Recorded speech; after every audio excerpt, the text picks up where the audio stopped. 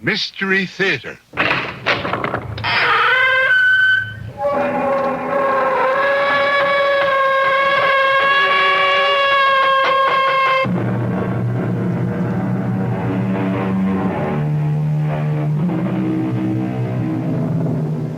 Come in.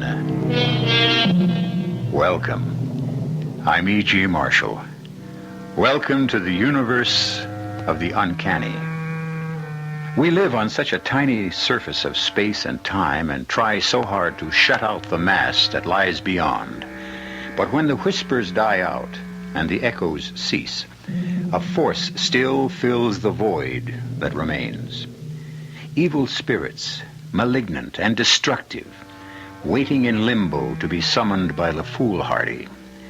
In our tale, a young and talented student of the Talmud turns to a secret body of occult doctrine, the Kabbalah, to conquer death itself. Simon, why do you punish yourself so? To reach an exalted state. I wish to attain the possession of a clear and sparkling diamond and melt it down in tears, then inhale its essence into my soul. I want to attain the rays of the third planet of beauty. I want 2 barrels of golden pieces for him who can only count in gold. Please, Simon, my father is not greedy. He only wants a bright future for me. And your bright future is paved with gold. Be careful, my son. You are on a slippery road. No holy powers will help you achieve what you want. If the holy powers will not, then I must... Don't say it, Simon. You terrify me. Then I must find my way along another path.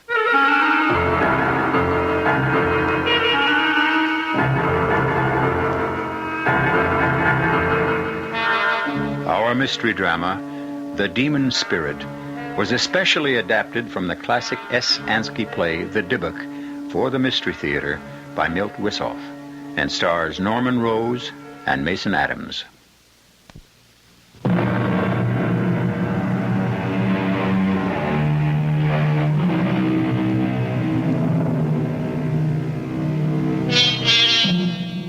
Black magic is rooted in the darkest corners of our mind and emerges only when we feel the insatiable need for power, money, love, any desire that becomes obsessive when withheld. It has always been so. Man has invoked the aid of spirits since he first evolved. What could be more natural for primitive man than the urge to call upon the supernatural when confronted with the sinister demons of wind, fire, and water? Civilization has only spread a thin veneer over this ancient instinct, a veneer that vanishes completely in our tale concerning a young theological student, pure of spirit, who invokes terrible forces in his quest for love. It's Simon, Rabbi. I've returned. May I come in? Simon! Oh, come in, my son. Come in. Well, so you've finally come back. You look so pale and drawn. I've had a long, hard trip. Why did you stay away so long? It's been almost a year. We missed you. Yes, you mean you missed me. That's not true. Many regard you highly. But not enough to consider me as a prospective son-in-law. But Leia thinks well of you. Not enough to oppose her father's wishes. There are traditions, Simon. A daughter must obey her father. Well, it's time we changed them. Look, Simon, Sender is no monster. He merely wants what he thinks is best for his daughter. Come, Simon, let's talk about you. There's not much to say. You're a fool. A bright, intelligent, scholarly fool. Your brilliance was the talk of the community, and then you disappeared. Where did you vanish to? At first, I just wandered aimlessly, and then one day I heard about this small village where a great scholar and wonder worker lives. A man so steeped in the ritual and lore that he can make miracles. And did you find him? Yes, Reb Meyer. I found him after months of wandering. Is he truly a worker of miracles? Even more wondrous than I had heard. Is your wonder worker a student of the Kabbalah? A master of it. He taught me that man can develop the divine spark within him until he masters the entire universe and all its forces. You're meddling with something beyond you, Simon. It shows in your fevered eyes, your gauntness. Don't dwell too deeply on these mysteries. Why not? The Kabbalah tears your soul away from the limits of the earth and lifts you to paradise. Remember, only 4 wise men succeeded. Only one went in and came out again, unscathed. One died, one went mad, and one lost his faith. I'm not frightened. They may have failed because they entered paradise for the wrong reason. I want to offer myself as a sacrifice, like the great one who succeeded. But how can you compare yourself I to... make none. I will follow my own road. Redmire, it's Leia. Oh, come in, my child. How nice to see you. I'm not disturbing you, am I? Not at all. You remember Simon? Oh, well, of course I do. You've been away, Simon. Then you noticed. We missed you, even though you left without a word. There was nothing more to say. Redmire, you promised to show me the embroidered curtains of the Ark. And so I shall. Aren't you afraid to be in the temple so late at night? No, not afraid. Sad and touched. The walls look as if they've been wept over. I wish I could put my arms around this ancient tear-stained wall and never leave. Tears are everywhere, Leia, not just here. And happiness, too.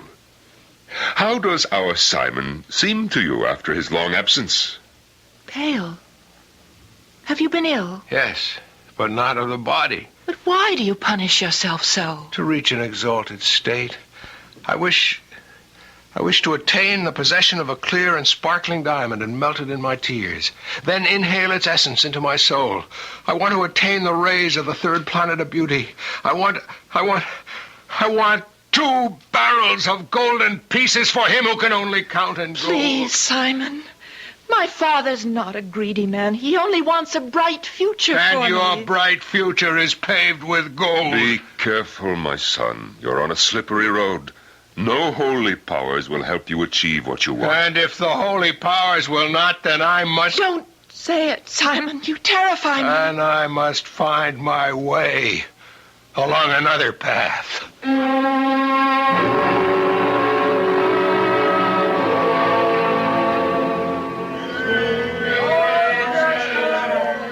Redmire! Good day to you, Sender. What brings you to the marketplace? Don't you trust your servants? I was looking for you. I'm bursting with good news. Yes, I know. How could you? I've just... In a closed community, nothing stays secret very long. Congratulations. Who is this paragon you've betrothed your daughter to? A fine young man, completely worthy of becoming part of my family. I was curious. Tell me, why did you stand in the way of Simon? Simon, but he's only a poor student. How would he fit? With the rich house of Sender? He loves Leia, and I'm sure that she loves him. She will love her bridegroom as well, I assure you. How can you guarantee what you cannot control? A heart is not a machine. I know my daughter. Redmire, I would like to talk to you about the arrangements for the wedding. No, not here, Sender. Here one buys food and drink, not a life. Come to the temple, and we will talk.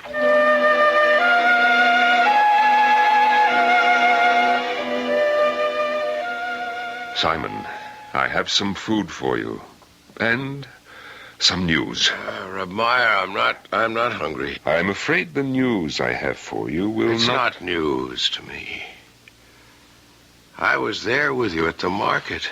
I was there in spirit. I heard everything. Well, Redmire! Lord's name, open the door! let her in, Simon, before she tears the walls down. Help me with your prayers. Intercede for my daughter, the forlorn widow who is at death's door.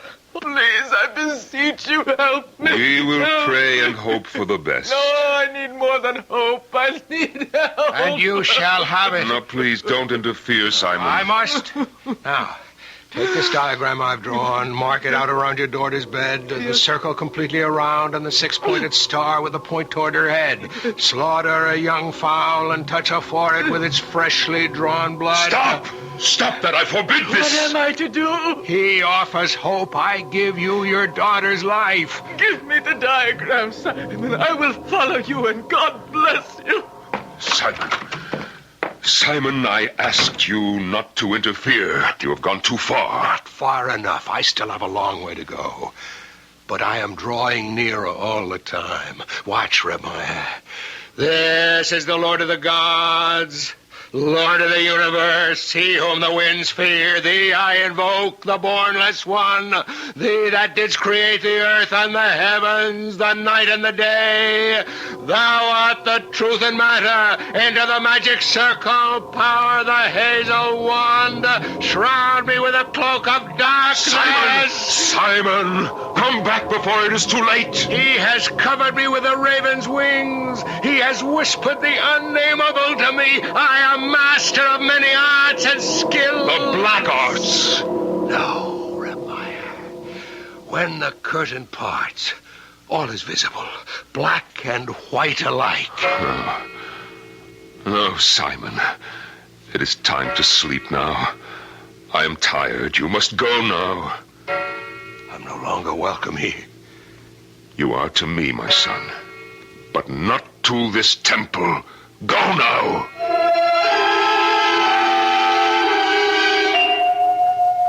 I'm here, Reb Maya, to discuss the arrangements. Sender, you are certain that you want to go through with the marriage? As certain as I have been of anything in my life. Sender, I have something to show you. Look at this object in my hand. Why, it's a golden amulet. Don't you recognize it? It looks like the one I presented to you on your birthday. But it cannot be. Why not? Because that was not gold, Reb Maya. But it is the same amulet, Sender. Sender, I have worked a miracle. Something many men have tried to do all of their lives. I have turned base metal into gold. I don't believe it. But it's true.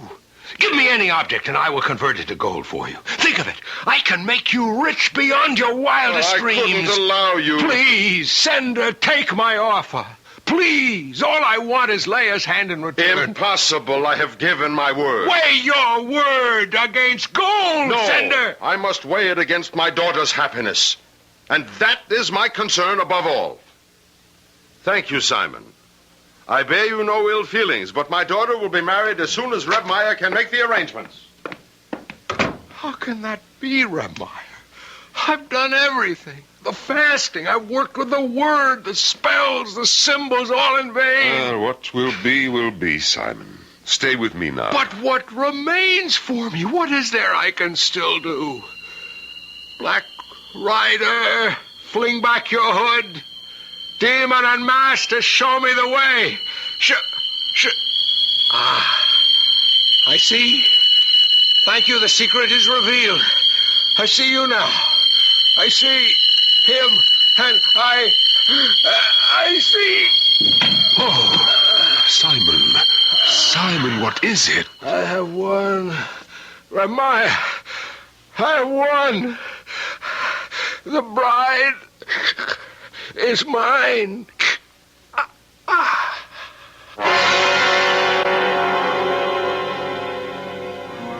It is said there are 4 indispensable conditions to knowledge and power in the black arts: an intelligence illuminated by study, an intrepidity which nothing can check, a will which nothing can break, and a steadfastness nothing can corrupt.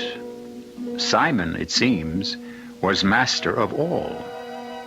Will he then prevail even after death? We shall know more when I return shortly with Act 2.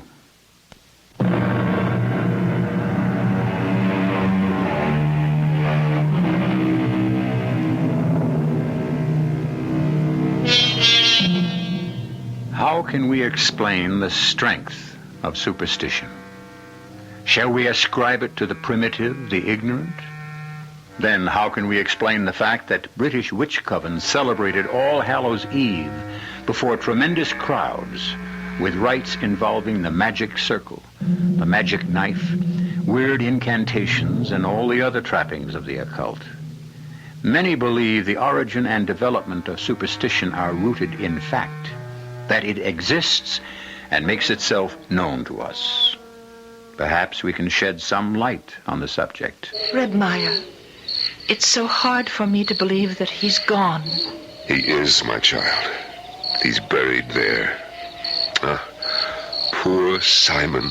Everything he did with such intensity. He studied longer, prayed harder than any of my pupils.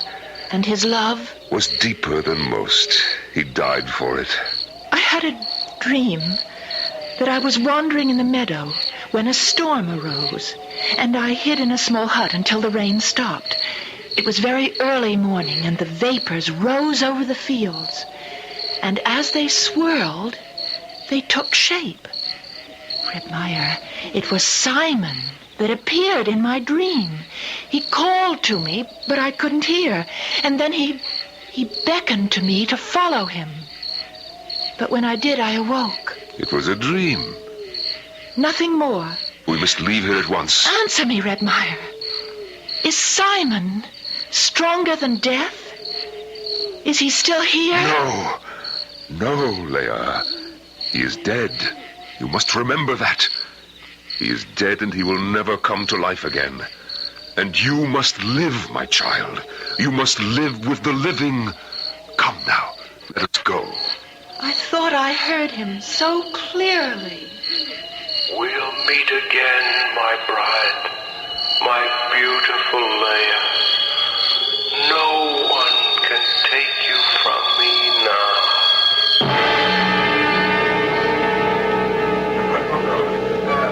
I'm so happy you could come, Redmeyer. This would be no wedding without you. How could I miss such an event? Did you happen to meet the groom's party? They should have been here by now. The bridegroom will arrive on time. That's not what you need worry about. What do you mean? Nothing, Sander. I meant nothing. Return to your festivities. So I shall.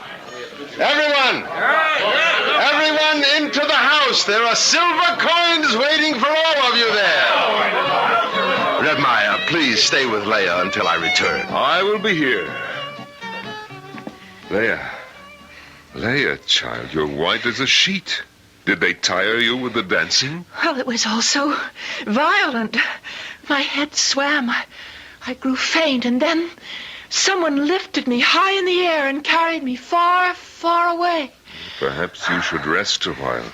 I'll wait outside. No, Redmeyer. Stay. Don't think about demons and evil spirits. Go, Leia. Change your dress. The dancers have stained it. Freshen your beauty and prepare to meet your bridegroom. No, not yet. Will you come with me in the cemetery? Why? To visit my mother. She died when I was still so young. I want to invite her to join my father in leading me to the wedding canopy. And afterward, she will dance with me. No, Leia, I forbid it. But it's the custom, Redmeyer. Customs are not rigid, my child. You will not dwell with the dead, but with the living. Then I will invite her from here. Beloved mother, I invite you to my wedding. Come and stand near me under the canopy.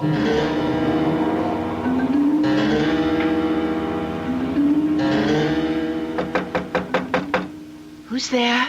Your father, dear. May I come in? Oh, Father, of course. Why are you still sitting here, child? Oh, I was just thinking.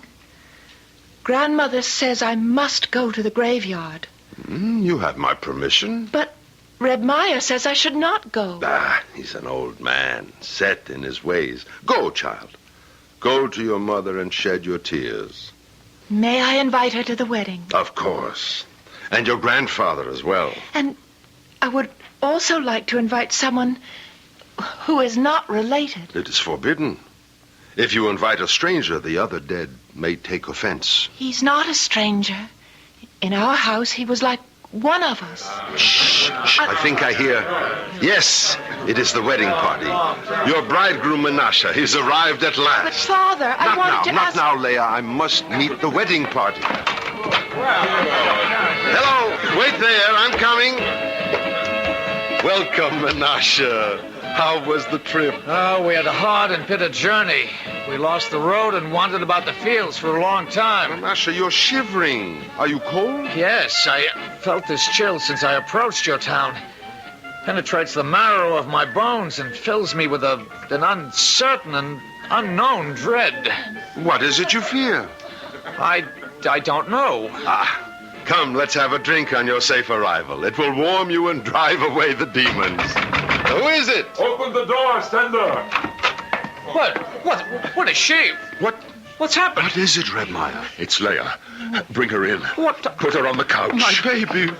What has happened? You can go now, all of you. What is it, Rebmeyer? My God, is she... No. She's in a coma. How still she is. How lovely. How did this happen? She went to the grave despite my warning and wept. And then suddenly she started to talk incoherently. No one could make out a word she was saying. And then she fainted. Oh. Leia, do you hear me? Everything will be all right. Who is this man? This is Menashe, your bridegroom. No, that's a lie. He's not my bridegroom, nor will he ever be. My child. What has come over you? I will not marry Menashe or any other man I do not choose. Sleep now, Leia. Sleep and rest. We will talk about this in the morning. But we were to be married at noon. Yes. Is it wise to delay? Not wise, perhaps, but necessary. If you value the life of your daughter.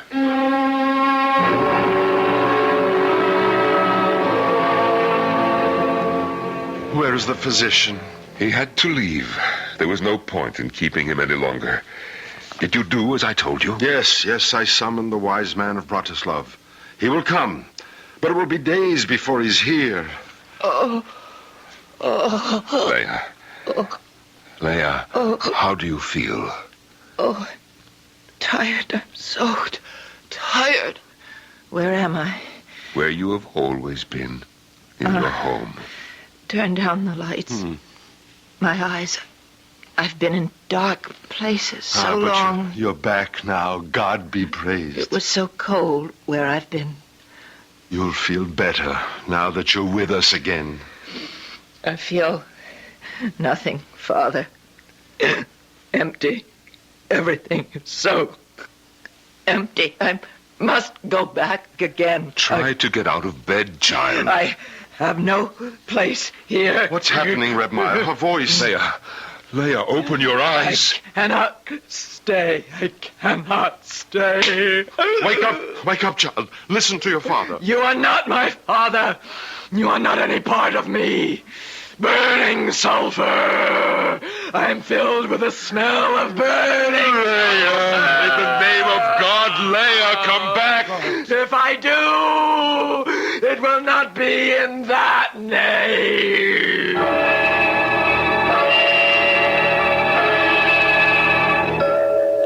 2 days, Rebmeyer. 2 days she lies there. And still no sign of the wise man. He will come, Sender. Be patient. Be patient? How can I? She was all I lived for. I have no patience either, Rebmeyer. I love her so deeply. I cannot wait until we are man and wife. But you hardly know her. I know her as well as I have ever known anyone. She is dear to me. What more can I say? Open the door, Menashe. A good day to you, Reb Nissen. And a good day to you, Rebmeyer. Thank God you've come. We've waited so eagerly. That's not an easy journey from Bratislav, you know. You know, can I offer you something? No. I wish to examine your daughter first. Oh, poor child. She hardly seems more than that. How long has she had that mark on her cheek?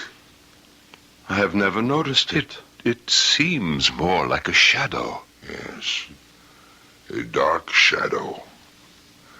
I've seen it before. I will try to rouse her. God's world is great and holy. The holiest land is the land of Israel. In the land of Israel, the holiest city is Jerusalem. In Jerusalem, the holiest place was the temple. Holy, unholy, and sacrilegious. Evil is the whole. Where have you come from, Spirit?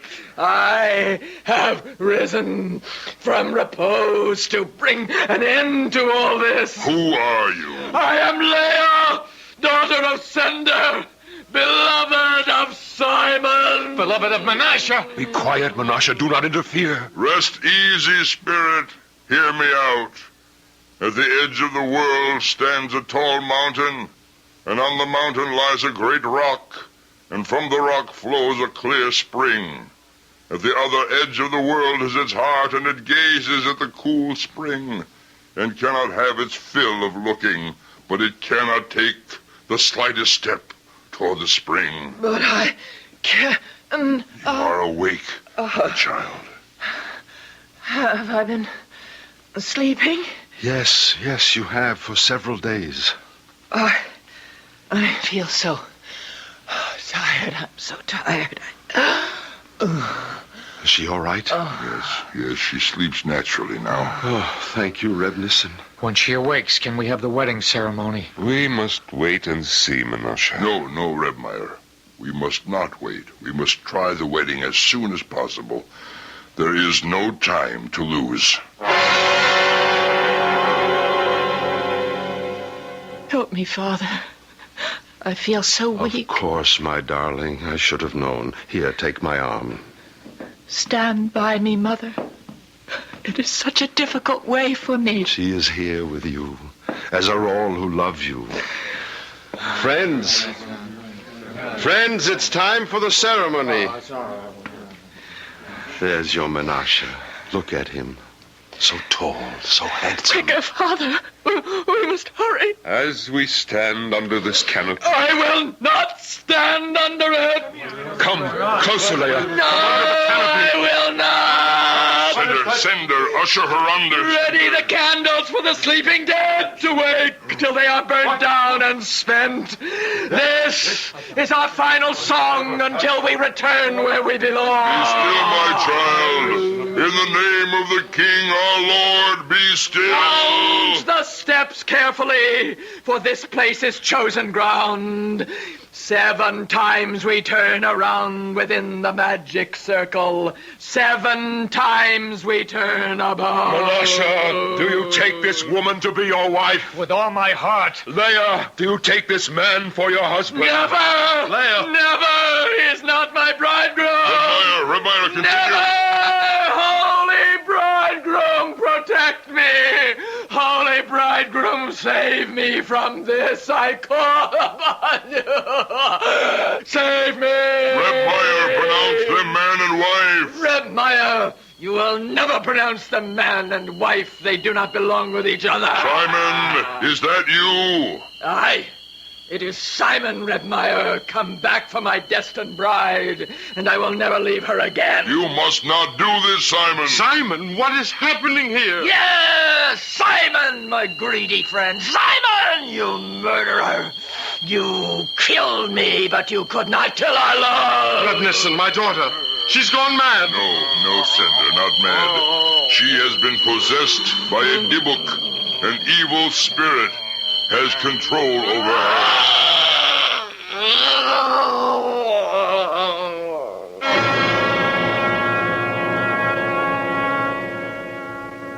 The belief in possession is an ancient one.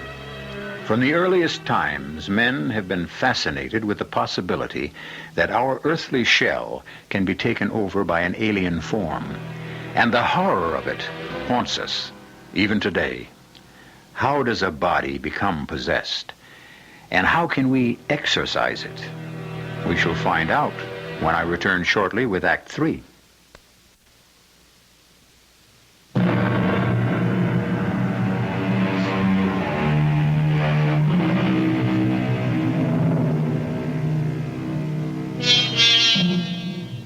How did this act of possession begin? Certainly the setting of the Dybbuk was its basis. A closed world which, despite its proximity to the 20th century, had not as yet purged itself of faith in magic-making. A world heavily tarnished with superstition. And yet, it was a world pervaded by a mystic sense of the immediacy of God, of the miraculous, and the power of man. In such a world, the natural and the supernatural, the living and the dead, seem to flow across one another in a continual contact. A world where the daily routine of life absorbs and becomes a symbol of eternity. Please, Rebnissen. I know you're tired, but my daughter lies in grave danger. Her soul is at stake. I know. The misery and anguish of the world reach out to me. Every plea pierces me as a needle, and I have no more strength. I can go no further. Rabbi, you cannot desert me in my hour of need. Help me. Save my child. If I can. Now, the Dybbuk. You knew him well. He ate at my house regularly, until he left one day. When he returned to our town, he was meddling with the Kabbalah and came to grief. By what powers? They say by evil spirits. Did you cause him pain or shame? Try to remember. I don't know. I don't remember. All right. Bring in the girl. Come in, Leah. Come in, my child. Don't you hear me? Come in. I won't. Leah, dearest, have pity. Don't shame me. Come in. I want to obey, Father, but I cannot. Maiden, I command you, come in and sit down. Let me go. I refuse. Dybbuk, I command you to say, why did you enter the body of this maiden? I am her destined bridegroom. Our holy Torah forbids the dead to abide among the living. I am not dead. You are departed from our world. You are forbidden to return until the great ram's horn is heard. Therefore I command you to leave the body of this girl. Rebnissen, I know how powerful you are, how invincible. I know that you can command the angels, but you cannot sway me. Wandering soul, I feel great pity for you. I will try to release you from destroying angels, but you must leave the body of this girl. I will not leave. Dybbuk, soul of one who left our world, I command you to leave this body, and in leaving not to harm her nor any other living creature. If you do not obey, I will proceed against you with anathema and excommunication, with all the powers of exorcism. I do not fear your anathemas, and I do not believe in your assurances. In the name of Almighty God, I charge you for the last time. Go, or I will give you over into the hands of the destroying angels. In the name of Almighty God, I am joined with my destined bride, and I will not part from her forever. Sender, have white robes brought. Bring 7 ram's horns, 7 black candles. Then take from the holy ark the 7 sacred scrolls. Wait, Rebnissen, do you believe in justice? In justice and in truth. And I demand that Sender be brought before a rabbinical court. I demand a trial. On what charges? I charge Sender with spilling my blood. I am the son of Abraham and Rivka. I bring charges of an obligation that Sender had to my father, which he did not fulfill. In that case, I will postpone the exorcism until tomorrow noon. Sender, do you remember the Dybbuk's father, Abraham? But he's dead these many years. Know then that you will be summoned to trial to answer his charges. Heaven help me. What does he want of me? What should I do? You must accept the summons. I will do as you say. Send for the bridegroom Menashe. He must be at the trial as well. When the Dybbuk leaves, the marriage will take place. Almighty God, help me to find peace.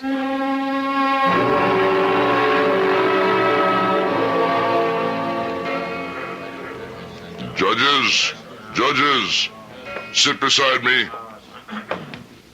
We can begin the trial. I call upon Sender. I am here, Reb Nissen. Will you accept the verdict of this court? Yes, Will you carry out our decision? I will. Sender, Abraham claims that in your youth, you were students, that your souls were bound together in loyal friendship. You were both married in the same week, and each of you pledged that if his wife should conceive and bear a child, the one a boy, the other a girl, the children should wed. Yes, it was so. He died soon after, but you grew rich and Abraham's son was poor. You turned your gaze from him and sought other matches for your daughter among families of wealth and station. Abraham saw how his son was plunged into despair and went wandering, seeking new ways. And the powers of blackness spread their nets for him and captured him. Sender, did you hear the charges? What do you have to say in your defense? I have no words for my defense, none. But I beg my old comrade to spare my child. For I did nothing out of ill will, I swear to you, Abraham. After you departed, I did not know what happened to your wife. She left our village for the home of her people. I never knew she had a son. Abraham asks why, when his son was received into your home, sat at your table, you never inquired who he was. I do not know. But I can swear I was always drawn to him. Abraham declares that deep in your heart you recognize Simon. That is why you never asked who he was. You sought riches for your daughter, and in doing so, you thrust his son into the abyss. I cannot say. I have no answer. This tribunal has heard the arguments and now delivers its verdict. Sender, you are held guilty on the charges brought by Abraham. You will give half your wealth to the poor, and as long as you live, you will light a memorial candle on the anniversary of the death of Abraham and Simon, and recite the prayers for the dead as though they were your own children. Now, let us proceed with the marriage ceremony.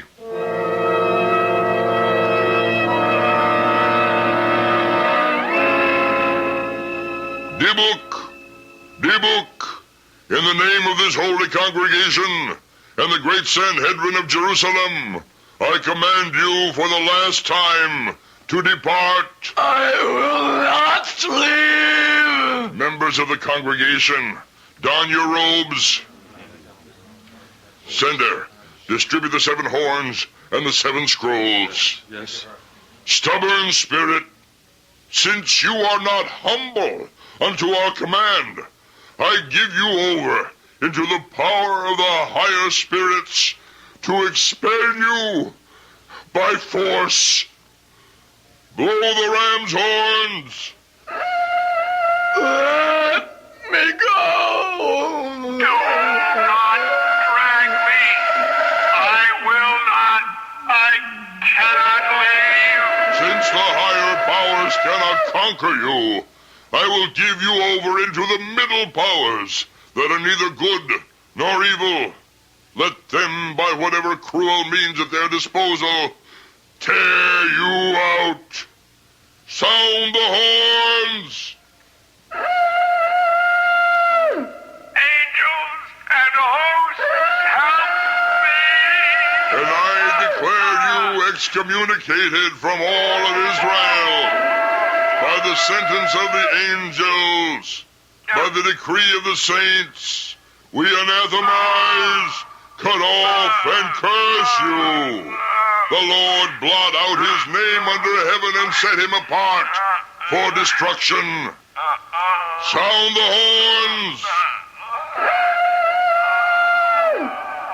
I can struggle no more. Do you submit? I submit. Do you promise of your own free will to depart and never return? I promise. Recite the prayer of the dead for me. My appointed time runs out. Say Kaddish for his soul.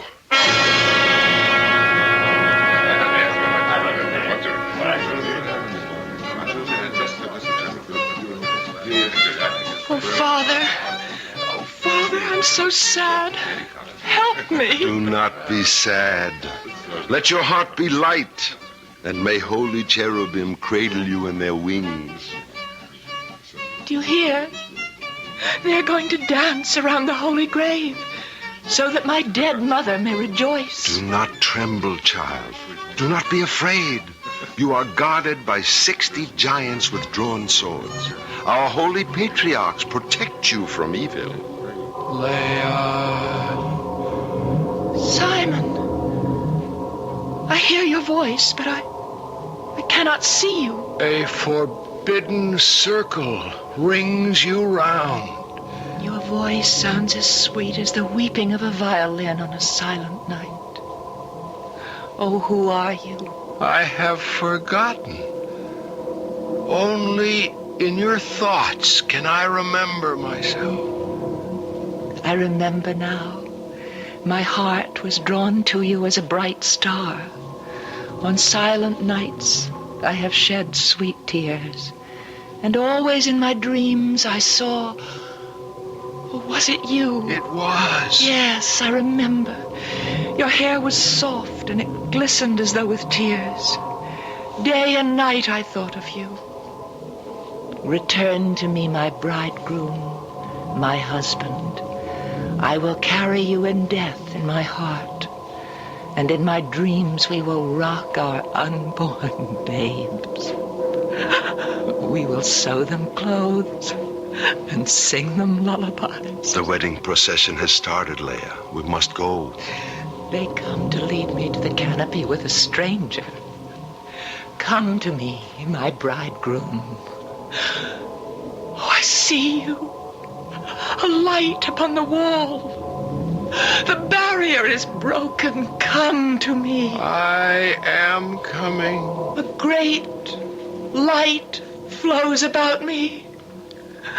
I am joined with you, my destined bridegroom.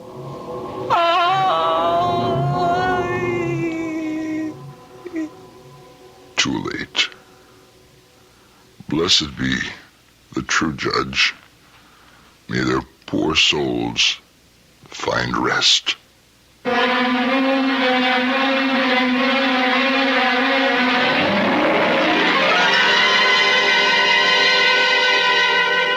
And so the demon bridegroom and his bride are joined until the Great Awakening. A small gravestone marks the place where Leia, daughter of Sender, is interred. But none of the villagers in the closed world believe it is her final resting place. Steeped in superstition, they cast an eye over the shoulder when they pass the grave. I'll be back shortly.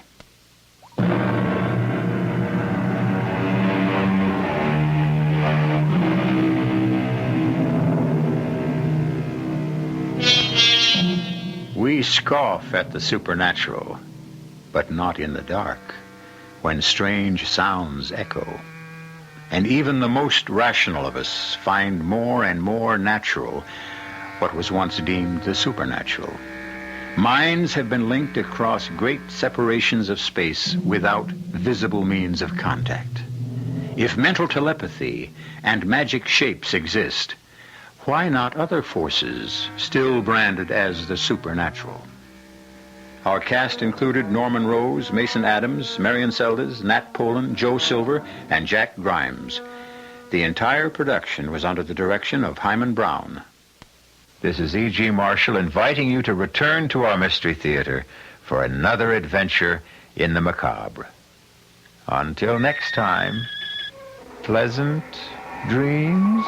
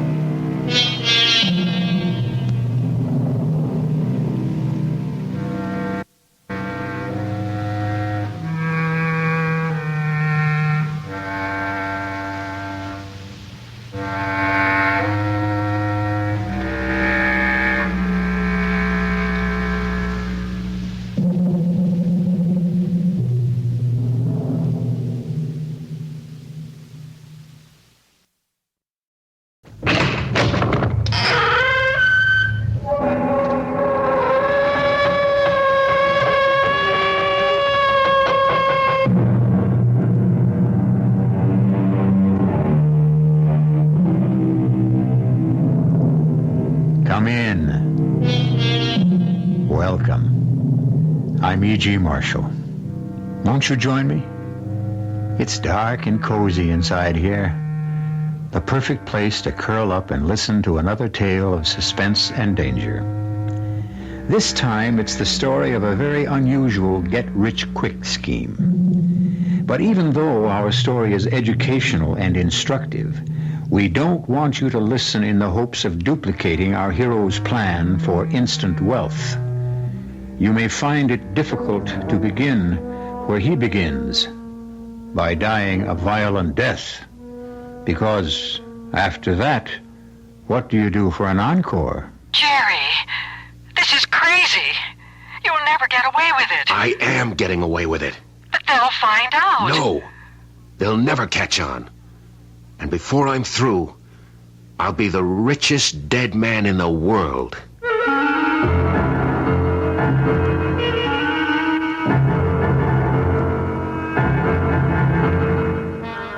Our mystery drama, Bury Me Again, was written especially for the Mystery Theater by Henry Slessor and stars Michael Tolan.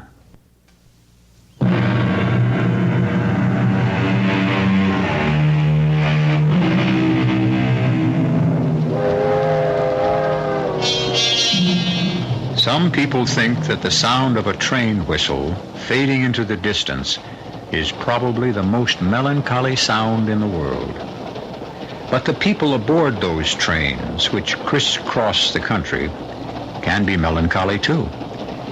As the cracked Chicago Express streaks into the dark stretch of track between Union Station and the town of Fairmont, one of those passengers is staring gloomily into his own reflection in the soot-darkened window. It may be interesting to follow his thoughts. Minus $10,000. Minus 10,000. That's where I'm at after 36 years of living. 36 years of working and sweating and dreaming dreams that never had a prayer of coming through. I owed McGinnis the same $6,000 I'd owed him for 2 years, even after making him payments amounting to twice that much. And then there were the bills. The dentist, the credit card company, the automobile dealer. No, I could scratch that one. The car had been repossessed just the other day. That's why I was taking the train instead of driving to Fairmont. Not that I expected it to do much good. The chances of hitting my maiden Aunt Hilda for money were pretty slim. But when you're down, you'll try anything. And with the thought of McGinnis and his goons coming around for payday again, I was ready for anything at all. But maybe not quite ready for what happened.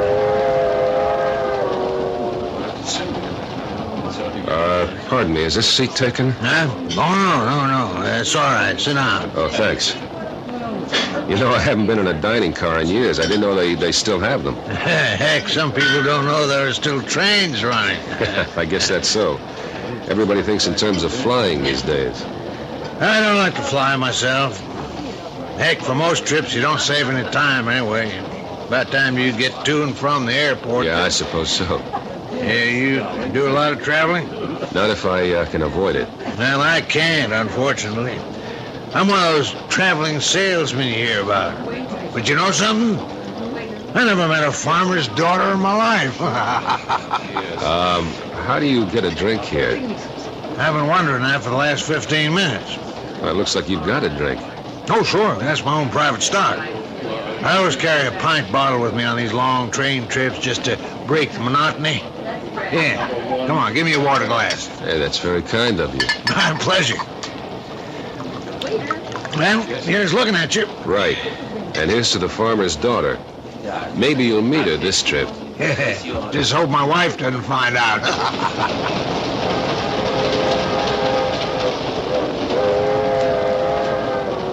My dinner companion wasn't the most scintillating conversationalist in the world, but he was company, and I guess I needed that. I also didn't mind the private stock he carried. Every drink aboard that train cost $1.50. So when he told me that he had still another bottle, I suggested we continue our talk in the club car.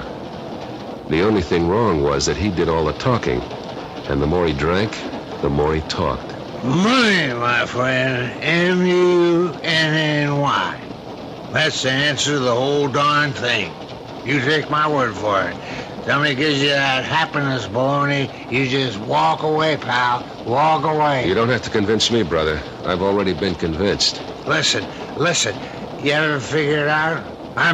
Figure out one of those things like assets and liabilities? That's all I've got, liabilities. You know what I mean, like how much you're worth, how much you're really worth. Well, I can tell you, you, me, everybody else, we're worth more dead than alive. Am I right? Am I right? Yeah, you're right. You betcha. That's what insurance is all about. You betcha. That's what I mean. That's what insurance is all about. You're not an insurance salesman, are you? No, not me. No, I'm not a liquor salesman either. Too bad about that, isn't it? Hey, bottle's almost empty. Don't worry, friend. Don't you worry. There's more where I came from. There was plenty more. Plenty more whiskey, plenty more talk. Until something happened that sobered up the evening fast.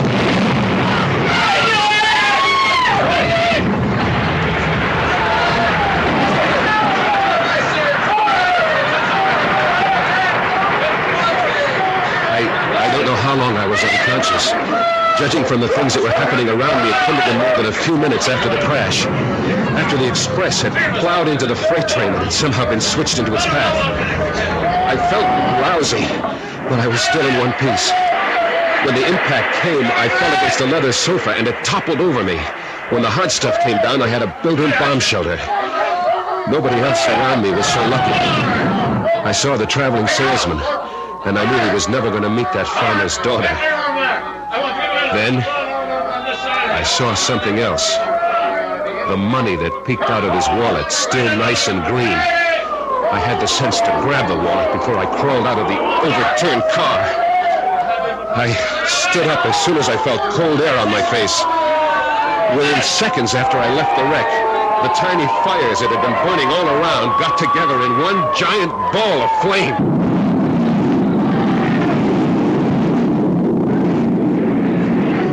I never saw such a hungry fire in my life. I knew there wasn't going to be much left of anything or anyone. And then I saw the people. They were all over the place, dozens of them, flashing searchlights, shouting to each other. Hey, mister! Hey! Yeah? What is it? Are you okay? Yes, I'm all right. I just a little shook up. Well, they're putting up a first aid station down this line. Want me to help you over there? No, I'm all right, thanks. No, I'd better take you there. Oh, well, okay. Thanks. Hey, listen, what town is this? We're just outside of Hopkins Falls. We heard the crash all the way to town. Sounded like a bomb went off.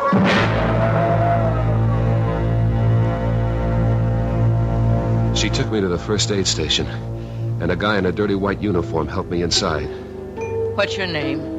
I can't think. I'm all mixed up. Yes, well, maybe you'd better lie down for a while, mister. No. I'm okay. We're setting up a hospital station. We'll have a car take you there if you like. It'll be a while before the ambulance gets here. No, I'm not hurt. I'm just mixed up. Is it far to town? You're really in no condition to walk. Just tell me how far it is. Well, about a quarter of a mile in that direction. Thanks. That's all I want to know.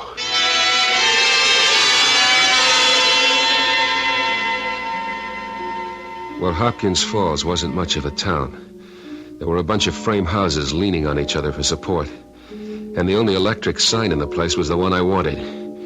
It said hotel. It took me quite a while to find the desk clerk lurking behind the rubber plants in the lobby. He looked at me curiously and spun the register in my direction. I chuckled when I saw the empty page. When I asked for a room with bath, he almost swallowed his store teeth. I signed the register Benedict Arnold and went up to the shabby room on the second floor. When I closed the door behind me, all I could do was head for that bed. The springs gave in with a rusty sigh, but I couldn't care less. Sleep hit me like a TKO.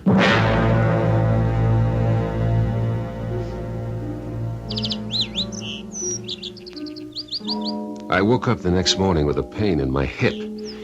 At first I thought I'd broken a bone, but then I realized it was only the bulge of the wallet in my trouser pocket.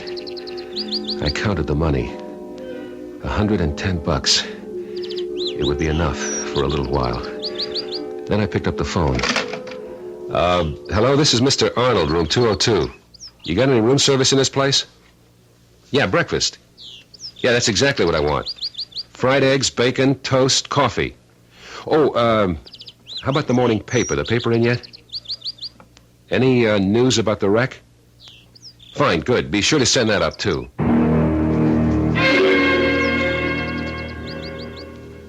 The breakfast was no better than I expected. The toast was soggy, the coffee watery, and the eggs almost inedible. But the local paper, that was something else. The train wreck had taken over the whole rag, all 4 sheets of it. It was probably the biggest news that ever hit this whistle stop. I turned to the casualty list. It wasn't complete, but it had what I wanted. So I grabbed the phone. I want to make a call, long distance. Hello, operator? I'd like to place a call to Chicago, person to person, Mrs. Gerald Horton, 1240 Lafayette Street. I'm in room 202. The name is Arnold. First initial B.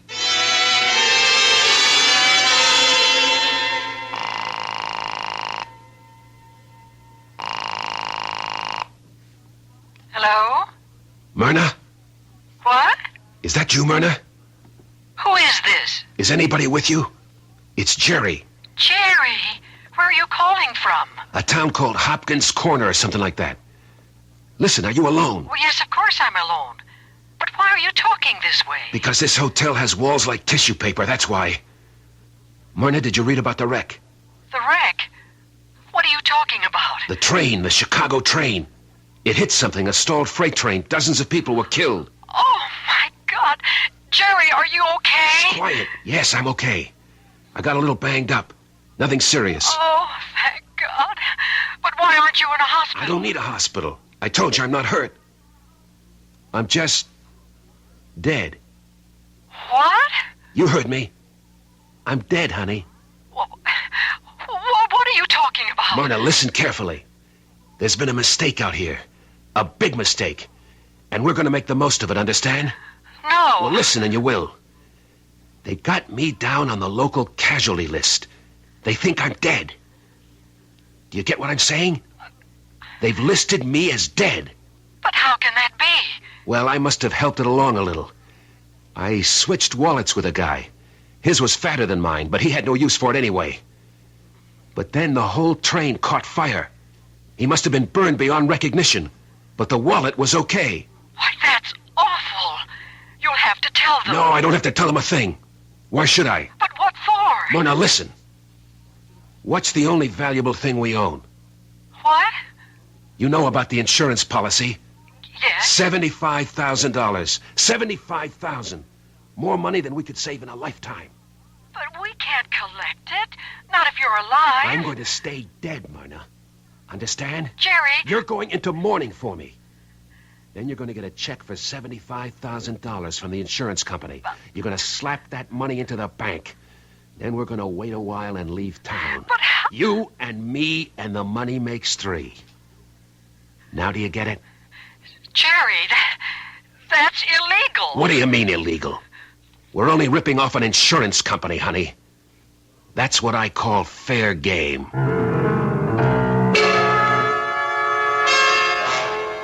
Well, we've just heard an old adage disproved, that dead men tell no tales. Obviously, here is one dead man who is doing exactly that, a tale of deceit and deception, and, very possibly, danger. We'll find out how good a job our friend does of staying dead when I return shortly with Act 2.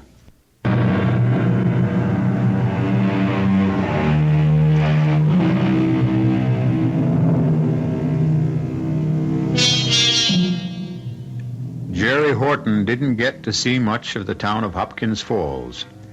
He spent the next few days in his room, thinking, drinking, and making plans. It was a pity. The quiet, rustic atmosphere and the countryside might have soothed the savage temperament of the man. But Jerry Horton was far too excited by an image of the future. However, since this is Jerry's story, we'll let him tell you the rest. The $110 lasted me 5 days. It bought me a new suit of clothes at the local emporium, my room and meals, and a bus ticket back to Chicago. I bought myself a cardboard valise, too. I figured a traveling man with a suitcase was less obvious in a crowd. On Friday morning, I put the local phone book, the Gideon Bible, and a couple of hotel towels into the valise and said goodbye.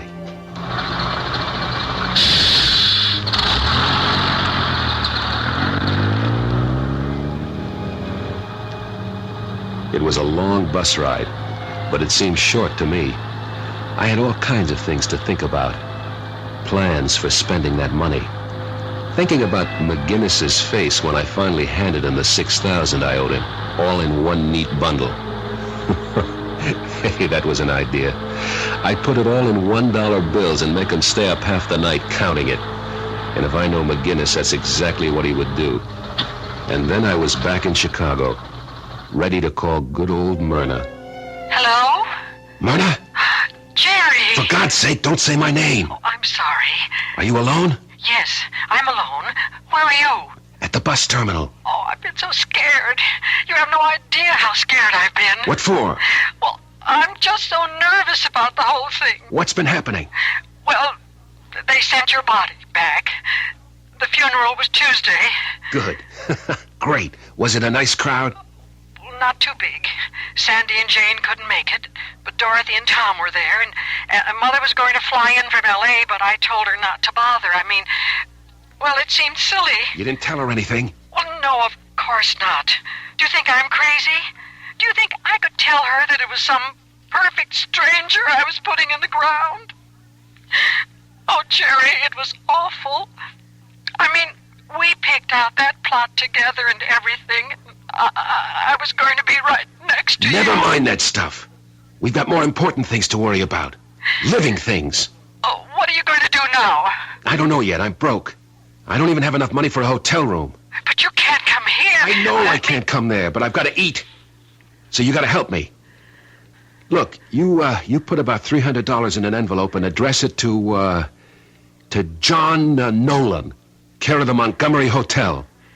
Did you get that name? Yes, John Nolan, Montgomery Hotel. Don't write it down. You can remember it.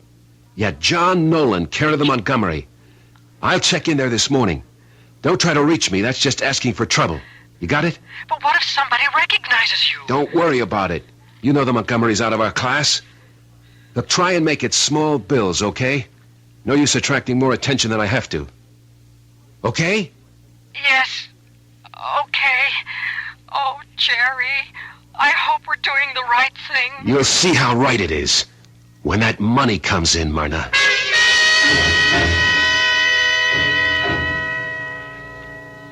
I spent that night in the bus terminal. I hunted out the softest bench and stashed my things under it. When I woke up, I had 19 bones out of place, but I was still feeling chipper. I went into the terminal lavatory and washed up as best I could. It was a fine, sunny day out, and the weather suited my mood. You know how it is. Some days, everything goes right. I walked a dozen blocks to the Montgomery Hotel. It was out of my class, all right. Was, that is. A chunk of white sandstone rising 40 stories from the street in straight, clean lines, ringed by a fence of evenly spaced trees. The doorman looked like he'd won every decoration from the Congressional Medal on down. It felt good walking on the wine-colored carpet that led into the plush lobby, knowing there was money and a hot shower waiting for me inside. I walked up to the desk like a bored millionaire and scratched my unshaven cheek in a kind of wry manner, like I was a playboy who was out on the town all night. Yes, sir. May I help you? I'd like a room, please. Did you have a reservation? No, I don't. But can you fix me up with something anyway? Yes, sir. I'm sure we can. If you'll just sign the register. I believe you may be holding some mail for me. I told some friends I'd be stopping here. What name, sir? Nolan. John Nolan. Well, let me check. No, I don't see anything for... Oh, wait a minute. Here it is. Oh, thank you very much. Front. My room at the Montgomery wasn't fancy. Just a nice room with not much of a view. But I liked it better after a shower and shave. And when I flopped on the big sofa bed, I opened the envelope, lit a cigarette, and counted the money. There were $240 in it, and a note that said, "Sorry, all I could get, M." Well, it didn't really matter. It would be enough to take care of me for a few days. Then the insurance agent would be around to see Myrna, and money like this would be only car fare. I felt so good that I decided to spend some of it on the best meal I could buy in the hotel restaurant. I was just finishing up when my luck threatened to turn. Well, for Pete's sake, it's Lefty, isn't it? Lefty, Union High School, right? I'm sorry, I think you must have the wrong guy. Hey, wait, did I change that much? Yeah, I guess maybe I have. I don't know where all the hair went. Down the sink, I guess. Douglas is the name, remember? Kenny Douglas. No, I'm afraid I don't. Oh, I can't be that wrong. I've got a good memory for faces. Not so great on names, maybe, but they called you Lefty because of the baseball team. But I'm sorry, mister. I must look like this friend of yours, but I'm not him. I never went to Union High. I never went to any high school, as a matter of fact. Well, I could have sworn. And as you can see, I'm eating with my right hand. Yeah. That's right. Yeah, but you sure look like the guy, or the way he would look 20 years later. I'm sorry to bother you. By the time the guy had left my table, I was covered in sweat from head to foot. Oh, I remembered Kenny Douglas all right. I think I still had his monogram cigarette case in his shoebox at home. He was a snotty rich kid. It had been a pleasure to rip him off. But right now, it was a relief to see him leave. And a relief to switch the fork back to my left hand. After the third day, I started getting anxious.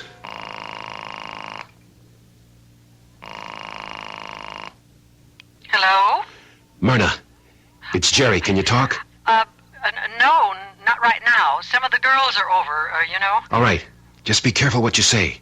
Just answer yes or no, understand? I can hardly hear you. Now just be quiet and listen. Has the insurance company contacted you at all? Yes. There's a man here only this morning. A man? Yes, from the claim department. Well, why are they sending somebody from the claim department? There's nothing to claim. I'm dead. Well, he was here just the same. He said it might take a while before the payment was made. He was very nice. I don't care if he was tall, dark, and handsome. What's this baloney about it taking a while? Well, it's a lot of money. $150,000 is an awful lot of money. What are you talking about? Our policy was for $75,000. Yes, but there's the double indemnity clause, you see? I mean, the face value doubles because of you being... I mean, because of the accident. 150. My God, that's a fortune. We're rich. We're really rich. The only thing is, they have to make sure. Sure of what? The identification, don't you see? Everybody was so burned up in that terrible For wreck. Pete's sake, I was identified. I read my name in the paper on the casualty list. But he said it'd be all right. He said it was just a matter of a couple of days. It better be all right. I'm running out of cash. I won't be able to afford the hotel bill. Well, I just can't send you any more money. I don't have a cent. All right. All right, then. But when you get that check in your hands, you better get on that phone right away. Understand? Yes, I understand. John Nolan, Montgomery Hotel. Don't do anything with the money. Just wait for my instructions. All right. I'll wait. But I'm still so scared.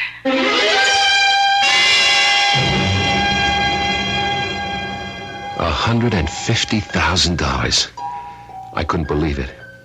I couldn't imagine money like that. I kept seeing the way that check would look, that long string of numbers. I began to see visions of things I'd wanted since the day I was born. It was all I could do to keep myself from running down to the auto showroom and placing an order for the biggest, shiniest car in the window. But I had to wait. The money wasn't there yet. There was still one more step to go. I was a little worried about Myrna's visitor from the insurance company, but I knew that things would work out all right. This was my lucky time of life, and nothing was going to spoil it. Then, just one day later... Oh, Mr. Nolan. Yes? There was a call for you while you were out this afternoon. It was a lady, Mrs. Nolan, I think. Uh-huh. Thanks very much.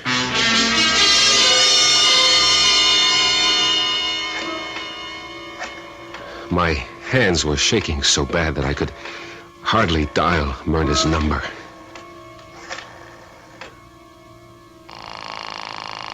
When she didn't answer right away, I started to panic. She wouldn't be calling me unless it was all set. She must have the money in her hand, and I had to make sure that it went to the right place. It wasn't that I suspected Myrna of any hanky-panky. I had no reason to suspect her of anything. But who knows what someone will do when they're looking at a piece of paper that says 150,000. Hello? Myrna, it's me. Oh, thank heavens. I was getting so worried. Where were you? The phone must have rung 10 times. Well, I just got in this second. I was down at the insurance company. You went there to get the money? They asked me to come down, Jerry. I was so upset, I almost fainted. Well, don't worry about it. You're the grieving widow. You're supposed to be upset. But you don't understand. They didn't call me about the money. Only about, I don't know what you call it. Exhume something. What? Jerry, they want to open your grave. They can't do that. It's against the law. They said they wanted my cooperation. They asked me to sign a paper. Don't do it. Don't sign a thing. They can't force you to do such a thing. Well, they said that if I didn't sign it, they'd have to get a court order. They're bluffing. They can't do anything like that. They've already identified that body as me, and once is good enough. Oh, Jerry, what should I do? What should I tell them? Should I get a lawyer? No, don't get a lawyer yet. Let me think. Let me figure out something and call you back. There's got to be something I can figure out.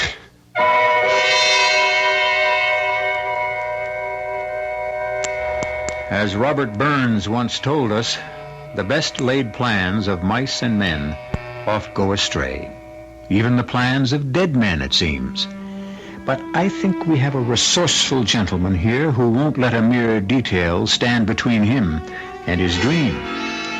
Will the insurance investigators create a rude awakening? Or will our hero find some way to put the number 150,000 into his little green book?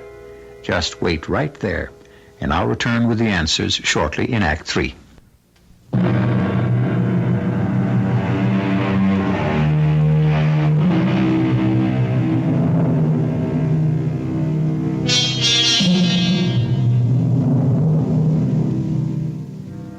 It's a time of tension for the man in the Montgomery Hotel.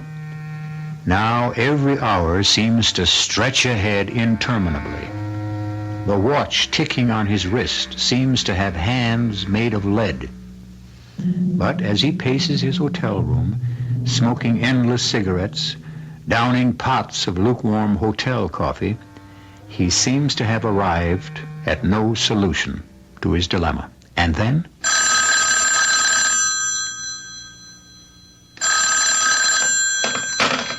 Yes? It's me. I told you not to call me direct. I said always leave a message with the desk clerk. I've got to talk to you. All right. What's happening? They got the order, Jerry. Oh, Lord. There was nothing I could do to stop them. They said I was wrong to have you buried so fast, that there was too much money involved. Listen, you don't think they suspect anything? No, I don't think so. I've been careful, I swear I have. Those insurance guys are sharp, you know. I'm telling you, I haven't done anything wrong. I've been crying my eyes out just as if you really got killed. Everybody keeps telling me that I'm taking it too hard. What they don't know is that I'm scared. All right. Just calm down. Maybe things aren't that bad. How could they be worse? You didn't see what I saw after that train wreck. After the explosion. They had pictures in the local papers. The victims didn't look human anymore, I'm telling you. They were just like pieces of charcoal. How awful. Even if they open that coffin, they won't see anything but a handful of ashes. So stop worrying. Are you sure, Jerry? I'm sure. At least I think I'm sure. And what if they figure out that it's somebody else? Okay, so we lose the bread. The wrong man got identified. It wasn't anybody's fault, right? And as for me, I guess I'll be just another runaway husband. Jerry, you don't mean that. No, don't worry. You'll be seeing me again. Broke as usual. Unless our luck holds. Pray that it holds, baby. Oh, Jerry, you never call me baby anymore. Never mind what I call you. You call me the minute anything happens.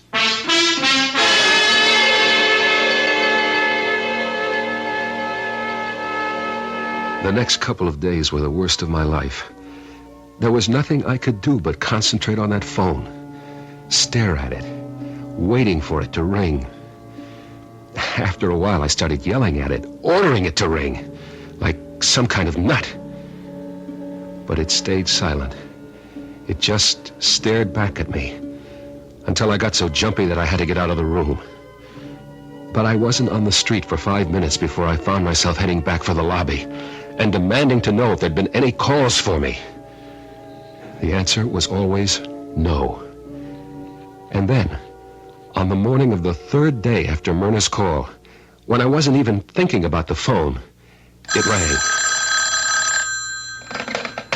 Hello? Jerry, it's me. I've been going nuts here. Why didn't you call me before? There was nothing to say. You told me to call you when something happened. Well, something must have happened by now. Did they exhume the body? Yes, they did. Well, go on.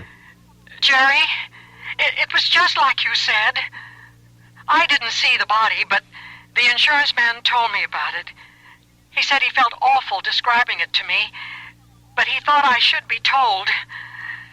Jerry, there were only ashes in that coffin. Thank the Lord. I was so scared, but it's all right now. Everything is all right. No, it won't be all right until you've got that money. But I do have it. What? That's what I'm calling about. I've got the check. It's right here in front of me. $150,000. I never knew there was that much money in the world. Okay, now listen close. Here's the way we're going to handle it. The first thing you do is deposit the check to the regular account. Yeah, I was going to do that this morning. I was so afraid to have such a big check in the house. All right, so deposit it. And then go to the Chemical National Bank, the one on Clover Street, near the Arch. You know the one I mean? Yes, but what for? Just listen and do what I say. You go to that bank and say you want to open a joint savings account for you and your husband. Only now, you're Mrs. John Nolan. Understand? But I can't open an account by myself. Yes, you can sign all the papers there, and then collect the forms that I have to sign. Understand? Yes, I see. Put all the forms in an envelope and send them to me here at the Montgomery. All right. I'll get them in the mail as soon as possible. No, you can drop them off in person at the desk. The Montgomery is right around the corner from the bank. Leave it at the front desk for Mr. Nolan.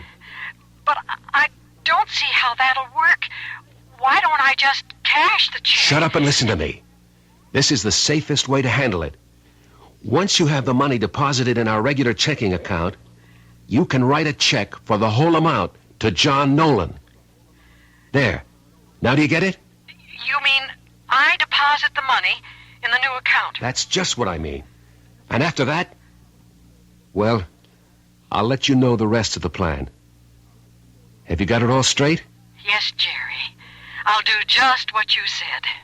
That's my girl.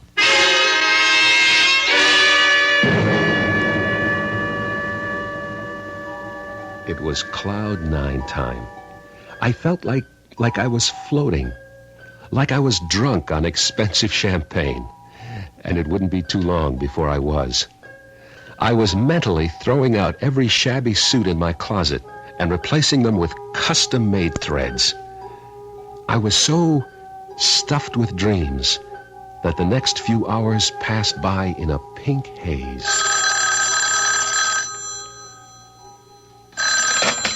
Hello? Mr. Nolan, I have an envelope here for you. Shall I send it up? Yeah, thanks. Send it right up.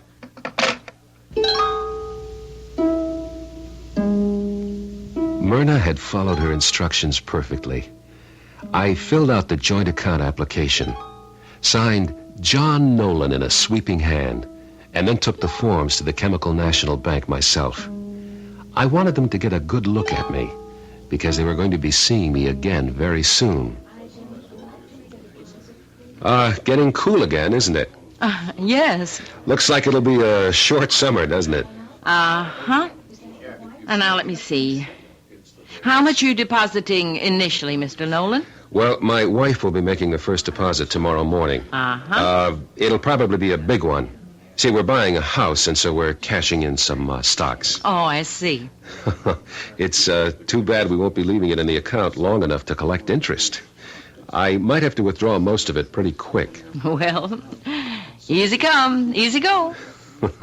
That's right. Easy come, easy go. She didn't know how funny that was. And 2 days later, when I strolled back into the Chemical National Bank, the joke was all ready for the punchline. I had the passbook in my hand and happiness in my heart when I walked across the marble floor to the teller's cage marked MNO. I caught a glimpse of the bank guard's dark blue uniform. He looked fat and lazy. I stepped up to the window and started to say hello to my girlfriend of the day before. But then I remembered I had a withdrawal slip to make out first. So I smiled apologetically and went to the glass-topped counter in the center of the room. I copied the number from the passbook and filled out the amount. $20,000. No, I wasn't going to withdraw at all. I was smarter than that. All that bread going in and out so fast, that would attract too much notice. I was going to chip away at it, a piece at a time. Oh, hello. I see you didn't waste any time. Nope. Got to get that deposit down today. Uh-huh. 20,000. Well, I'm sure you'll want a bank check for that, won't you? Yeah, I'd better. I wouldn't want to walk around with that much cash. Oh, one moment. I have to see an officer. Take your time.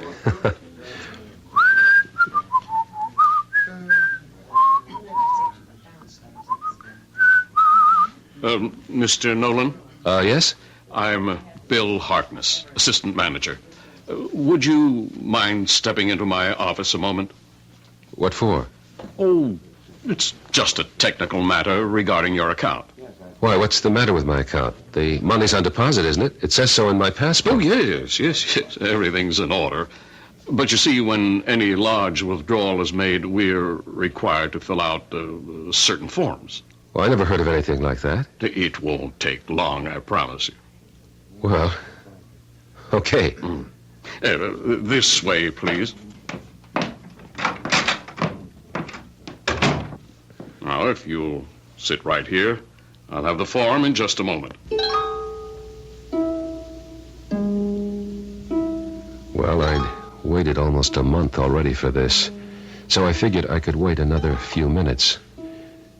The only thing is, I didn't realize what I was really waiting for until the door opened and Harkness returned. This time he had another man with him, and a woman who I supposed was his secretary.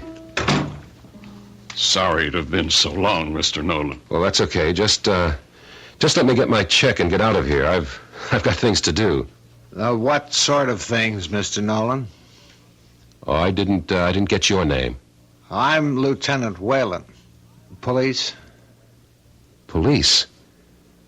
Now, wait a minute. Are you implying that I'm doing something illegal by withdrawing money from my own account? You're doing something illegal, all right, Mr. Nolan, so why don't you tell us all about it? Listen, if this is an arrest, I'd like... Sure, I know. You've got rights. You don't have to say anything to incriminate yourself. Well, I've got a few things to say, let me tell you. And who are you? What's the matter, Jerry? Don't you know your own wife? Your own baby? Hey, now, wait a minute. My name is Nolan. John Nolan, and I can prove it. I've got a driver's license here. Look at it. And I'm Myrna, your own loving wife, Jerry. How come you don't recognize me? I know why, Mr. Nolan. Because you really are John Nolan, and the real Jerry Horton is dead, killed in that train wreck. I should have guessed it the first time you called me. You imitated Jerry's voice okay, and you always talked low. But I should have known you weren't my husband. You took his wallet. That's how you knew how to reach his wife. And Mr. Horton must have told you about his insurance policy. But how did it happen? How did you find out? It was the autopsy. It was when they dug up the body again and proved that it was my husband. It was the teeth that did it. And that's how we identified the body, by the dental work. As soon as the insurance people paid me that money, I knew that it had to be Jerry in that coffin, and that it was going to be somebody else in this bank. We told Mrs. Horton to go along with you until you actually wrote that withdrawal slip. And that's all the evidence we need, friend. Well, you can't blame a guy for trying, can you? So I guess the money is all yours, Mrs. Horton. Myrna. Congratulations. Listen, you may not believe this, but I'd give half this money to have Jerry back.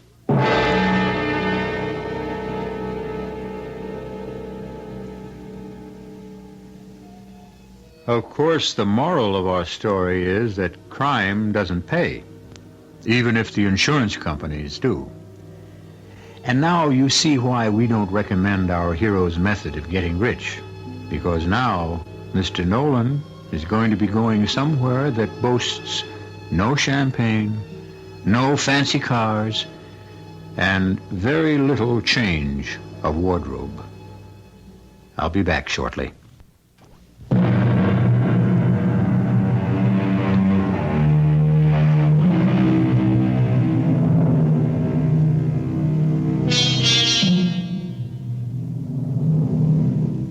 We have to admit that there's something fascinating about confidence games. They say that the essential ingredient of a good swindle is to play upon the greed of the victim. So the next time someone offers you a way to make an easy dollar, make sure you're not dealing with the wrong man.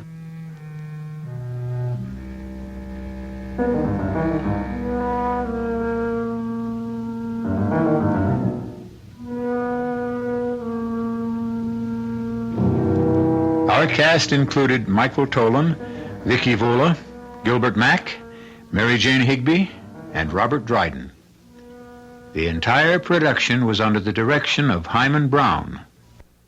This is E.G. Marshall inviting you to return to our Mystery Theater for another adventure in the macabre.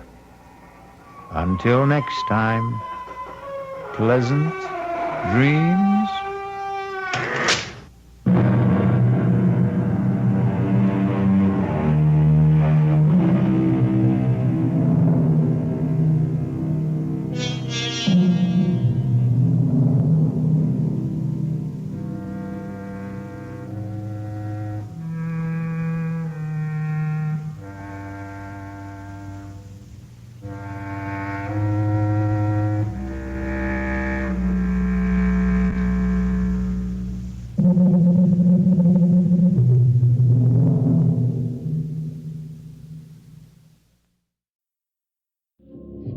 Stay tuned now for CBS Mystery Theater at 7 minutes past 10.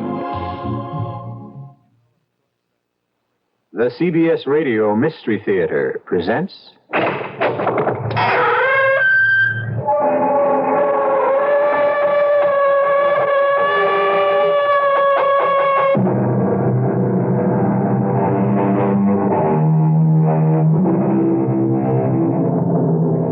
Come in. Welcome. I'm E.G. Marshall. I'm sure you will agree that almost every religion holds that the soul is immortal and recognizes a life after death. However, we're going to be telling you about people who believe in reincarnation, and they have a somewhat different approach to immortality. Those who believe in reincarnation are convinced that your soul lives on in another person's body in a later life. Some men and women even claim they remember bits and pieces of their former lives. I see a gallows. It's a hanging. I can hear the creak of the gibbet and the rattle of chains. I hear them plainly. There are people watching. People dressed strangely. Dressed in clothing of a different century. Some of them are eating and drinking. They're enjoying watching a man hang. A man like me. Me. David Matson, who lives today. I see them, and they're hanging. And I know I was there. I was there.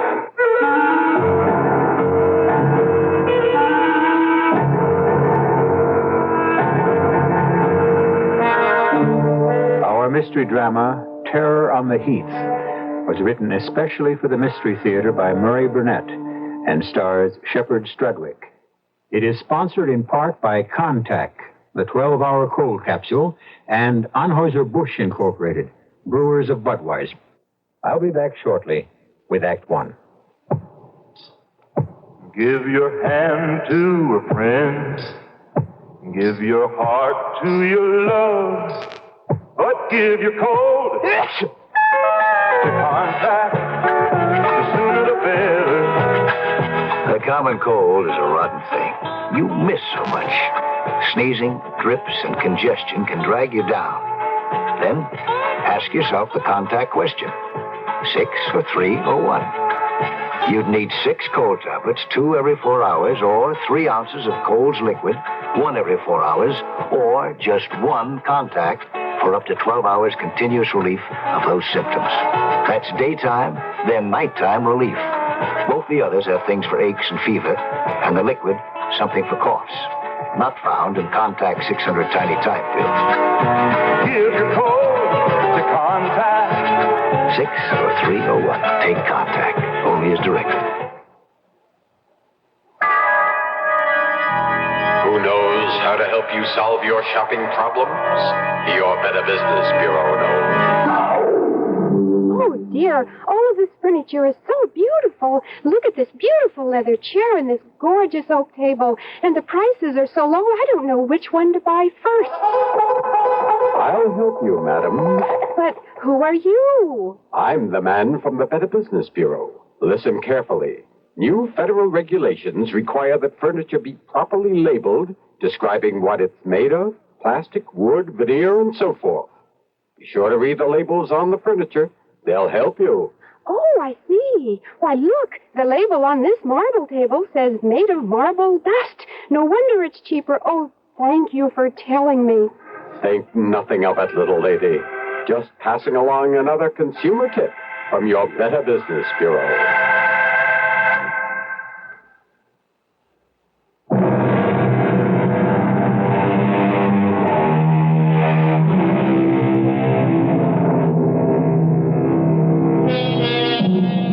Are you a browser? I mean a browser in a bookstore? If you are, you will readily acknowledge that bookstores are sectioned off with books in various classifications. One of the largest sections has become the how-to books. On those shelves, the reader can find a book that will tell him how to do almost anything, from painting or sewing to making a harpsichord. Everything, that is, except a book telling a man how to explain to his wife that he's leaving her. David, darling, I didn't know this was serious. Very serious. But whatever it is, we'll weather it. We've had quite a few ups and downs in 10 years of marriage. We'll handle it together. That's just it. This is something that you will have to handle alone. I don't understand. Look, Jan, I don't know any other way of saying this. I'm going to leave you. You mean that, don't you? Yes, I'm sorry. All right, David. Why? I can't tell you. You can't tell me. David, look at me. I'm the woman you love. At least I think you love me for 10 years. You're not going to... I still love you, Jan, I swear. Then why are you leaving? Because I have to. Have to? You won't have a thing to worry about. I'll take care of you and the children just as if I were living here. I just don't believe this whole scene. It's like something out of Alice in Wonderland. Or Edgar Allan Poe. What? I think $2,500 a month should cover everything. But if you need more... What did you mean about Edgar Allan Poe? Nothing. Is $2,500 going to be... You're using words as a smokescreen to hide the truth. We've never done that. I guess there's no way a man can ever tell a woman he's leaving. All I want is the reason why you're leaving. That's just what I can't tell you. What are you going to tell the children? Isn't that your job? You're the one who's leaving. Oh, David, this isn't like you. What's happened? I wish it was something simple and less cruel, like being able to say, Jan, I've fallen in love and I want a divorce, but it isn't like that at all. Then what is it like? A horror story.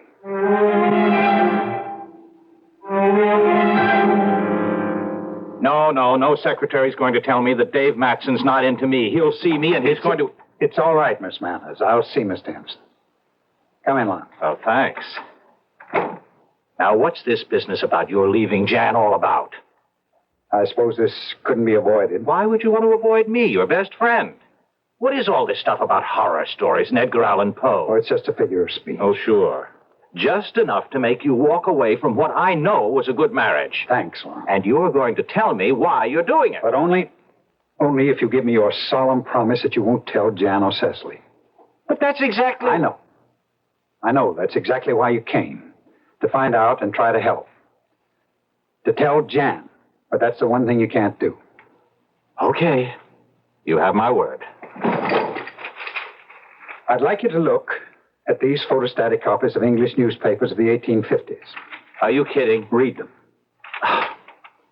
Hampstead Heath, terror strikes again. Vicious killer claims 8th victim. 9-year-old girl stabbed to death. Look, David, I don't see what these... Go on. Well, but these are just more of the same. Police baffled by Heath knifings. Inspector Gregory of Scotland Yard brands slasher as sadist. That's enough to give you the general idea. Yes, it's also enough to confuse me thoroughly. What the devil? The devil, that's a good word. Ever hear of reincarnation, Lon? Oh, no. Now, wait a minute. You're not going to try to make me believe that you are the 20th century reincarnation of this madman. And that should make it obvious why I must leave Jan and cannot tell her why. And you believe this on the basis of these newspaper clippings? Not quite, Lon. There's more, much more. It was incredible to me at first. When was first? About 6 months ago. I read a book by Robert Ripple, a book that was a factual account of the lives of 3 notorious criminals of the 19th century. I was impressed by the writing and by the author, an assistant curator of the 19th century wing of the Museum of English History. There was one criminal in particular that fascinated me. I somehow felt I knew him. This Hampstead Heath knifer? Right. And that was when I had the first dream. Dream? Yes. I had a few drinks with Bob Ripple before coming home, and we talked about some changes. And I dreamed I saw Hampstead Heath quite clearly. It's really a forest, you know. And then along a walk outside the forest, I saw a woman's figure. I ran after her, and she turned to face me with her hands outstretched, not to welcome me, Lon, to ward me off. And when I saw her face, it was streaming blood. Blood from knife slashes. And then I woke up. All right. So you had a nightmare. That doesn't prove... That was only the first. They began to come more and more frequently, and in greater and more monstrous detail, with women and young girls, and blood, and... I don't want to open it up. Well, all right. I'll grant you it's pretty rough, David, but still... Okay, come on around behind my desk. What do you see in the drawer? A knife. Not just any knife, Lon. That's a switchblade with a spring, lethal and illegal. Okay, when did you get it, and why? I don't remember buying it, and I have no idea of how it got there. But I distinctly remember the first time I saw it there. It was the day after I had my face slapped by a girl I'd never seen in my life and been called a murderer. What? I was coming back from a lunch with Bob Ripple, the author of the book that opened the floodgates. A rather attractive girl in her early 20s approached us. I don't know exactly how it happened. But suddenly we found ourselves face to face and started to indulge in that ridiculous waltz of both stepping the same way to get out of each other's way. Oh, I know. Suddenly she looked full at me and hissed, "Murderer," and fainted right there on the sidewalk. Well, she was sick. That was what Bob Ripple kept telling me as he hustled me away. But why would she call me a murderer? Well, I don't know. She's the one with problems. There's nothing wrong with you. Lon, do you think it's possible that maybe this girl was the reincarnation of one of this killer's victims, and she recognized me as this killer? Oh, no, I don't think it's possible, but obviously you do. It was the next day that I saw the knife in my desk. Look, Dave, you're in a state. How would you like to see a face, Lon? My face. My face on the picture of a 19th century killer. What? Come with me and I'll show it to you. Lon, this is Robert Ripple, assistant curator of the 19th century wing of this museum. Ah, nice meeting you. Pleasure. Bob, on our way to the room with the photographic exhibits, would you fill Lon in? Glad to. This particular exhibit started because of my interest in the three notorious criminals of the era. Naturally, I collected all the newspaper clippings, stories, drawings, and photographs I could find, and placed them in the room along with other items that are germane to the collection. Now here are exhibited the daguerreotypes of some of the fabulous characters of the period, along with the criminals. And here, Lon, take a look at this daguerreotype and tell me what you think. Let me see. Well, good-looking guy, nice face. And if you want me to say he looks like you, I'll say it. There's a great resemblance, all right? Who is he? You tell him, Bob. That man is Charles Mason, otherwise known as the Terror of Hampstead Heath, the killer who was hanged at Tyburn. December 9th, 1841. I can remember. I can almost hear. David. Shh. Let him go back. Let him remember. You can hurt him if you try to bring him back now. I can hear the wind and the creak of the gibbet and the chains and the people shading their eyes against a cold sun, looking up to see what kind of monster was suspended in air, paying with his life the slashed and bleeding bodies of the women he had mutilated. Good Lord, have you seen him like this before, Ripple? Only once. So what do we do? Nothing. If it follows the pattern of the other time, he'll come out of it soon. He's coming around. I'm sorry. I guess I made a fool of myself. You couldn't help it, Dave. Well, Lon, what do you think? Well, self-hypnosis. What? Self-hypnosis. You read Ripple's book. It impressed you. You became involved in the several hours you were here. You saw that daguerreotype that resembles you. And now you've hypnotized yourself into believing that you're a reincarnation of a murderous madman. I don't blame you for not wanting to believe I'm the reincarnation of a killer like Charles Mason. Look, what just happened was frightening, but not necessarily any proof that you're right. Mr. Ripple, Did you write about the hanging of Charles Mason? Oh, certainly. And there was nothing Dave said that he couldn't have gotten from reading your book, huh? Yes, that's right. Or some of the other books I showed him. There have been many graphic descriptions of the hangings at Tyburn. Well, there you are, Dave. I wish you were right. Dave. Yes? I've thought of something that might just solve your friend's problem. All right, let's hear it. One of the most horrible of Mason's crimes was the murder of a young lady named Letty LeGros in 1837. Her nude corpse was found on Hampstead Heath, horribly butchered. Her clothes were never recovered. Well, what are you trying to say? If Dave could remember what clothes Letty LeGros was wearing when But how can we check out whether I'm telling the truth? I can give some kind of a description, but you just said nobody ever... You'll have to trust me, Dave. I believe there might be a clue if you're willing to give it a try. Of course. Shall we go back to the gallery? No, you stay here. I'll go fetch the daguerreotype of Mason.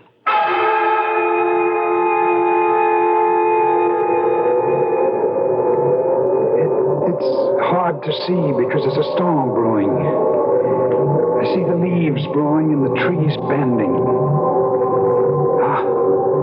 There's something else. A figure.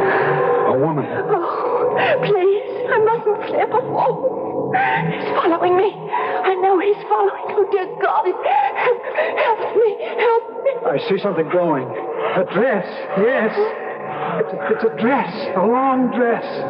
The girl is holding it up as she's running. I have to catch it. He's gaining. He's closer. I can see the gleam of the knife. The dress. What color is the dress, David? Can you see? She's gone now. Gone. The color of the dress. Was it white? No, not white. It was yellow. A yellow dress with a pale matching scarf and a lace handkerchief. The handkerchief is white, but the dress is yellow.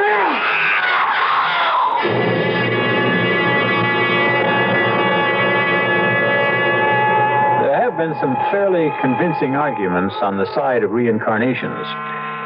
There are a number of reputable people who insist they can recall bits and portions of a life lived in another time. I know one young lady who vividly recalls a life as a waitress in Jamestown during colonial days. But I don't know of anyone who can recall being a murderer. I'll be back shortly with Act Two. When you buy a mid-sized car, you expect certain things from it. Mainly, a reasonable combination of comfort and economy. Well, friend, Buick has a mid-size to meet your expectations. The 1975 Century Regal. It's a joy to look at, a joy to ride in, and Buick's new V6 engine makes it a joy to drive, especially past gas stations. Buick Century Regal, dedicated to the free spirit in just about everyone. Sure, I've heard that phrase, give to the college of your choice. Good idea. And I know all colleges need more money, what with inflation and all. It's just that since I graduated, I've been so busy, not just with my career, but with the community affairs, too, I haven't found the time to reevaluate. Take the time now and give more to the college of your choice.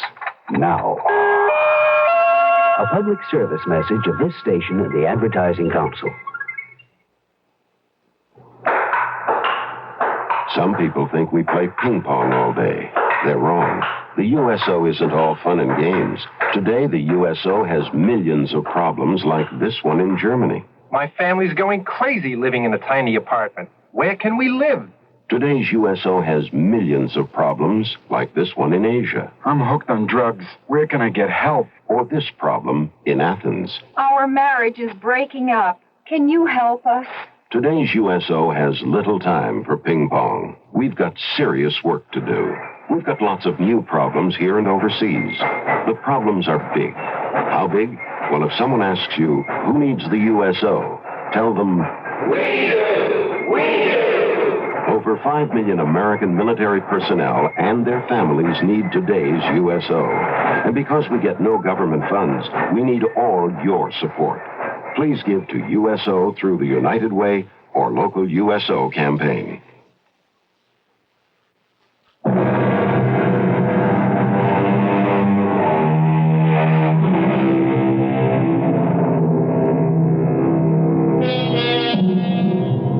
people go to museums to view the works of art.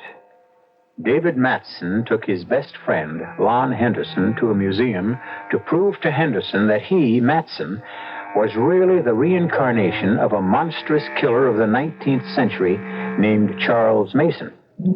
He showed Lon a daguerreotype of Mason, and Lon was impressed by the resemblance, but he demanded more positive proof. Bob, you said there might be some clue. You could learn something if I identified some clothes that a girl was wearing. I did. Did you find the clue? I'm afraid we did, Dave. Afraid? That means you believe that Dave is the reincarnation of Charles Mason? I told you the clothes that Letty LeGros wore when she was slashed to death have never been found. What I didn't tell you was that some 6 or 7 years after her murder, a fine piece of white cambric that had obviously been a lady's handkerchief was found on the Heath together with some yellow material. Some historians were convinced that the handkerchief had been Letty LeGros and that the yellow material was part of a dress she'd been wearing. But no one could prove it. Until now. Until now.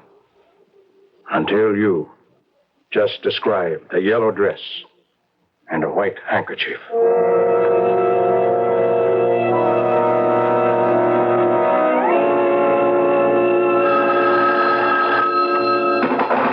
Hello? Mr. Robert Ripple? Speaking. This is Mrs. David Matson. You don't know me, but... The wife of the publisher. Yes, that's right.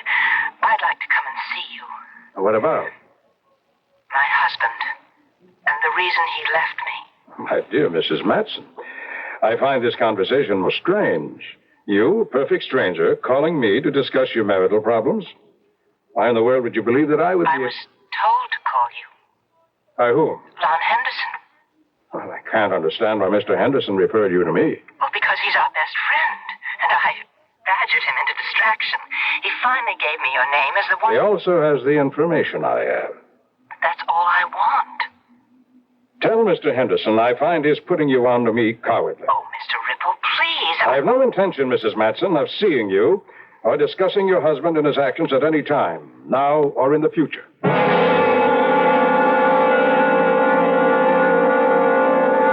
I must thank you, Mr. Ripple, for your courtesy in showing me so much of your part of the museum. Oh, not at all, Mrs. Larson. When the curator called and told me you were interested in becoming a patron of the museum, it was only natural we should try to show you the sort of things in which we spend your money. Well, and you've impressed me, very much so.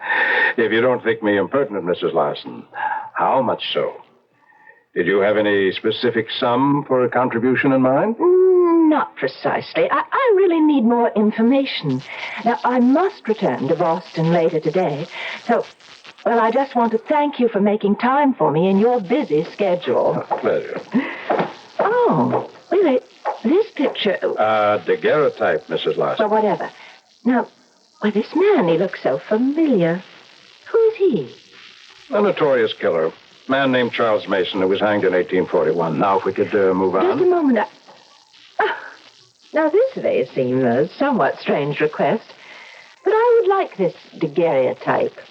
I beg your pardon. I'd like to purchase a... Or let me say, I would make a substantial bequest to the museum if I could have this picture. And why would you want that particular picture, Mrs. Larson? I take it no other will do? Well, surely I don't have to explain Oh, if but I you just do. want... Guard. Guard. What are you doing? What? Calling a guard to escort you out of the building, Mrs. Matson. Why are you... And I'd advise you not to make a fuss. Because if you so much as utter another syllable, I'll call the police and have you arrested for impersonating a donor when you had no such intention. Now get out of here. I honestly wish I could help you, Mrs. Matson, but as I told you before, Mr. Henderson has been on the golf course all afternoon. But I told you to get a message to him that it was a matter of life and death. Well, we have tried, Mrs. Matson. I don't know why he hasn't called or even if he received All right. the message. Now listen, tell him I'm coming out to see him, and he should wait there for me no matter what happens.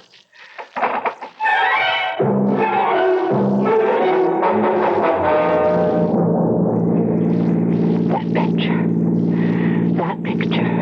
It was exactly the face of David. I've got to find Lon. He's trying to avoid me. It's too dark now for him to be out on the golf course. Oh, ouch. Oh, there's gravel. Should have remembered to change my shoes. I think I'll walk on the grass. Who's that? Is there anyone there? I know you're behind that bush. And I'm not in the mood to play any stupid games. Let go of me! I've got a knife! Oh, stop! Stop!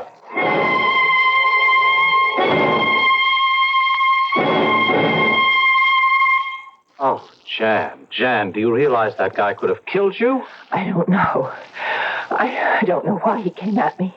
But I'm very glad you got there when you did. Well, I didn't. I missed catching him. Didn't you see his face? No, he came up from behind me. He circled around the bushes. Oh, I see. Do you think you should stay in this house alone? Well, why not? It's my own home. But, Jan, you're not completely recovered. I appreciate your concern.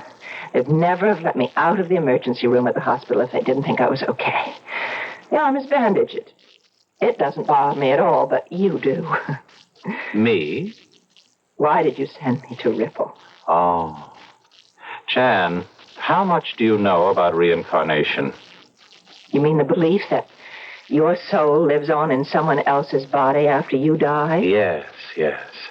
Well, what's all that got to do? No, wait. David's involvement with Ripple's book has somehow convinced him that the soul of this 19th century killer, Charles Mason, was in his body. Oh, that's ridiculous. Yes, that's what I thought, too. Oh, then you believe Jan, now... please. After reading Ripple's book, Dave told me he felt strangely familiar with all the events that related to Charles Mason. He said he felt as if he'd almost lived them. He went to the museum to talk with Ripple about this strange phenomenon, and then he saw the picture. And? Well, you saw it. Can you deny that... You allowed a resemblance to convince you that David was a reincarnation of a 19th century criminal? I refuse to believe it. There's more, Jan. Nothing that you can say will convince me. Reincarnation of... Listen, people have been arguing about whether there really is such a thing as a soul for centuries. Now listen to me. David looked at that picture and went into some sort of a trance. He recalled actual scenes and incidents from more than 100 years ago. David is a bright man with a vast store of knowledge. His subconscious must retain his readings from hundreds of books and manuscripts. And then because of some quirk and his vivid imagination, he's able to recall it. I know. I felt the way you did, and I brought up the subject of self-hypnosis. It was then that David described the clothing of one of Mason's victims. And that's one thing he couldn't have read or heard anywhere. Then you must believe that David was right to leave me. Well, he loves you. What else could he have done? Trusted that love, trusted our years together, trusted the strength that's made our marriage work, and told me the truth and tried to work it out together. Well, how do you go about working something like this out? If David really is I'm not going to consider that possibility. You have to. Why? Because of that bandage you're wearing on your arm. Bandage? What's that? Somebody went after you with a knife. I know that. And why would anyone want to slash you? I don't know. We live in a violent world. No, Jan. No, this happened at the club. This was no ordinary mugging. What are you trying to say? Look, are you sure there wasn't anything familiar about the man who attacked you? Something that might remind you of... You are trying to make me think it was David, aren't you? You are trying to make me say it was David. You think it was David, don't you? Jan, look, please, we have to... Get out of my house! Well, please, be reasonable and... I said it out loud and I meant it.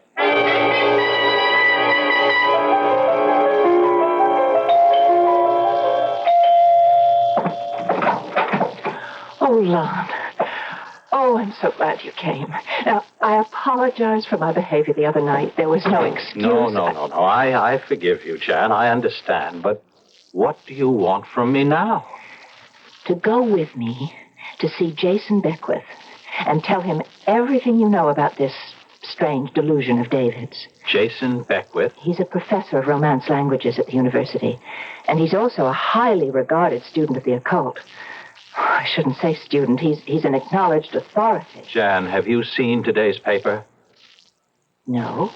Then you haven't read the story about the woman who was killed in the park last night? Lon, I promised I wouldn't lose my temper, no matter how many ridiculous things Now, hold you it. said. It's not ridiculous. A woman was slashed to death in Hudson Park early this morning by a man with a knife. Now, that's a newspaper And I story. suppose that you don't have a sneaking suspicion that that man with a knife might have been David. You bet I have. David is not a killer. All right. Why don't you call him and ask him where he was He last couldn't night? kill anyone. Are you afraid to call him?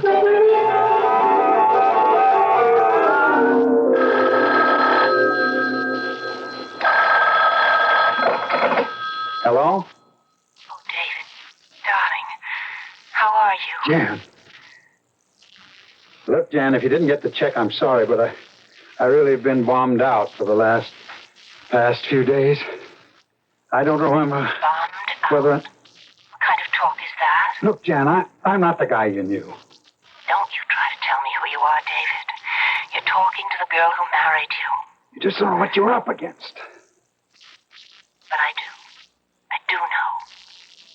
You know? I know exactly what you believe, and I also know it's a lot of nonsense. Oh, darling, I want you to come home. Lon should never have told you. He betrayed me and did you no good. I can't face you now, ever. David, listen. Well? He hung up on me. Mm-hmm. And what about last night? He couldn't remember. I guess he must have been drinking. Bombed out was the phrase he used.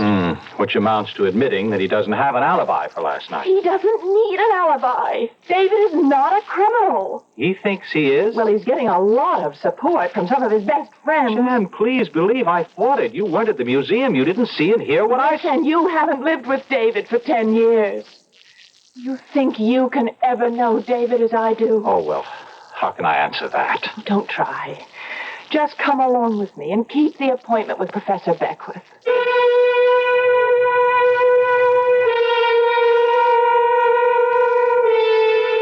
It's not unusual for a wife to believe in her husband. It's also not too startling to find that a husband doesn't believe in himself. However, it's both strange and frightening to find a wife that seems to be willing to reach back into the past to prove her husband's innocence. I'll be back shortly with Act 3. When you say Budweiser, When you say Bud, you've said a lot of things nobody else can say. When you say Bud, you've gone as far as you can go to get the very best. When you say Bud, you've said the word that means you like to do it all. When you say Bud, it means you want the beer that's got a taste that's number one. When you say Bud, you tell the world you know what makes it all the way. When you say Bud, you say you care enough to only want the king of beers. There is no other one.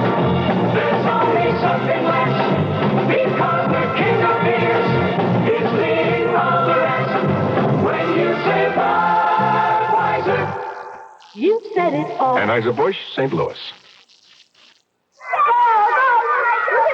How many things can your family do together? Go to a movie? Go to a circus? Go on a picnic? Go on a vacation? Face it, in today's America, family fun is hard to come by. And with busy schedules, just getting the family together is not an easy thing to do. How would you like to have a little family fun every week? How would you like to learn together? How would you like to grow together? And how would you like to help your son get an edge on growing up? Cub Scouting is helping families like yours be a family. It's your helped ours. Today's Cub Scout program is just as much for families as it is for boys. So when your son wants to join a Cub Scout pack, remember to take along the whole family. That's what Cub Scouting is all about. For the Cub Scout pack nearest you, call the Boy Scouts of America. They're in the white pages of your phone book.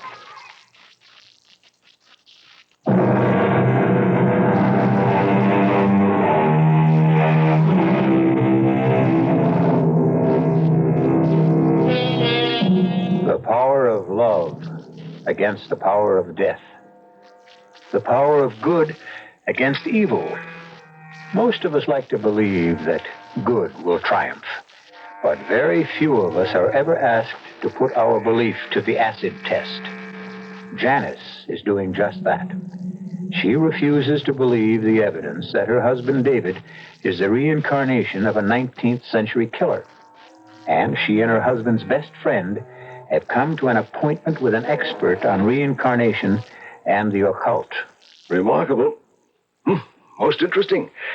In fact, one of the most remarkable stories I've ever heard. Professor, you can take my word for it. I saw just what I told you. Nothing came from my imagination. Oh, my dear Henderson, do stop calling me professor, and do stop being so defensive.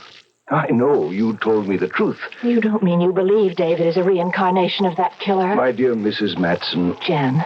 My dear Jan, before I can answer that question, and before you panic, you have to understand more about the whole theory of reincarnation. That's why we're here. Now, reincarnation is part of some, but not all, Oriental religions. The belief that the soul needs to be reborn. And final liberation and release from this need is the highest possible achievement. But why is there a need to be reborn? Because of impurities in the soul. Oh, or sin, Professor? I'm sorry, Mr. Beckwith. The final liberation of the soul, Henderson, is possible only for a human being who has attained purity of thought. And if one doesn't have this purity of thought? Then a new life is generated from an old, just as a new candle is lighted from an old one. A new life, you said? That's right. Completely new and completely different? Trying, perhaps, to rid yourself of impurities? Possibly. Well, then, how do you account for the almost total recall that Dave had for the events and crimes connected with Charles Mason? One explanation would be that he remembers them. But if David was striving for a new life... I didn't say there wouldn't be traces and memories of another life. And I believe David has surfaced these memories, but that doesn't necessarily prove David Matson is the reincarnation of Charles Mason.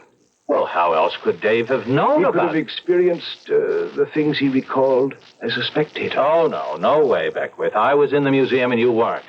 I saw and heard a deep emotional involvement on Dave's part. He was no spectator. Henderson, you've just put your finger on the single most significant bits of evidence in this whole strange history. In fact, it's the cornerstone of the theory I'm beginning to form.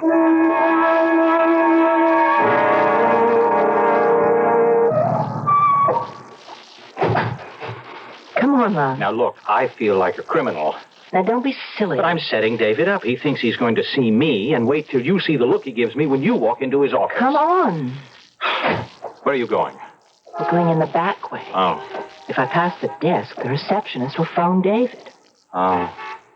You know, Jan, you're really something else. I just hope that Just David... let me worry about David, Lon. All right, Dave, I'm sorry we used the back door, but... It was Jan... my idea. Jan, why didn't you call to tell? David, you look awful. You look so tired. You know, you could use a vacation up at the lodge. We could... Jan, how I wish I could... That it was as simple as that. I'd love to go away with you for a while, just the two of us. Well, we can't.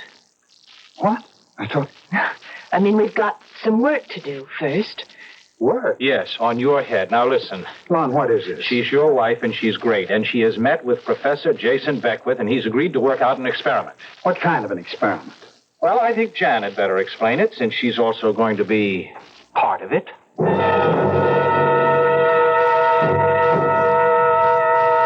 Sorry, Jan.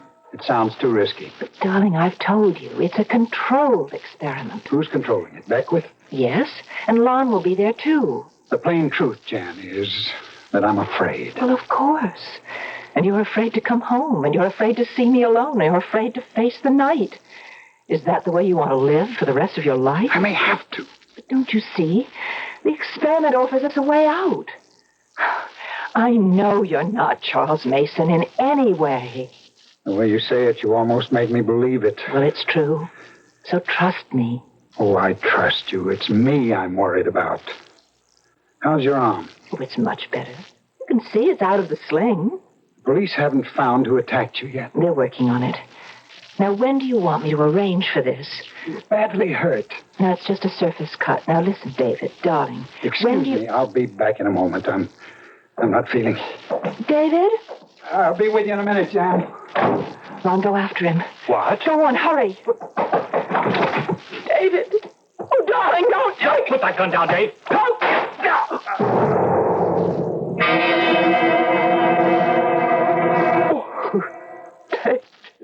Dave. Why did you grab my hand, Ron? Why didn't you let me kill myself? Because that's no answer. You asked about the alternative, and this is the one that takes care of everything. Are you sure about that? What? Who are you? This is Jason Beckwith, darling. We sent for him After your stupidity. I knew exactly what I was doing, and I knew why. Then explain it to us. I don't have to explain anything. You don't find it difficult to believe that the soul of a man dead more than 100 years has been reborn in your body? It's been pretty well proven to me. And because you're afraid of the soul of this murderer will force you into killing your wife or some other woman, you decided to kill yourself. That's about it. And what happens to the immortal soul? What? I asked, what do you think will happen to that soul that didn't die on the gallows at Tyburn in 1841? What happens when David Matson blows his brains out? What happens to that soul? I don't know. Think about it. Does it go on to inhabit another body and continue killing? I would know that. Do you? No, but I'd like to try and find out if you'll help me and go along with the experiment I have in mind.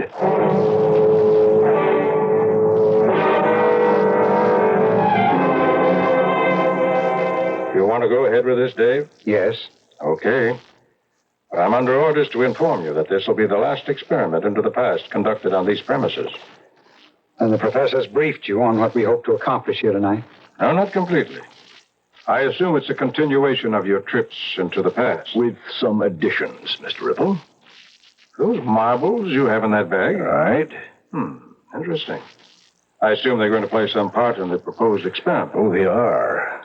As will the clothing I have in this box. Is that a knife? It is. With a sharp blade? As sharp as I could get it. Don't you think that... I believe that on the top floor of this museum, there's a long, narrow corridor which runs the length of the building? Correct. Connects two rarely used storerooms. I must warn you, it's probably very stuffy up there. Is there a window we can open? Well, yes, but... Good. With the exception of Jan, I suggest we all get up there quickly.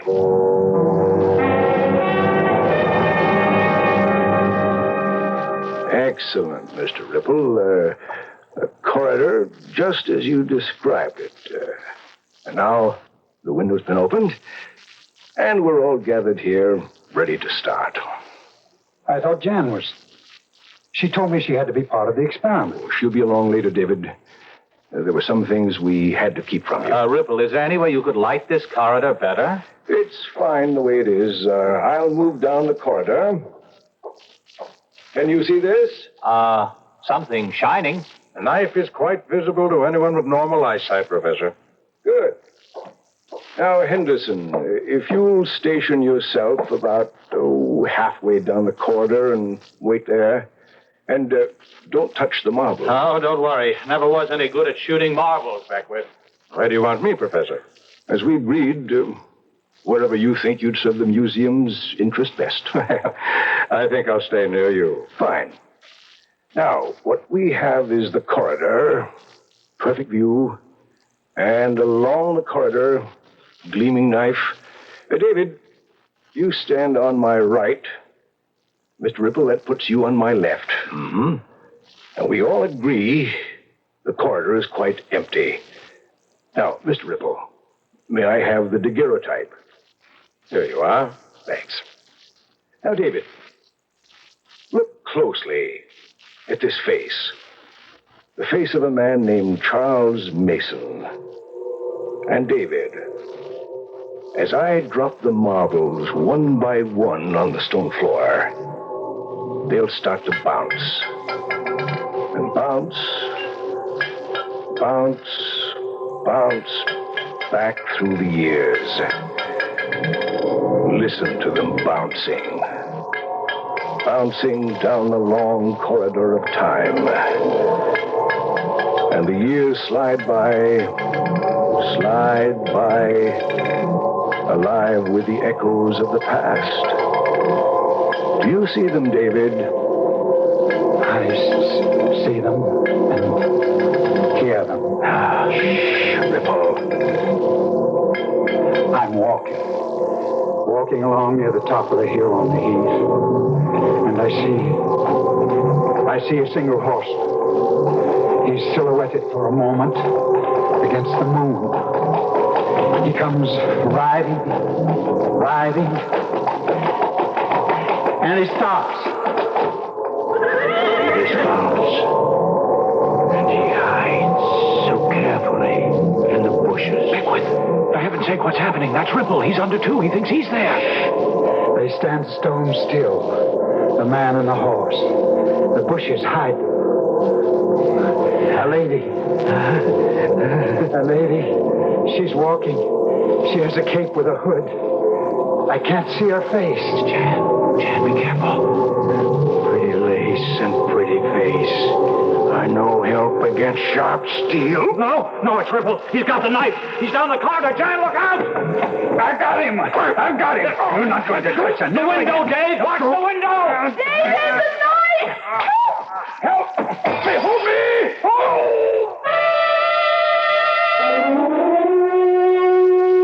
Robert Ripple was pure evil. He was also Charles Mason, wasn't he? Perhaps. Perhaps he just saw an opportunity to destroy a good man when he discovered that daguerreotype and realized the man in it looked exactly like you. He simply took a nameless photo and gave it a name.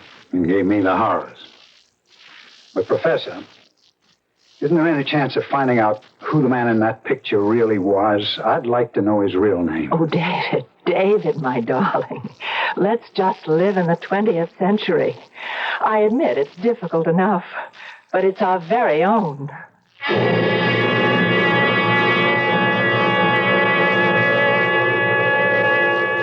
Here we are in the 20th century, and I have a little parlor game for you to play. Imagine yourself as some famous character in history whom you know and admire. Okay? Now, close your eyes and think hard and imagine yourself alive back in those days.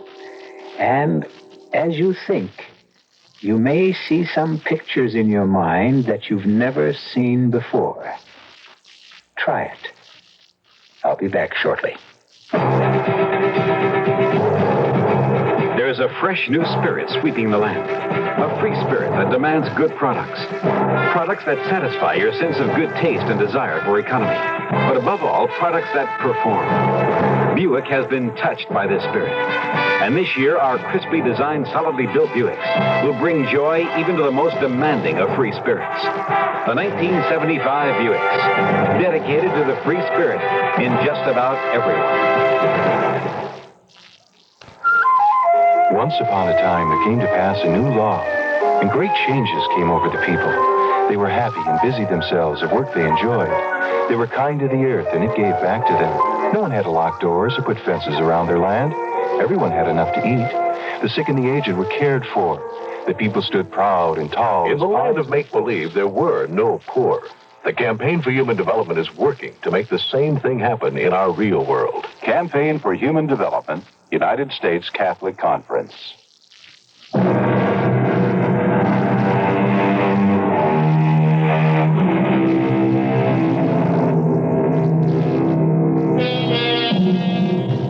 I find this whole question of reincarnation fascinating.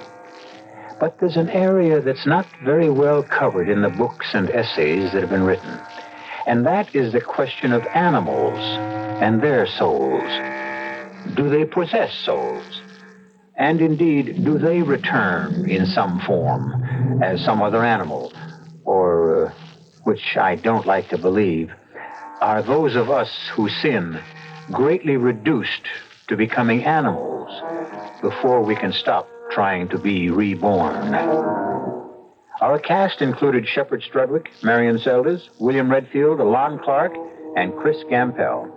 The entire production was under the direction of Hyman Brown.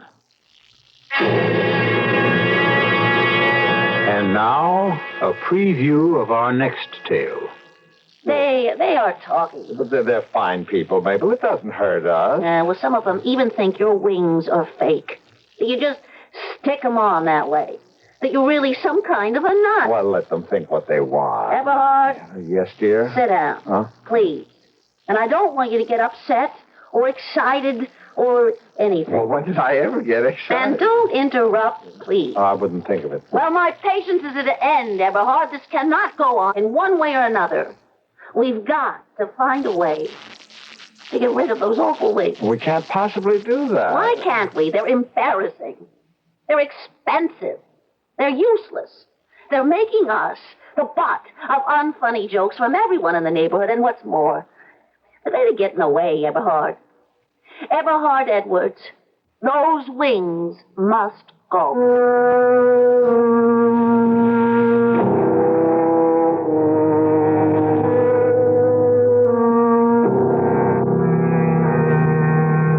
This is E.G. Marshall inviting you to return to our Mystery Theater for another adventure in the macabre. Until next time, pleasant dreams.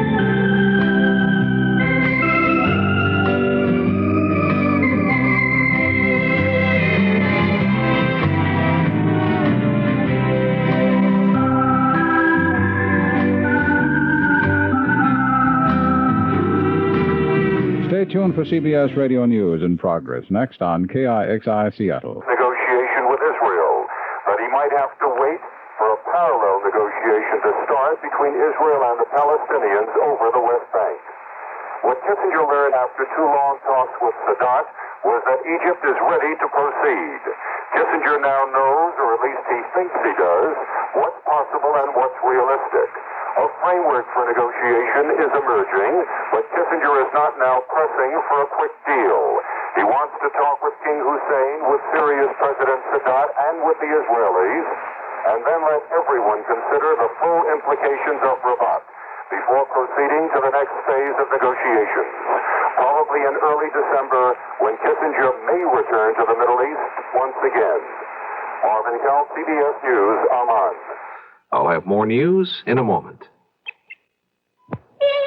Time Magazine. What's in it for you this week? Cover story. A timely briefing on the new force in the Middle East, the Palestinians. And on Yasser Arafat, chairman of the Palestine Liberation Organization. Palestine, says Arafat, is the cement that holds the Arab world together. Or the explosive that blows it apart. This week, Time studies this nation of refugees. Its claims for justice. Its history. Its strengths and weaknesses. Its terrorists. And its men of moderation. In an exclusive interview, Arafat talks about Israel and oil. The U.S. in the Middle East. And the danger of war. As Time's report suggests, war will continue until the Israelis are willing to talk to Arafat. And until Arafat is willing to talk to them. Also in Time this week, a major report on the world food crisis. What went wrong with the Green Revolution? How have inexplicable changes in the world's weather devastated once fertile land? What is the geography of hunger? And what choices are open to the 1,000 delegates meeting in Rome this week in history's first global effort to confront the problem of hunger? Two vital problems. Explored in depth. This week in Time, the weekly news magazine. Pick up a copy today.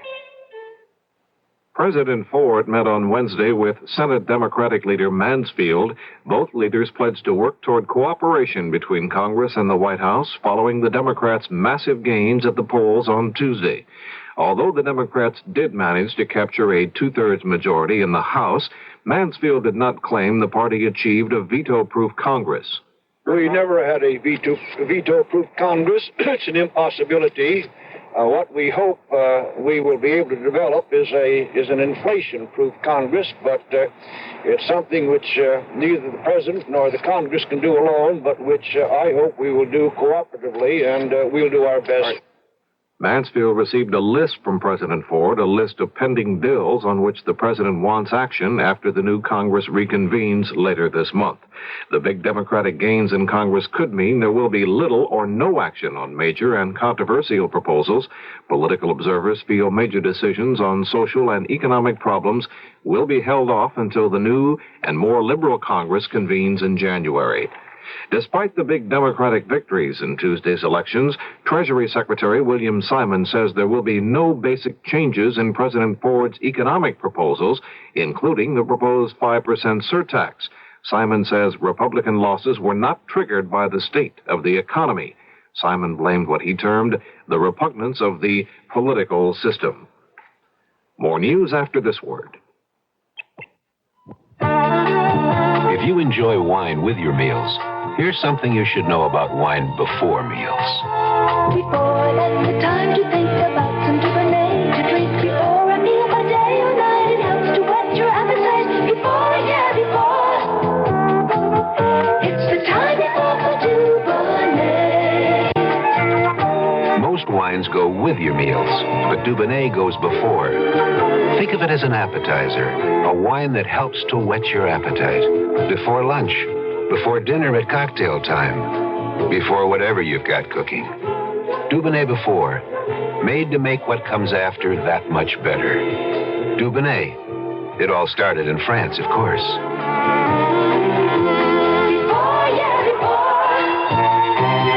It's the time before Dubonnet. A product of USA, Dubonnet Company, New York, New York. Beverly Harrell has failed in her attempt to become the first madam in the Nevada legislature. She runs a legal bordello known as the Cottontail Ranch. It's in a remote area of Nevada called Leda Junction. She ran for the state assembly until the wee hours of Wednesday morning. It looked like Beverly was going to win. She was way ahead of her opponent, but late returns gave victory to her opponent. Her opponent is Don Moody. Commenting on her loss in the race, Miss Harrell said, "It looks like some people may still be calling me Madam." This is Doug Poling, CBS News. KIXI Seattle at 6 minutes past 11. The time, 7 minutes past 10. Time for CBS Mystery Theater. The CBS Radio Mystery Theater presents...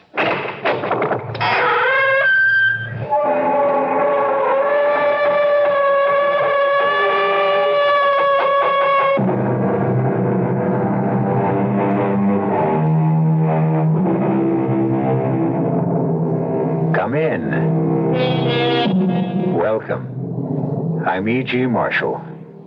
Almost every high school student remembers the famous line from Julius Caesar that goes, "The evil that men do lives after them. The good is oft interred with their bones." In other words, the bad guys are remembered. The things the good guys did, we often forget. We hesitate to disagree with William Shakespeare. How many of us can recall the specific deeds of Jack the Ripper, Rasputin the Mad Monk, or Lucrezia Borgia? And how many of us will always remember the good deeds of Florence Nightingale, Joan of Arc, Abraham Lincoln? Our tale begins one stormy night when Eberhard Edwards was awakened from a deep sleep. Eberhard Edwards. Yes? Who's that? Who's speaking? Listen to me. What do you want? I wish to reward you. For what? I don't need anything. I am the one to decide that, Eberhard. If you say so. A reward for services above and beyond the call of duty. A reward for being that rarest of creatures, a good man. That's very kind of you, I'm sure, but Get out of bed. Stand in front of the long mirror. Turn around. What do you see? The light's not too good, but No! It can't be that. That's impossible. That is my sign, my reward, my recognition of gratitude for your service. But what will people think? What will people say?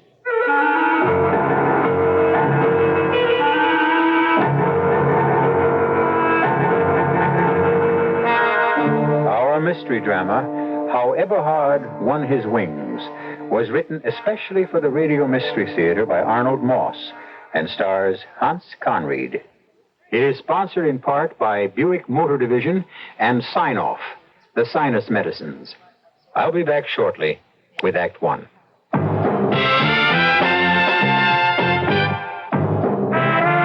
You don't see many people putting salt in their beer nowadays. Not that there's anything wrong with salt on radishes or French fries, but man, not in the king of beers. Truth is, the only thing salt can do for Budweiser is make it salty. An unwise thing to do to the only beer in America that's Beechwood aged. Unsalted Budweiser has become the most popular beer in the world. That's because in brewing Bud, the Budweiser brewmaster goes all the way for a taste, a smoothness, a drinkability you'll find in no other beer at any price.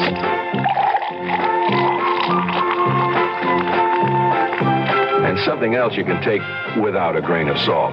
The fact that when you say Budweiser, you've said it all. Anheuser-Busch, St. Louis.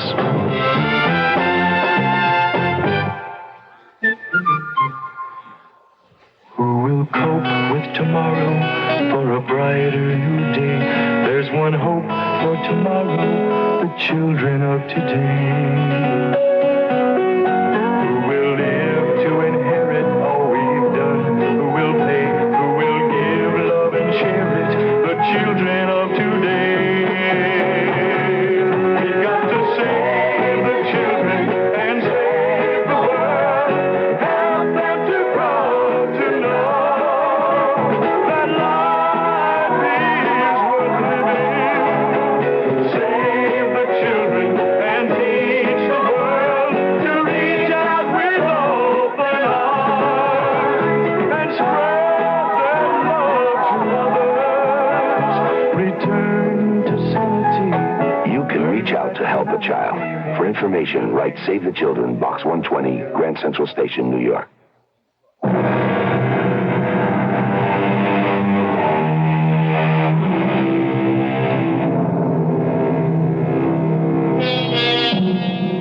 Eberhard Edwards, besides being a very competent bank teller, was one of that little band of unsung heroes whose major purpose in being alive is to try to make life a little better, a little more bearable for those around him. The one characteristic that always distinguished Eberhard from his fellow man was his love for his neighbor, his eagerness to do good in the world.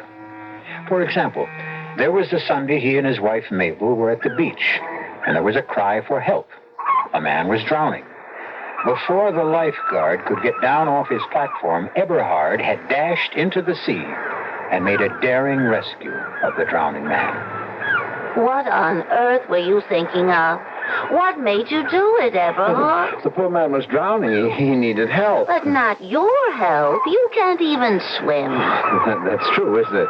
Well, something just told me to jump in. I guess I just didn't think. The man needed help, and I gave it.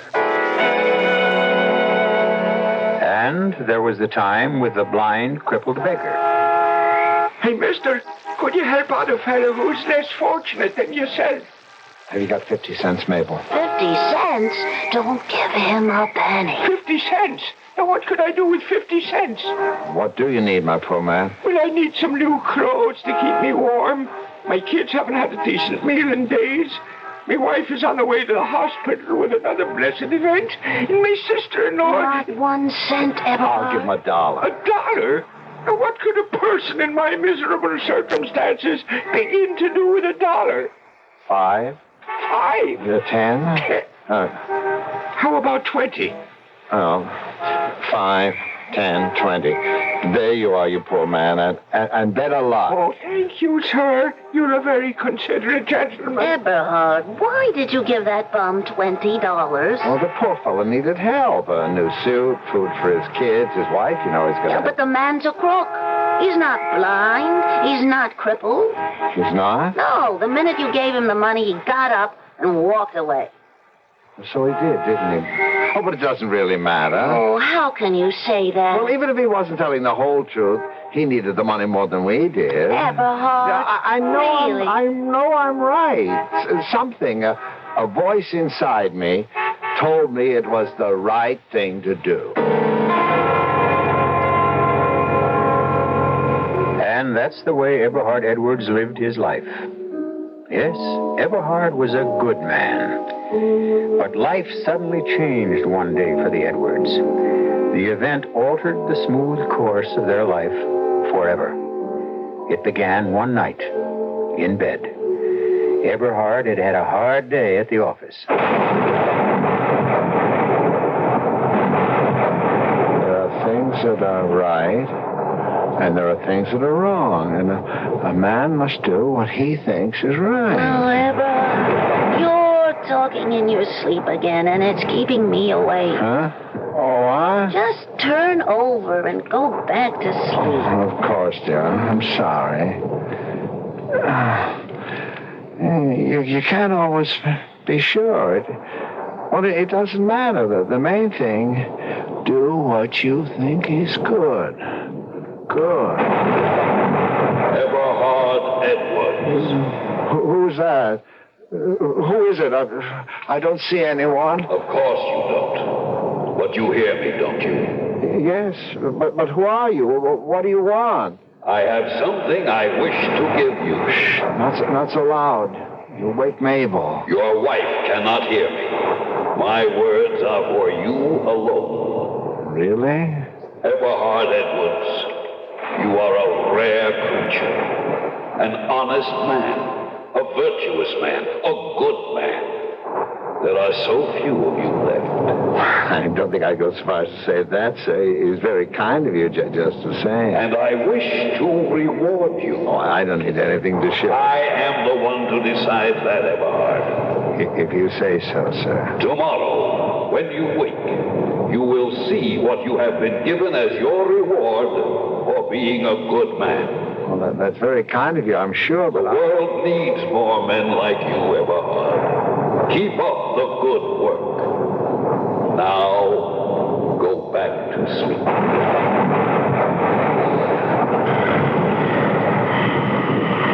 Oh, Eberhard, you're snoring again, and you're keeping me awake. What, dear? Just turn over and stop snoring. Have a little consideration. Oh, of course, dear. I'm sorry. Dear. Mabel, dear. Oh, why can't you let me sleep? Oh, there's something strange. Something very funny. Oh, what are you talking about? I'm not sure. I can't turn onto my back. Why not? I don't know. Well, then turn over onto your side, and for heaven's sake, let me sleep.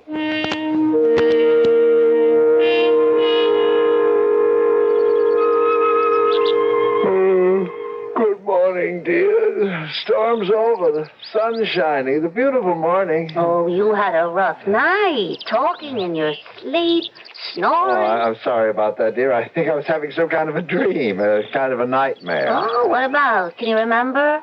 Well, not exactly. There was this voice I heard. Oh, a voice? What did it say? Was it the voice of anyone you recognized? No, but it said it was going to give me something. Well, it was only a dream. Ow! What is it, Eberhard? Oh, my back. I just turned over on my back, and it was like I was being stabbed. In the back? Show me where. Right here, near the shoulder blade. Oh, my... Oh, it can't be.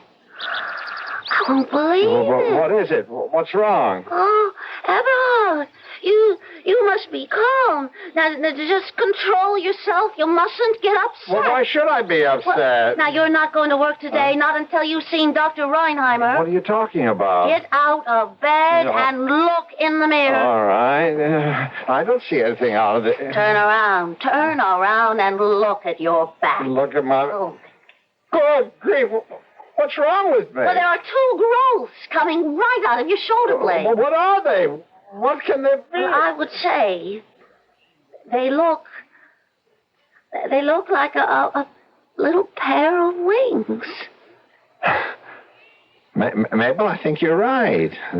They are like little wings with pretty white feathers and everything. Growing right out of your back. Oh, my, don't move, dear. Stay right where you are. What are you going to do? I'm calling Dr. Reinheimer for an immediate appointment. She'll know what to do. Imagine. Wings.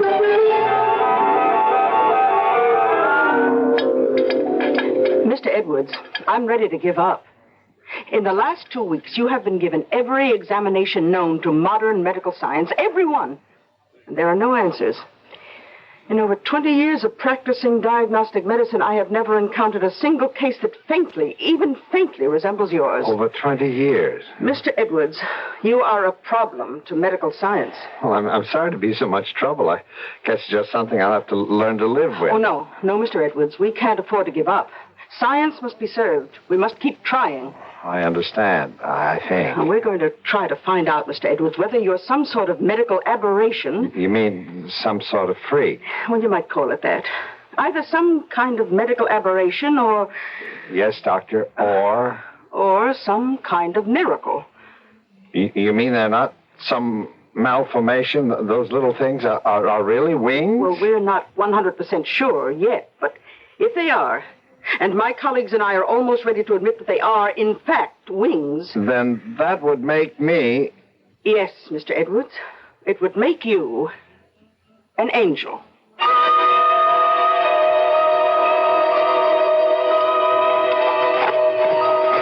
Eberhard, you must stand still. Stop turning around to see how they look. Well, I'm sorry, dear. I still haven't got used to them, you know. Oh, ruining all these perfectly good shirts, to say nothing of every suit you have on your back, in a manner of speaking. But, Mabel, dear, we had to cut those slits in the backs of my shirts. Oh, but the suits, too.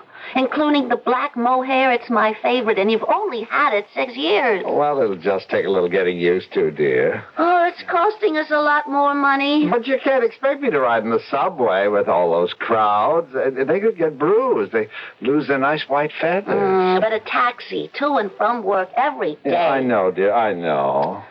Well, I find it pretty humiliating. Humiliating? Yes.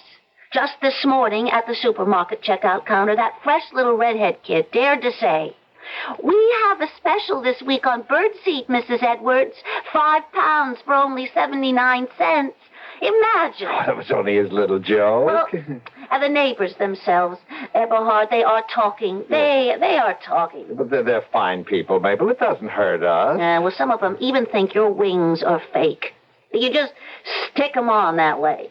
That you're really some kind of a nut. Well, let them think what they want. Eberhard. Yes, dear? Sit down. Huh? Please. And I don't want you to get upset or excited or anything. Well, when did I ever get excited? And don't interrupt, please. Oh, I wouldn't think of it. Now, Eberhard, this whole thing is impossible. I don't know what you mean, dear. We've been married for 27 years.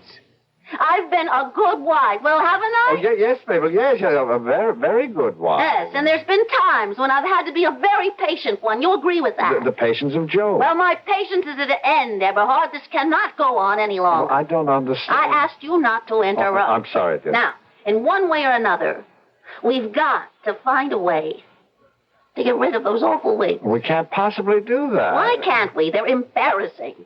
They're expensive. They're useless.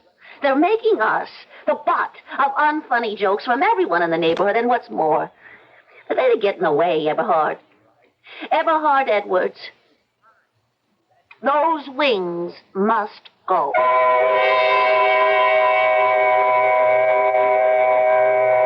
The Chinese sage Confucius once said, "True goodness springs from a man's heart. All men are born good." From his heart, Confucius said. In Eberhard Edwards' case, virtue has received a little bonus. A pair of exquisite wings measuring almost 18 inches from base to tip, with the whitest, softest feathers, which Mrs. Edwards has doomed to extinction. Can she? I'll return shortly with Act Two. What can you do to a family car to make it more than just roomy, comfortable, and utilitarian? Well, you could call it a Buick LeSabre, for starters. That'll get you the kinds of things you'd normally expect from a family car, plus some pretty uncommon family car traits. Like a level of exterior and interior elegance befitting a night on the town. The distinct formal roofline on the four-door hardtop LeSabre is highlighted by opera windows on either side. On the inside, you'll find comfortable cloth or vinyl seats, plush carpeting throughout, plus available options such as tilt steering wheel and automatic climate control air conditioning to turn ordinary errand running into motoring for pleasure. The 1975 Buick LeSabre. Consider it a family car as well as an instrument of pleasure. The free spirit in just about everyone. How would you like to have one of the best cassette decks to add to your music system? Stereoland's giving away absolutely free a TIAC 360S cassette worth $380. All you have to do to be eligible is to visit their stores Sunday, November 10th between 12 and 4:30. The drawing will be at 4:30 and you need not be present to win. Stereoland is the tape machine headquarters of the Northwest, and they're doing everything possible to merit your stereo and tape business. For instance, you'll find over 50 different types and models of tape machines from manufacturers like Crown, TIAC, JVC, Sony, Pioneer, Superscope, Dock Order, and Revox. Having the greatest selection means you'll probably get the machine that best fits your needs and your budget. And don't forget the assistance you'll get from Stereoland's salaried professional salespeople. They're audiophiles who know stereo and tape equipment and enjoy helping people. And with every tape machine purchased at Stereoland next week, you'll get a case of Maxwell tape at half list price. Visit Stereoland for the free TIAC drawing this Sunday and for all your stereo and quad needs. Stereoland, 650 Southwest 152nd in Burien.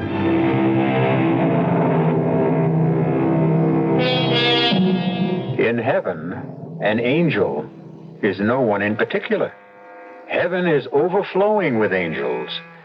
The playwright George Bernard Shaw made that observation. Who would look even twice at a being equipped with wings in the celestial realms above us? But when that being happens to be an earthling, one of us, we look and wonder. And that happens to be Eberhard Edwards' problem now. He has won his wings fairly by virtue of his good life. And they're turning out to be more than anyone could possibly have bargained for. Eberhard, those wings of yours just must go. Oh, be reasonable, Mabel. You know as well as I do that they were given to me by you-know-who as a kind of sign, a kind of reward for being the sort of person that, well, the sort of person that he thinks I am. Now, in a situation like that, you just don't say, thank you very much. It's very kind of you, I'm sure, but no thank you. I really don't care for your lovely little gift, and neither does my wife. You just don't do things like that. Well, whether you do or not, it's what you, Eberhard, are going to have to do. I can't, and I won't live with this anymore. But, Mabel, even if I agreed with you, and mind you, I do not, because, well, I think my wings are beautiful, and I love them, but even if I did agree with you that they were a nuisance, just how would we go about getting rid of them without offending anybody? Well, surgery, I suppose. I will not consider anything that might be offensive to whoever it was that gave them to me. Well, we'll cross that bridge when we come to it. Let me see. It's beginning to take shape in my mind. Yes. I think I have. Well, I hope it's a good one. Well, think, Eberhard. How did you get those wings? Well, you know as well as I do that night during the storm I heard a voice and I woke up and that's not what I mean. You were given those wings as a sign, as a reward, as a kind of recognition, right?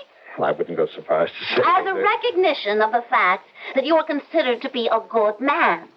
Well, I think you carry it to extremes more times than not, but that's only my opinion. Obviously, there are others who don't agree with me. Well, I suppose so. Yes, Yes. and if those wings were given to you because you were or are considered to be good, then all you have to do in order to lose them... No, Mabel, no.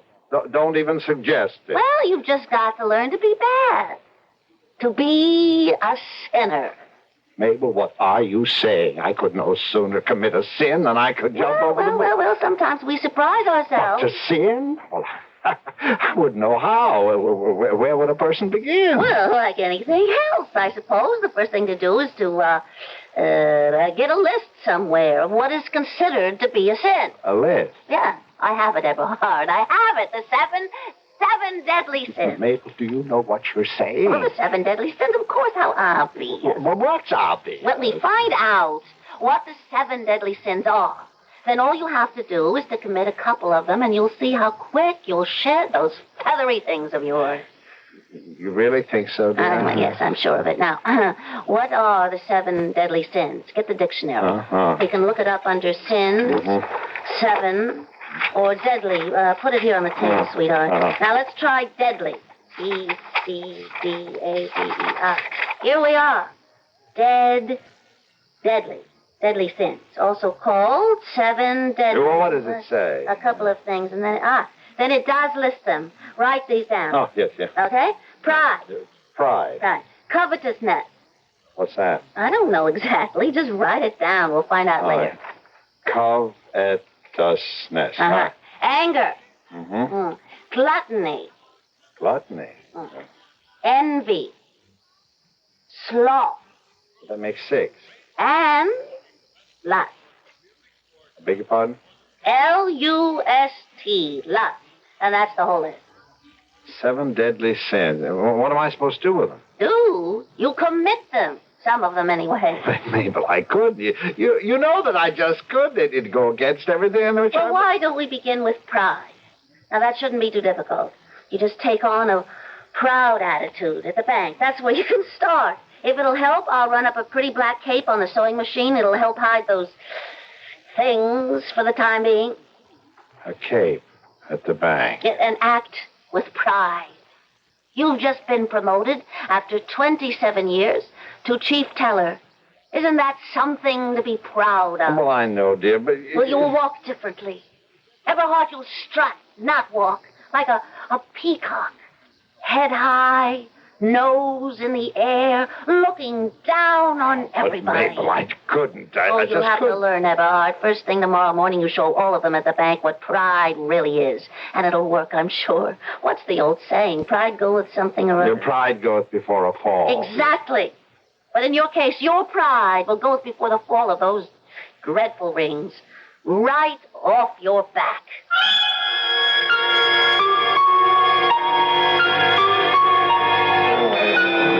Miss McClory, may I speak to you for a moment, please? Why, sure, Eberhard. Anything wrong?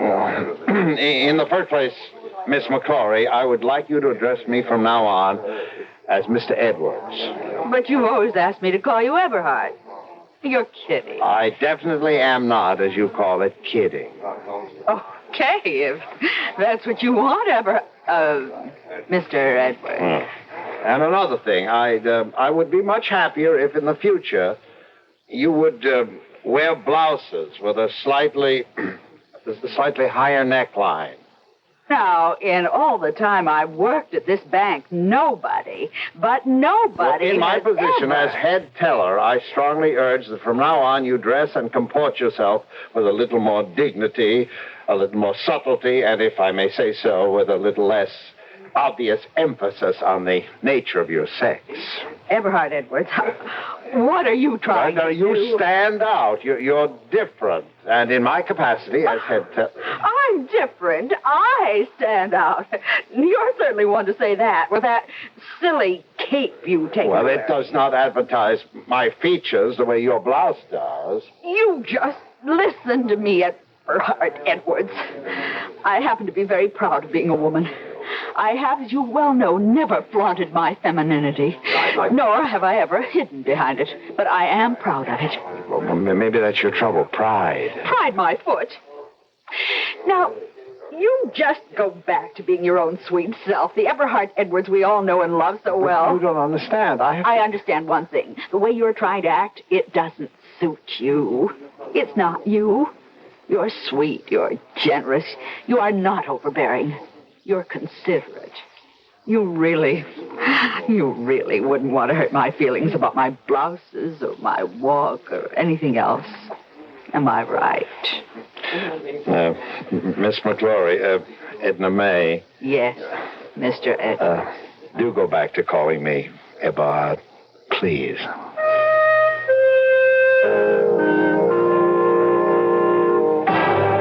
Pride, I'm afraid, is not my cup of tea. And you still have those horrible wings. Well, that's the long and the short of it, I'm afraid. Well, just because pride didn't work, it doesn't mean that one of the other six won't. We'll just keep trying. Or do we have to? Well, starting tomorrow, we'll try number 2 on our list. Which is? Gluttony. Now, that's got to work. We can't miss.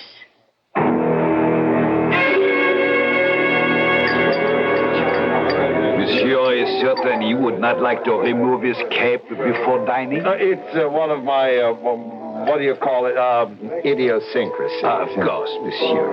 Then, to commence, may I suggest a half a dozen of our luscious oysters with our very special cocktail sauce? Oh, that sounds good. Well, half a dozen for my wife. And 2 dozen for you. And 2 dozen for me.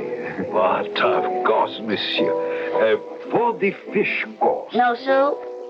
Stupid of me, madame, but of course. I would recommend our soup à cresson, watercress soup. Very light on the stomach, of unsurpassable flavor. Well, I'll skip the soup, but you have it, dear. Well, I think I prefer a good hearty soup, something that'll stick to my ribs like a rich, heavy bean soup. Oh, but certainly, monsieur. Shall we then omit the fish since we are having a heavy soup? Oh, my husband adores fish, don't you, dear? I understand. Our chef is especially proud of the magic he creates with the filet of salmon. Well, 1 order for my wife, 2 for me. 2? But, of course, monsieur. Now, for the main course. How's your roast beef tonight? Roast beef? Oh, but excellent, as always. Mm-hmm. A small portion for me, medium rare, and the special extra cut for my husband. The special extra cut way over 2 pounds. Well, I'd like it rare, with a bone, please. And a double order of your hash brown potatoes, carrots, peas, and green beans. Oui, monsieur. We skip the salad. Oh, what kind of a meal is it without a salad? Certainly salad. A big chef's salad, huh? You and Madame will share one? No, 1 each. Make mine extra large. 2 chef salad, 1 extra large. And I think we'll wait till later to order dessert. You have so many tempting ones, I find it difficult to choose. Thank you, monsieur. I will send the wine steward to your table immediately. How am I doing? Wonderful, Eberhard. I'm really proud of you.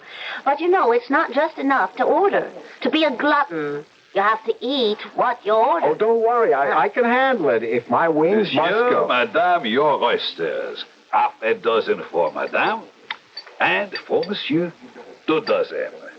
Good appetite, monsieur. And if you will permit me to say so, The very best of luck.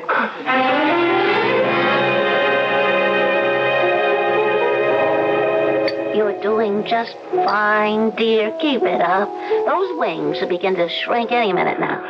Oysters and all that soup, fish, the wine, all the trimmings. Mabel, I don't think I can eat it. I don't think my stomach is capable. Have another roll and butter, Eberhard. I'm so proud of you. You're doing wonderfully. I'm not so sure. Dear monsieur, the prime rib of beef au jus exactly as you ordered. 2 whole pounds of succulent, juicy beef. 2 inches thick, with a beautiful natural gravy that will make your mouth water. Monsieur. Oh, dear, if you'll excuse me. May I help? Where are you going? Somebody, anybody, show me the way to the men's room, please.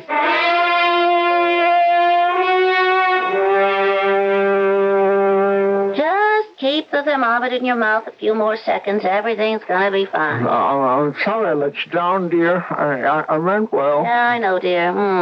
Not quite 101. Not too bad. Oh, I guess I was never cut out to be a glutton. I wouldn't care if I never ate anything ever again. I feel terrible. I never want to get out of this bed. Never. Good.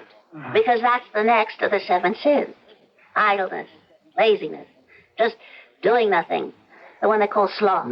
Doing nothing? Not a single thing. Absolutely nothing. Now, that shouldn't be too difficult, should it, dear? How does your back feel? After 3 days in bed, a little sore. Any sign of those wings shrinking? Shriveling? Just falling off? Nothing. Oh, you really are the picture of sloth. 3 whole days in bed. Maybe this whole business of the 7 deadly sins just isn't worth it, Mabel. It might be easier just to keep the wings. Well, you've gone this far. Mabel, I am not a proud man. I am not a glutton, and I'm afraid I'm not slothful either. I want to get up and go to work. I just can't do nothing. I hate the idea of your playing waitress, servant, nurse to a lazy man. Well, if you must know the truth, it is beginning to be a little wearing. I am tired. Is it all right, then? Only if you promise to try one of the other sins. Great. Except for shaving, I'm ready. You're all dressed. Well, I didn't want to lose any time. Oh, but remember your promise. Now, which one is next? What have we got left? Let's see. Envy, covetousness, anger, and lust. Well, could we try for anger? You know, sometimes I feel that I could... Just what I was about to suggest.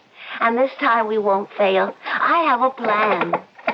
Who are you calling? You'll see. Who? What's the difference? Well, I'd just like to know.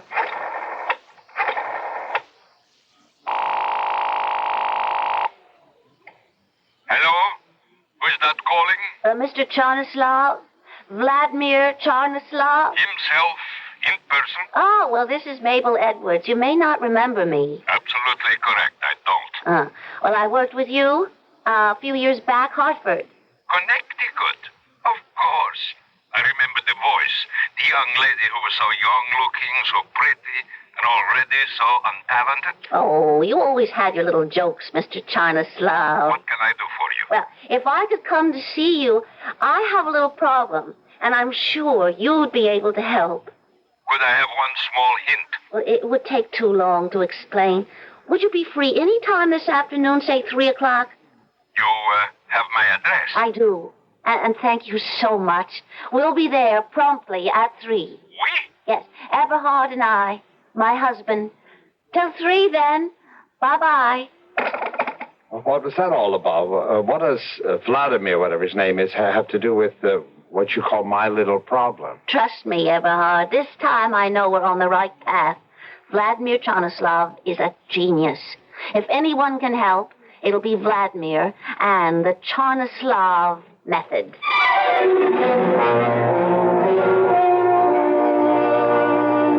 We all know it's not an easy thing to be good.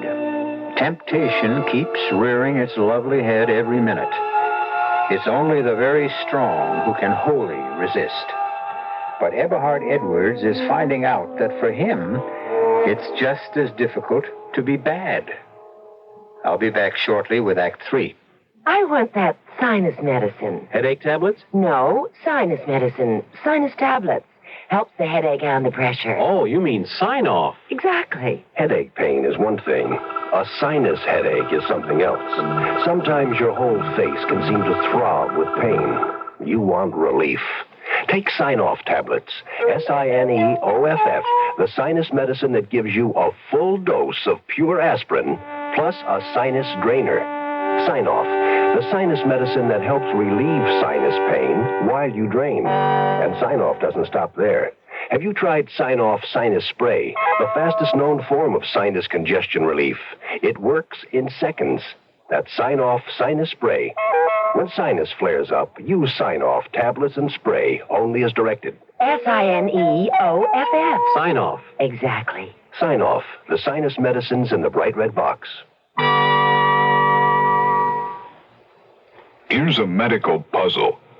A person has a deadly disease, yet leads a normal life. How is it possible? The answer is chemotherapy. Through this treatment, thousands of cancer victims regain active, productive lives despite their cancer. Many of these people can continue in their jobs for years, while the anti-cancer drugs, which we call chemotherapy, control their disease. But many types of cancer remain difficult to control. Through research, the Chemotherapy Foundation is stimulating the development of new drugs. More types of cancers will someday be controlled. The question is not if, but when. You can help by contributing to the Chemotherapy, that's Chemo, CHEMO, Therapy Foundation, Box 8, New York, New York, 128. That's the Chemotherapy Foundation, Box 8, New York, New York, 128. This is a public service message from the Chemotherapy Foundation.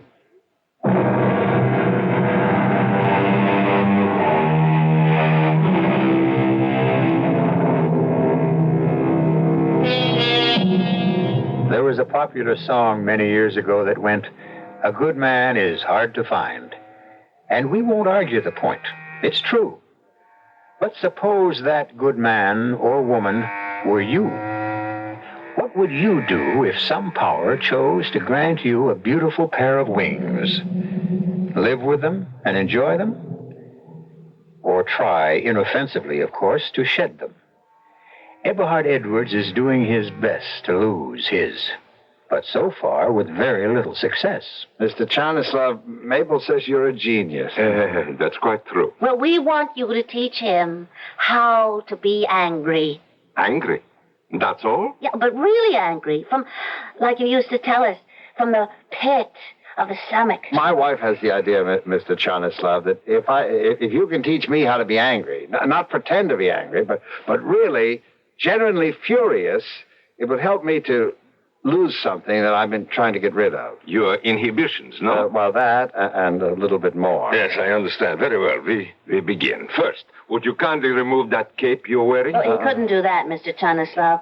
There's a very good reason. I see. Well, then, take off your tie, open your collar. Now remove your shoes. All right. Oh, that's very good. Good. Now, if you please, lie down here on the floor. On the floor? Do as he says, Eberhard. Yeah. Flat on your stomach, stretch out, stretch. More. Very good, very good. Now, on your knees. Like this? Good. Now listen carefully. You are a strong young lion. I'm what? Don't interrupt, Eberhard. A young lion. You are in a clearing in an African jungle. You have been starving. You have hunted for days for food. You have just succeeded in catching your supper, a small gazelle. You're about to eat your supper when you see a strange young lion approaching. He comes quite close. You look into his yellow eyes. You see there the look of hunger, of desperation.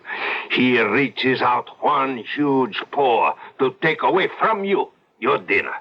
At that moment, in your blind fury, your uncontrollable anger, you shake your mane wildly, look that other lion in the eye, and you let out a bellowing of hatred, a roar of frenzy. Roar, Mr. Edwards. Roar. Do as he says, Eberhard. Let yourself go. I don't know how. It's very simple. Just roar. I'm sorry, Mr. Chanislav. We try something else. Stand up, please. I never was very good at impersonating. We try one more time. The Chanislav method has never failed. Mr. Edwards. Yes? You might as well know the truth. I am madly in love with your wife. I have been since the first time we met.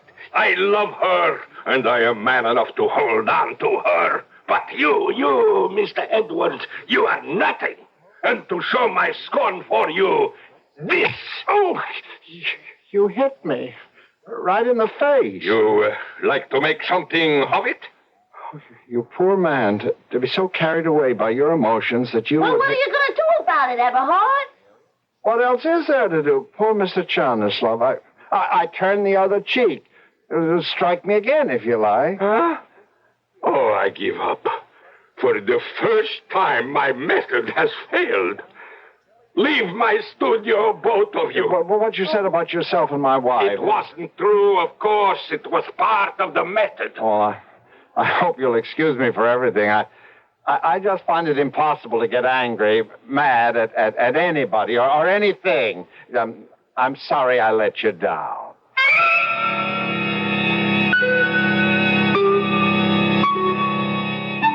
Well, envy, covetousness. I haven't worked any better than the rest. There's only one more left to try. The one we've been saving for the end? Lust? Yeah, Eberhard. I know how reluctant you are to try it. But it's our last chance. I know. How about going to some of those, movies? There's a whole page of ads in the paper, or buying some of those magazines. Well, there's got to be something better, surer than that. Like what? Something where I'd be more directly involved. Eberhard. I'm ready to give up the whole idea, you know. We've gone this far. No, we must go through with it. I'm sure you'll find a way.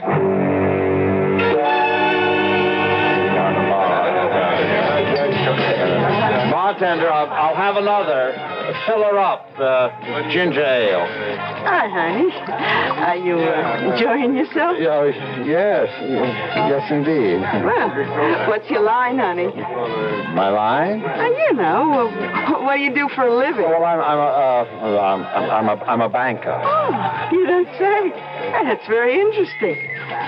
Oh, look, why are you so unfriendly? Oh, I beg your pardon, ma'am. I didn't mean to be. It's just that, I'm waiting for a friend. Oh, well, why didn't you say so in the first place? Have fun, honey. Another ginger ale, bartender. I beg your pardon, sir.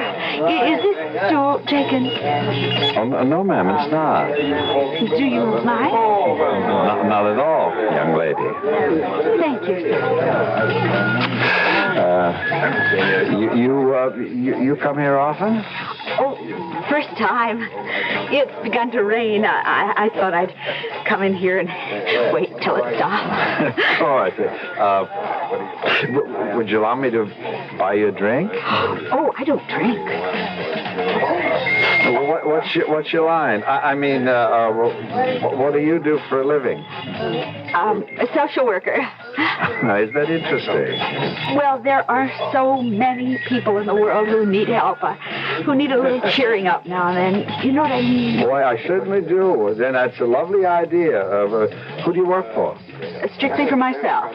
Well, I thought that most social workers have... Not me. You see, when I need it, I do my best to fill that need with nobody else's help. And I provide as much happiness as I know how. Yeah, you are a lovely young woman and a good one. I like to think so. Well, there are so few people anymore who care about anybody but themselves. Isn't that the truth? Yeah. Why don't you pay the bartender and we can get out of this dump? Get out? But it's raining. We won't be going very far.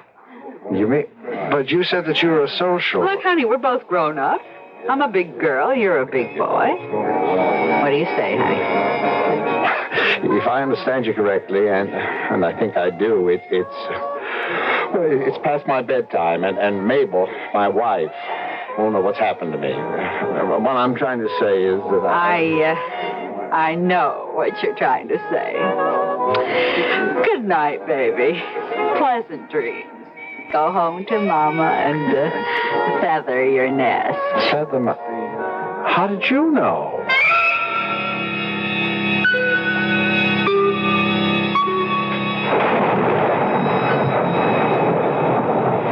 I told you the whole story, Mabel. That's all there is to it. Oh, would you move over a bit, dear, onto your own side of the bed? Oh, I'm sorry, dear. I was no better at lust than I was at anything else. I tried. I really did, but nothing came of it. I just couldn't. I know, dear. Mabel, you're very sweet.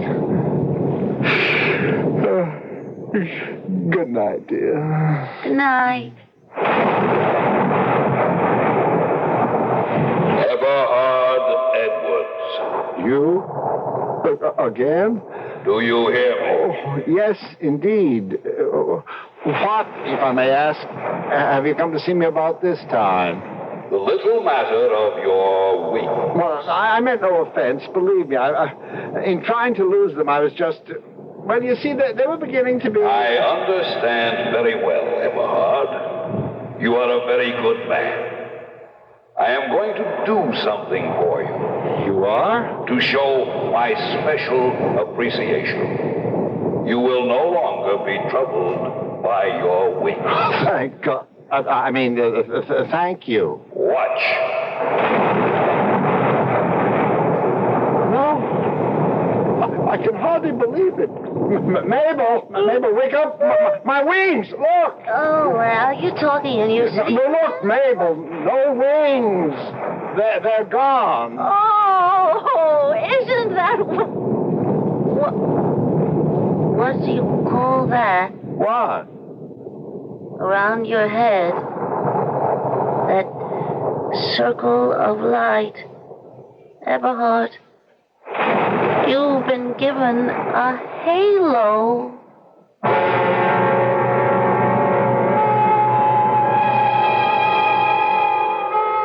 You recall that popular classic of the 20s that went, "If I had the wings of an angel, over these prison walls I would fly"? It almost became the theme song of the Edwards family. But that all changed. Now, when Mabel wants to go to sleep, she asks Eberhard to turn off his halo. The light keeps her awake.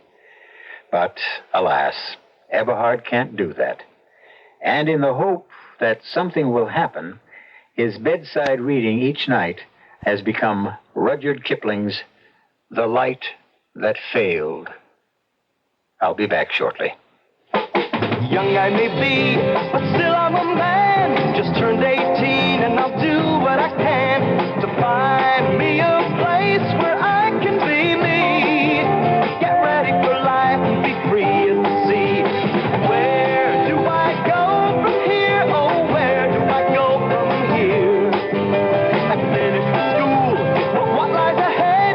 Don't want to get trapped, want to feel free instead. All over the world, there's so much to do. The call of the sea, don't you hear it too? Where do I go from here? Oh, where do I go from here? What about the new Navy? You'll get your chance at success, learn an exciting job, and see the world. Call toll-free 800-841-8000. That's 800-841-8000. Or see your Navy recruiter. Be someone special in the new Navy. I know where I'm going from here.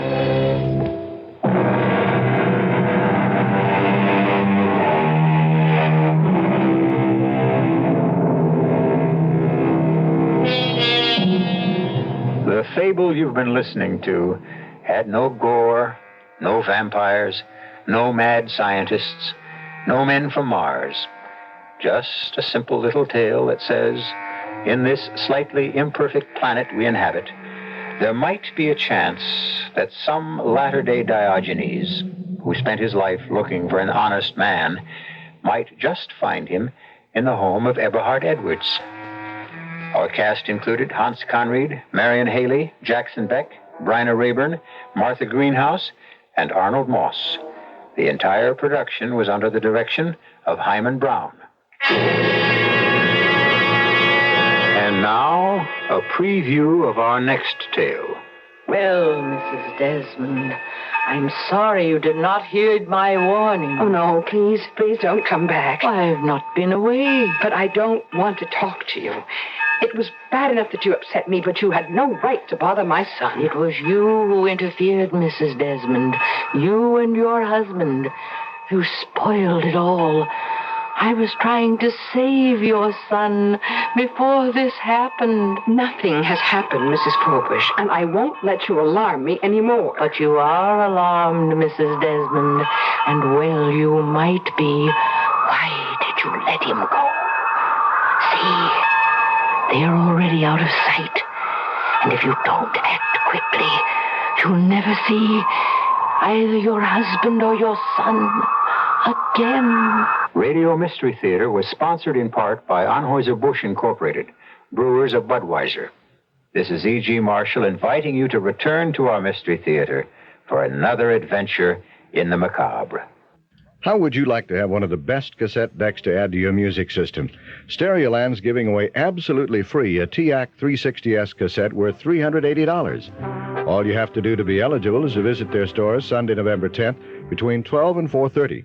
The drawing will be at 4:30, and you need not be present to win. Stereoland is the tape machine headquarters of the Northwest, and they're doing everything possible to merit your stereo and tape business. For instance, you'll find over 50 different types and models of tape machines from manufacturers like Crown, TIAC, JVC, Sony, Pioneer, Superscope, Dock Order, and Revox. Having the greatest selection means you'll probably get the machine that best fits your needs and your budget. And don't forget the assistance you'll get from Stereoland's salaried professional salespeople.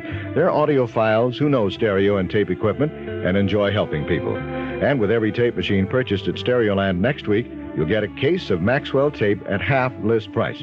Visit Stereoland for the free TIAC drawing this Sunday and for all your stereo and quad needs.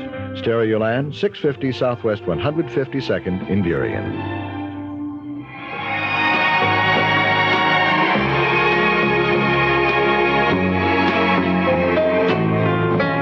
Stay tuned for CBS Radio News, which follows next on KIXI Seattle, 91 on your AM dial, 96 FM.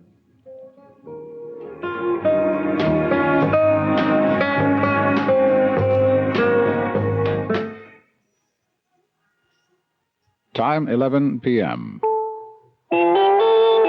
CBS News. Secretary of State Kissinger remains in Israel discussing the Middle East political situation. This is Doug Poling reporting on the CBS radio network. Arriving in Jerusalem, Kissinger said there's been no change in American Mideast policy. He was asked if Washington might be thinking of recognizing the Palestine Liberation Organization, given new clout by Arab nations at the recent Rabat summit. Kissinger had planned to go on to Turkey on Friday, but canceled that trip. The secretary did so because the Turkish government has not yet announced its proposals for negotiations on the Cyprus conflict. In London Thursday night, a bomb went off at a bar frequented by British soldiers. One man was killed. About 30 other people were hurt, some seriously. A left-wing extremist group calling itself Red Flag 74 claims responsibility. More news in a moment. If you enjoy wine with your meals, here's something you should know about wine before meals. Before then, the time to think about some Dubonnet to drink before a meal by day or night. It helps to whet your appetite before. It's the time before for Dubonnet. Most wines go with your meals, but Dubonnet goes before. Think of it as an appetizer, a wine that helps to whet your appetite. Before lunch, before dinner at cocktail time, before whatever you've got cooking. Dubonnet before, made to make what comes after that much better. Dubonnet.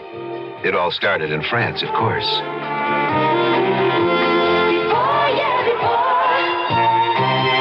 It's the time before for Dubonnet. A product of USA, Dubonnet Company, New York, New York. A A citywide curfew was imposed Thursday night in Newburgh, New York, after a number of disturbances in a predominantly black section of town. Schools in Newburgh were closed Thursday after officials reported racial fighting had erupted. Police were out in force after dark. There were reports of burning, cars destroyed, and rocks thrown at police. Newburgh's police commissioner, James Taylor, gave CBS News this statement about the trouble area. The area has been mainly in the black area where all this has been going on. The whites involved have been those who have been going through the black areas, and they were strictly the victims, and there was no fighting between the two groups today, and very little yesterday at the high school. The initial disturbances in Newburgh broke out Monday evening after a racially mixed school dance.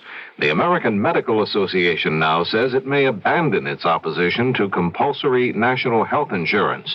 AMA spokesman Dr. Russell Roth indicated the AMA might reverse its position because so many of its conservative supporters in Congress were defeated in Tuesday's election.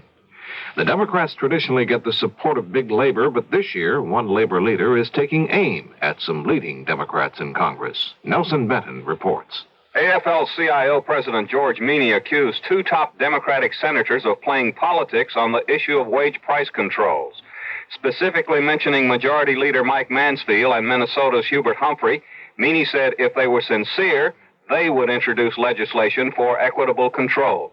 I think they'd like to load this depression and load this recession and load this inflation onto the other party. I think their motives are political. I think it's very, very simple. They passed some kind of a resolution giving the president the power to impose. And then when we continue to go down, down, down into the mud, they say, well, that's the president's problem. That's the Republicans' problem. Both Humphrey and Mansfield were out of the country and not available for comment on Meany's charges. Meany said he does not favor wage price controls, but would support them if they control prices to the extent that they control wages. Nelson Benton, CBS News, Washington. Still undecided from Tuesday's balloting is the outcome of the Senate race in North Dakota. Republican Senator Milton Young has a lead of only 32 votes in unofficial complete returns. Now this. Which would you rather forego? The low prices only a chain store can offer, or the friendly service of an independent dealer? Why settle for one or the other? Hi, Pat Summerall here to tell you that you get the benefits of both at True Value Hardware stores. You see, True Value Hardware stores are independently owned by a local man, usually a neighbor of yours. He's the kind of friendly guy you get to know by his first name. The kind of handy guy you look to for do-it-yourself advice. And he has his own money invested in the business. So believe me, you'll never write the chairman of some board to get satisfaction. At the same time, each independent True Value dealer is a part of a chain of over 4,700 hardware stores whose combined buying power amounts to $1 billion. So True Value hardware stores buy their merchandise for less, can sell it to you for less. Chain store prices, independent dealer service. Get the best of both worlds at True Value hardware stores. Apparently, the Russians still consider the Bible to be a subversive book. A Danish missionary organization in Copenhagen says Soviet police and militiamen last month raided a secret Bible printing plant in Latvia and confiscated 15,000 copies of the New Testament and 16 tons of printing paper. The Danish group says the Bible printing plant in Latvia had been operating since 1970 and was printing about 500 copies of the New Testament each day. Doug Poling, CBS News. This is Rudy Perez on KIXI Seattle. The time 6 minutes past 11. The CBS Radio Mystery Theater presents...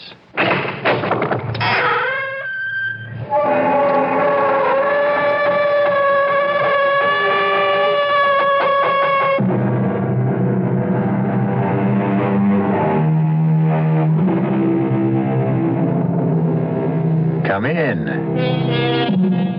Welcome. I'm E.G. Marshall.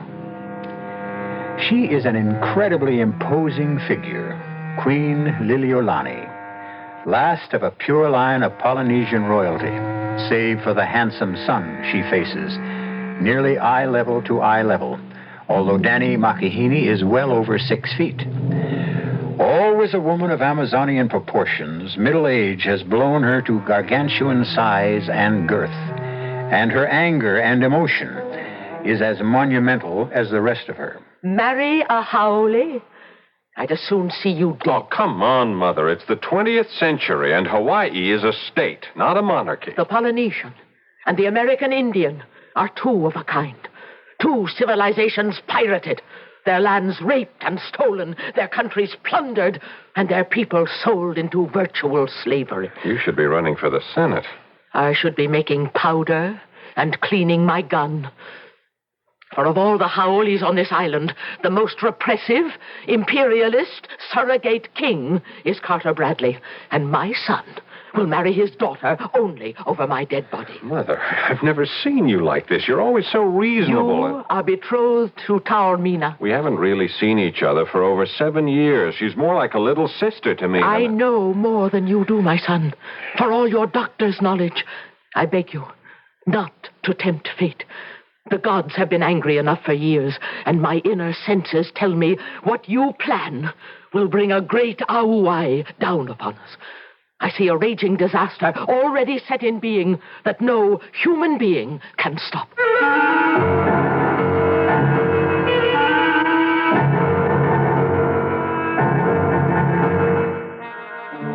Our mystery drama, Wave of Terror, was written especially for the Mystery Theater by Ian Martin and stars Paul Hecht and Carmen Matthews.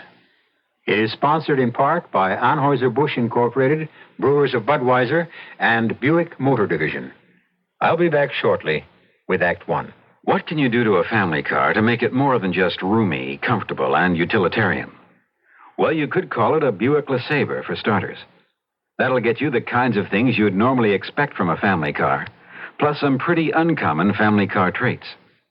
Like a level of exterior and interior elegance befitting a night on the town. The distinct formal roofline on the four-door hardtop LeSabre is highlighted by opera windows on either side. On the inside, you'll find comfortable cloth or vinyl seats, plush carpeting throughout, plus available options such as tilt steering wheel and automatic climate control air conditioning to turn ordinary errand running into motoring for pleasure. The 1975 Buick LeSabre. Consider it a family car, as well as an instrument of pleasure. Buick's LeSabre. Dedicated to the free spirit in just about everyone. Now, one of television's and motion pictures' most popular stars, speaking from Hollywood, on the set for Your United Way. This is Greg Morris. I think the thing that impressed me the most is the fact that we are getting mileage out of the dollars that we contribute to United Way. People are receiving professional care through United Way, which is the most economical way to give. You see, when you combine all of these agencies into one campaign, more of the dollars that you give actually go to the people who really need the money. Now, that makes no difference who you are, what color your skin is, what country your father came from. It's for all people. In our town, United Way is there when you need them. None of us is immune to the problems of alcoholism, mental health, kids mixed up with dope, crippled babies. So give your fair share. Thanks to you, it's working the United Way.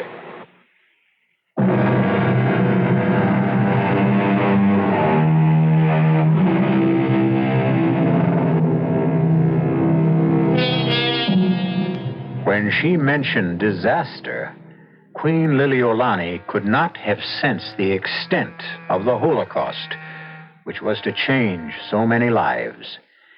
For at the moment she spoke, out of some alluvial fault in the great Alaskan ridge, the earth boiled from its guts like a volcano, throwing up great mountains of lava, displacing trillions of tons of water that formed a great tidal wave, traveling unnoticed beneath the surface, rushing southward at a speed of up to 500 miles an hour towards the first landmass in its way, the islands of Hawaii.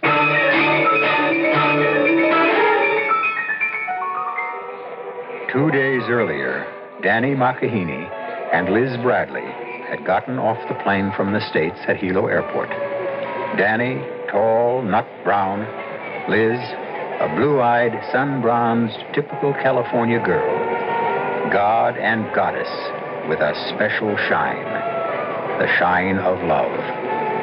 But despite the message of their eyes and their faith and assurance, their homeland has brought them a cloud of uncertainty.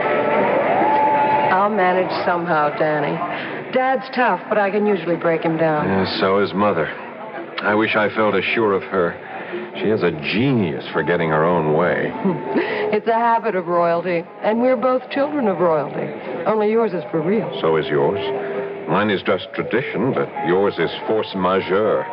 Mother is a queen by birth. Your father wears his crown by owning half of Hawaii. What makes me unhappy is that I can't bring you the kind of world you're used to, which is only one of the strikes against me as far as your father is concerned. Now, don't start that bit again. So you're a Kanaka. I'm a Haole. So what in this day and age? Nothing stateside. Here in Hawaii... What's the difference? We're the ones getting married.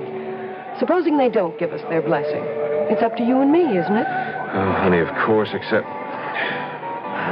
maybe I'm still part heathen after all. Without my mother and your father's blessing, I have a...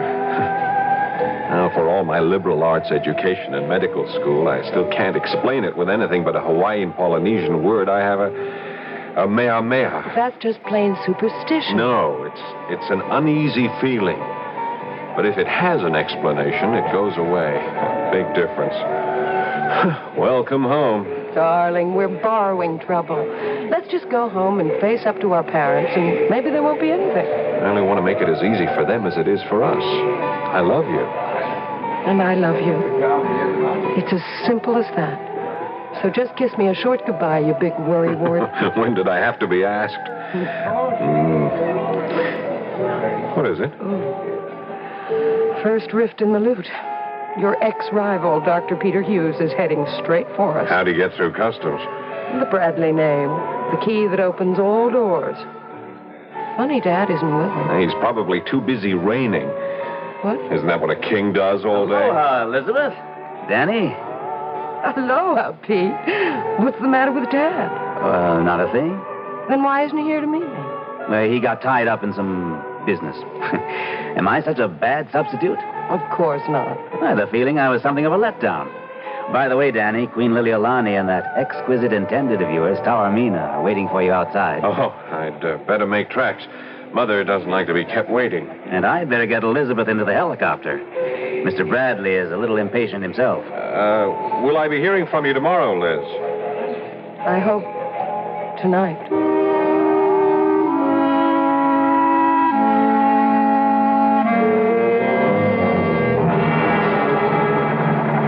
I didn't particularly know you knew Danny McAheeney. Only since I went to college on the mainland. You seem to have made up for lost time. What does that mean? I'm not blind. I saw that. I was going to say farewell kiss, but I don't think that quite characterizes it. However... Pete, I don't want to talk about Danny right now. I want to talk about what you're avoiding. What is it about Dad? You're quite right. It's a subject I wish I could avoid. He's sick. What's the matter? Is it his heart? No, it isn't anything necessarily fatal. For a long time, but...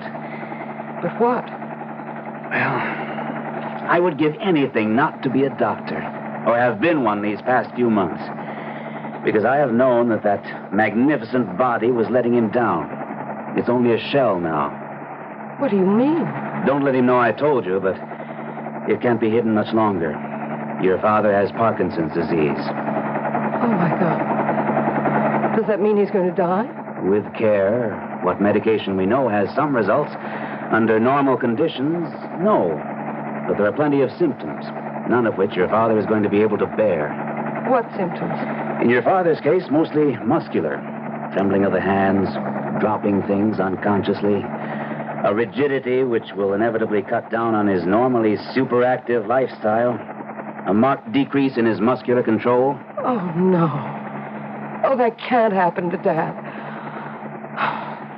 What can we do to help? Some drugs. A fortunate remission in the disease sometimes. Most of all, trying to avoid emotional excitement and fatigue. Welcome home. I had to tell you. Especially since... Why stop now? I love you, Elizabeth. I'm too old for you, but just the same, I know you're in love with Danny McEheney, that you want to tell your father so. I'm trying very hard to be as objective as a doctor ought to be. I don't know what any of our futures are destined to be, but I do know that your father's life, not necessarily death, but his life, is probably in your hands at this moment and from here on in.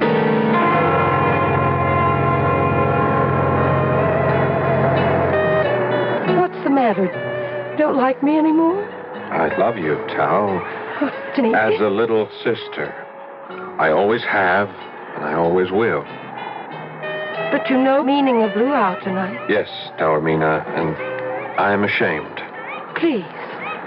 I know you want to marry a holy girl. I can't help myself, little sister. I love her.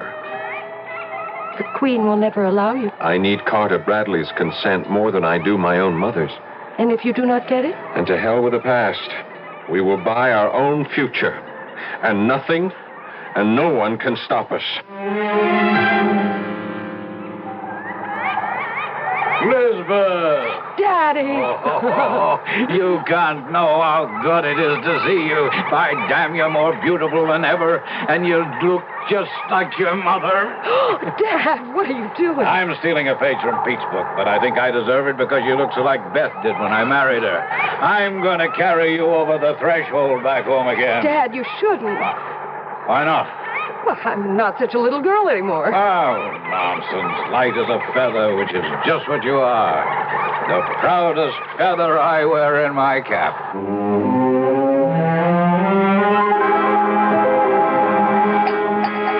Damn, I'm sorry, Elizabeth. Did I spill? No, Dad. I came a cropper off a new stallion I've been breaking in. My arm's a bit stiff. Are you all right? Oh, now you're home. Oh, I have a few bruises here and there, but I can shake 'em off the moment I see you and Pete happily married. Now you're graduated. Let's make it soon. Oh, now give the girl a chance to catch her breath, CB. If I were you, I wouldn't grab her while you can. Only when Liz wants me. Now, don't tell me I said something out of line. Typical of me trying to rush things. And this damn hand is bothering me tonight. We can talk it all out tomorrow. Oh, I can't tell you how good it is to have you home in Waialua again, sweetheart. I've been waiting to get back myself. It's a cold old house without your mother. You're my one hope for Waialua's future, and have always. A lot of responsibility to put on a daughter's shoulders. But since I have no son left, I know you won't fail me.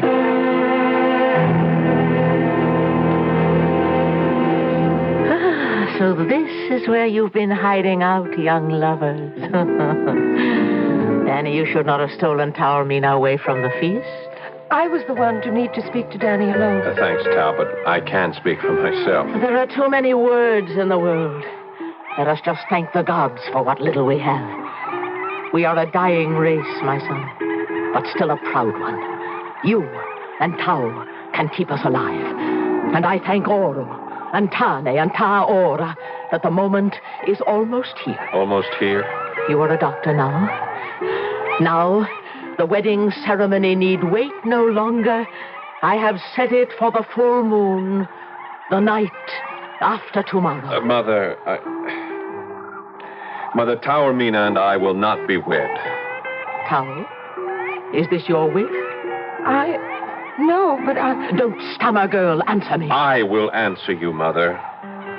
I love Tao as a little sister, but I will marry Elizabeth Bradley. The daughter of Carter Bradley, the Howley? Yes, Mother. Never. I'm sorry, I must. We are in love.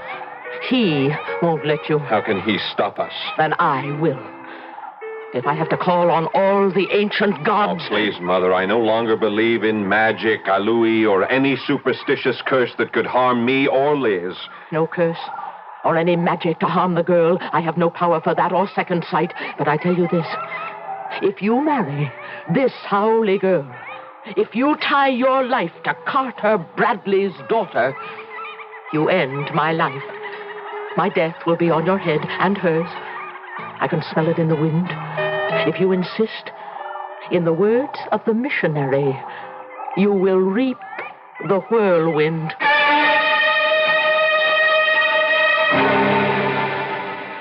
Queen Liliolani could have had no specific foreknowledge of the Holocaust in store.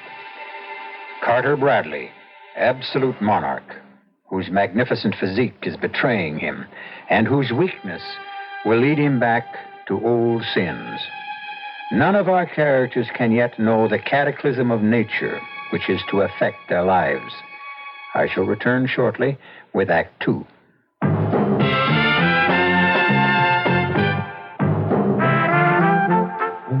Some beer drinkers have funny ideas about beer. They think beer improves with age, like wine. We'll find a brewmaster, though. You'll find a beer drinker who knows better. The Budweiser brewmaster says it all depends on how beer is aged. Just letting beer sit in lagering tanks makes it older, not necessarily better. That even goes for keeping a case around the house for a couple of months. But there is one kind of aging that's good for beer, the Budweiser kind, beechwood aging. In this kind of aging, something happens.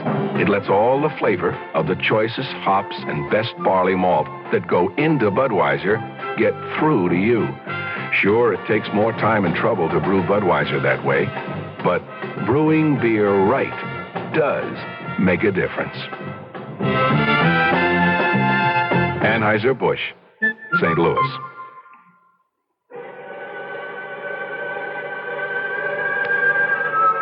Tell me, Madame Xanadu, can you really tell me anything about my future? If you concentrate and gaze with me into the crystal ball. Ah, yes, it is beginning to clear. I can almost see. Oh, tell me what you see, Madame Xanadu. I see that you are coming into some money. I am? Yes, and you will continue to receive even more. Oh, how much money will I get, Madame Xanadu? You will receive $4.20. $4.20? Yes, every payday, because you will lower the amount of federal income tax you now have withheld from your pay. Oh, for heaven's sake. What else do you see in that ball? I see you filling out a new W-4 form so that you can begin receiving your windfall. This message presented on behalf of the Internal Revenue Service.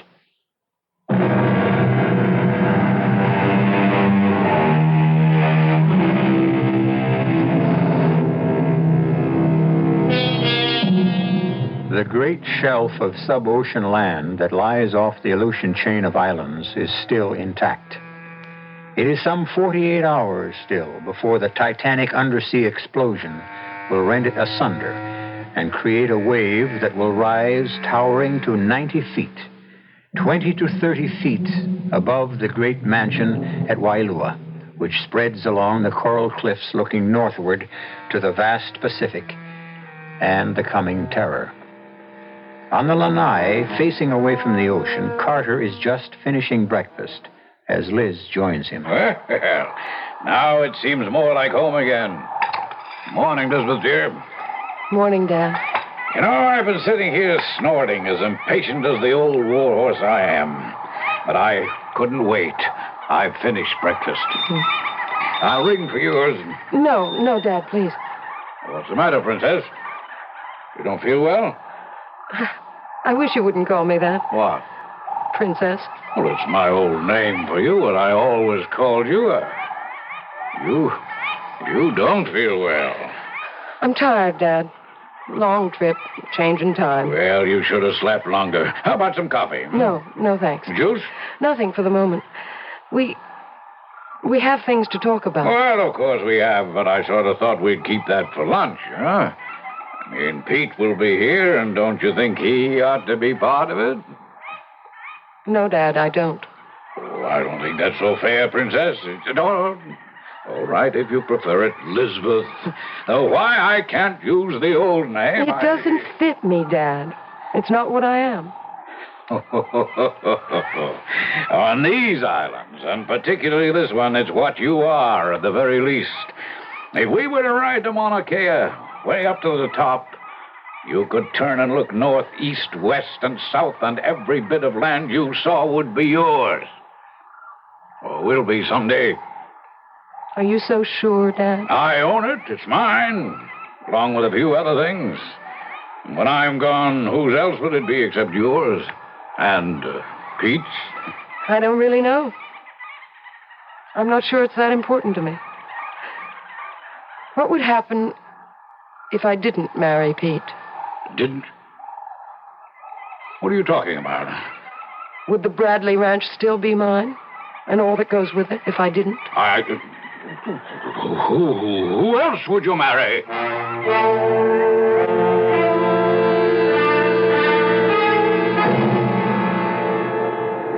I didn't expect you up so early, my son, after the long trip and the luau. It was a perfect morning for surfing. When the sun rose, I saw those easy rolling 4-footers, and I grabbed my board and took off. Happy to be home again, in your own land. Yes, in a sense.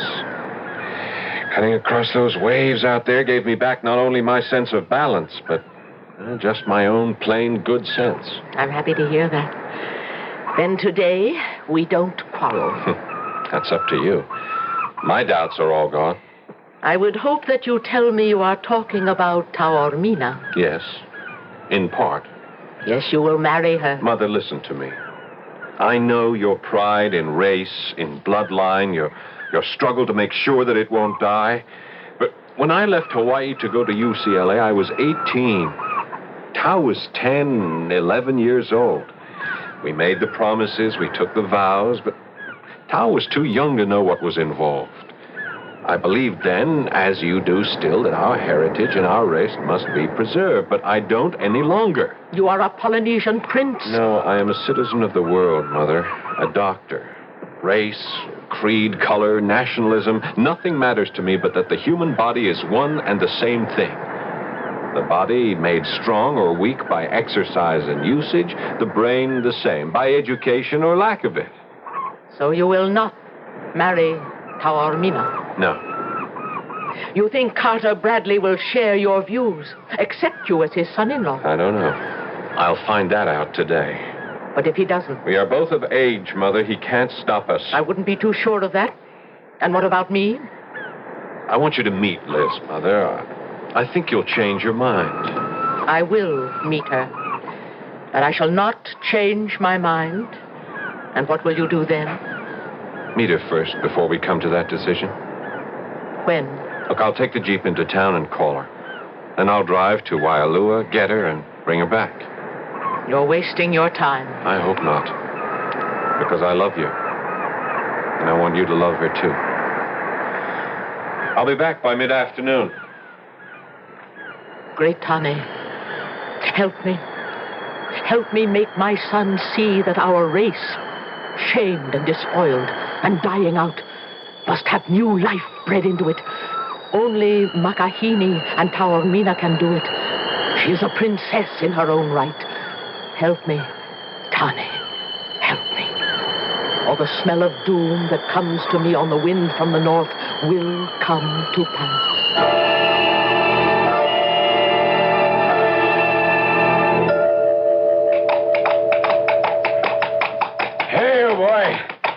Stable King here and rub him down good. I rode him hard this morning. Hey, Pete. Morning, CB. I'm hungry as a bull. Is lunch ready? Yes. There's a nice breeze off the water, so Chung Lee set the two of us up on the front lanai. Two of us? Is Elizabeth still sick? Oh, come, let's go through the house. I have to wash up anyway.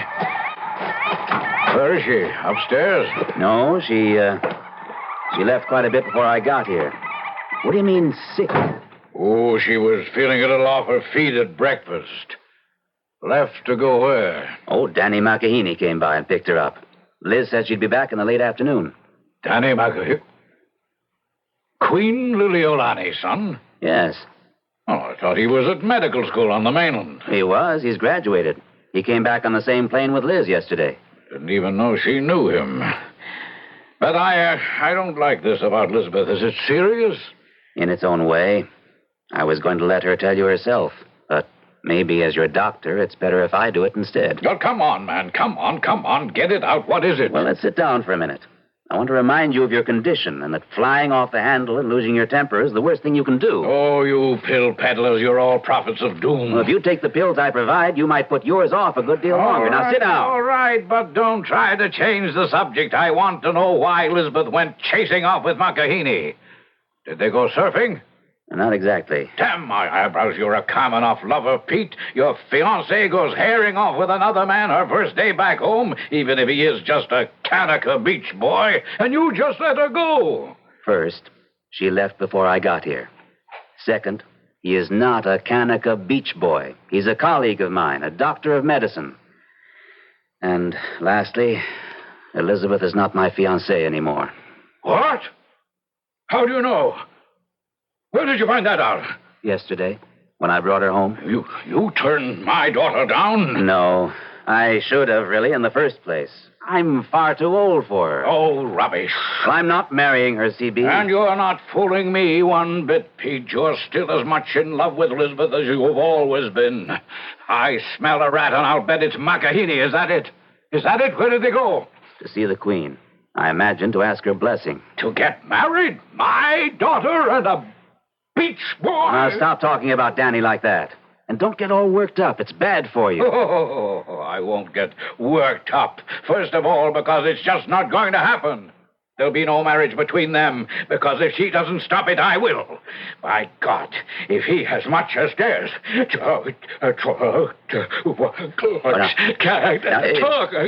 all right, CB. Now, just take it easy. It's only a temporary attack, CB. But this time you are going to take one of my pills.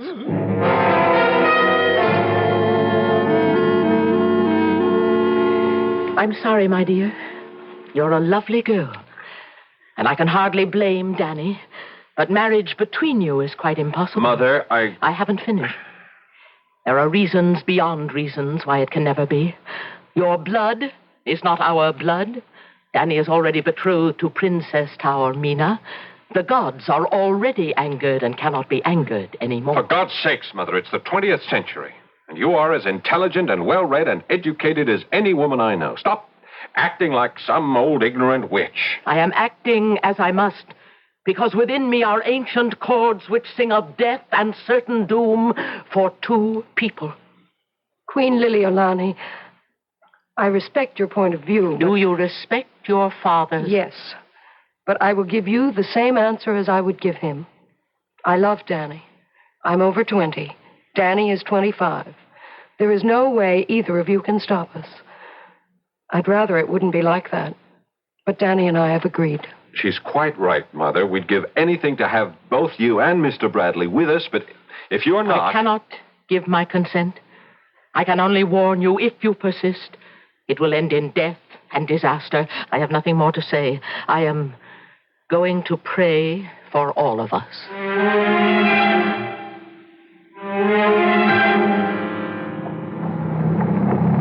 Well, Liz, we're almost all the way home, and we still haven't decided just how we're going to go about it.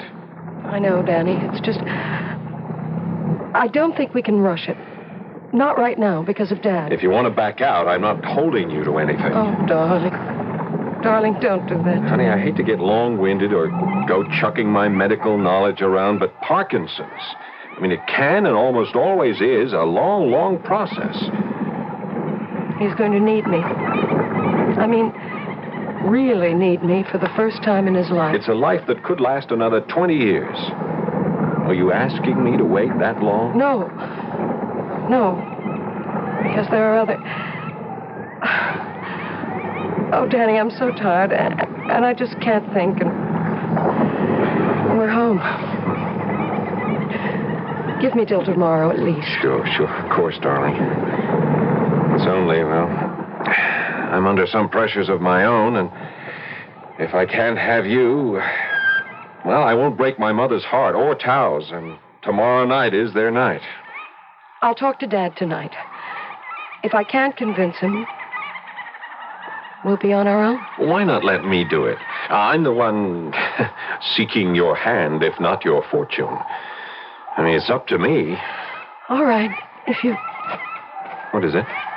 Pete. He looks as if... Hello, Danny. Elizabeth. Where's Dad? Inside. But, Danny, Liz, If either of you want to talk to him about you, as a doctor, I'd say now isn't the time. What happened?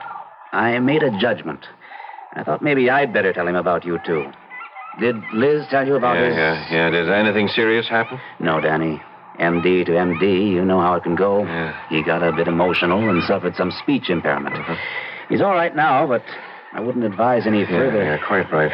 I'd better duck out fast before he sees me. I'll be in touch tomorrow morning, Liz. Keep your chin up, eh? Mm-hmm. No real worries about your dad. Right, Doctor? Right. Just us. This, too, shall pass. I love you. Till tomorrow. Me too. And forever. That, too.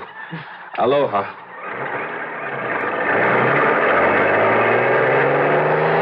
You sure Dad's all right? If we can keep off a certain subject, sure. I don't want... I can't do any more talking about... Oh, P, help me, quick. What is it? Just something that nobody but me knows about. Yet. I wonder if anyone else will. Ever.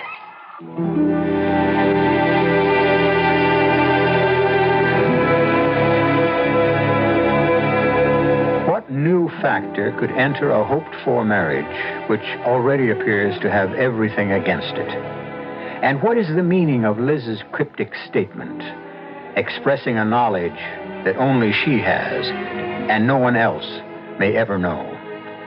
Is it the same knowledge that Queen Liliuokalani talks of as buried in the past? And if she too knows that ancient gods are to extract penance for buried sins, who are the two that are doomed? Or are more to die in the dreadful natural phenomenon that is at last about to be unleashed 3,000 miles away? I'll return shortly with Act 3. I want that sinus medicine. Headache tablets? No, sinus medicine. Sinus tablets. Helps the headache and the pressure. Oh, you mean sign-off. Exactly. Headache pain is one thing. A sinus headache is something else. Sometimes your whole face can seem to throb with pain. You want relief. Take Sign-Off tablets. SINEOFF, the sinus medicine that gives you a full dose of pure aspirin plus a sinus drainer.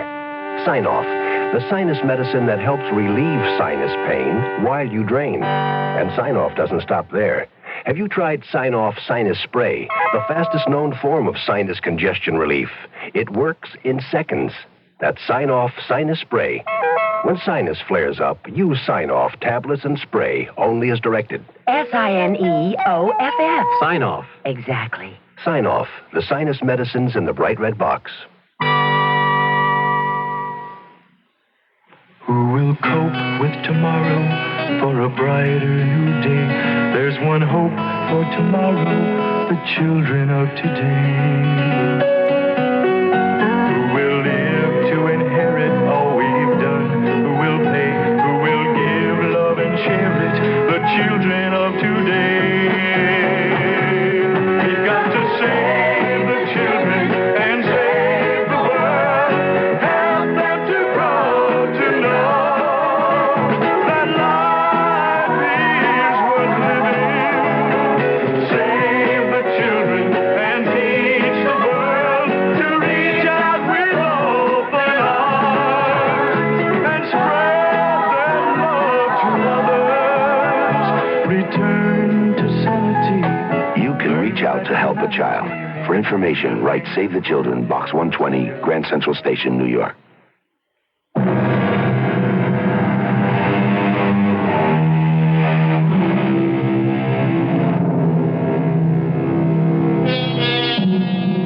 At exactly 8:42 the following morning on the island of Hawaii, two final ultimatums were issued by two irate parents. One of them by Queen Liliuokalani to her son. The gods have been angry enough for years. My inner voices tell me what you plan will bring a great our way upon us. I see a raging disaster will be set in being that no human being can stop. And Carter Bradley to his daughter the next morning, completely recovered through rest and medication for the moment. Let's get one thing straight, Princess, and don't interrupt me. I use the old name deliberately. On this island, we are the royalty. And I'm warning you one thing right now. Go near that Makahini Kanaka again, or let him come near you and I'll shoot him down like a dog.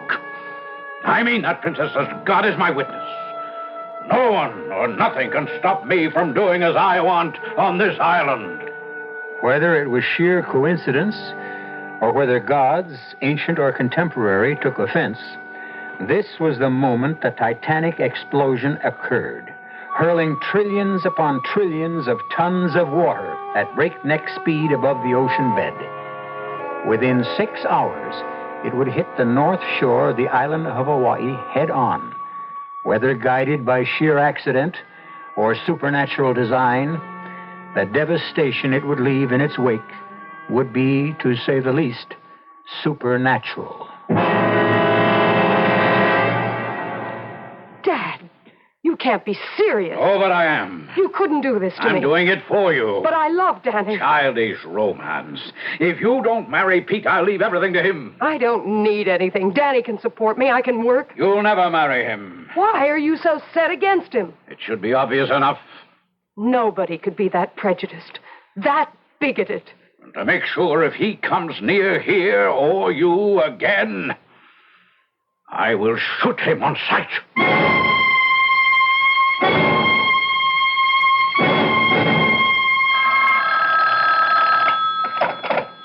Dr. Hughes? Pete, it's Dad. He's had some sort of attack or something. All right, Liz, just slow down. Now tell me what happened. And don't worry, there's no danger. I'm sorry. I don't mean to be incoherent, but it was just awful to see him and listen to him just spluttering and talking all sorts of nonsense. I gave him some medication. Did he take it? Yes. He's gone upstairs to take it. What is it, Pete? It's part of his illness. The speech impairment is one of the symptoms. Excitement aggravates them. I'll be right out. And let's see if we can figure what to do.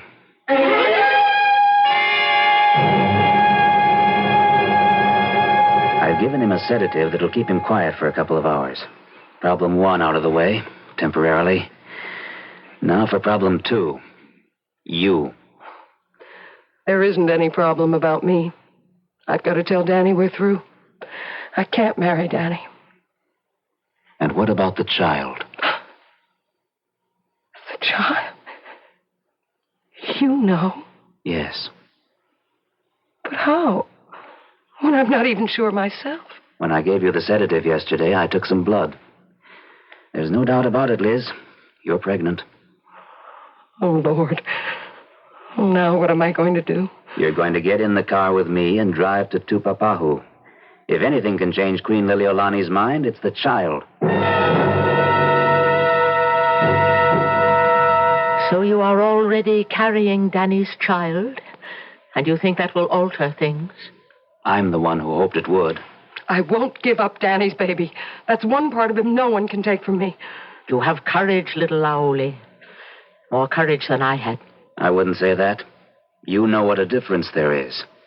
Danny would want his child. Call him. Get him here and ask him. I can't. Why not? He left an hour ago for Waialua. I'm surprised you didn't pass him. He must have taken the Jeep over the back road. That's too rough for a car. For Waialua? Pete, we've got to stop him somehow, catch up with him. It's too late for that. But if he's gone to Waialua and if Father sees him, he'll kill him. What is all this? My father, Queen Liliolani. He's promised to shoot Danny on sight. Oh, please, please, can't you help us somehow? Why should I? It could be your son's life. And now, I am made responsible again for another life, another son. How history repeats itself. But it won't again. It's past time for retribution, and the gods are coming to claim it. What do you mean? The Mehameha is upon us. I can feel the ripples of it in my soul, the lift of it like a wave. I will call Brad. Brad? Your father. Once. He meant everything to me that Danny means to you.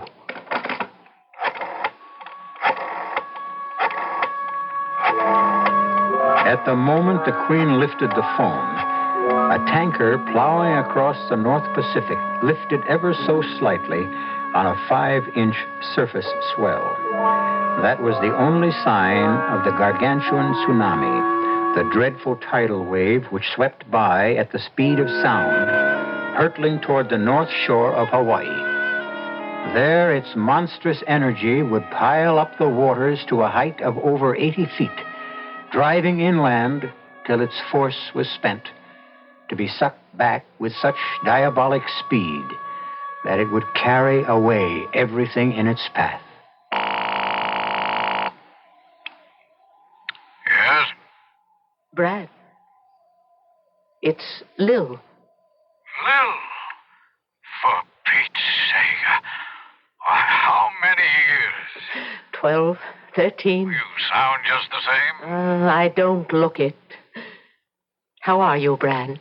Oh, I don't know, Lil.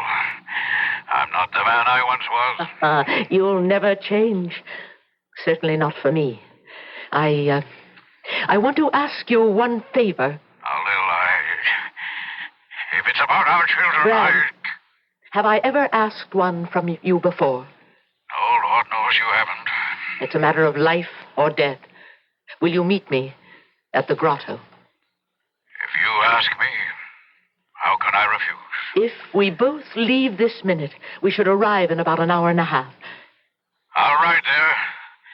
It'll be good to see you again. If you shut your eyes to what I have become, at least it's dark, I'll see you at the grotto. After your mother died, Elizabeth, we were lovers, your father and I.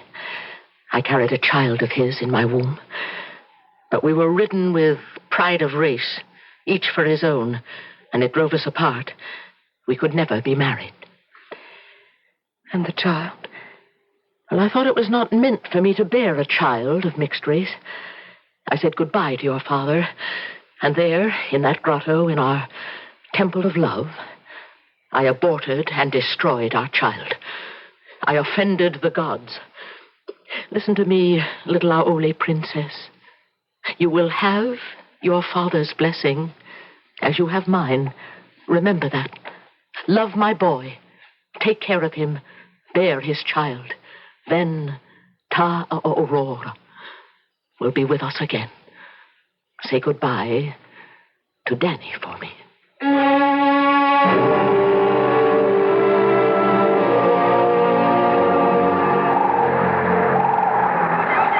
I cannot urge any longer, Brad. I thought if I at last was willing to accept commingled blood in a child of our families. I can't help myself, Lil. I am as I am. I cannot accept any child of my daughter's with mixed blood. And so you want to kill my boy? What if he stays away from Elizabeth? And the child? Well, that can be taken care of. You will stop the children. Make history repeat a terrible mistake. Us all over again. Lil, I cannot change. You are changed already. Look at your hands. Shaking now like leaves in the wind. That's a different matter. I have Parkinson's disease. I told you you'd find a different man. Not the difference I would have wanted. Wait a minute. Shh, quiet. Come outside, Lil, quick. What is it, Brad? Tide. My God, look at it. It's a half a mile below normal. The fish left gasping on the rocks. A tidal bore is on the way, and a big one. I know. Aurora has been telling me all morning. I could smell the anger of the gods. It's why I called you here. To die? Dead, we cannot stay in the children's way. Well, there's still King. On a horse we both might... This gross old woman. Even at your best, you couldn't hoist me on his back. Even with you alone on his back, it's too late. But I have no right. No, try, Brad. Try, if you can. Home, King, home. Run like a wind, boy. You're staying. We've both been legends in our time, Lil. We wouldn't want to outlive our glory. I shouldn't have done this to you. No. I'm burned out, Lil. Thanks for making me realize that I hadn't much further to go. I only wish I'd been able to tell Elizabeth, but at the last she had my blessing and my love. She knows she has both. My love, yes, but the other, how can she ever know? I told her so before I left her. How could you? Because I knew what I was going to do. And I know you, Brad. Oh, I know you. If ever any woman knew a man. Oh, Lil, what a fool I was. We both were.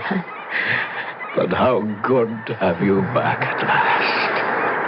Tsunami, it's coming at last. Are you afraid, Lil? No, I'm going home.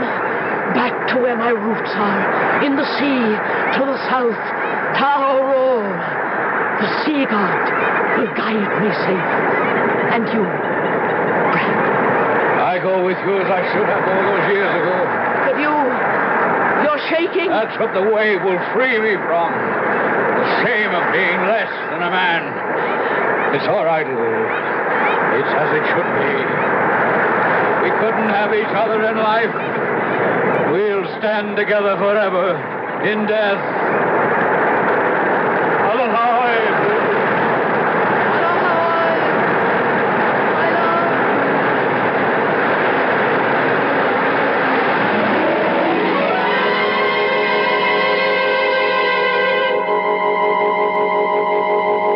The inexorable incoming march of the water did little damage compared to the outgoing surge, which sucked everything into and away with it, like some colossal, unimaginable vacuum cleaner. It left the beach and the inlet stripped clean, and swept Wailua away like so many matchsticks. As far as the eye could see across that northern shore of Hawaii where the wave struck, and as far as the wave penetrated, not a living thing was left. I'll be back shortly. Who knows how to help you solve your shopping problems? Your Better Business Bureau knows. I'm going to rent this apartment, but now the landlord wants a deposit equal to 2 months' rent to cover damage. I wonder if there's anything I should do to protect myself. There certainly is, Lou. Who are you? I'm the man from the Better Business Bureau. Deposits are usual, but before you move into that apartment, go through it thoroughly and list any and all damage. Prepare this list in duplicate and have your landlord sign both copies. And before you sign that lease, find out what sort of repairs you will be responsible for and which are to be paid for by the landlord. Then when you move, this list helps you to solve the mystery of who's to pay for what, right? Right.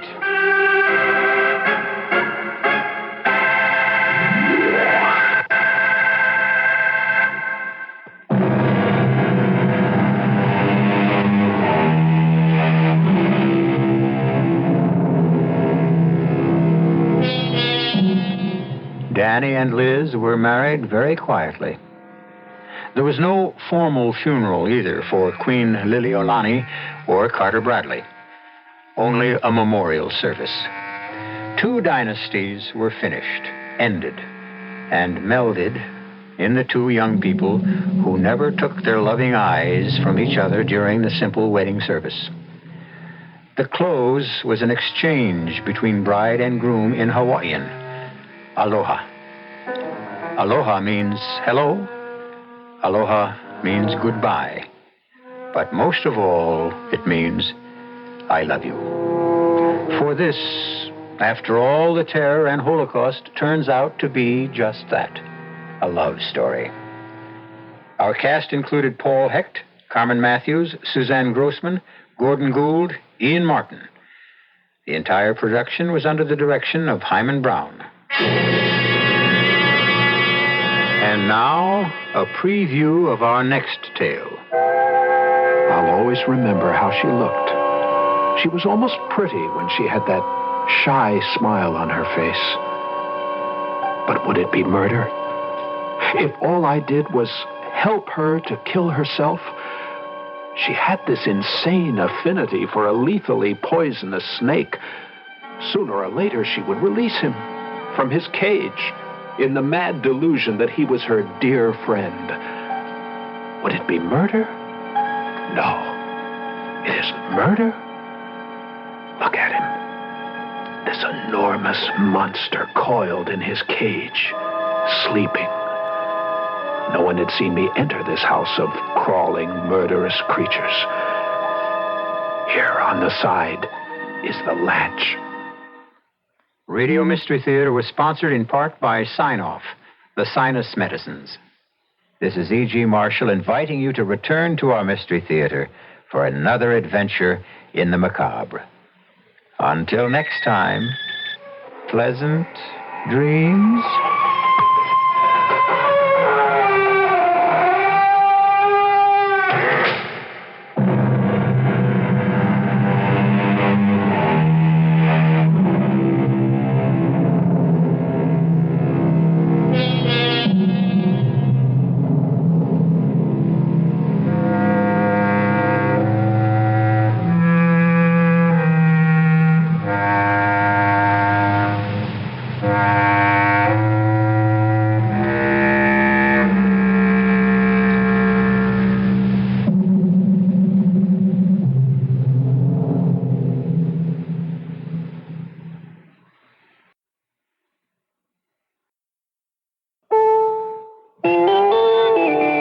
CBS News, a nationwide coal strike is now underway.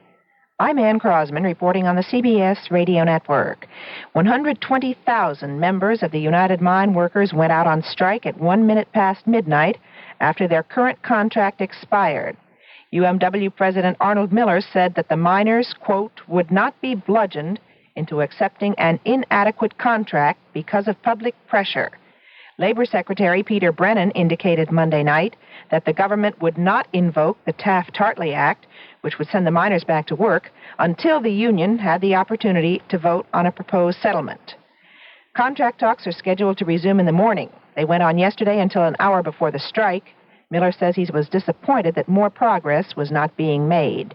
A settlement is not expected until later this week at the earliest. Miller has indicated that grievance procedures and safety issues are the remaining stumbling blocks to settlement. More news in a minute. Now you can get 90,000 yen off the sticker price of Subaru. What's 90,000 yen? While the average price of all Gremlins, Vegas, and Pintos just went up more than $200, the average price of all Subarus just went down 90,000 yen. What's 90,000 yen? America has already learned to love the economy of Japanese cars, and Subaru is the culmination of Japanese technology, a classic combination of Eastern economy and Western luxury. And when Subaru strips down the price, they don't strip a single thing off the car. You still get tinted glass all around, push-button radio, styled wheel covers, fully reclining vinyl bucket seats, a peppy engine that gets you around 27 miles to a gallon on regular, plus revolutionary front-wheel drive. And now, when nobody seems to be able to buck the tide of inflation, Subaru is actually doing a backstroke, a 90,000 yen backstroke. And we promised President Ford to hold that price until at least December 10th. What's 90,000 yen? $300. I didn't know that.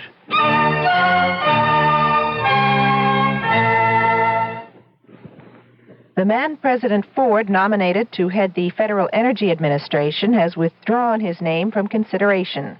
Andrew Gibson's nomination had come in for some congressional criticism after it was learned that he will be receiving a total of $1 million in severance payments over a 10-year period from an oil transport company. Gibson was president of that company until 6 months ago. CBS News White House correspondent Robert Pierpoint has more on the story. Gibson's letter of withdrawal is at the White House and will be accepted by President Ford. The formal request that the president withdraw his name was submitted by Gibson after a series of meetings here on how to solve the apparent conflict of interest problem. The solution, according to high administration sources, is as follows. Gibson has written a letter to President Ford apologizing to the president for having caused him embarrassment over the appointment to head the FEA. At the same time, Gibson will point out that he has done nothing illegal and would like to serve the Ford administration in some capacity. President Ford will reply in an answering letter that he appreciates Gibson's position and accepts the withdrawal of his name. However, these sources say the president intends to appoint Gibson to some other high administration post. Robert Pierpoint, CBS News at the White House. The Associated Press reports that a White House spokesman said Monday that the Ford administration had known before Gibson was nominated that he had had a severance agreement with the company, but that the White House had not known how much money was involved. More in a minute. The French call it an aperitif. In America, it's the appetizer you drink. Either way, Dubonnet goes before. Before, that's the time to think about some Dubonnet to drink before a meal by day or night. It helps to whet your appetite. Before, yeah, before. It's the time before for Dubonnet. Dubonnet. It all started in France, of course. And whether you call it an aperitif or an appetizer, the proper time to drink it is before. Before lunch, before dinner at cocktail time, before whatever you've got cooking. It's the wine you drink to whet your appetite. Dubonnet before, made to make what comes after that much better. Before, yeah, before. It's the time before for Dubonnet. A product of USA, Dubonnet Company, New York, New York.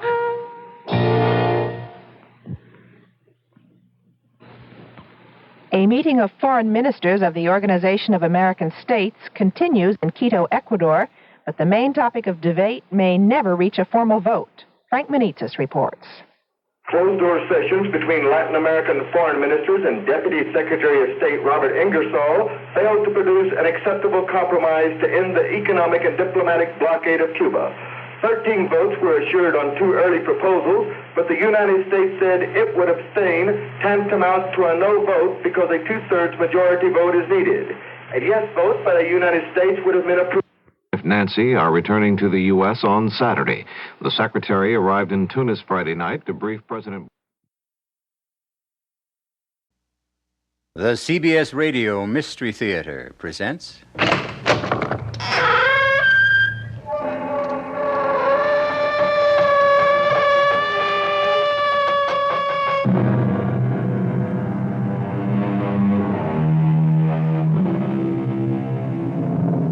Come in.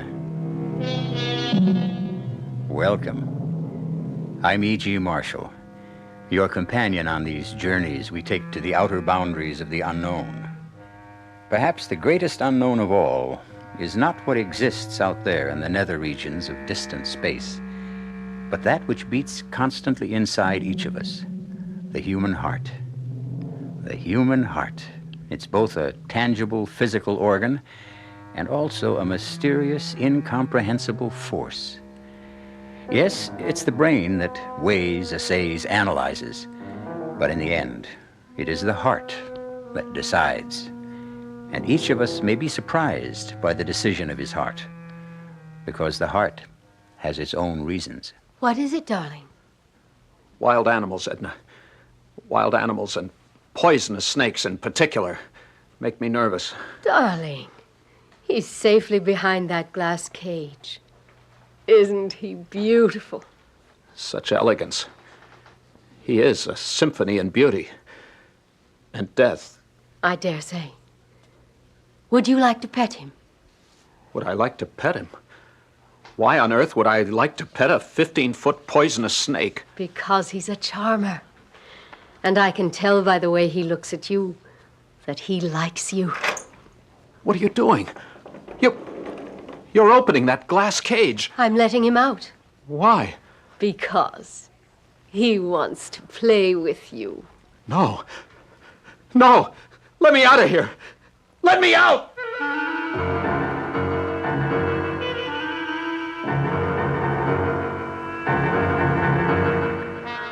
Our mystery drama, I Must Kill Edna, was written especially for the Mystery Theater by Sam Dan and stars Elliott Reed.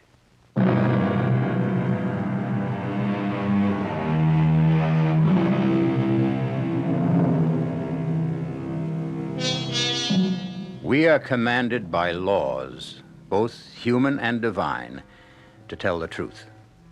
But what is truth? If sages, philosophers, and saints have disagreed, what hope is there for us ordinary, modest folk? The ancient Romans actually exempted certain areas of human behavior from the truth. For instance, you didn't have to tell the truth about love.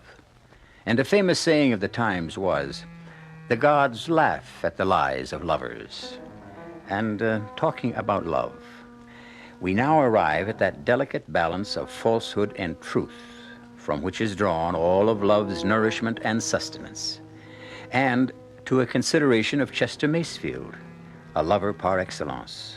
When Chester said to Edna Morrissey, "I love you, darling," he was telling the truth, as he saw it, and felt it, and wished it on that particular day.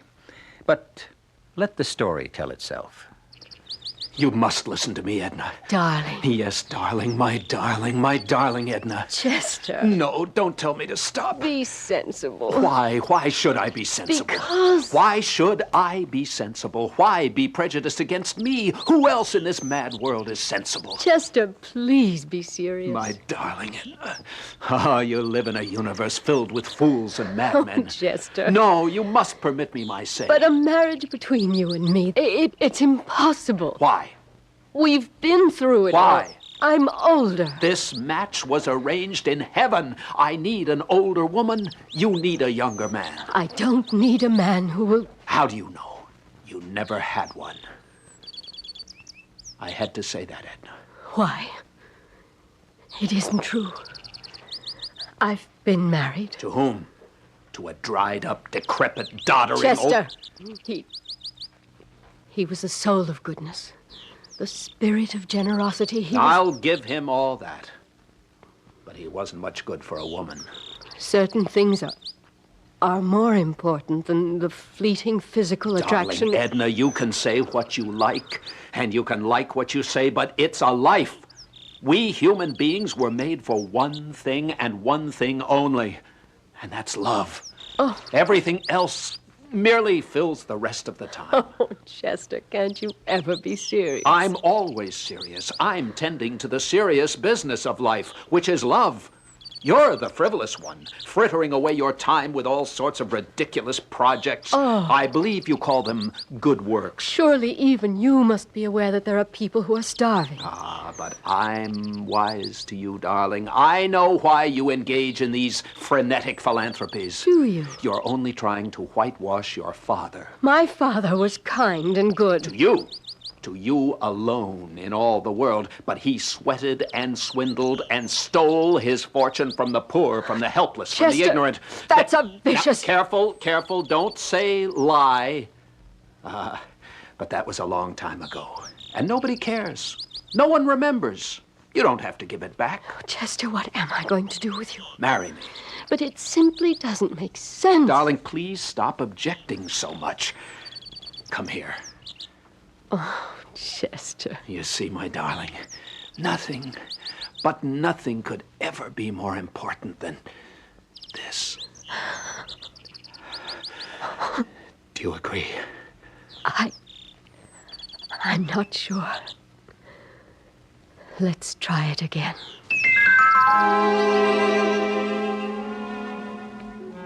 And so, we were married. Edna, of course, was deliriously happy, and I was happy too. It was an exciting, a heady experience for each of us. For Edna, it was an introduction to love. For me, it was an introduction to wealth. There are, after all, very few men in our society whose wives are millionaires. And I had joined this extremely select group. And I tell you, there's nothing like it. However, there was the matter of some of her charities. But if we could have everything we want here on earth, there'd be no point in going to heaven after we die, would there? And this, my darling, is our newest building here on Animal Farm. I see. It's a serpentarium. A what? A serpentarium. A house of snakes. How fascinating. Yes.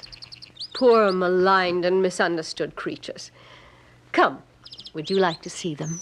Well, Oh, they're all secure behind glass. In that case...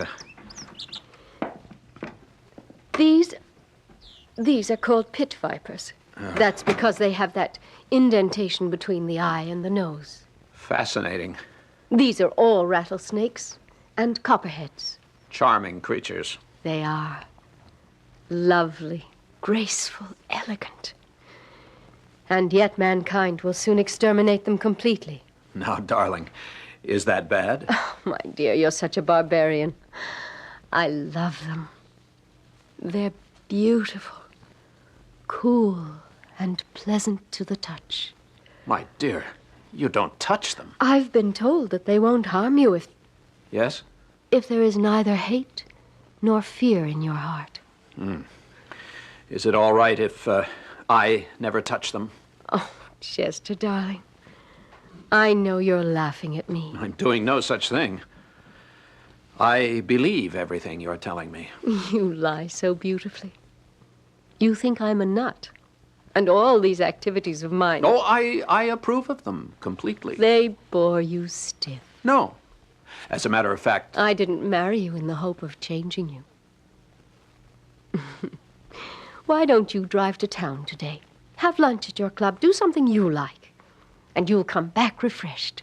Are you sure you can spare me? No. But I'll get through the day.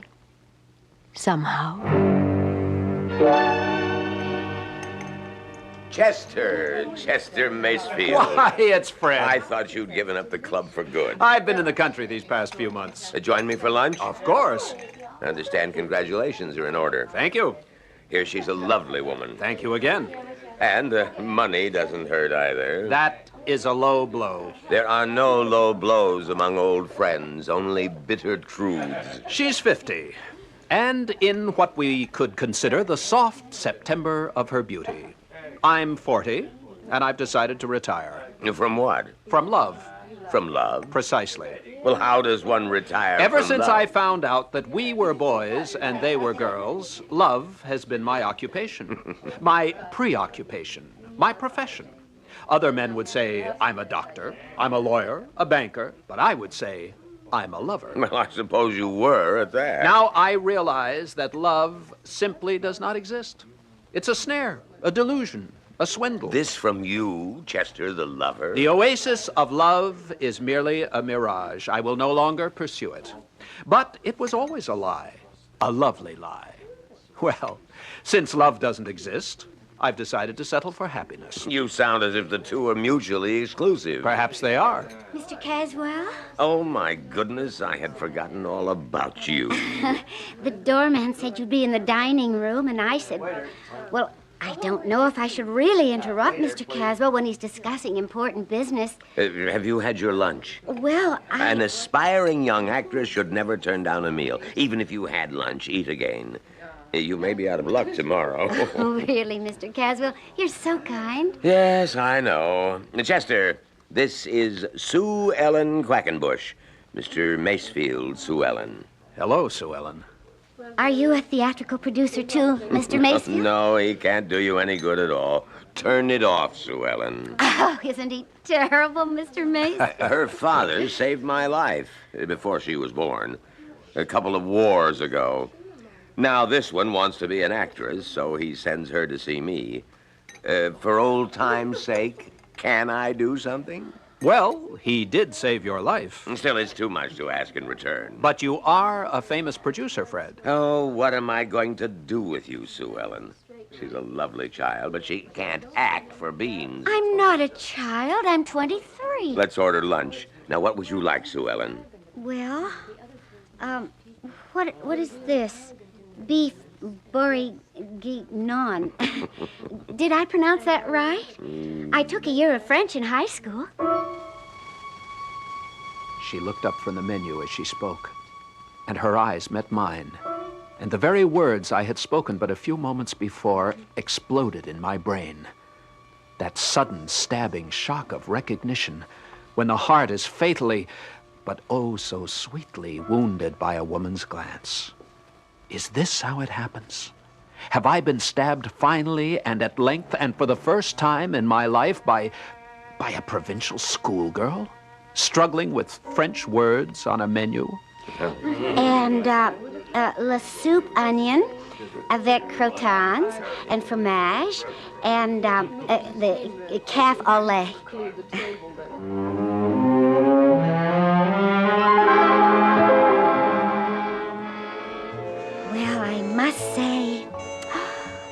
is an elegant apartment. I mean, it's like the movies. Is it yours? Oh, yes. That car and this place? Oh, you must be a very wealthy person, Mr. Macefield. Chester. Chester? We have some folks in Talbot Corners who are well off, you know, but no one who's actually wealthy. May I fix you a drink? Oh, you don't have to fix my drink. Just open a bottle of pop. Well, here we are. Yes. Here we are. And isn't it just like a book? A simple girl from the country in this luxurious millionaire's apartment. It's like a movie I saw at the Ritz, where they had this... Sue Ellen, Yes? please, shut up. Mr. Macefield. I have something to tell you. I love you. Mr. Macefield. Chester, Chester. I fell in love with you. The only way people can really fall in love. At first sight.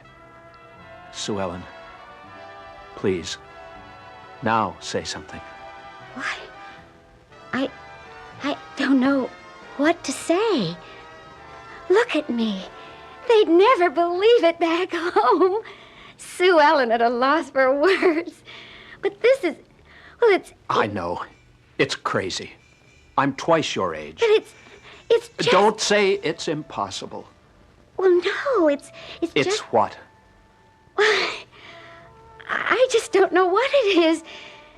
Because, well, you see, I also fell in love with you.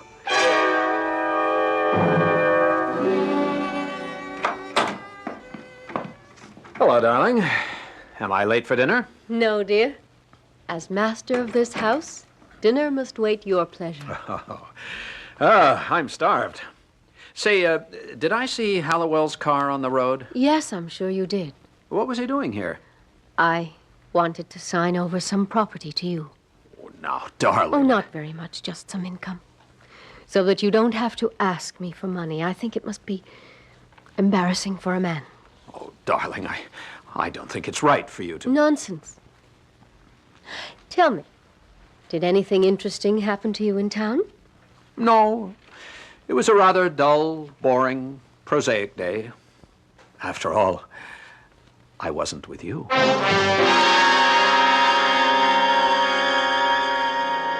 True, this may sound like the worst kind of male chauvinism, but could a man ask for a better deal?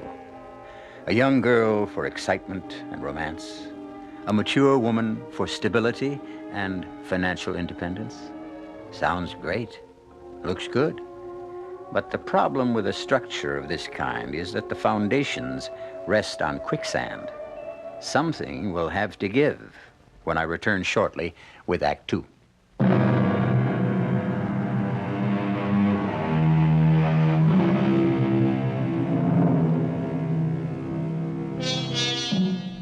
For some people, life is a quest, a pursuit of a goal. There are those dedicated souls who search for the great truths of science, of medicine, noble spirits who strive to make the world better for their having been here. For years, Chester Macefield has also been a seeker, but his aim has been far more modest. He has been looking for love, for someone he could adore with his heart and soul. Well, aren't we all? And Chester finally found her. And as you can imagine, Chester is deliriously happy. However, there are lucid moments when Chester is reminded of the fact that he is a married man. But you could get tickets, Chester, honey. Sue Ellen, that isn't the point. Oh, it's such a good show and all, and the acting is, well, it's just marvelous. And if I don't get to see good acting, how am I ever going to learn how to be an actress? Sue Ellen, I can't take you to the theater. Well, for heaven's sakes, why not? I just couldn't afford to take the risk. I know what. Take me to Loricchio's for supper. Oh, I'll do better than that. I'll have Loricchio's send supper here. What? A specially catered supper. Oh, but that isn't the same thing. You don't go to Loricchio's just to eat. You go there to be seen and talked about and photographed by the media. And that's exactly why I can't take you. But I have to be seen. I want to get my name in the papers. I need publicity. That's how I can get an acting job. Darling, Well, I mean, you know, it just gets to be a drag sitting around here all the time. I love you, Sue Ellen. Please, believe I love you. Well, I'd maybe believe it if If what? you divorced her, married me. I want to do that, Sue Ellen. You don't know how much I want to do that. Well, what's stopping you?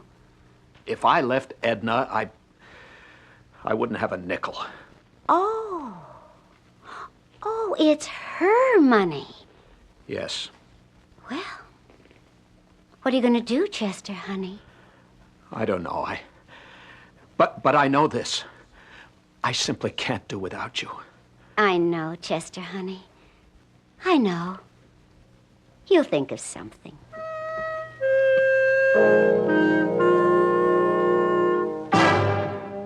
Morning, Mr. Macefield.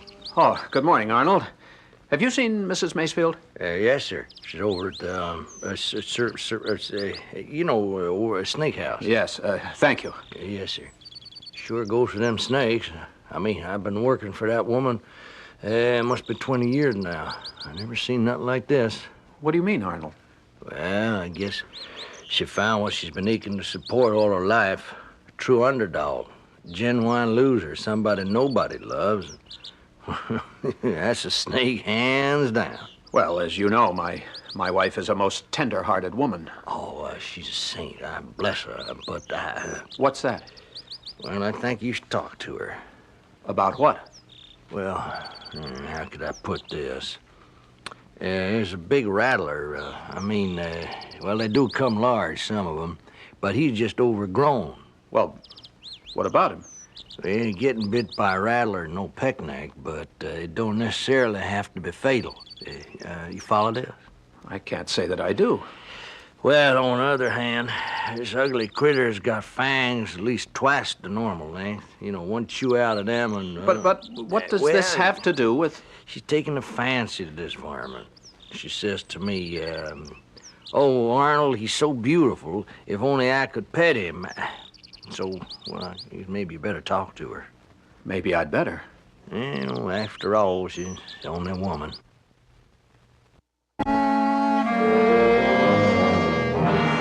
Edna, darling. Chester. Oh, I didn't hear you come in. What are you doing here? Arnold tells me you spend almost all your time in this place. I simply can't take my eyes away from Nijinsky. Nijinsky? I've named him Nijinsky after that famous, I should say immortal dancer. I know. The one who went mad. Yes. It's my name for him because his movements are like a ballet. Would you agree? Oh, yes. I've made Nijinsky the star of the Serpentarium. He has this huge cage, all to himself. I notice you're dressed for town. Are you going to the city today? Yes, dear. Oh, that'll be the third time this week. Well, Oh, no, I'm sorry. I shouldn't have said that. It sounded as if I were counting. Oh, some people at the club want my advice on a venture. I have no right to tell you to stay at my side all day. You should have a rich, productive life of your own. Oh, darling, I owe these men a favor. No, you just go ahead. Is it a promising venture? Oh, well, it could be. If you need any money, let me know. Oh, darling, you shouldn't be so good to me. Why not? I love you.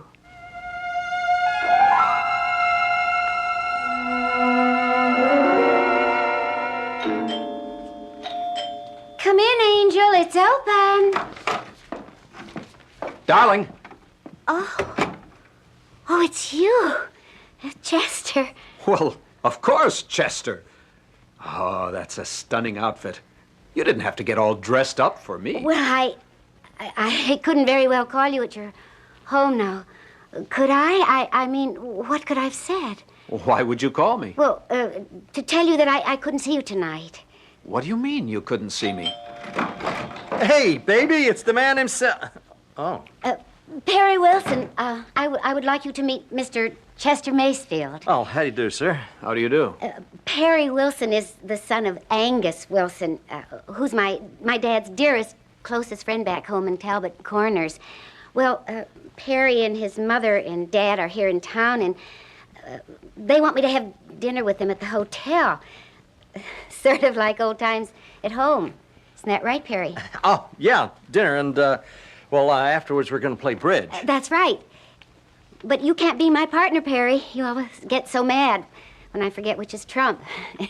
It's really only a game, and you make such an issue about it. I don't know where you get that flightiness from, Sue Ellen. You know, your folks are such serious people. Shall we be going? Mother and Dad, they like to be prompt. Yes, I know. Well, Perry, would you call your mother and Dad and say we're on the way? Oh, yeah, sure, of course. It's good thinking. Sue Ellen. I couldn't help this, Chester, honey. I must see you tonight. I'll wait for you here. Oh, but honey, I don't know. Please, darling. Oh, sweetie, it's going to be late. And I'm going to be tired and upset. Because the Wilsons always give me a pain. Especially Perry. He's so conceited. But, darling, We can be together tomorrow night. Tomorrow? Why, that's only just a few hours away. Sue Ellen, I love you. And I love you too, Chester. Well, if it isn't Dante, how's Beatrice? Cut it out. Mind if I sit here? You're a member of the club. What are you doing dining alone? What's that smirk on your face? Oh, I don't know. These May and December romances always inspire smirks, leers, winks. What are you talking about? Miss Sue Ellen Quackenbush. I understand you see quite a bit of her. I'm interested in her career. A fatherly interest, no doubt. She's a talented young lady. Yes, and her talent seems to be in getting men interested in furthering her career. Chester, you're talking to me. See here, Fred, I resent... Now, drop it. I thought we were friends. But if you want to fill the time with trivia, let's talk about the weather. Fred. Chester, I remember what it's like to be 40. The age of anxiety. But it passes. I don't know what I'm going to do about her. She's a tough little cookie. Now, see here. Okay, let's talk trivia. Chester, people are beginning to talk. I'm not interested in other people's hypocritical notions of morality. I don't care if they disapprove. Oh, they won't disapprove. What they will do is worse. They'll laugh. You're starting to become a ludicrous figure. I know. Now, you can't afford that, not you, Chester. Thanks, Fred. Thanks. That's what friends are for, no?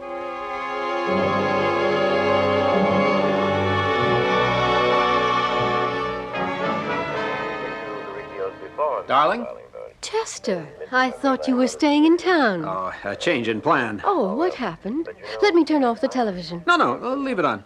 Oh, I just became bored with the city and decided to come home. Tell me about your day. Oh, you'd only laugh at me. Tell me about yours. Oh, you'd only laugh at me. Well, I spent the day being hypnotized. Oh? By whom? By Nijinsky. I can just watch him for hours. I see. What are you watching now? Oh, I don't know. The television was on just while I was reading. I think it's one of those celebrity programs. Oh, it's at Laricchio's restaurant. Have you ever been there? It's an old stamping ground of mine. Everybody. Welcome to Laricchio's, where you meet the stars of yesterday, today, Shall I and turn even it on? tomorrow. Oh, if you like. And let's see who's here tonight. Oh, who is this breathtaking little blonde beauty? Wait. Isn't In she New York, adorable? pursuing a career in the theater, from Talbot Corners, Iowa, Miss Sue Ellen Quackenbush. Hi. Oh, I'm so thrilled, and I feel so humbled to be right here in the middle of all these talented people. Chester? Have you made many Chester, friends what's here wrong? in New York? Well, yes, I've made so Chester, many you're so friends since pale. I- What is it? Are you and Perry Wilson an item? Chester, you're Perry ill. and I an item? Well, Let honey, me that would all turn depend this on what stupid you thing consider an off. Item. Now tell me what's bothering you. Nothing. No, dear, I'm afraid something's very much the matter. Just sit down. I'll get you some water. I'll kill her. kill her.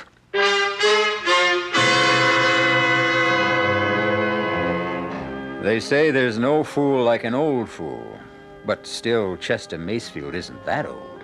So how could he be that foolish? The answer probably lies in the fact that a fool in love is ageless, and therefore hopeless. Well, perhaps Chester will be less foolish when I return shortly with Act 3.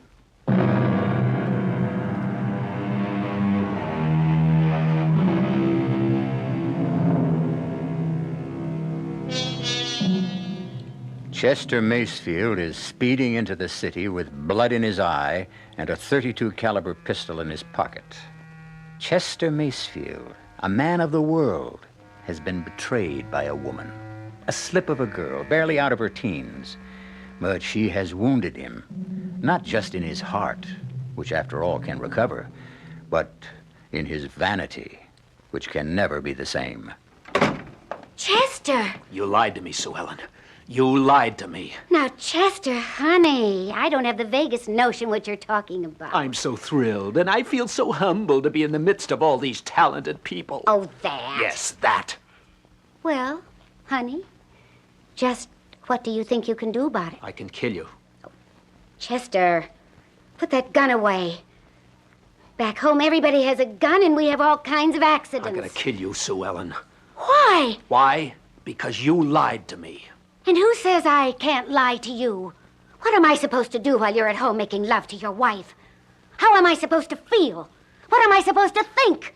You want everything your way. Sue Ellen, I love you. Oh, fine, I love you too. But maybe love isn't enough. What do you want? You take that tone out of your voice. Don't you make it sound as if I want something unreasonable. I want what I have a right to want. A man I can be seen with. A man I can be with all the time. I don't want a man who's ashamed of me. But I'm not ashamed. Then take me places. But you know I have a wife. Then choose between us. Sue Ellen. It's your problem. Wait for me. Why? What is going to happen? I don't know. I'll think of something. Please. Well, all right. All right. But I don't want to wait forever. I had the gun in my pocket. I'd rushed out of my house filled with an insane rage to kill.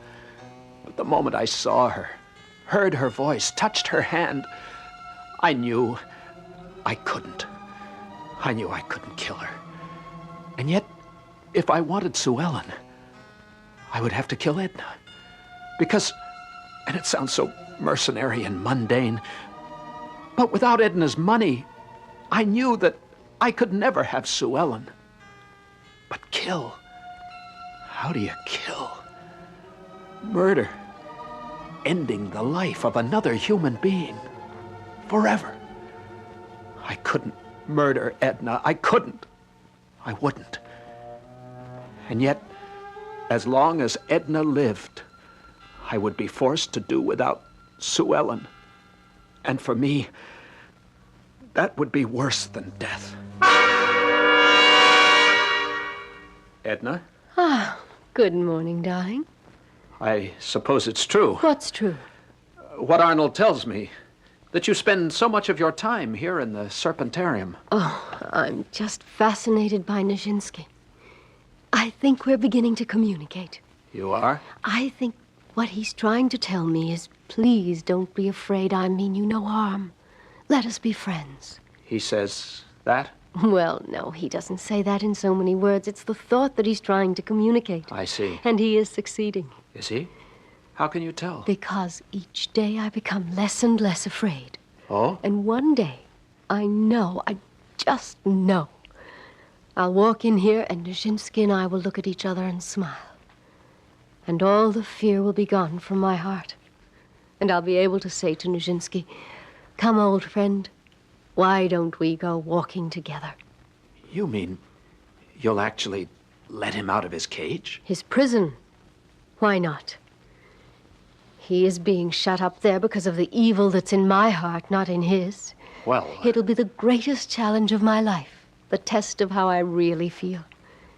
And I hope to be ready for it. Do you? When? Why do you ask? Well, so that I will be able to lock you up in your room until the foolishness passes. I don't really know when. It could happen to me tomorrow, or next week, or next month, next year, or never. Oh, I shouldn't have said a word to you about it. Darling, I'm your husband, and I love you. And I love you. But two people can never completely become one.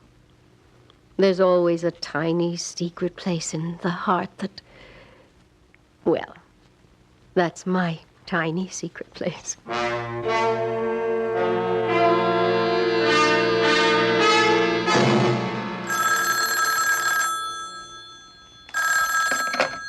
Hello? Sue Ellen, darling.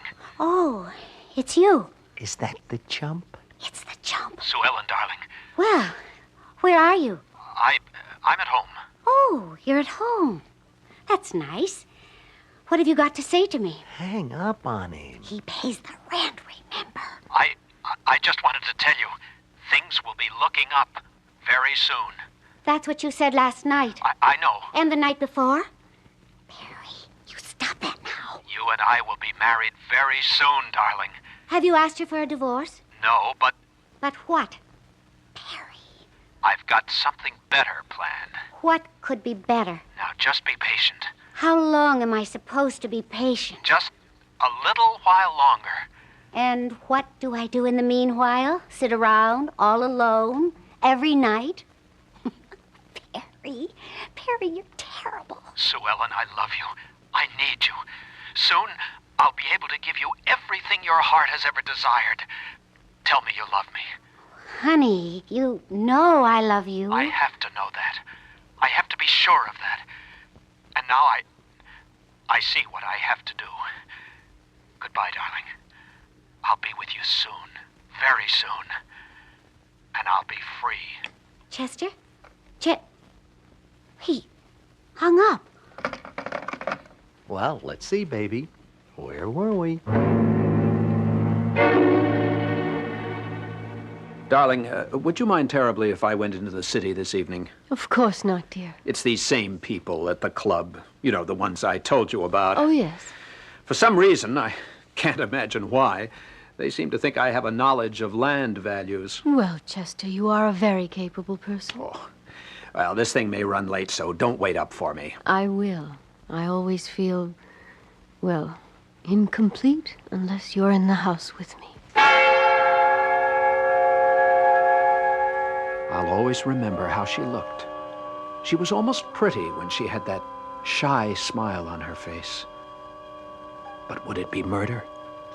If all I did was help her to kill herself? She had this insane affinity for a lethally poisonous snake. Sooner or later, she would release him from his cage in the mad delusion that he was her dear friend. Would it be murder? No. It isn't murder. Look at him. This enormous monster coiled in his cage, sleeping. No one had seen me enter this house of crawling, murderous creatures. Here on the side is the latch. All I need do is turn it to open and just slide the glass a few inches to the side. And when he wakes up, oh no, don't wake up just yet. Give me my chance to get out of here. That's it. Sleep soundly. And when morning comes, you'll notice the opening and you'll slither out. And when she walks in here, you'll greet her the way a poisonous snake usually greets people. Good night, Nijinsky. And good hunting.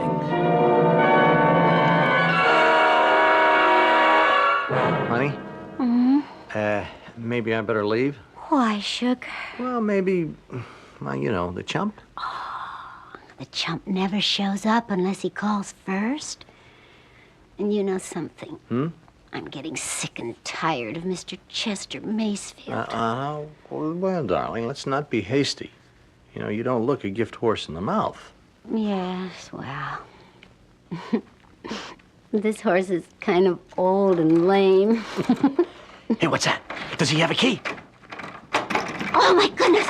It's Chester! Sue Ellen, I have wonderful news. Sue Ellen, what is... Now, Chester, darling, let me explain. Explain? What? Look, why don't I just get out of here and leave you two to... Stay where you are. I don't see how you can stop me. I said stay where you are. Well, now listen, please. Please be careful with... Stay where you are and shut now, up. Chester, Angel, you don't need that gun. I can explain. Shut up. Why did you come here with a gun? Why? What made me bring the gun? I must have known, deep down, inside, that I would have to use it. Please, Chester, don't talk that way. I'm gonna kill you. No, please. And him also. Now, look, mister, please, what did we ever do to you? And what did you do to me? Well, all we were doing was having fun. You gonna kill us for that? Chester! You're an old man. You just weren't enough. Don't kill us. Look, mister, I don't want to die. You'll never laugh at me again. Never. Edna. I have to save Edna.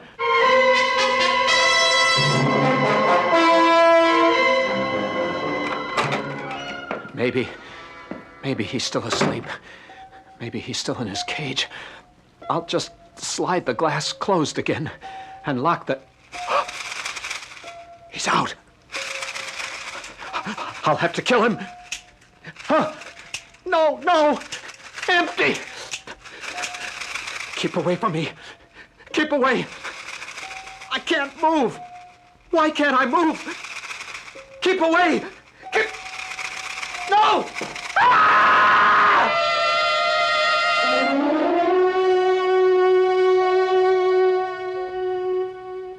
I'm sorry, Miss Macefield. Thank you, Arnold. I don't understand what he was doing inside here. Latch the cage was open. Yes. Why did he let Nijinsky out? It's my fault. Your fault? Well, why'd you say that? I must have given him the idea. Maybe he wanted to show me that he would do it first. Uh-huh. He was becoming interested in animals. Toward the end, he had become a much more gentle person. But Nijinsky shouldn't have been able to kill him. How could he miss with those lethal fangs? Miss Macefield, I gotta make a confession. When I heard you talk one day, pet Nijinsky, you scared me so much that, well, I had the vet sneak in here and remove his poison sacs. Well, then, why did Mr. Macefield die? Well, I guess that's something we'll never know.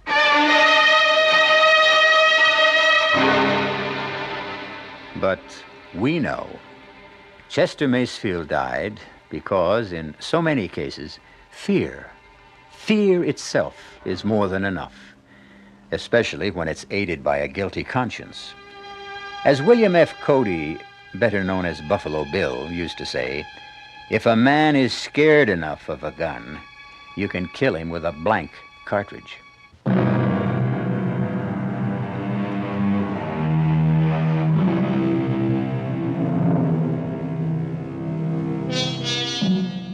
There are many lessons that we may learn from our little morality play, and one of them teaches us that a man who falls in love with a girl who is half his age can only please her half as much, even if he tries twice as hard.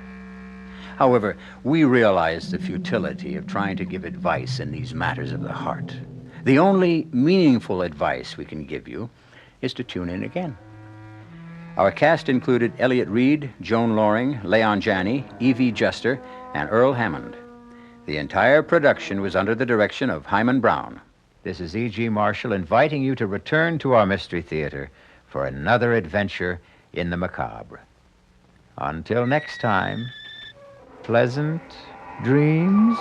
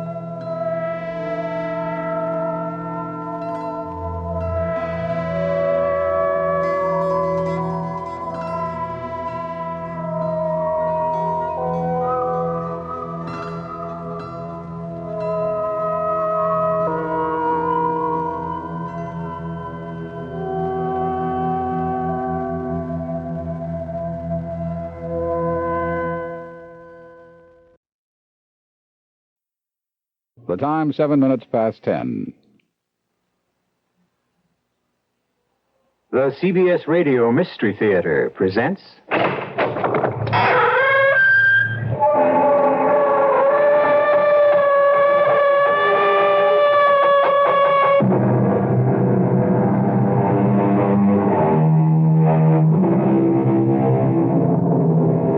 Come in. Welcome.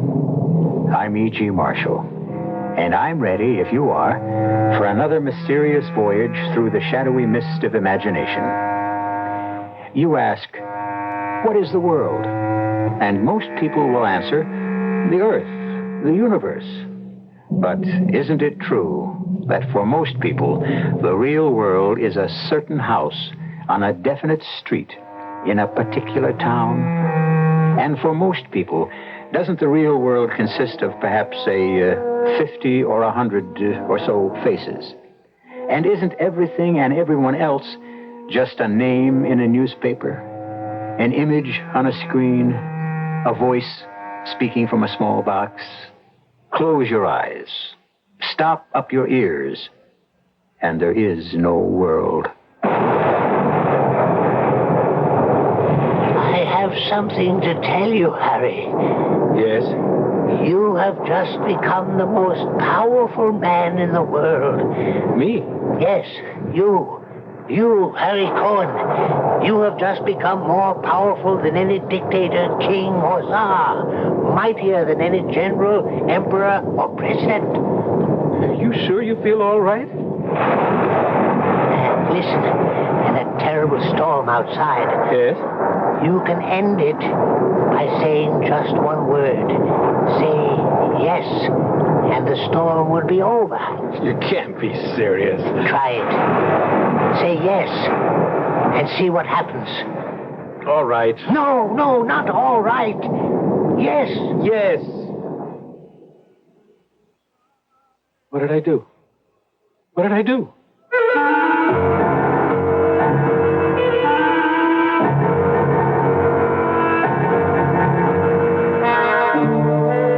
Our mystery drama, The 36th Man, was written especially for the Mystery Theater by Sam Dan and stars Ross Martin. It is sponsored in part by Anheuser-Busch Incorporated, Brewers of Budweiser, and Buick Motor Division. I'll be back shortly with Act One. When you buy a mid-sized car, you expect certain things from it, mainly a reasonable combination of comfort and economy. Well, friend, Buick has a mid-size to meet your expectations. The 1975 Century Regal. It's a joy to look at, a joy to ride in, and Buick's new V6 engine makes it a joy to drive, especially past gas stations. Buick Century Regal, dedicated to the free spirit in just about everyone. Once upon a time, there came to pass a new law, and great changes came over the people. They were happy and busied themselves at work they enjoyed. They were kind to the earth, and it gave back to them. No one had to lock doors or put fences around their land. Everyone had enough to eat. The sick and the aged were cared for. The people stood proud and tall. In the land of make-believe, there were no poor. The Campaign for Human Development is working to make the same thing happen in our real world. Campaign for Human Development, United States Catholic Conference. Who knows how to help you solve your shopping problems? Your Better Business Bureau. I'm Inspector Pry, Miss. Violet, Inspector. Miss Violet. According to the report, you say someone is hiding in your house? Oh, I'm sure of it, Inspector. I've found things. Sweaters, blouses like mine, but they're not mine. They're much too small for me and all faded and torn. I'll help you, Miss Violet. Who are you? I'm the man from the Better Business Bureau. Those are your clothes, Violet, and you aren't taking very good care of them. Before you buy your clothes, understand what's on the label. For example, if you buy a garment which is labeled pre-shrunk, make sure you understand the cleaning instructions on the label before you wash. And I thought, from now on I'll read the labels before I buy. And no more shrinking, Violet? Just another helpful tip from your Better Business Bureau.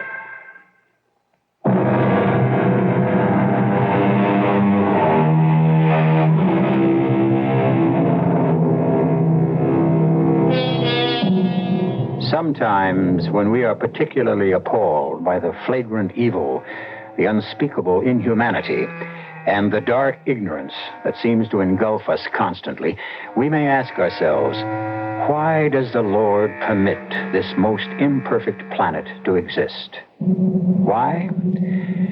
Perhaps the answer is written in the old Hebrew legend, which tells us that there are, in every generation, 36 human beings whose lives are completely without blemish. And it is for their sake that the Lord allows the world to continue. And since the Hebrew letters Lamed and Vav form the symbols for the number 36, these persons are called Lamed Vovniks. And so long as there will always be 36 of these saintly people in each generation, the world shall not be lost. Our tale begins in the opening years of the 1900s, down in the Lower East Side of New York City, in a tiny candy store. Harry, where are you? Harry? Ruth? I was down in the cellar. Oh, you were down in the cellar. I was putting away the empty bottles. Mm-hmm. And while you're downstairs, anybody could come in and walk away with the whole store. Oh, Ruth, the people in this neighborhood are honest. Is that why we're always short newspapers? Well, maybe when we count them, we don't add right. And the candy bars disappear off the counter by magic, huh? Well, you know, sometimes it could be our mistake. Oh, please, give me a You know, the rest. truth is the human eye, it very often deceives a person. Sometimes you think you see that's something... enough. Ruth, are you angry? Who, me? Angry? What would I have to be angry about? I'm just trying to explain that... Don't. Whatever you say, it'll be wrong. And I'll lose my temper. I don't want to do that. So just keep quiet. I know how much you hate this place, Ruth. If you want, I can stay here by myself. Oh, sure. I don't want you to come in afternoons anymore. After all, why shouldn't you be free? Uh-huh. Thank you. Thank you so much for my wonderful freedom. Mr. Enrico Caruso and Miss Nellie Melba are singing at the Metropolitan Opera. Now I'm free to use our box seat. Oh, Ruth, I wish I could afford some... And afterwards, I'll be free to join Mr. Diamond Jim Brady and Miss Lillian Russell for supper at Rector's. Please, Ruth. Don't just stand there. Bring in the newspapers, will you? Why? Can't you hear why? But the sun was shining so brightly just a minute ago. It's a storm. Hurry before we lose all the papers. Yes, you're right. I'm going. Here, hand them to me. Why such a storm all of a sudden? The door. Shut the door. Oh. Look at these papers. What's the matter? Look at the comic pages. Oh. Half of them torn. Dirty finger marks everywhere. Now, how can we sell? Did you let the kids read the funny papers again? Well... Did you? Oh, but Ruth, most of these children can't afford to buy a newspaper. Who do you think you are? Mr. Andrew Carnegie? Now, how many times do I have to tell you? We're not running a free public library. No, Get your head out of the clouds. Ruth, please. Now, you can't give away a whole quart of milk in a 5-cent malt. I know that. So if you know, why do you do it? These children are so poor. Nobody's as poor as we are.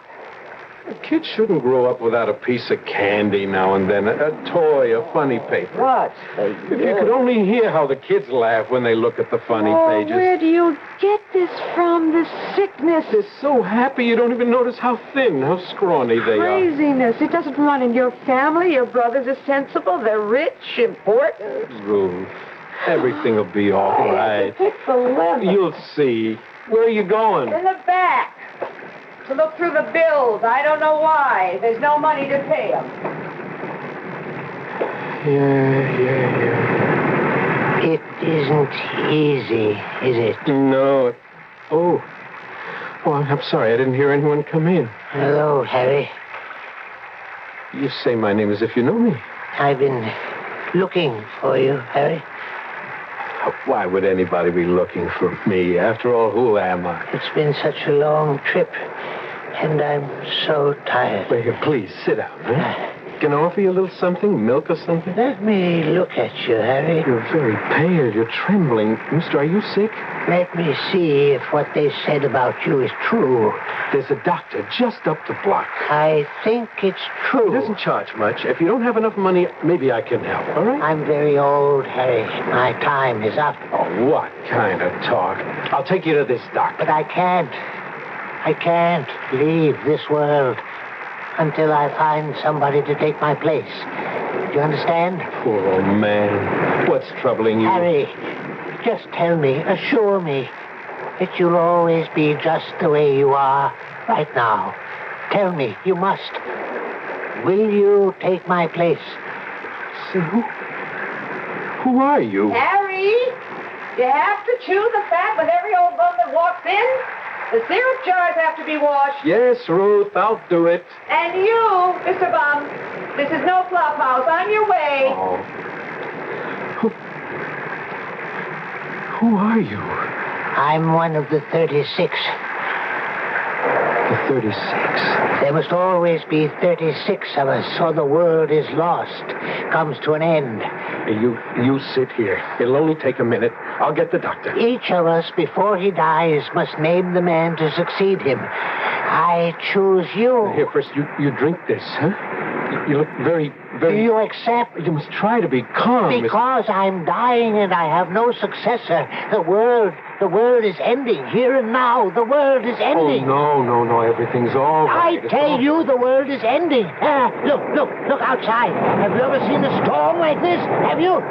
It will destroy the whole world. This excitement, it's not good for you. The world, it's lost unless there is a new 36th man. Take my place. You must do it quickly. Quickly before I die. Don't get up. Don't try to get up, please. Say yes, Harry.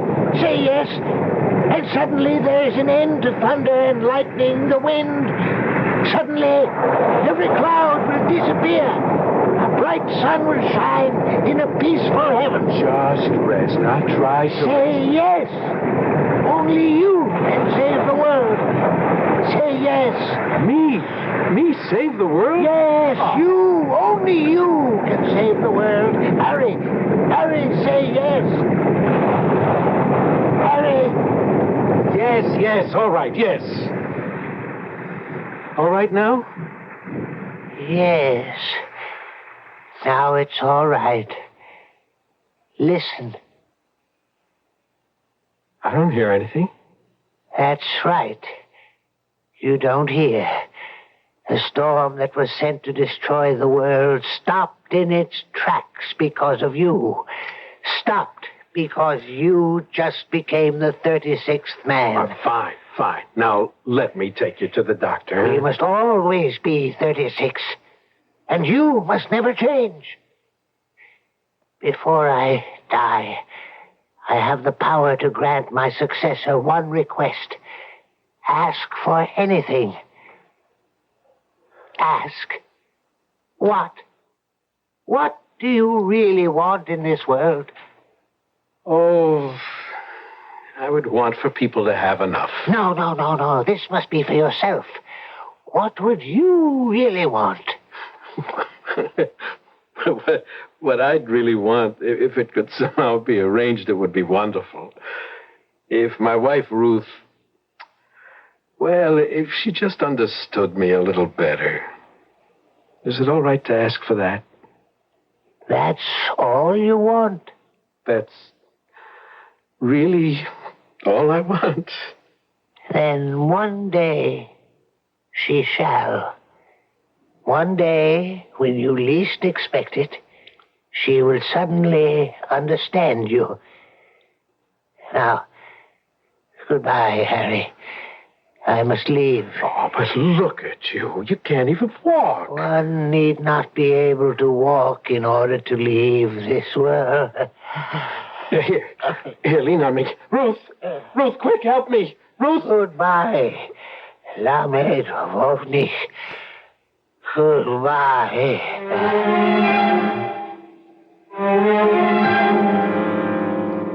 The old man. The old man, we have to help the old man. The old man. Harry, the old man. Harry, listen to me. Harry, listen to the doctor. The doctor, yes, the doctor. This is very old man in my store, doctor. No, Harry. We're in the store right now. Now, your wife says you keep shouting for help. Now, what happened?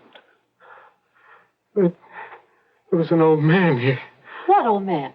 He fell to the floor. He said he was dying. I yelled for you to help me. But There was no old man. Oh, you saw him? I saw him? Yes, you saw him. You asked him to leave the store. When was this? When? 5-10 minutes ago? Now, you sure you're not imagining all this, Harry? Now, why should I suddenly Works say... too hard, Doctor. He doesn't get enough sleep. He forgets to eat. You mean that there was no old man? Where is he? He seemed so... just like a real person. We talked to each other, and he just fell dead on the floor. If he fell dead, Harry, where is he? Doctor, did you ever hear of the Lamadvovniks? Yes. The old man said he was a Lamadvovnik. Oh, the old man again. And that he had chosen me as his successor. Harry, it was a hallucination. You thought you saw him. Oh, no. I saw him. He was real. To you? He was in that chair. He was real. He was in your mind. There are new things, Harry. An entirely new dimension of the mind is being opened, explored. I wonder what that Dr. Freud would say. Who? There's a Dr. Freud in Vienna. Something new. He's what they call a mind doctor. I wonder what he would say about your old man. What could he say? He's never seen him. I think I'll write to this Dr. Freud. He's involved with everything that happens inside the mind. But the old man wasn't inside my mind. He was inside the store. No, Harry. I know what I saw. What are you arguing with the doctor? You can't even run your own business. You're trying to tell him all about his. Look, all I'm trying to say, Ruth, Never mind what you say. Does the doctor say there was no old man? Yes, but Then there was no old man. And that's the end of it.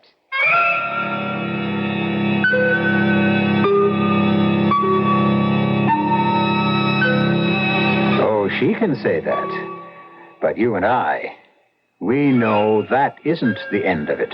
No, sir. If anything, it's only the beginning. You will have to give the devil his due. And I mean that literally when I shall return shortly with Act 2. Some research experts say you can't taste the difference between beers. Well, if they're right, then Anheuser-Busch wastes a barrel of time Beechwood aging Budweiser. Only they don't think so. Brewing beer right does make a difference. And they're betting a bundle that you can taste the difference in Bud. When it comes to brewing Budweiser, the Anheuser-Busch choice is to go all the way because they still care about quality.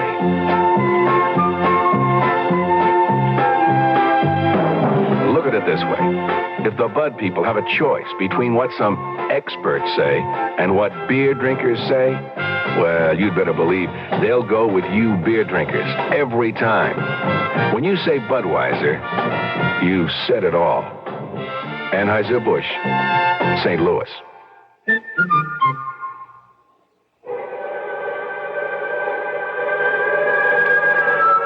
Tell me, Madame Xanadu, can you really tell me anything about my future? If you concentrate and gaze with me into the crystal ball. Ah, yes, it is beginning to clear. I can almost see. Oh, tell me what you see, Madame Xanadu. I see that you are coming into some money. I am? Yes, and you will continue to receive even more. Oh, how much money will I get, Madame Xanadu? You will receive $4.20.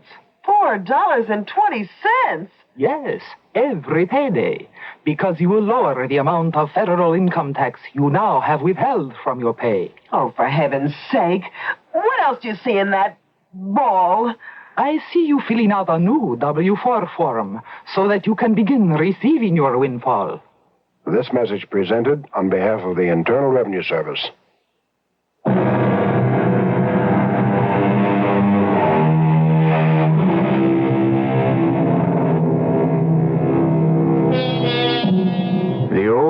Jewish legend tells us that the Lord allows this sinful world to exist so long as there are 36 saintly souls in each generation. And they are known as Lamed Vovniks. Harry Cohen, a very kind, very humble little shopkeeper on the Lower East Side of New York City, has just succeeded a dying member of the group, thus keeping the roster at the required 36. Ruth, his wife, refuses to take Harry seriously. However, there's always a first time for everything. And right now, Harry is about to be taken very seriously indeed by, well, since you would never guess, I'll come right out with it. The devil. You don't believe it? I can prove it. The very next voice you'll hear will be Satan himself. Yes? Who? I suppose you might just as well let her come in. Prince?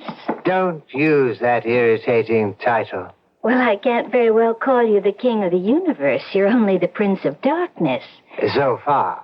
Your district captain in New York hears that the newest Lamed Vovnik is in his territory. So? Well, it might present you with a quick way to destroy the world. There is no quick way. Slow and steady is how to go. Now, in 8 or 10 years, I'm arranging for a war. There have always been wars. But this will be a world war. Oh, you've had those before. But not with these weapons. Oh, the weapons they'll have this time.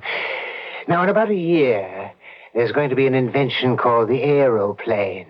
A machine that flies through the sky. You can drop bombs from it. Destroy entire cities.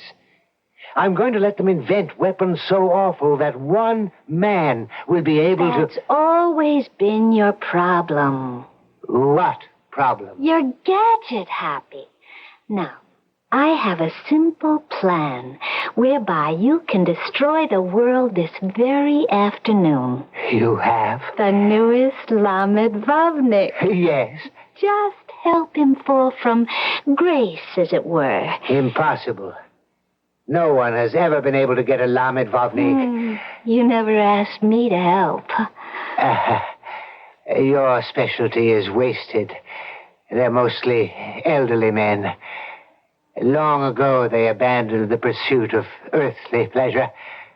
Or maybe it abandoned them. This new one is young. Young? I even think he's handsome.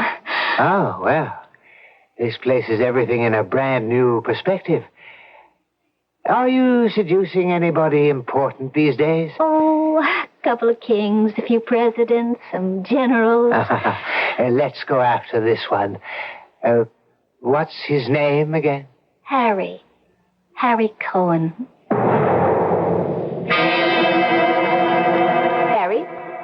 Harry Cohen. What? Oh, yes, Ruth. What are you doing there?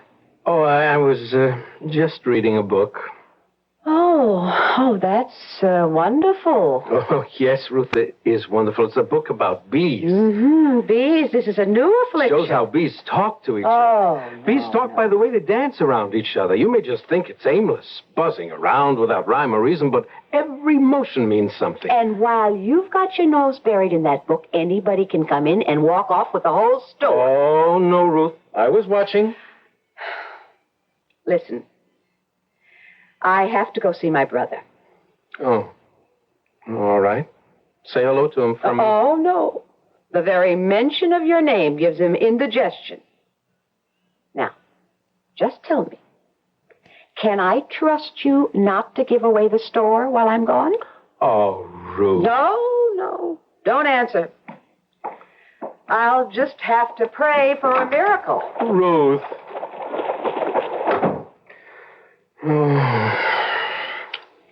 I just wish I could make her happy.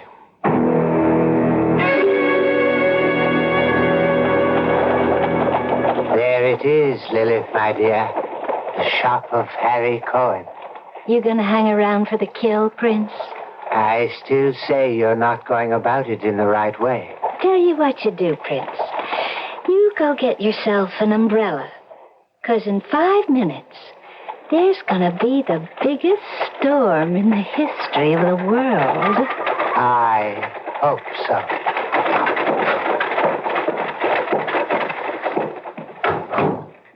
Hello, Harry. Yes, what can I do for you? Did anyone ever tell you how handsome you are?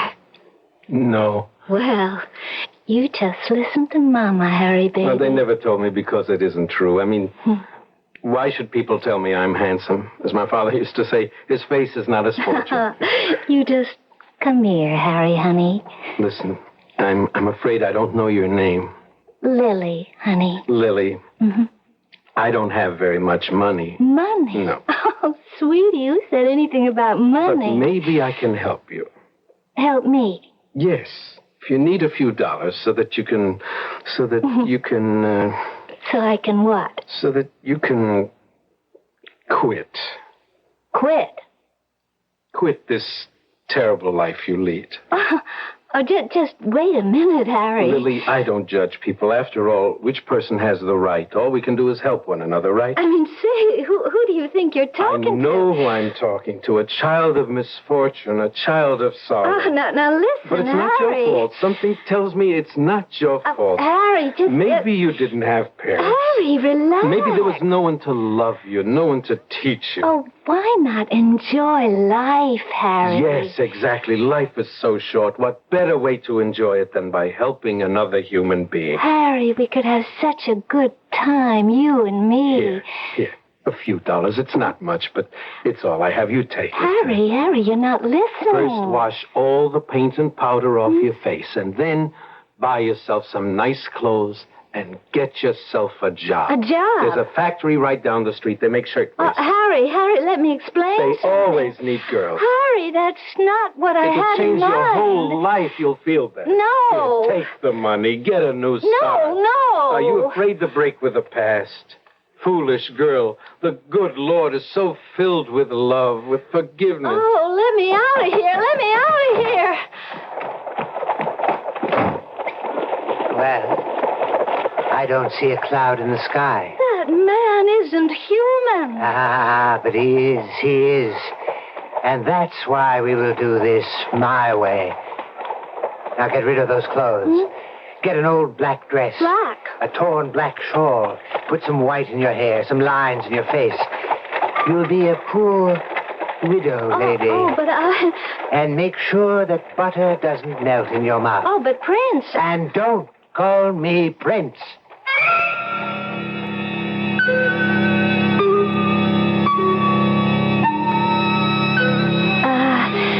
Excuse me. Oh, I'm sorry. I didn't see you. How much for these candies? Those? They're 2 for a penny. Oh, well, I would need 4 because there's Joey and Sarah and Tessie and Benny and... never... Thank you. Don't you want the candy? Well, no, because I can only spare 1 penny. You see, otherwise I won't be able to buy milk. You mean you can't spare a penny for candy? Well, not this week. Here. You take this. Oh, no. Now take Oh, no. Why not? Well, because it's charity, and Charity, what a beautiful word. It really means love, you know. It's what people should do for each other. Oh, I'm sorry, sir. I have my pride. But you have 4 little children. Shouldn't each of them have a piece of candy? No, not unless I could afford it. Why should they pay for your pride? Huh? Now take it. Come on, just take it. Well... You're new. I haven't seen you before. Well, I just moved across the street, top floor.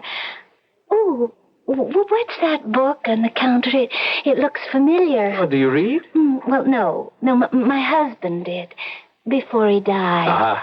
It's a book on philosophy. Oh, yes, that sounds like what he used to read. He must have been an educated man. Oh, yes, he was a man like you, very kind, very intelligent. Oh, he would come home from work at night and he would read to me from the philosophy book. Oh, that's what I miss so much.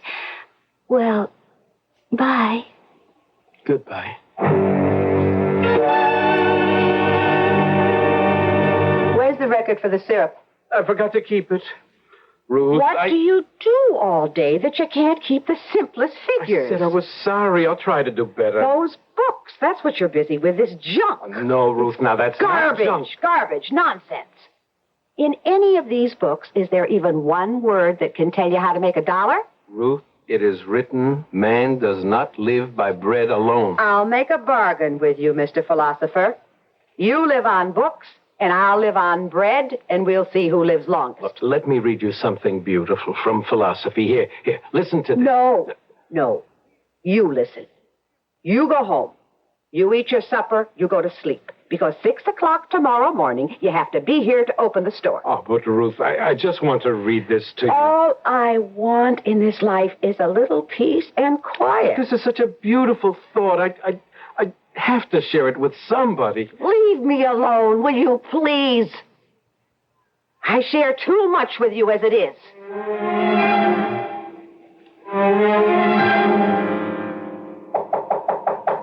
Just a minute.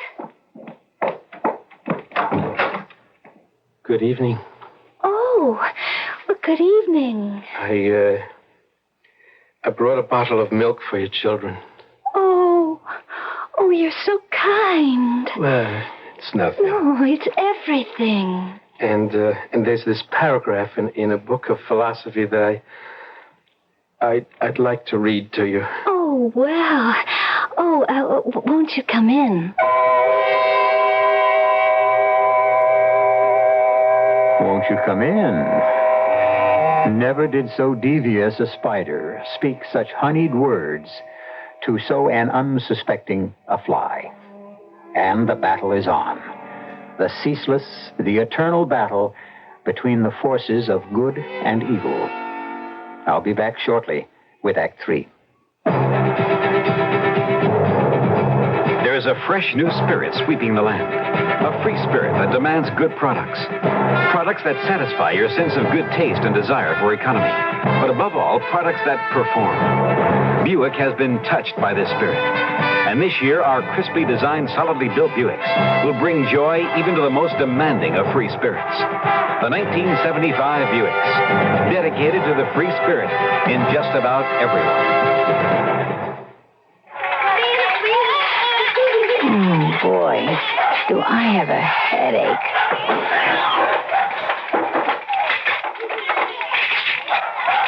Why do they have to make these caps so hard to open?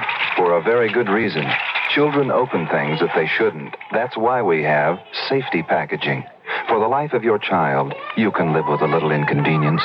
For further information, write the U.S. Consumer Product Safety Commission, Washington, D.C. 20207.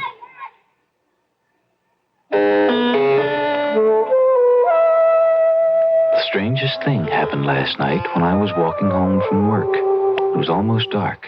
And then I saw someone. A woman struggling to change a tire. I stopped. She stiffened. I think she was afraid of me. And then something strange happened. We talked. I mean, really talked. There by the roadside, changing a tire. She told me how scared she was. She wanted help, but was afraid of the kind of help she might get. I told her I had fears like that too, and I think she understood. Then she drove away, and I didn't even get her name. But I listened to her talk, and she listened to me too. And you know, that made me feel good. A word for active listening from the Mennonite churches.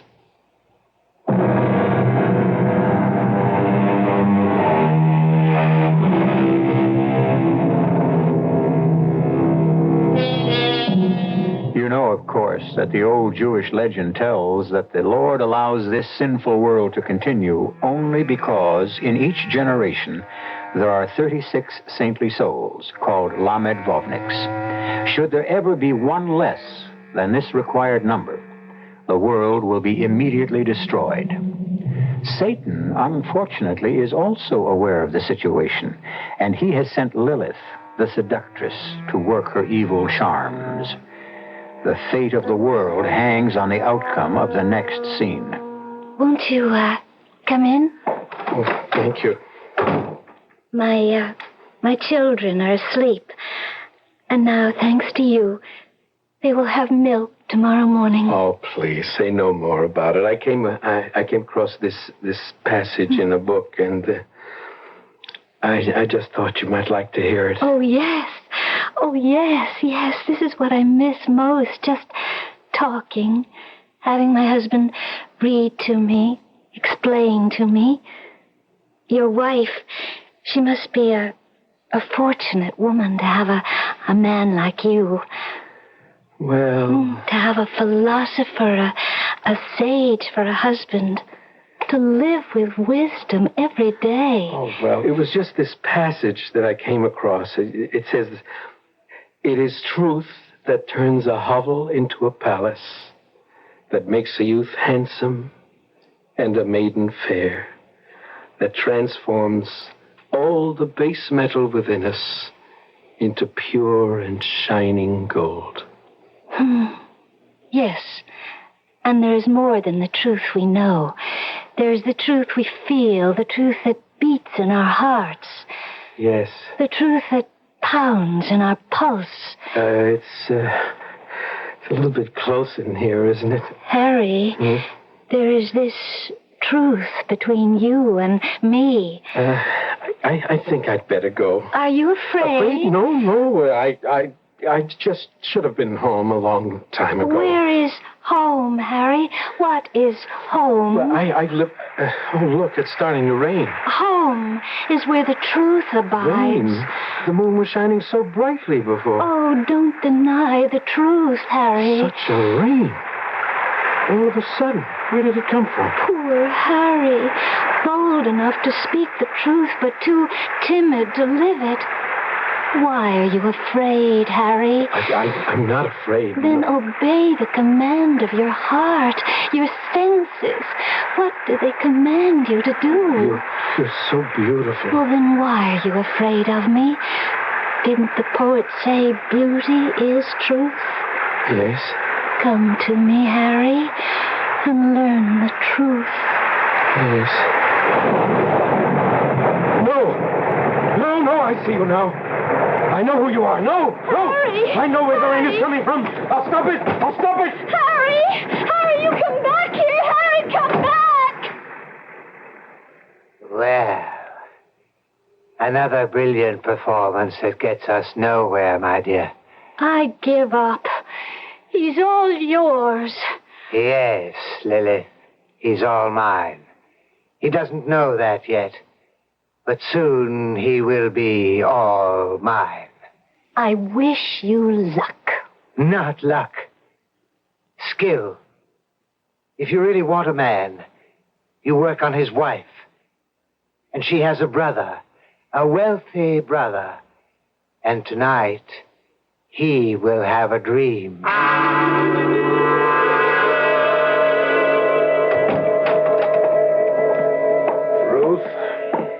Jacob, what are you doing here? Oh, Ruth, what you just said, it's a knife through my heart. What did I just say? You asked me what I'm doing here, with such surprise in your voice. Well, yes, because you never come here. And that's my sin. I have one sister. I never visit her. I never ask myself, does she need anything? Jacob, you better sit. Now, let me get you something to drink, a little soda. Put a little syrup in it. You are sick. I really haven't been a good brother. Yes, that's true, you haven't. But now I'm going to make up for it. You are? My sister. My little sister. She isn't going to waste her youth and her beauty in a candy store. Jacob, you want to go in the back, maybe? Lie down? And my brother-in-law.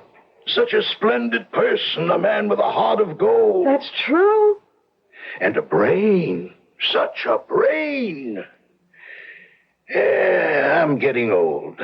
I need help. I need a man. A brilliant man who can run my business for me. A man like Harry. No. What you don't need is a man like Harry. Harry, what a wonderful person. A man in a million. Now he's ready for real responsibility. But Jacob... I want Harry to become my right-hand man. This is Jacob? My brother? Send your husband to see me the first thing tomorrow morning. Harry? Yes, it's Harry. Did you go see my brother? Yes. Well, tell me. Did you ever suspect such a thing? Look at you. You're still in a daze. Yes, his house. He lives in a palace. He has 5 bedrooms. He can only sleep in one of them at a time. Where do you want to live, Harry? Live? Of course, live. We're certainly not going to live in this neighborhood anymore. Why not? Why not? Because we're going to sell the store. Why are we going to sell the store? Why? Well, because...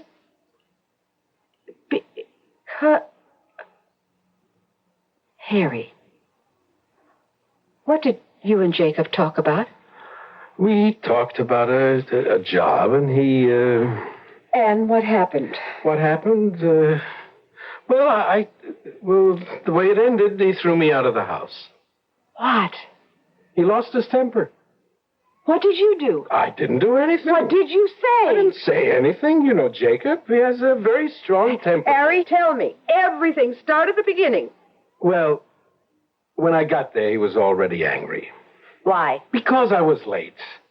You see, there was an old man on the car, and he was afraid to travel alone, so I had to go to his stop with him, and then... Just tell me. Well, Jacob said he wanted me to help him take care of his money. And you said? I said, how wonderful. Oh, then you did take the job. Well, what I said was, what a wonderful opportunity to help people. Help people? Well, isn't that the best way to take care of money, Ruth?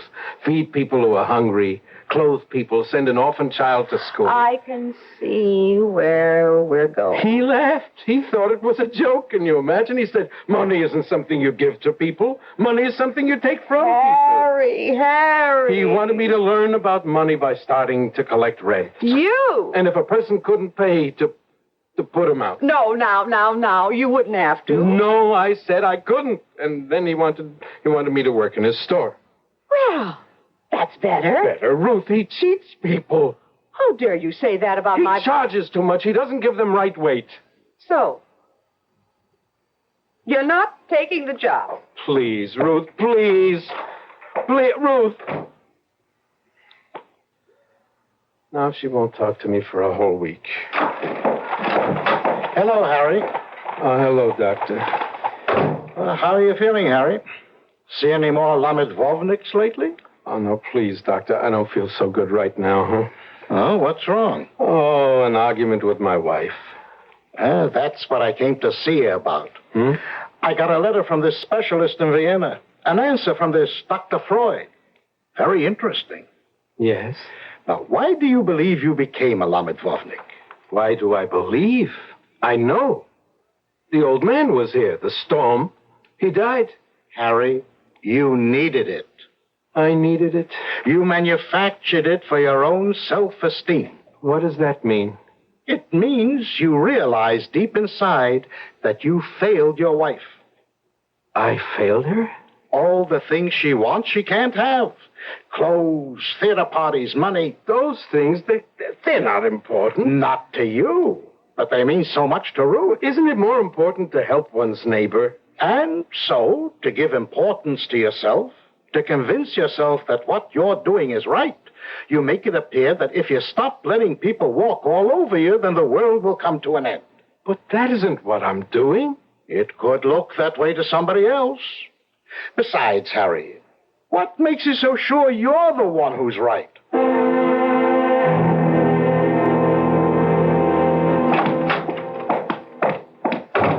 Hello, Ruth.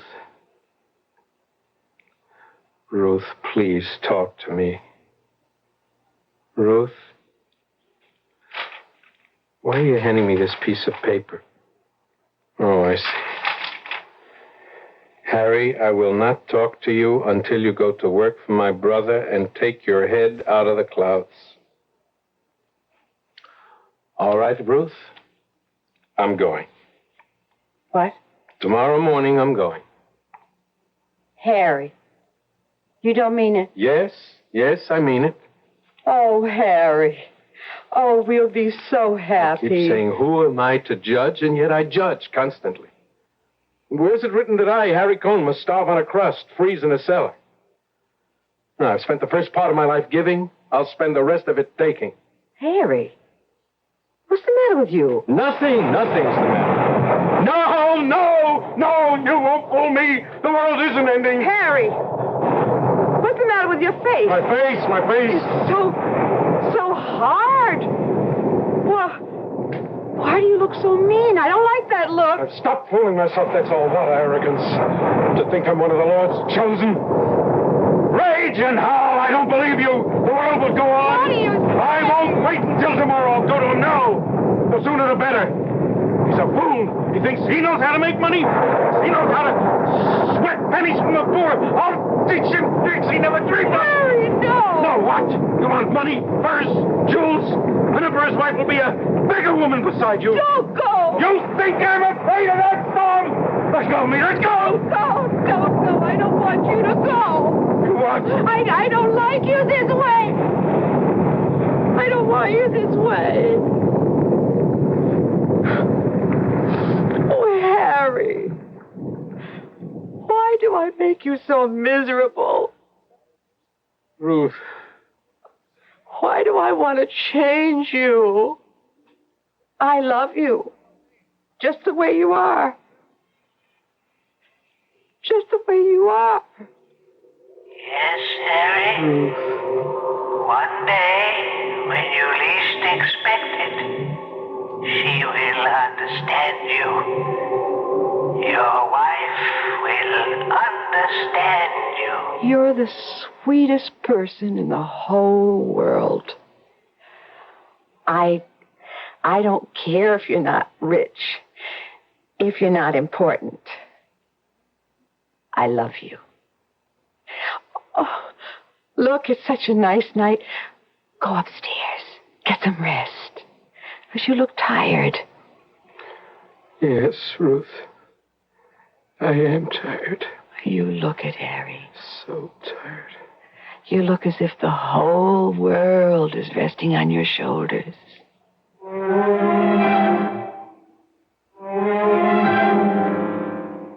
And according to what is written in one of the old legends, the world is resting on Harry's shoulders.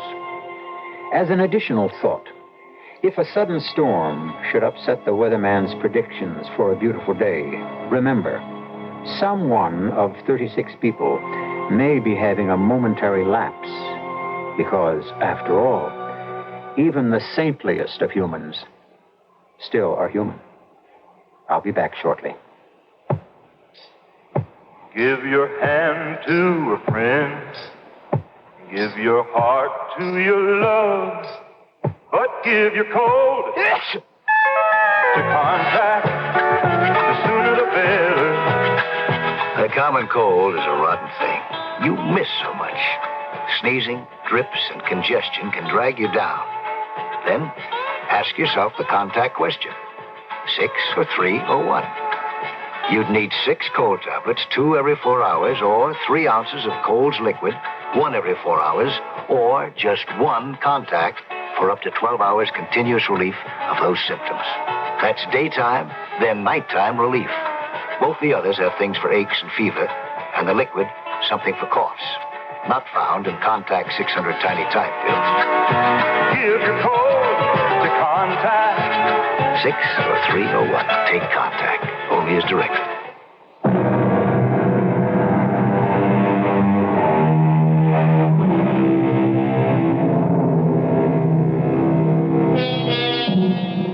You may pass him or her on the street without knowing it. You may look at some insignificant, retiring, unimportant person and never know that he, assisted by 35 others, holds your fate, your life, your world. We think the world is saved by the strong, the mighty, the powerful. But no, they can't save it. They can only destroy it. Remember, it is the meek who not only inherit the earth, but maintain it as well. Our cast included Ross Martin, Ann Petoniak, Robert Harris, Carol Teitel, and Robert Dryden. The entire production was under the direction of Hyman Brown. And now, a preview of our next tale. Every cop in this city is looking for you, top dog. Dave, don't bait him. That's okay, lady. I know it. You really shoot Mrs. Schofield? She caught me.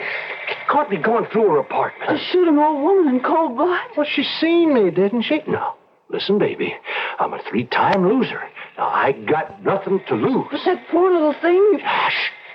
She could have pulled me out of the file. She seen me. And anybody sees me on a job gets it. Anybody catches me on a job gets it. Hey, that's where you get a break, man. Now, ain't you glad you're blind, huh? You couldn't give him a make on me. Hey, lady. Hey, lady, you blind like your husband? No, Yes, we're both blind. So, you seen me too, lady. Radio Mystery Theater was sponsored in part by Contact, the 12-hour cold capsule. This is E.G. Marshall inviting you to return to our Mystery Theater for another adventure in the macabre. Until next time, pleasant dreams.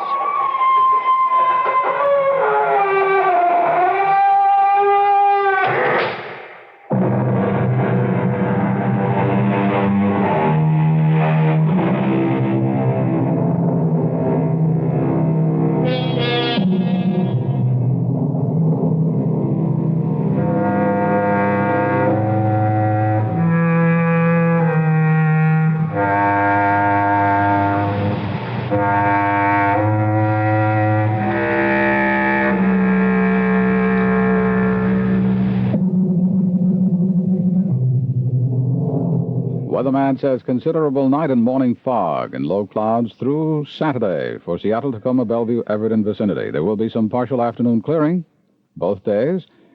Temperatures in the low 40s both nights and daytime in the low 50s. CBS Radio News next. Bright and beautiful music. This is KIXI, AM and FM, Seattle. Pacific Standard Time, 11 p.m. CBS News. President Ford has urged speedy congressional approval of the confirmation of Nelson Rockefeller as vice president. This is Doug Poling reporting on the CBS radio network. The president strongly reaffirmed his endorsement of Rockefeller, whose confirmation has been delayed by Congress for more than 3 months now. Discussing Rockefeller's large money gifts to former aides and friends, the president said he saw nothing wrong. The gifts that Governor Rockefeller have given, in my judgment, are the kind of gifts that a person, if you have that much money, ought to have the right to give. And there is no political chicanery involved at all. He was generous to people that he thought ought to be helped.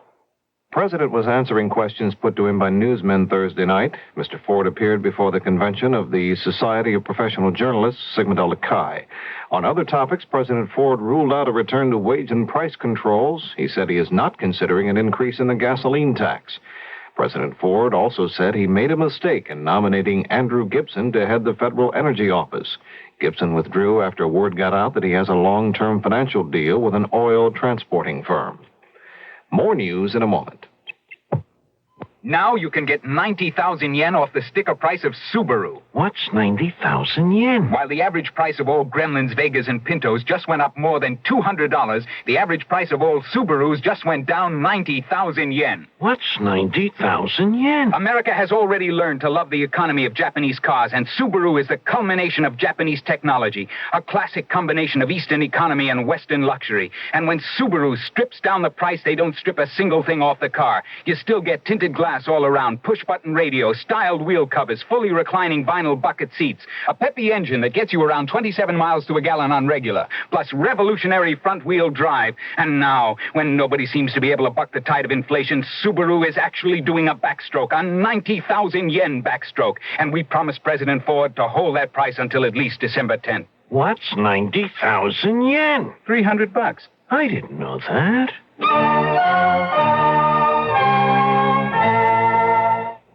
The government Thursday had more bad news about the inflation picture. The wholesale price index went up 2.3% in October, indicating still higher consumer prices are on the way.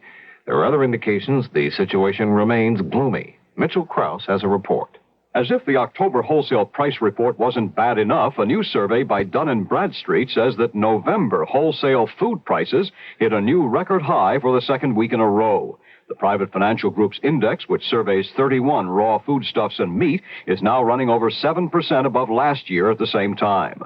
Not surprisingly, sugar led the list of fastest risers, followed by cheese, lard, coffee, and cottonseed oil. Some foods were lower, but the Dun & Bradstreet report appears to agree with part of what the White House said earlier this week about its own look at advanced federal figures for November's economic performance.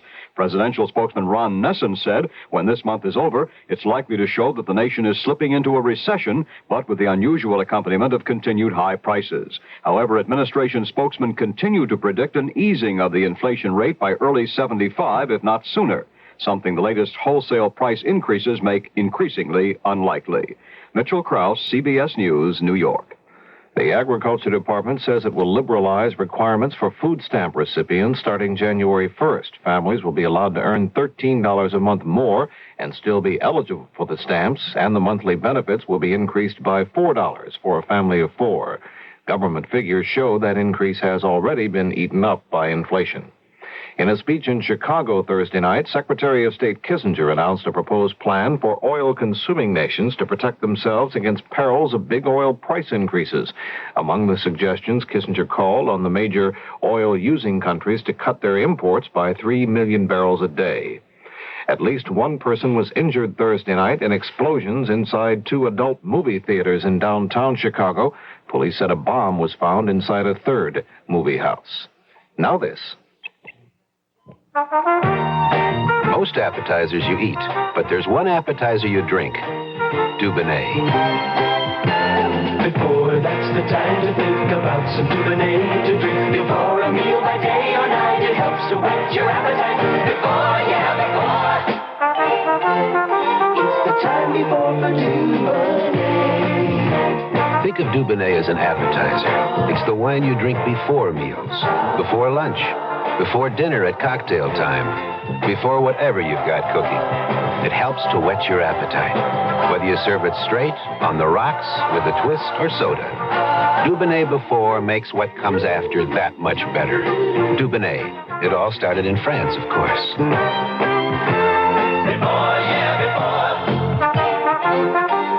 The time before for Dubonnet. A product of USA, Dubonnet Company, New York, New York. A taste of winter for the Midwest and Great Lakes states. Unusually early and deep snow hit Iowa, Illinois, Michigan, and Indiana. 8 inches of snow fell in northern Indiana. In Ironwood, Michigan, it was worse, 2 feet of the white stuff. Chicago got up to 3 inches and a lot of traffic headaches as well. Snow and sleet were recorded as far south as Mississippi. This is Doug Poling, CBS News. CBS in Seattle. KIXI, the time 6 minutes past 11. And now, Mystery Theater.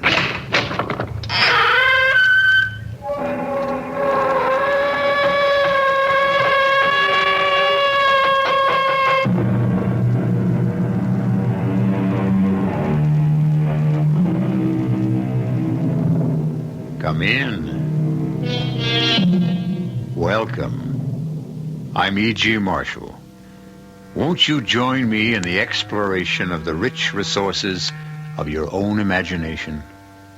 Modern science tells us we live in a world of waves. Beyond the atom, the electron, the ion, substance itself breaks down into waves. My voice is coming to you now on waves. And that, as they say, is the long and short of it. But what about thoughts? Might not they comprise wave patterns, too? Patterns that linger on after the thinkers are dead and buried. Might not that explain the empty footfall in the vacant house, the rattle of chains, now rusted and broken, and even the sound of voices long ago silenced? They'll overtake me. They'll put me in irons. And this time, they'll hang me. No, my dear, no. They can't harm you now. They're all gone. They're all turned to dust long ago. They'd be after me. You'd not want to see me swinging in the wind, would you? No, I wouldn't want to see that. I must have a swift, able ship. In mercy's name, help me. Help me.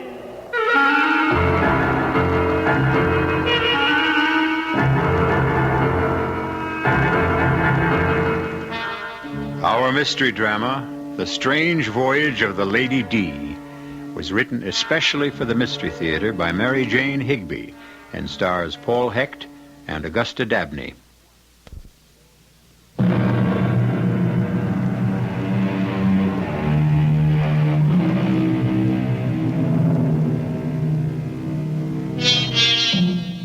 The curious adventure that befell the Stevens family would never have happened if Ellen had had her way.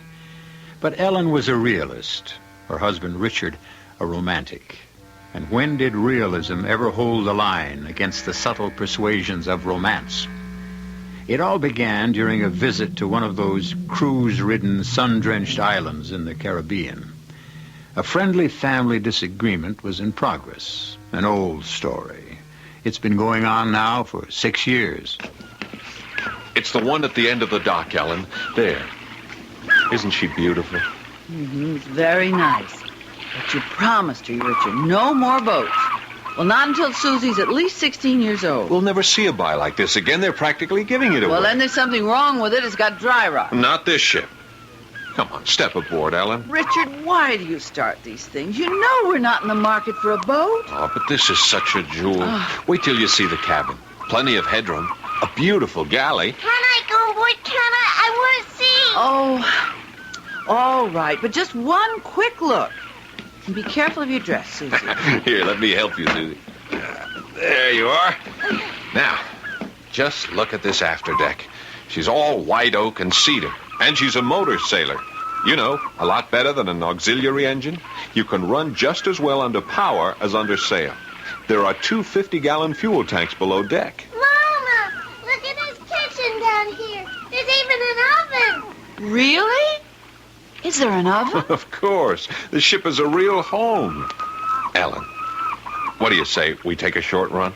I have the ignition key. The guy in the boatyard office said I could take her out. Oh, Richard, I've had it with boats.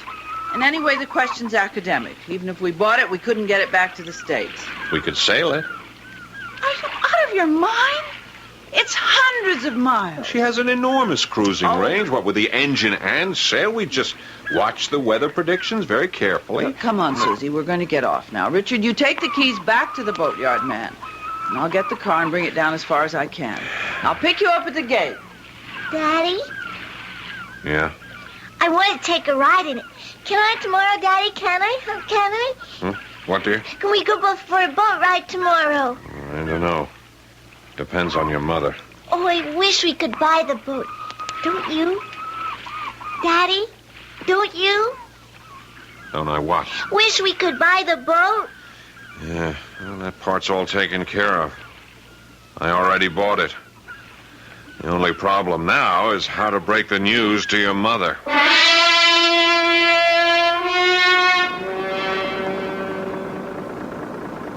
Now, Ellen, you have to admit, this is the life. Look at that sea. It's like glass. It's too calm. I don't like the gray mistiness that's settling over everything. I won't feel good until we sight land again. Oh, it won't be long now. We were clipping right along when we had the sails up. See, that's the advantage of a motor sailor. When the wind died, we could switch right over to power and still maintain our speed. Except for that panicky half hour when you couldn't get the engine started. Just a little corrosion around the points. Bit of sandpaper fixed that. Here, Ellen, why don't you take over the wheel, huh? I want to go and look at the chart. Now, the first buoy we pick up is number 12. From there, we'll see a light. If we make it before nightfall, you can take over for a few minutes. Okay, Susie? I don't like this mist. You know where we are right now? We are sailing on the Spanish Main. The Spanish Main? That's right. These waters were infested with pirates in the old days. Blackbeard and Calico Jack. Richard, I think there's a fog closing in. Look ahead. Yeah. Well, just hold a steady course. We'll be sighting that buoy any minute now. Susie, go below and bring up my binoculars. There's a good girl. The visibility's not any too good. We can't be far from port. Oh, Richard, I hope we're not running into one of those awful pea soupers. Now, don't panic. Don't get Susie frightened. Here's binoculars. Thanks. Can you make out anything? Well, I don't see it yet. But we will. Tell me more about the pirate. Okay. Well, Calico Jack Rackham. They called him that because of the fancy clothes he wore. He sailed with Anne Bonny. There were girl pirates, too, you know. Girl pirates? Sure. Anne Bonny and Mary Reed. And from all accounts, they were better at it than the men. The fog's getting awfully thick, Richard. I've never seen one roll in so fast, and the sun's gone. I'll take over. No, I can hold her on course. You keep looking for that buoy. We should have been in port long ago. Well, we lost a little time trying to start the engine. Are we lost? Of course not. I think we ought to start sounding our foghorn. Not yet. Don't you want to hear what happened to Anne Bonny? What happened to her? Well, the pirates all went to jail. They hanged poor old Calico Jack. Mary Reed was dying of a fever, and Anne Bonny nursed her. And then, well, nobody knows just what did happen. In the morning, when the jailkeeper opened their cell, he found the body of Mary Reed, but Anne Bonny was gone. She disappeared and was never heard of. Richard! What? Look! Look what you've done, oh, Richard, how could you? Well, what? Well, what is it? This monkey wrench, it's right behind the compass, Richard. Who put that there? Who? Who was working on the end? Wrench will have pulled that compass so far out of line, heaven knows where we are now. Yeah, sorry. I was so glad to get that motor started. Ellen, I'm sorry. Oh, if I ever get my feet on dry land again. Now, let's keep calm. We are not lost. Oh, no, we're still right here in the Atlantic Ocean. I'm sorry, Ellen. How I ever let you talk me into this expedition. Just try to keep cool. Daddy? It's all my fault. We're probably 50 miles off course. Daddy, there's a big can floating over there. What? Where? There. The buoy. It is. Oh, thank heaven. I'll take the wheel. I want to go right up to it. We got to be sure of that number. It should be 12, right? I see it. I see the number. What is it? 3. 3? No, it can't be. A 3 and an 8. Oh, no. That's what it is. Ellen? Susie's right. 38. That's impossible. Take the wheel again, Al. Just idle here by the buoy. There's no 38 on this chart. We're way off course. I have to go below and get the other charts. Can you still see the buoy, Susie? Sure. It's right here. Well, keep your eye on it. Don't let me drift too far away. Darling? Yeah? You're not smoking down there, are you? Good Lord, no. You know I haven't smoked in 10 years. I smell tobacco. So do I. What? Oh, well, let me get at the engine. Maybe there's a short in the wire. No, it's not like that. It's tobacco. Did you hear that? What? It sounded like somebody laughed. Ahoy! It's a ship. Where? I don't see anything. Ahoy! Ahoy! Don't answer. Blow the horn. Ahoy! What ship are you? The Lady D. We're off course. Can you give us our bearings? You'd best lay over for the night. Steer north by east, a quarter east. You'll run right down the channel. Thank you. I still can't see anything. North by east, a quarter east. It was a woman. Bring the ship around. Slowly, Ellen. He's right. I hope she knows what she's talking about. And I still smell tobacco. So do I. Was she that close? Funny. I didn't see a thing. I didn't hear any motor. Maybe she's sailing. Now, Susie, how could she be? There's no wind. And she seemed to get away so fast. Ellen, go as slow as you can. I'm going forward and keep a sharp watch. We don't know what we're heading into. All right, I've got her throttled way down.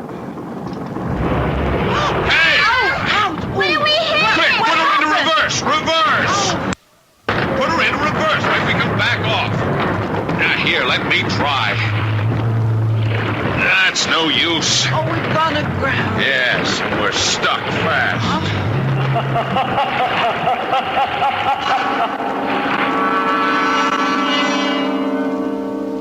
One of the most beautiful yet fearful tales that travelers tell is the Lorelei, the siren who sits on a rock, combing her long golden hair and luring unwary boatmen to their doom.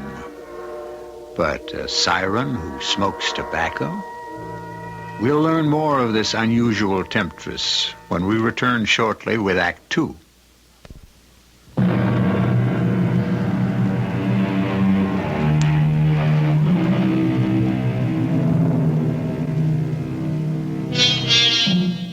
There's nothing so eerie as the feel of a ship gone aground. A living, pulsing body beneath your feet goes suddenly dead. Aboard the Lady D, only Susie slept that night. Ellen and Richard kept an anxious vigil, waiting to see what the dawn would bring. Where were they? How great was the damage to their boat? On the last question hung the safety, perhaps the survival, of the ship and her crew. Ellen, come up on deck. You gotta see this. What, dear? Look at that sunrise. Isn't it magnificent? Oh, darling. You are the one man alive who could run a valuable boat aground in the middle of nowhere and greet the dawn like Shelley. Well, some sort of ship is sure to pass by. Meantime, this is a great adventure. Mm-hmm. Wait till the tide runs out. That'll be an adventure. This boat's going to roll over on her side. No, she won't. She's built like a sea skiff. They used to pull them right up on the beach to unload the catch. So, give us a kiss, Cassandra. Good morning, darling. Well, I guess I better go ashore and see if I can find a water supply on our desert island. Is this really a desert island? I'm afraid so, sleepyhead. And your father's playing Robinson... Richard, look. Yeah, if I'm not mistaken, here comes Friday. Hello. Good morning. Good morning. Good morning. You early? What'd he say? I think he said we're early. Early for what? What island is this? Campbell's Island. Campbell's Island? Yes, mistress. I am Campbell. Oh, how do you do, Mr. Campbell? I'm Richard Stevens. This is my wife. Good morning, mistress. My daughter. Welcome. Did you say we were early? Yes, yes. Usually September come before she bring a boat. Who? The lady who smoked the pipe. A pipe? Yes, a long clay pipe. You did not see her. No. We smelled her pipe. Is Campbell's Island... I mean, is there a town here? Town? Ho, ho, ho. Campbell, the only man here. We missed the harbor channel. Campbell's Island. Have no harbor. The lady said there was a channel. Oh, yes. Sometimes she say that. You mean she lied to us? Maybe. She want your boat. Your boat. She nice. Oh, well, won't you come aboard, Mr. Campbell? Thank you, sir. Can I give you a cup of coffee? No, thank you, mistress. Oh, your wheel. Yeah, I like a good old-fashioned wheel to steer with. You pay a lot for that. Oh, the compass. Well, the ship's well equipped. This is the ship's bell. Brass. Moscow's dear. You have a radio? Just a receiving set. Now, Mr. Campbell, about getting off the beach. You stuck fast, man. Well, if you have a boat and a tow line at high tide... No, man. My motor too small. Just a little outboard. I sail to the other island. Well, there are other islands near? 8 hours to sail there. Could they send out a workboat from another island? Maybe. We have to fetch them. No wireless on Campbell's Island. You mean go in your little sailboat? Oh, no, mistress. You and the child must stay here. My boat is small. If I try to keep a big boat, she take it. You mean... The lady with the pipe. Well, now, she has a boat. She ought to be willing to... No, man. Mistress Bonnie have no boat. That's the trouble. She look for a boat. All the time she look. Bonnie? Did you say Bonnie? And Bonnie? You know about her? Yes, but she died 200 years ago. That's what they say. Do you mean that we were talking to A ghost? Of course not, Susie. There are no such things. I talked to a ghost! I talked to Susie, a ghost! be sensible. There are no such things as a ghost. Your boat is stuck fast on Campbell's Island. For true? Why, yes, but... If the ghost, she don't bring you. How you think you got here?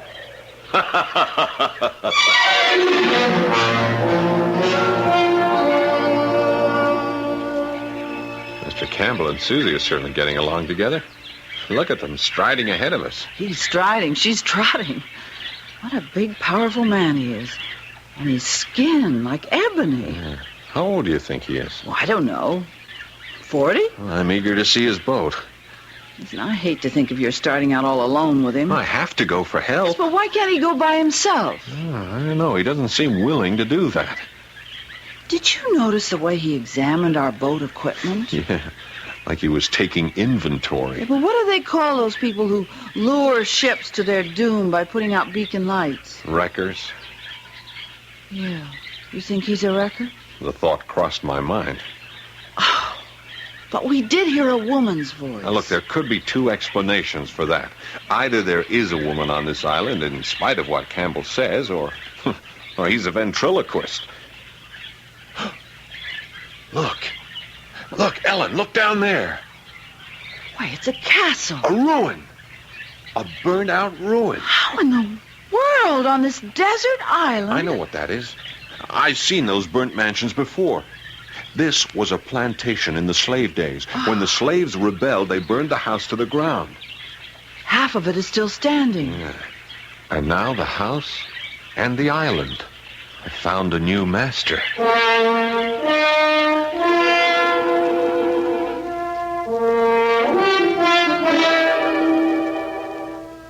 Welcome. You like a drink before lunch? Lunch? Yes, I give you nice lunch. You like foie gras, caviar, potted shrimp, any kind of wine? Nothing, thank you. A vodka Collins would be just fine. Vodka Collins. Soon come back. Mama, Mr. Campbell says there's an ice-cold spring behind the house and coconuts and pineapples and good... Look in the corner there. Cast bronze and enormous. A propeller. That's worth a lot of money. And that wheel, it's huge. Must have come off a schooner. What does it say on this plate, Mama? Duchess of the Caribbees. This one says Rita 2. This one is Morning Star at SS. What's this word? The SS Odyssey. Oh, Richard. Yeah. All of ships. Don't wreckers usually Murder their victims? Now, Ellen, we don't know that he's a wrecker. You like my house? Oh, it's lovely. I have good life, man, since I learned to get along with Mistress Bonnie. How did you come here in the first place, Mr. Campbell? I was fisherman, hard work, no money. One night, she take my boat. I swim to this island. I see all these rich things here on the beach. So I come back in a new boat. She put that one on the devil's thumb. What's the devil's thumb? Big rock. The devil, he put his thumb up at low tide. Then he pull it down at high tide. Then up at low tide. He hide it again, just below the water. Along come a sailorman. Up come the thumb, right through the bottom of the boat. The devil, I think he good friend of Mistress Bonnie. Mr. Campbell, you say it'll take all day to get to the nearest boatyard? In my boat. But they have workboat. Much quicker with power. They return here with you in 2-3 hours. Then can we start tomorrow morning? Yes, man. 5 o'clock to catch the tide. I have things to sell very dear. Better than fish. Oh, yes, yes, better than fish.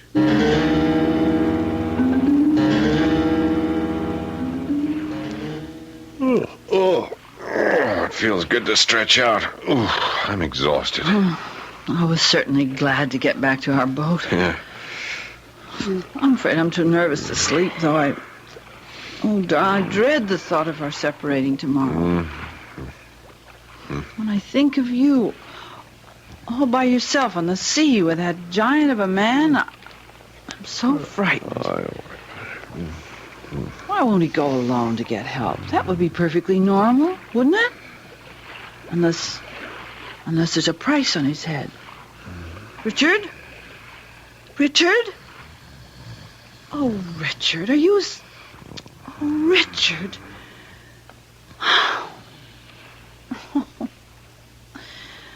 Oh, dear, I'll never get to sleep. She's a naval ship. What? Who's that? Over the side with you, lad. And mind, walk on cat's feet. Who's there? Tobacco. Aye, a good seaworthy vessel. Who's there? Who are you? Good evening, lady.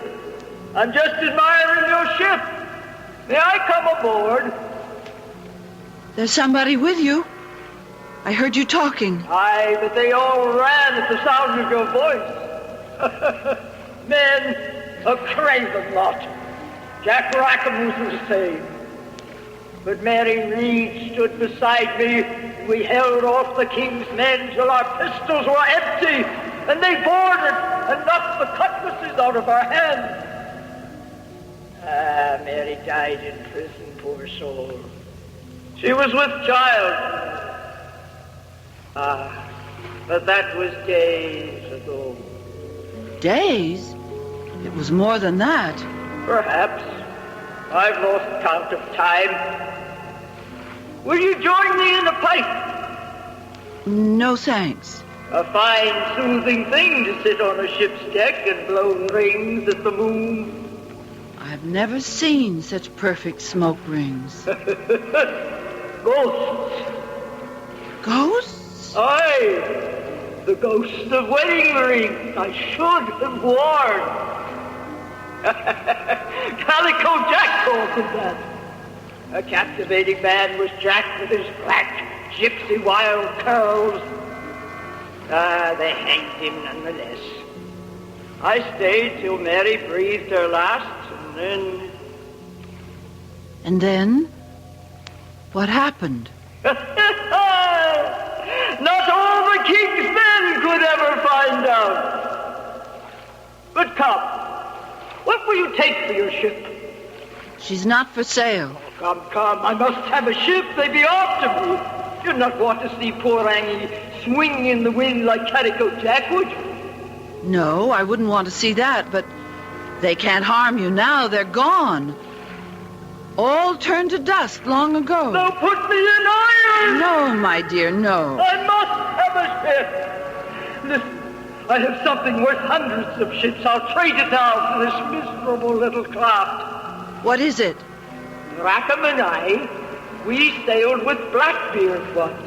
Blackbeard? The same. Now, come close, lass. I know where Blackbeard buried his treasure. Blackbeard's treasure? A great treasure it was. The booty from 3 rich Spanish merchantmen, laden with gold and silver. You have a map? A chart? No need. I know where it is. Come with me, lass. We'll slip out on the next tide.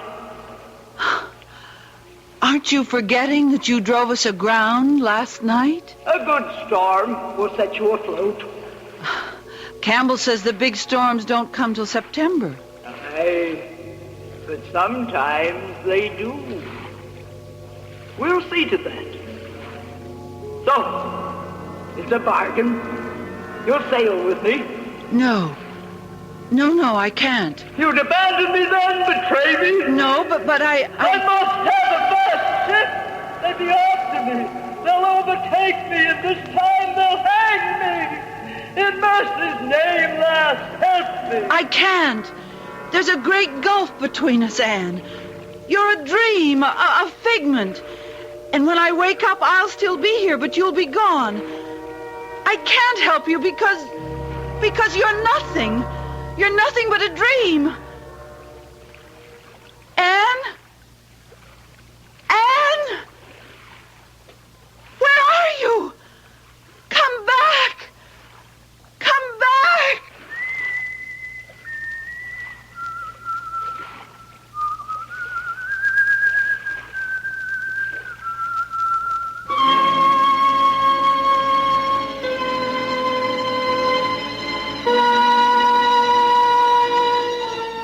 There's an apparition for you. A whistling, pipe-smoking lady with a cutlass at her belt. But why did she leave so abruptly? Was she offended at being called a nothing, a figment? Well, none of us likes to hear the truth about himself, least of all a ghost. We'll follow Anne Bonny's ruthless quest for a ship when we return shortly with Act 3.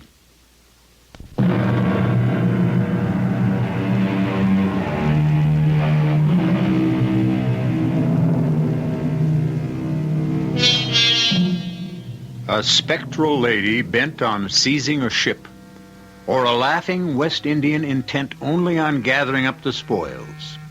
Ellen doesn't know which she fears most as she watches the dawn stretch its rosy fingers across the uncharted island where the cruiser Lady D lies stranded in the sand. That was a damn good breakfast, Ellen. I had a depressing dream last night. Oh? Well, at least I think it was a dream. Anne Bonny boarded the Lady D, and we had a long talk. And I felt sorry for her. She was frightened. That scared ghost, huh? That's a switch. Yeah, well, she was terrified. Oh, darling. I hate to see you go off with that awful man in that little boat. Oh, now, Ellen, dearest, you mustn't worry. I wish we could stay together. The sea, it's so treacherous. Campbell's been sailing these waters all his life. Oh, yes. And he's lost 2 boats. He told us so. And besides, you're going out in a tiny boat with a criminal. He's not. He gathers salvage. That's all we really know about him. Good morning. She turn now. Time to go. Toss me a line. I'll make you fast to our stern. Catch. Got it. Come up on deck, Susie. Daddy's leaving. Come on, darling. Take care. I want to go, too. So do I, but we can't, darling. I don't want to stay here. Morning, Mistress Susie. Good morning. I want to go with you, Daddy, please. No, there isn't room for us all. You and Mommy take care of each other. Don't go, Daddy. Mr. Susie, you go to my house. You can look at the books, read the pictures. Now, when I get into the boat with Mr. Campbell, we're going to let you free the line and cast it off. Now, see how quickly you can do it. Here I go. Hurry, cast us off. There. Be good now. We'll be back before you know it. Aren't you going to start the motor? No, the tide. She take us out. Then I put up the sail. Oh, darling, you're slicker. A quick shower might Not come a up. chance. Look at that sky. No stormy weather. Not if Aunt Bonnie, she don't whistle up the wind. What? What did you say? No storm. Not if she don't whistle up the wind. She do that sometime. Yes, man. Ooh-wee, she do that.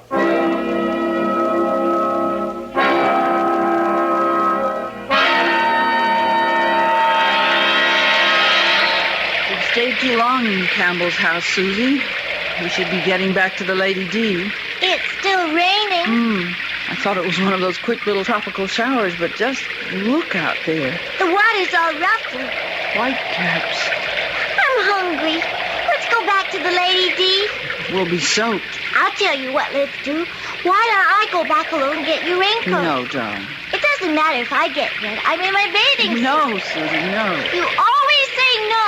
Daddy would let me. It's only a little way. Please? Well, you promise you'll come straight back? I promise. No loitering now. I won't.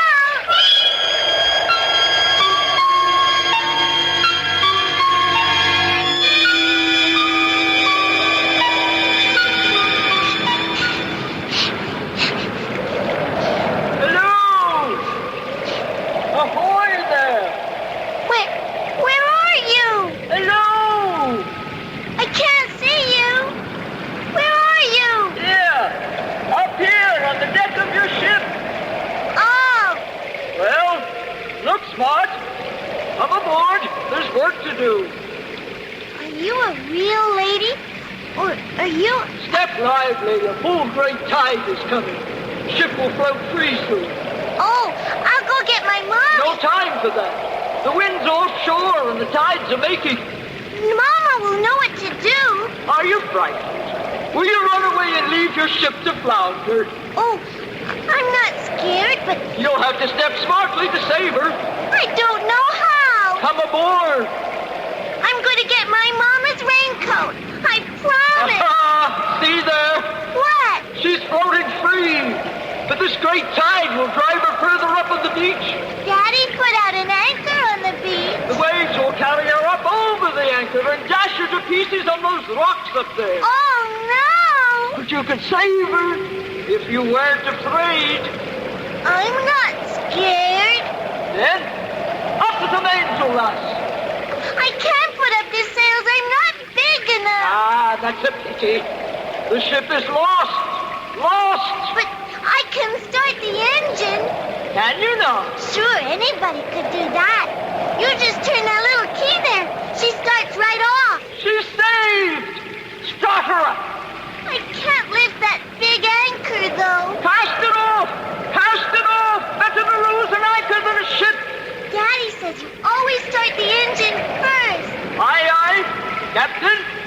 I'm too short to reach the gear shifting. I know. I'll get something to stand on. Here. Daddy's tool chest will do. Now, let's see. He calls this little thing the choke. Hurry. She's swinging about. I've never done this before. Now, I'll turn the key. See? She started right off. Now I put the motor in reverse. The anchor on the beach. Oh, I forgot. I'll go forward and untie it. Can you free it? Yes. It's just wound round this little thing. Steady there. She's rolling. I have to throw the rope far away. Daddy says... Never mind. Do it. The ship's rolling. The trough, the waves. He sure is.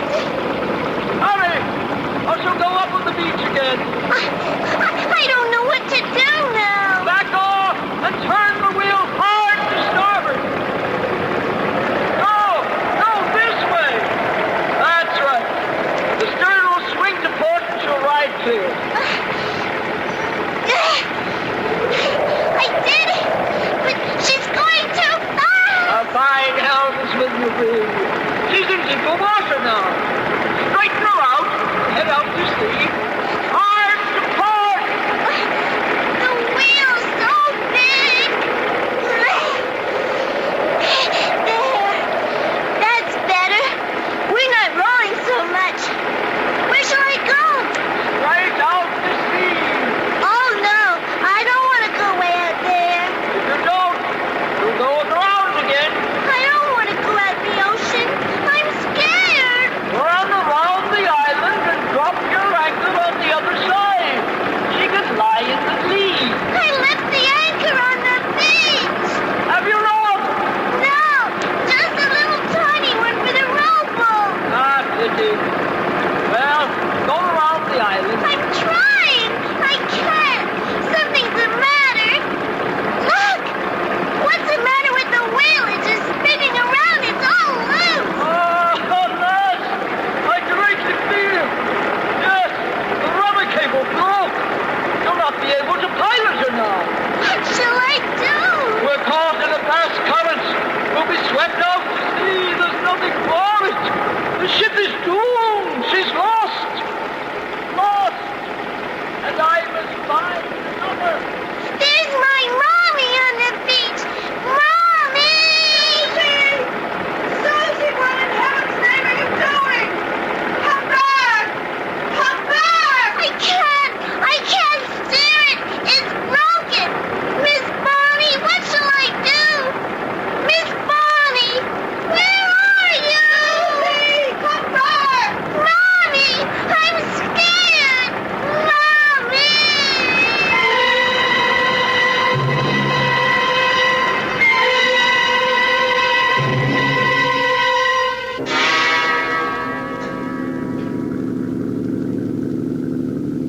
But a ship can't just disappear like that, can it? Without leaving a trace. Of course not, darling. Mr. Wyatt here has radioed back to the boatyard. They say the authorities are sending out a helicopter. We'll hear from it soon, and when we do, we'll go right to her. This tug is faster than it looks. Waiting is terrible. Isn't there anything else we can do, Mr. Wyatt? I don't know what to say to you folks. We've been around the island several times. There's no sign of a ship. Baby. I should never have let her out of my sight.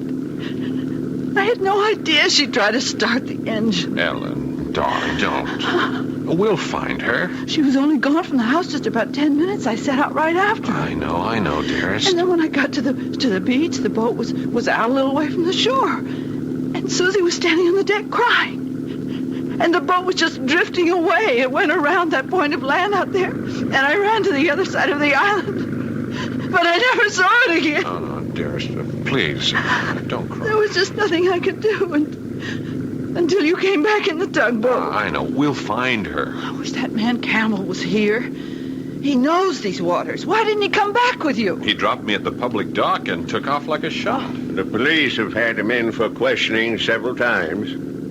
There have been too many wrecks in the last few years, but they never seem to get anything out of him. So, you ran into him too, huh? Yeah, he told us. Hey, wait a minute. What did he call it? That rock, the Devil's Thumb. Yes, the submerged rock. Yeah, do you know where it is, Mr. Wyatt? Well, there's only one I know of, a very dangerous spot, right in the path of a swift current. And sometimes it's, there are shoals to very bad place. Oh, Richard. Mr. Wyatt, could Yes, of course. I know about where it lies. Now, we'll run down on it. Best to have a look.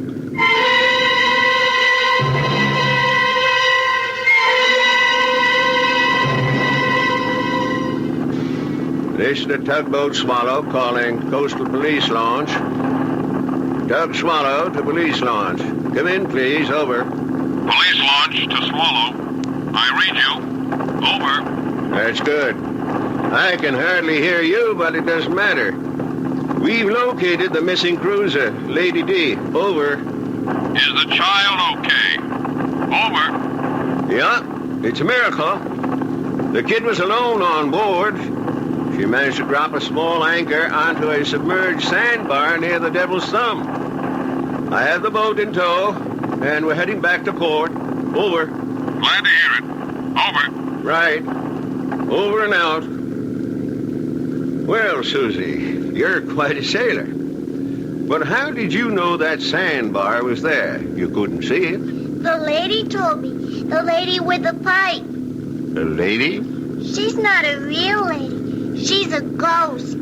Ghost? Well, it's hard to explain. We don't believe in such things, of course, but... She went away for a while, but when I started to cry, she came back. A ghost? I'm sure there's some perfectly natural explanation. She begged to put out a long, long line so the anchor wouldn't drag. Well, that was sound advice. But I don't understand. You see, Mr. Wyatt, I'd been telling Susie these pirate Yes, stories. and I'd had a very vivid dream, and she heard us talking about that. You know how impressionable children are. Excuse me.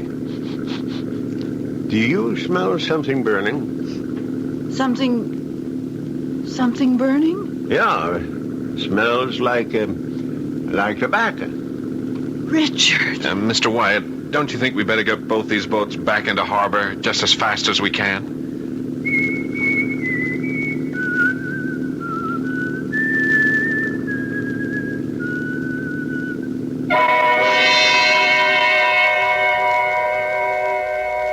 Well, those were the known facts of the strange voyage of the Lady D.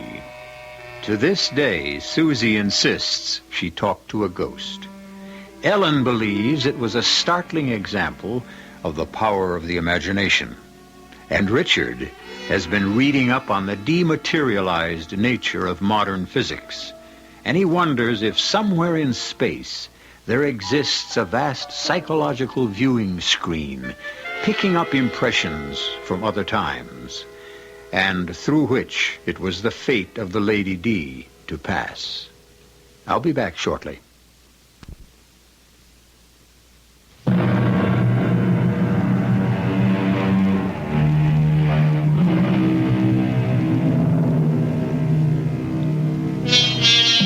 And now a brief footnote to the story you've just heard. Among seafaring men, there is a belief, as ancient as the art of navigation itself, that when the wind dies down, a sailor may bring it to life again by the simple act of whistling.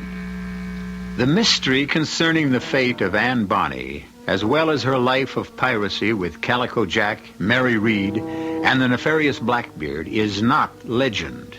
It is thoroughly documented historical fact. Our cast included Augusta Dabney, Paul Hecht, Corinne Orr, Margaret Barker, and Dan Ocko. The entire production was under the direction of Hyman Brown. This is E.G. Marshall inviting you to return to our Mystery Theater for another adventure in the macabre. Until next time, pleasant dreams.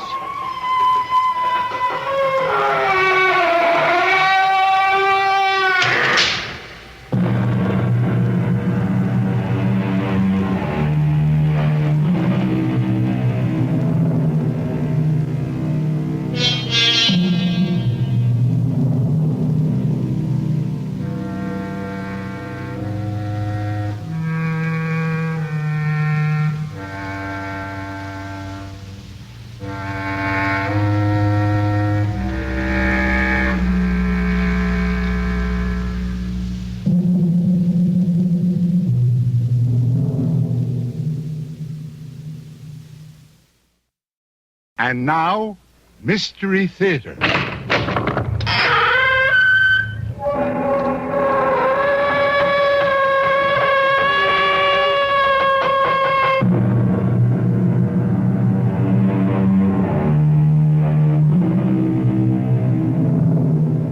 Come in. Welcome. I'm E.G. Marshall. Right this way, folks. Hurry, hurry, hurry. Step right up. Yes, welcome this night to a carnival, to the razzle-dazzle clash of color and sound, hiding hate and evil and murder. Right this way, the freak show, ladies and gentlemen. See nature's mistakes. Step right up. It's opening night at Prince's Carnival outside St. Louis. But no fortune teller sees in cards or crystal ball the dark events that will happen here. I loathe everything you are. The sight of you sickens me. I'll... You'll what? Beat me? Break me? Yes! Try it. Every man in the carny knows you're here, knows what you are. Giant, strongman, grips, barkers, they're all standing by. If I call, they'll tear you apart. Oh, give me reason to call. I'd love it. Go on. Hit!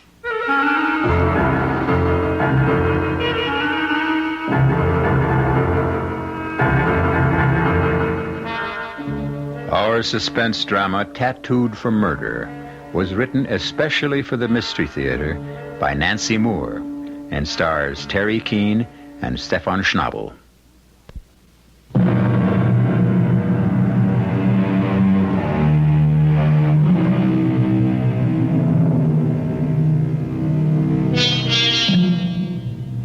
I promised you a carnival.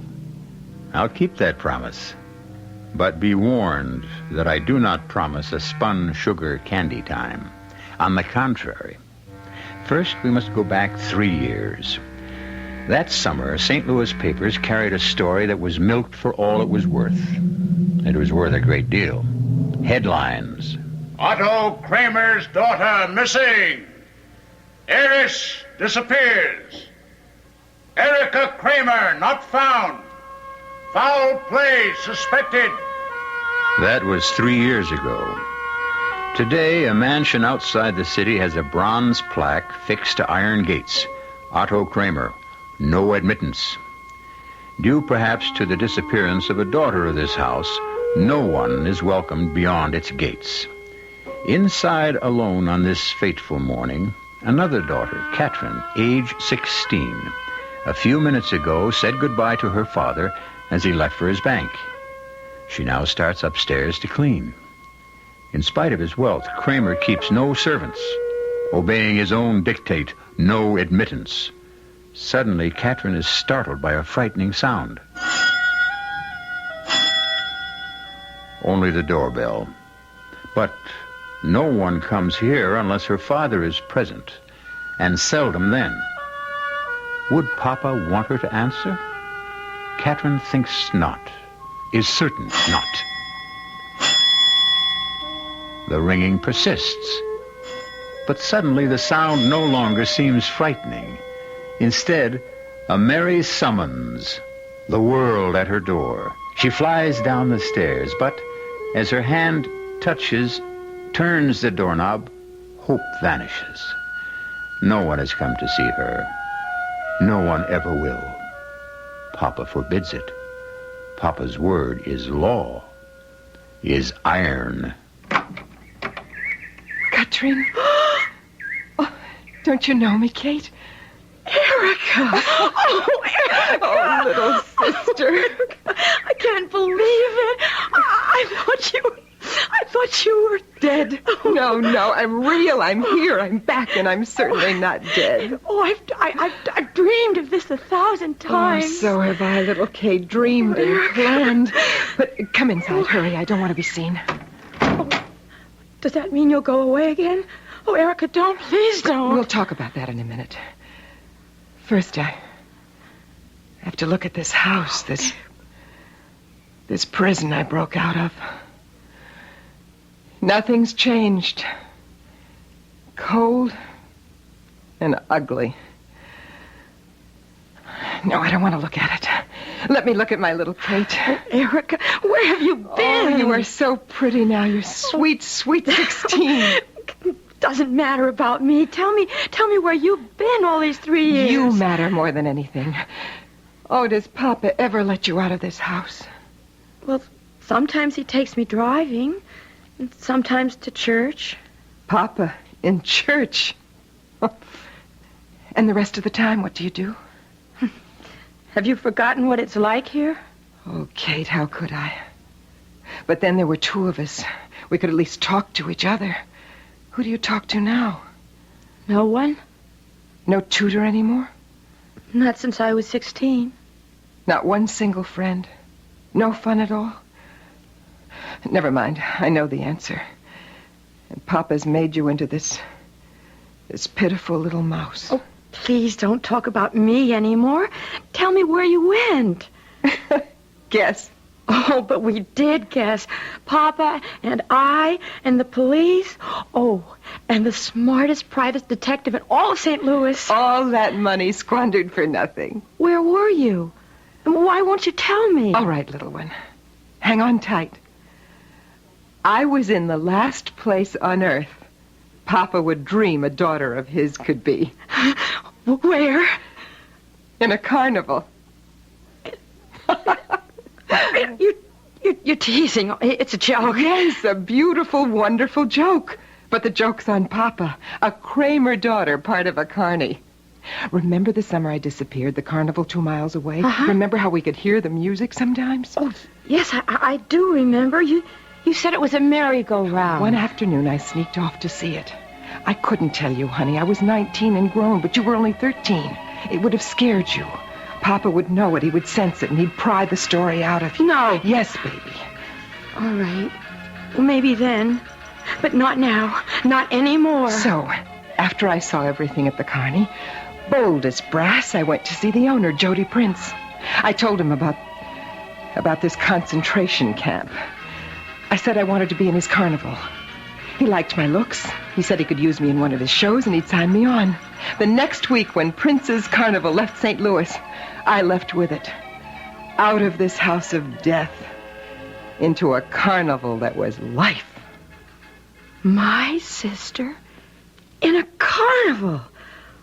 What do you do in a place like that? You'll know soon enough. Now, come on.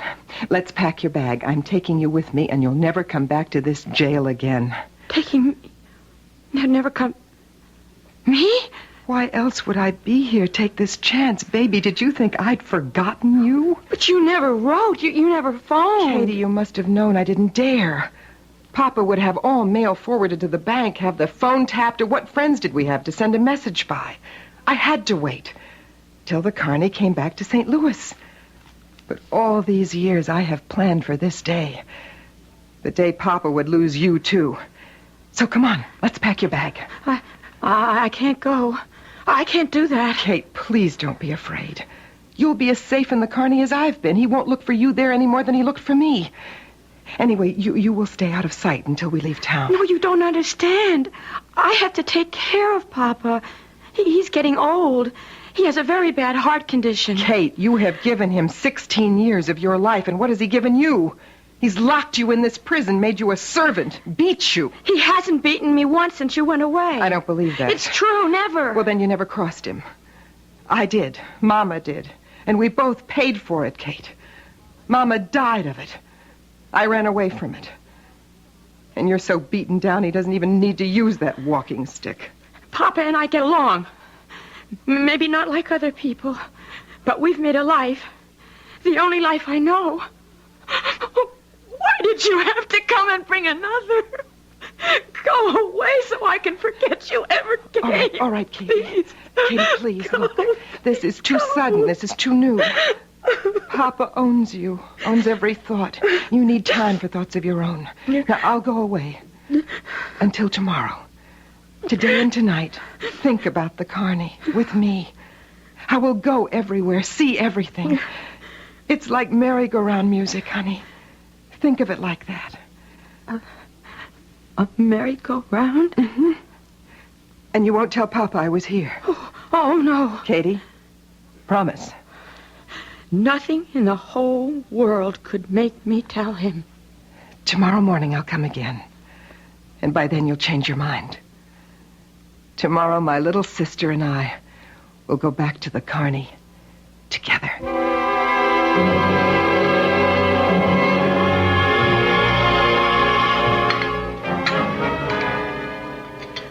Papa? Would you like some more meat? No. Wasn't the roast the way you like it? Papa? Will you have anything else at all? Nope. Then, if it's all right with you, I'll do the dishes. Excuse me. Daughter! Oh! Sit down. You have not my permission to leave. Yes, sir. You will answer a question, Catherine, and you will answer with care. What is wrong with you tonight? No, nothing's wrong, Papa. Nothing is wrong. I see. Or do you think perhaps you can fool your father? Yes, Catherine? Please, I'm not trying to fool you. There is a difference here. Something has happened. Now you will inform me what it is. What could possibly happen? That is what I intend to learn. Did you leave this house? No, sir. Someone was here? No, sir. You lie. No, Papa, no. Then why did your hands tremble when you passed my food? Why is your face flushed like an apple? Huh? Why? It's just... Well, I just don't feel very well. All day All day you hide something. Tonight you lie. I will have the truth, Catherine. One way or another, I will have it. I did tell you a lie, Papa. I went out. Out where, my child? To the grocery store. And how did you go to the grocery store? The bus. And what did you want at the store? To buy apples. I do not see any apples. Oh, but they didn't have any. A pity. Since you so much wanted apples that you left the house, you're not allowed to leave. But we are very fond of apples. Are we not, Catherine? Yes, Papa. Why can't you look at me, Catherine? I am, Papa. Yes, now you are. Now, why do you stammer, huh, little one? Your pleasant outing today has made you nervous, yes? Answer me! Papa! Answer, what ails you? I told you, I don't feel good. Your health is poor. I had forgotten. You will forgive me my lapse of memory. I'll go up and lie down if you don't need me anymore. No, I cannot spare you. There's something I want you to get for me. My walking stick. But it's there by your chair, Papa. Yes, so it is, yes. But it is my whim that you hand it to me. All right, walk around the table. Pick it up. Place it in my hand. Come on! Good. I put great store by obedience. You know that, do you not, Catherine? Yes, sir. Your stick, Papa. On second thought, you will hold it yourself, and we will observe it. The gold carving on the top. Describe it, please. Oh, it's a crown. A crown, signifying authority. My walking stick once belonged to the Emperor Napoleon. His hand held it. Now yours, soon mine. One more question, child. Why do I always carry it? I don't know. As the symbol of my authority.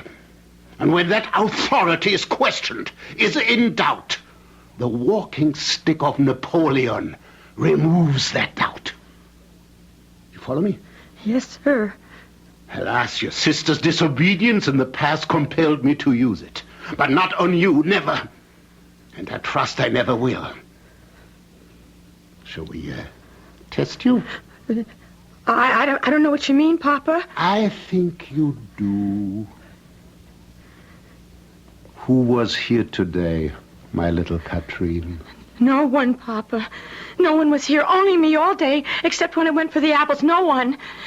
All right. Hand me the stick. Thank you. A fine instrument for changing lies to truth. Soon it will persuade you to talk, and not about apple. Who was here today?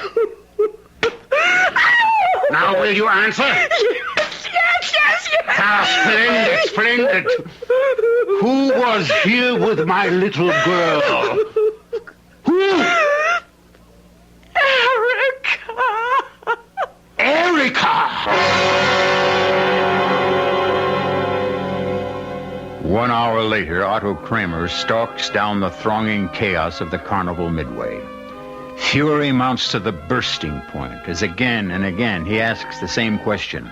Where is Erica Kramer? And receives the same answer. Never heard of no Erica Kramer, mister. Carney personnel banded together to protect one of their own. Step right up, folks. Right this way. Right what way? Where in this pigsty is his daughter? We'll find out when I return shortly with Act 2.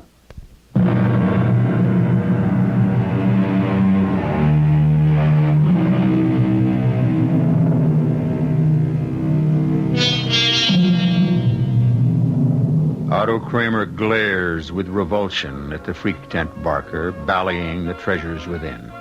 See them all, folks. 25 cents. Only 2 bits. 1/4 of $1. Kramer looks above the bally stand at the garish canvases picturing the freaks. Larger than life. More terrible than life. His eyes rivet on the painting of a nearly naked woman. Her body ornamented with hearts, flags, stars, flowers, sunsets, peacocks, snakes. Then, lips locked white, he buys a ticket and enters the tent. On the 5th platform stands the tattooed princess, her body debauched by the colored needle, her beautiful face unmarred, smiling at her admirers. Kramer halts by the 1st platform, stares, and when he has seen enough of his daughter's depravity, he turns and quits the tent. Erica, princess. He's coming. I'm ready.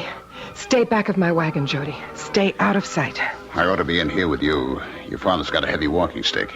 Of course he has. He always has. Go on, Jody. I'm not afraid of him anymore. I can take care of Papa. All right. Holler if you need me, sweetheart. I will. Go on.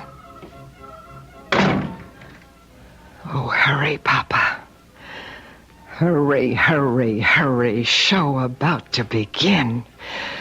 Oh, and how I'll relish it. I let the midget tell you where my living wagon is. If I hadn't, no one in the carny would give me away. You think I didn't see you in the freak top? And the look on your face when you saw my body? Now it's covered with a cape. To spare you, Papa? Oh, no. To play a game. And my game will outsmart yours, Papa. Hurry up. The stakes are high. Oh, hurry, damn you. Greetings, Papa. A freak! My daughter, a freak! Would you care to come in? Or would a carnival living wagon contaminate the distinguished Otto Kramer? I will come. The Princess Frederica is highly honored. Princess Frederica. Aren't you pleased I didn't use the name you gave me? I am revolted by everything you are. Oh, dear, I'm so sorry. And so sorry you beat poor little Kate till she told you where I was. That is a lie. Katrine tells me everything. She is my good, obedient daughter, not like you. Katrine has no sister. Her sister is dead. Dead? Oh, no, old man, you're wrong. You who think you're never wrong. Katrine's sister is wonderfully alive. Making up for the years I might as well have been dead. 19 years you kept me buried alive. I came here to take you back where you belong. But you belong where you are, with the dregs of humanity. I wouldn't have this thing you are now. A freak flaunting the corruption of your body for anyone to see. Well, how well you put it. Would you care to have a private viewing? Oh, of course you would. Very well, Mr. Kramer. I removed my cape. Oh, freak! Tattooed freak! Can you think of a better way to disguise the scars my father put on my body? A snake, a rose, the stars and stripes cover stripes. You gave me. Oh, yes. I read the description you supplied the newspapers of your missing daughter. Scars on back from automobile accident. What accident? Oh, God, how I wanted to write to the editor. Dear sir, you cheat my distinguished father. You underrate his powers. The scars on Erica Kramer's back are from his loving hand. Papa, why can't you stop staring at me? Hearts and twine, garlands of flowers, Cupid smirking. How strange you find them beautiful. No, they are loathsome, vile. I'll... You're what? Beat me? Break me? Yes! I wouldn't raise that walking stick if I were you. Everyone in the Carney knows you're here, knows what you are, and they are standing by. If I call, they'll tear you apart. Go on. Hit! Give me reason to call. They'll come, every man on the lot. Big Lou the giant, Herman the strong man, the Grips the concessionaires, and the man I'm going to marry. What kind of man would marry a freak? Lie with a woman covered with cartoons? Only another freak. Jody Prince owns this carnival, and he's like his name. He's a prince. Now get the hell out of here before I have him throw you out. With pleasure I go. The sound and sight of you sickens me. You freak. My body's tattooed, but your soul is. You're the freak. And you stay away from my Katrine. That's one order I'll take from you, old man. This morning I thought my sister was worth saving. Well, she's not. She went crying to you about me. Kate's lost. She's all yours. Take her and welcome. Now get out! Oh. You think that's all, Papa? You think I'm through with you? That was only a teaser. The best is yet to come. Jody? Are you out there? Right here, honey. I just wanted the old man out of sight. If I met him face to face, I might kill him. Did you hear it all? Every word. Till he threw him out. I was right here by the door.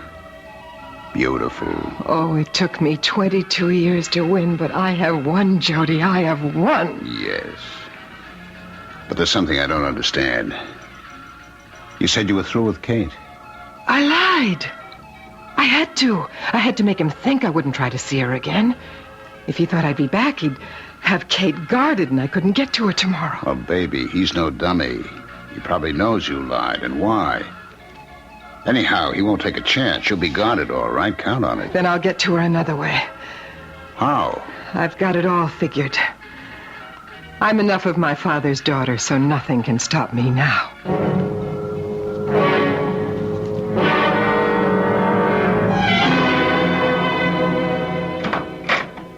Good morning, Papa. Erica! Your secretary is taking her coffee break, so I just walked in. I hope you don't mind. How dare you come here and shame me? Close that door. Out of respect for your lofty position in the bank, I wore a high neck and long sleeves. But I will shame you. Unless you give me Kate. Are you out of your wits? I tried to phone her. You've cut the wires.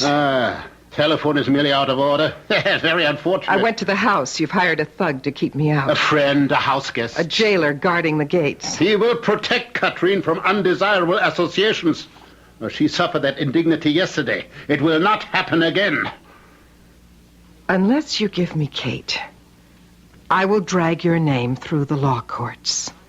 Indeed. All of St. Louis will know what you are. You think I won't?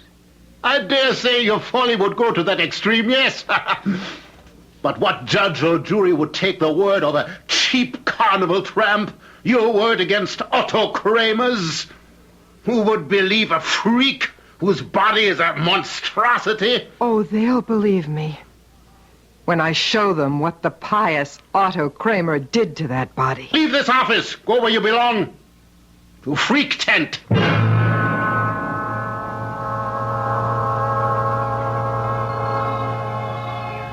Okay, Princess, I cased the joint. Can we do it? Risky, but we can pull it off. Now? In broad daylight? When you're afraid your old man will yank Kate out of town, or at least hide her somewhere. It's now or never. How do we do it? Well, if your house wasn't in the country, we couldn't. Sure, the place is locked and barred, but what we do is get a rope ladder up to Katrine's windowsill. What about the guard? How do we get through the gates? I'll take care of him. He's a cinch. You'll stay out of sight while I rap with our friend. I'll be a drunk looking for a shot of booze to cure a hangover. Oh, Jody. Listen, it'll be a great act. I'll be falling down drunk, see? I get close to the guy, he's off guard. Whammo, I knock him out. You go up the ladder and persuade Kate to come down it. Can I persuade her? Oh, sure you can. You hold all the cards, sweetheart. That plan you've worked out for her is a winner. Come on, let's go. Papa will come after me. He'll bring me back. He'll come all right, but not bring you back, I promise, honey. But how can you say that? You know he will. Because I've got a plan to stop him. Marvelous plan. I fooled him when I joined the Carney, and I can again. No one can fool him. Last night when I tried to lie, he knew. He always knows. And last night, what did he do to you, Kate? I don't want to talk about it. Kate, we have to. Now listen to me. I can't. He has started and he can't stop. The least thing you do to displease him, he'll use that stick. And nothing will please him except pain. Yours. Don't. That's what you'll say to him. Don't, Papa, don't. And it won't do any good, Katie. Can't you see you don't dare stay here anymore? I don't dare go.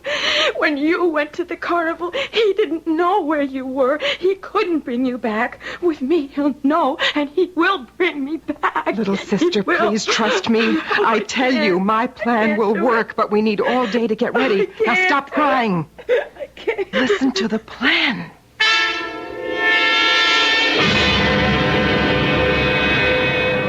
Ladies and gentlemen, introducing the star of Prince's Carnival. Step right up to a platform, step lively. Feast your eyes. Every inch of her lovely body a work of art. Blazoned with hearts and flags, flowers and cupids. Snakes and peacocks, suns and stars. Frederica, the tattooed princess. All right, now, quiet, please. Quiet, now, quiet. Watch as the princess turns and the glory of her charm. Johnny, wait a minute. Wait a minute. Who is this handsome gentleman who honors our little show tonight? Mr. Otto Kramer, isn't it? Why, ladies and gentlemen, I do believe the foremost banker of St. Louis is an admirer of the tattooed princess. Well, move along, all you lovely people.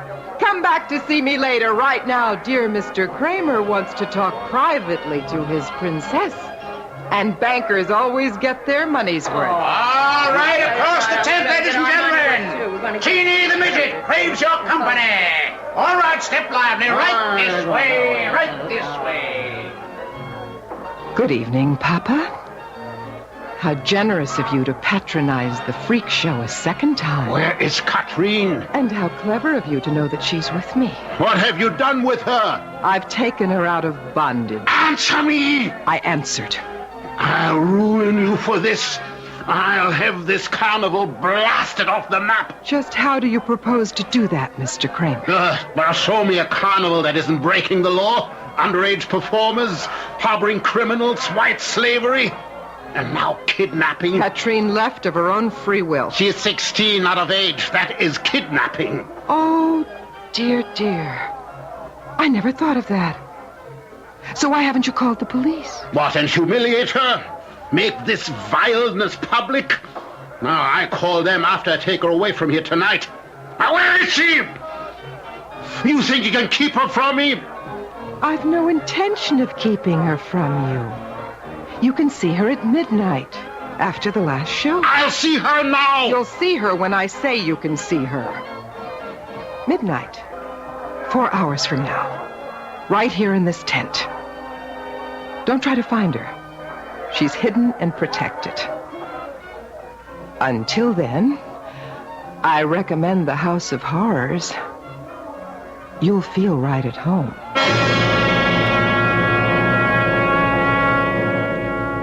Earlier this night, when Otto Kramer found his house empty, he stood murmuring Katherine's name over and over. Can it be that, in his twisted way, he does love this daughter? Nevertheless, his fingers tightened on the walking stick. When he left for the carnival, he did not trouble to lock the door. What was valuable in his house already had been stolen. No admittance. Anyone who disobeys Otto Kramer must be punished. We'll witness someone's punishment when I return shortly with Act 3.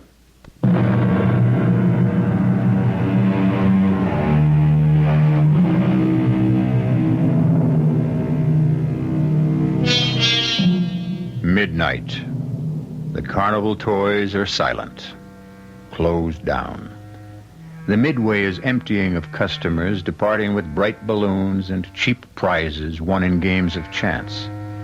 But one customer most surely does not depart. And another game of chance is about to begin. Otto Kramer paces the dimly lighted freak tent, the walking stick gripped in his hand. In Erica's living wagon, his 2 daughters are no less tense than their father. Both wear long satin capes winking with sequins. Erica's purple, Katherine's red.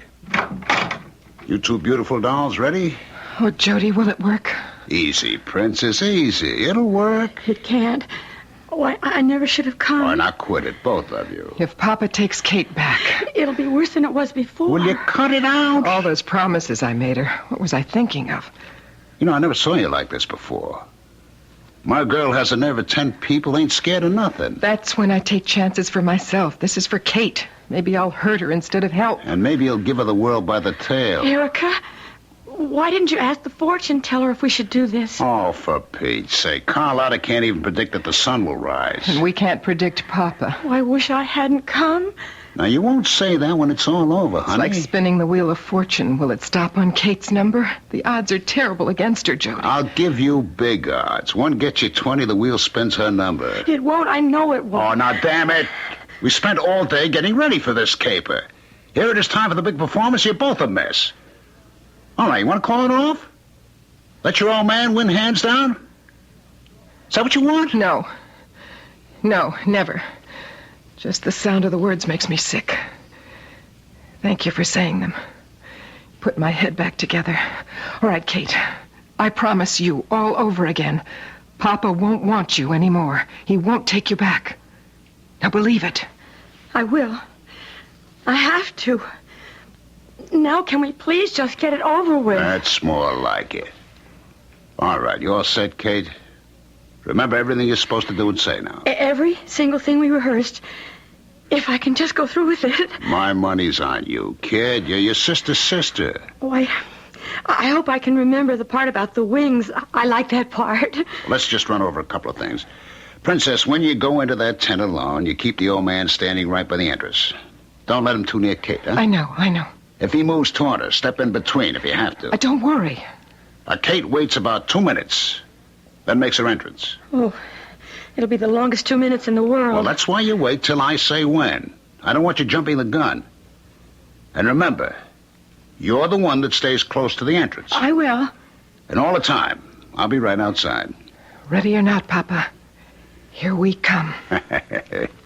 Hurry, hurry, hurry. Show about to begin. Hey, and what a show.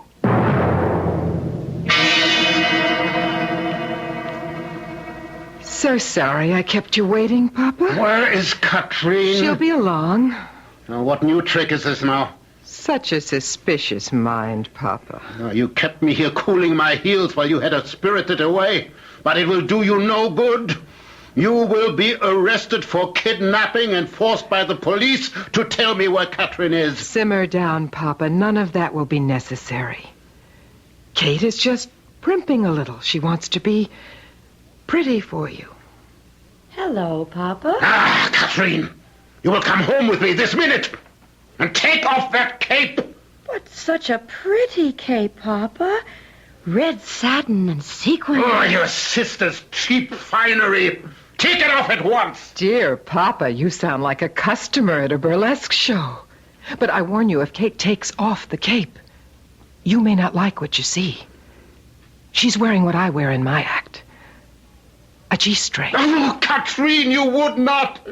You don't believe it, Papa? No. Well, then I'll have to show you. I'll spread my cape like wings, wings for flying, free as a bird.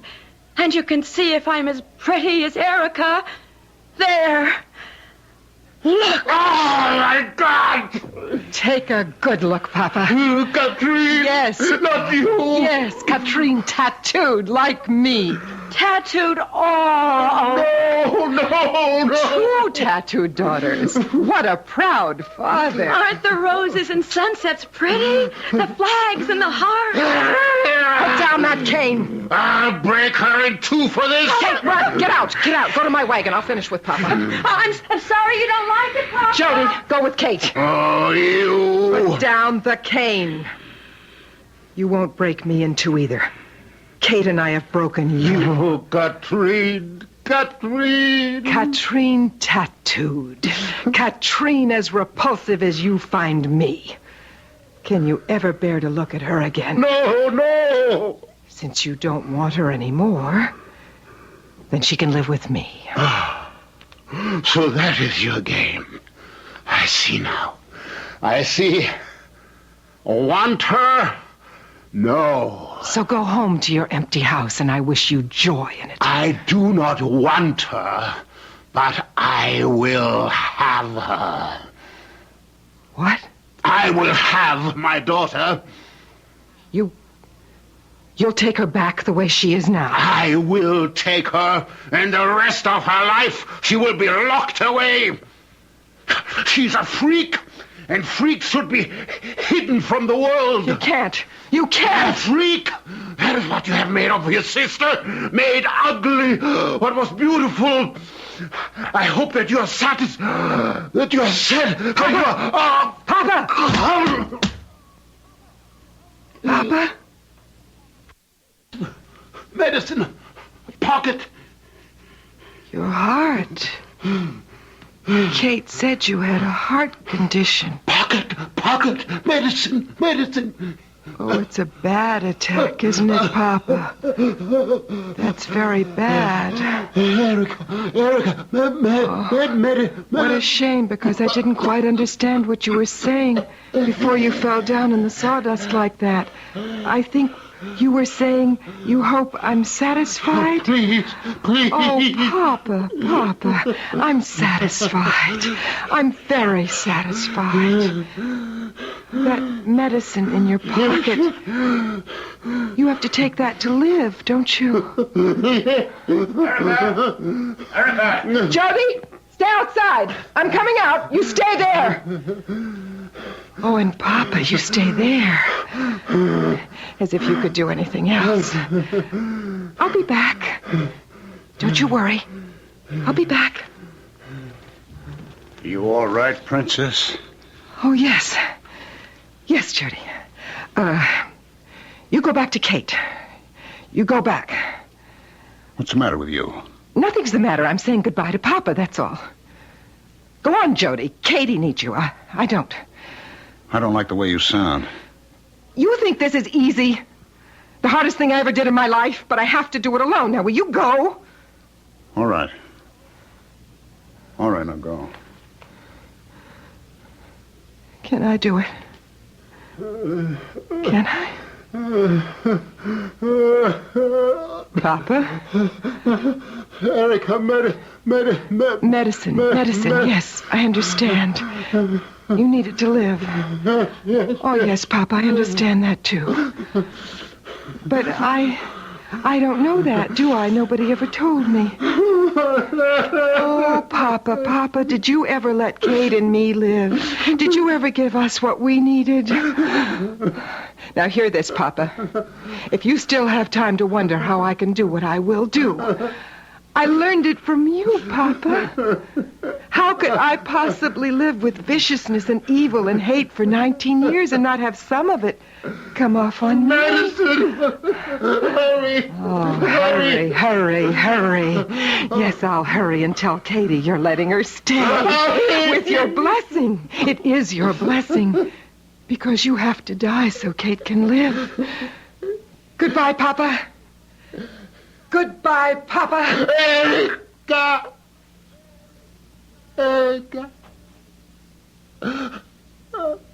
Katrine.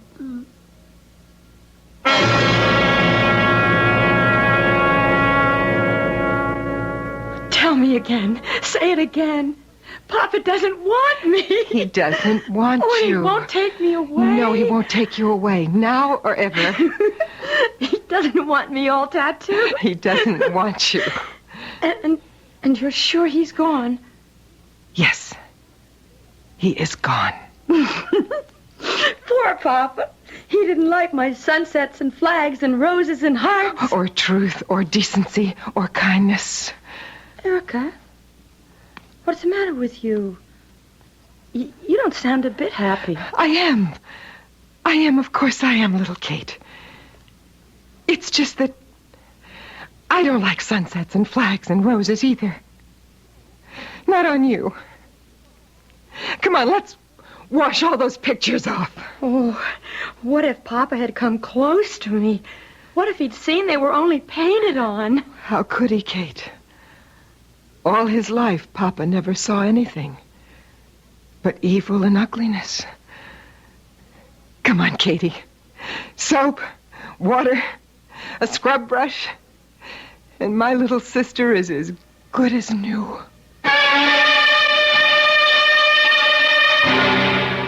By now, you know it is not my custom to point a moral.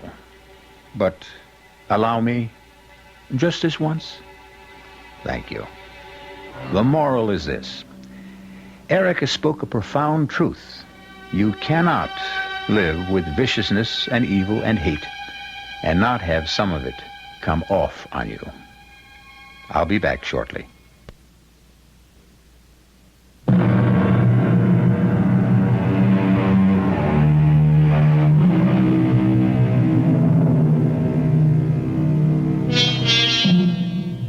My friends, you allowed me to draw a moral from our experience tonight. A rather depressing moral, I'm afraid. So let's look at the other side of the coin, the bright side. If you live with the good, the true, and the beautiful, some of that will come off on you, too. Our cast included Terry Keane, Stephen Schnabel, Rosemary Rice, and Ralph Bell. The entire production was under the direction of Hyman Brown.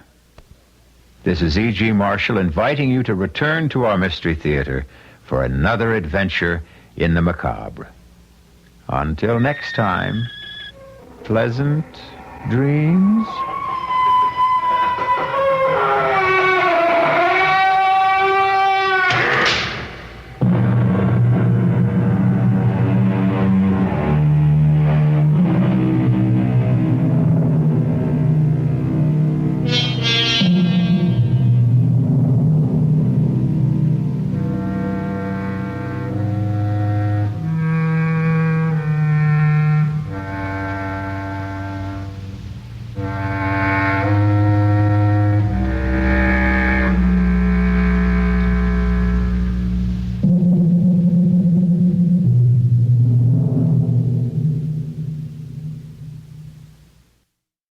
And now, Mystery Theater.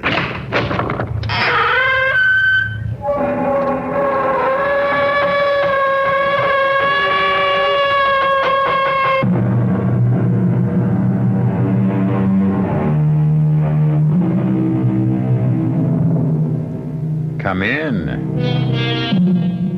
Welcome. I'm E.G. Marshall. Listen to a story of greed, innocence, incalculable malevolence, and a mystical, fantastical watch. A watch whose hands held the power of life and death. Our tale is played against the background of the sun-drenched Mediterranean North Shore, around and about the most famous gambling casino of its day. And it takes place some 100 years ago. But the scene is not sun-drenched as our story begins. It's a devil's night out. Look, John, a driveway lined with statues. Come on. There must be a house where we can seek shelter. Not there. For God's sake, Charles. Why not? That's the haunted villa. You? Superstitious? About that place. Anyway, it's boarded up. Has been for years. Oh, there's the house now. Maybe we can find some shelter. Oh, statue. There is the house. The light can hit it. I can't look. It's as bright as molten steel. It's gone. Melted as if it had never been. Let's get out of here, Charles. I could swear I saw that thing jump and run into the house. The whole villa is lighting up. Maybe it's on fire. Don't be silly. It's lamplight. And look, the door has opened. Welcome, strangers. Come. This is no night to be abroad.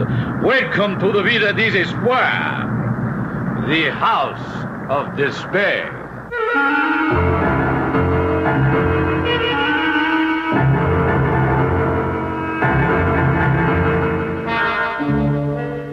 Our mystery drama, The Death Watch, was written especially for the Mystery Theater by Ian Martin and stars J. Gregory.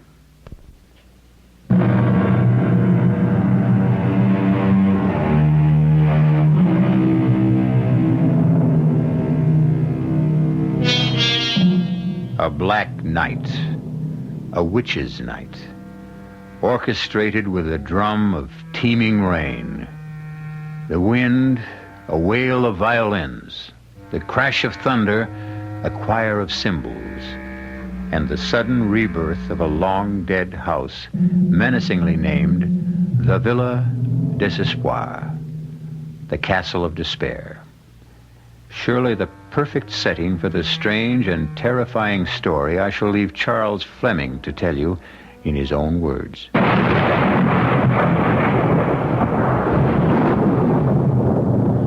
For a brief second, which seemed endless, John and I sat frozen into immobility, staring at the tall, thin figure. The bristling black eyebrows and the deep widow's peak only emphasized the height of his brow, the parchment white of his skin. Beside him lurked a misshapen dwarf with an oversized head.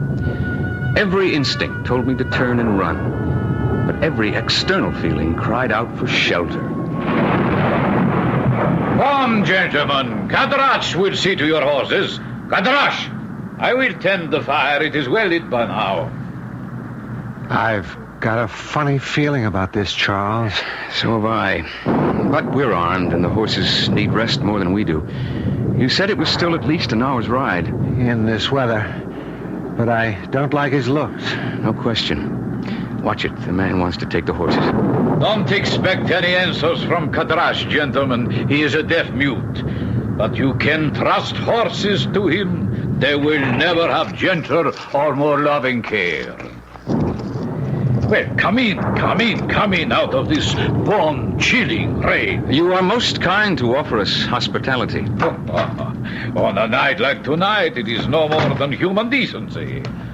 Allow me to present myself. I am Count Vladim Dravanescu. Honored.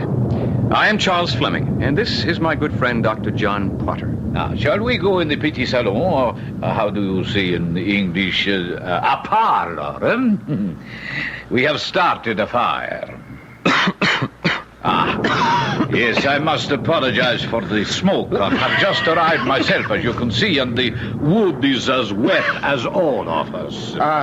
By which road did you come? From Carlo Casino, where I presume you are headed. Correct. To the home of Colonel Willoughby.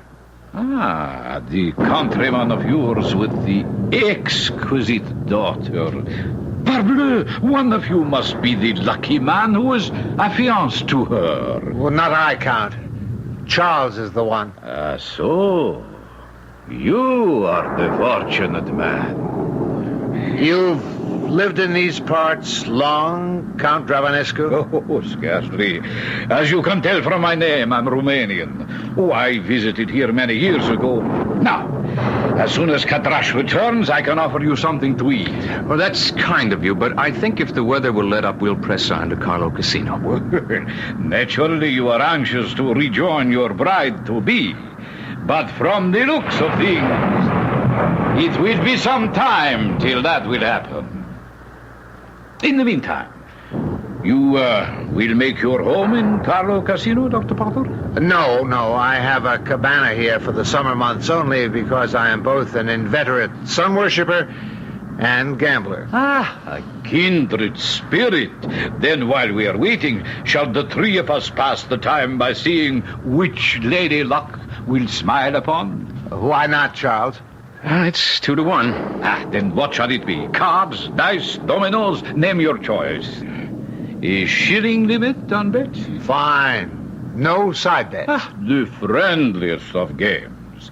Now, if you two will pull that gaming table nearer the fire, I will fetch the dice. What hour have you? I make it about 5:30. Oh, it's dark and gloomy enough to be midnight. Why do they call this place the Villa of Despair? Just one of those local shockers. They say the man who built it 200 or 300 years ago was an alchemist. The bronze statues which you saw lining the drive were all put up there during his occupancy. Those were bloody times, and people dropped out of sight very easily. A legend grew that these statues were his failures. Failures? You mean people believed he was trying to turn the human body into gold? And bronze was the closest he got? What rot. What happened to the unsuccessful alchemist? He just disappeared one day as if the earth had opened up and swallowed him. The villa was bought and sold apparently over the years, then later rented. But all the owners, or lessors, reported the groaning of a man in torment all night long, from midnight to sunrise. Nonsense that people believe. But shh, our host is coming back. I watched the Count as we played a desultory game of dice with nobody particularly winners or losers. During our game, I had been conscious of a faint, faraway chime of the 3/4 hour.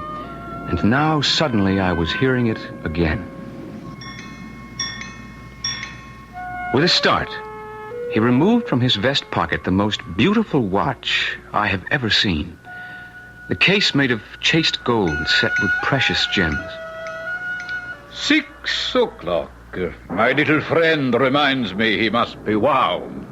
Time is of the essence, eh? Which reminds me it is for us, too. Whether or no, I have a lady I love too well to keep waiting. And the weather has slackened. You'll be with her within the hour. Ah, fortunate man. I envy you.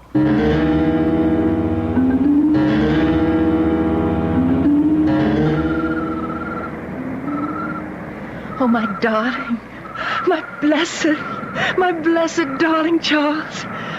Oh, thank God you're with me again. Claire, beloved, if it hadn't been for your mother's death, we would already have been together, always. Don't, It was clumsy of me. I didn't mean... No, darling. It isn't Mother that troubles me. It's Papa. He's become a different man. How? Well, it's all mixed up with Mother's death and his own lack of interest in life and the evil that surrounds all this beauty like a blight. Evil? The gambling fever. It's a sickness. Father is at the casino every night, wagering wildly and stupidly. I'm almost glad that Count Dravanescu bought the old Villa des Espoirs.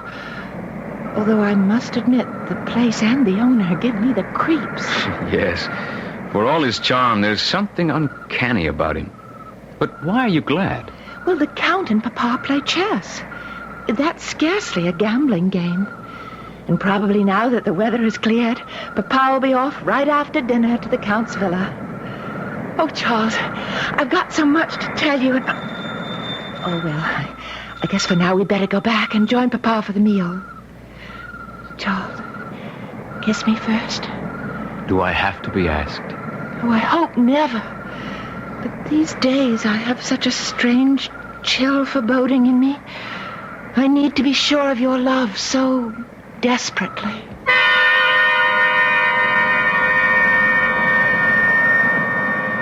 Claire's mother had died 4 months ago, just before our planned wedding.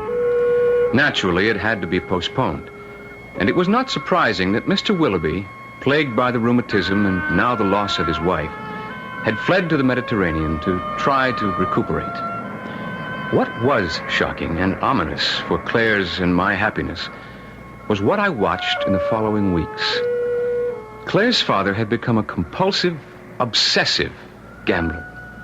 Our invitations to Villa des Espoirs, in spite of Claire's and my feelings of revulsion for the Count, were always a welcome relief. Till this one particular evening. Claire and I had walked out to the patio, high over the blue Mediterranean, as the Count and her father started to play chess. But by the time we returned, the game had become backgammon. Double. That is 16. You don't have to accept. Your position is virtually hopeless. Life is never hopeless, old friend, as long as you have it. I accept the double. A 5 and a 2. You have me blocked.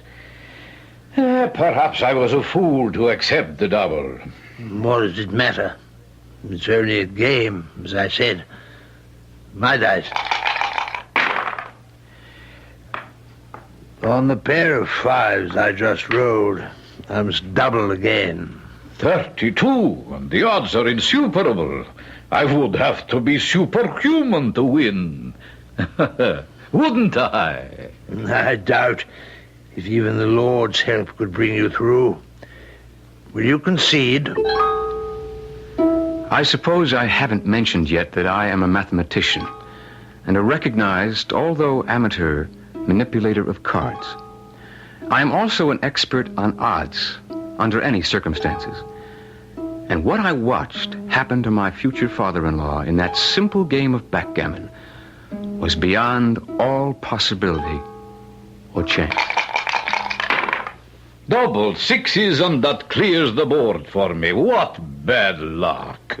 Any other throw for you except that one deuce would have given you the game. And the stakes were ridiculously high. Shall we just forget it? No. As an Englishman and a man of honor, I pay my debts. How much do you reckon it is in English pounds? At our original stake, about 150,000. Damn. I didn't follow that. I can't cover that in cash. No need. There's every need. I pay my debts. You will have it once I sell my house. But, Papa, you can't do that. We have to live. I'm ashamed. I had no care if I destroyed myself. But I had no thought of hurting you. No, there is really no need for agony. The debt could be satisfied without any harm financially whatsoever. If you are determined to pay. I am determined to pay. I don't see why. It's all so silly. I mean, it's just a game. And Claire! Yes, Papa? I'm asking you to leave us alone. Yes, Papa. We'll be in the salon.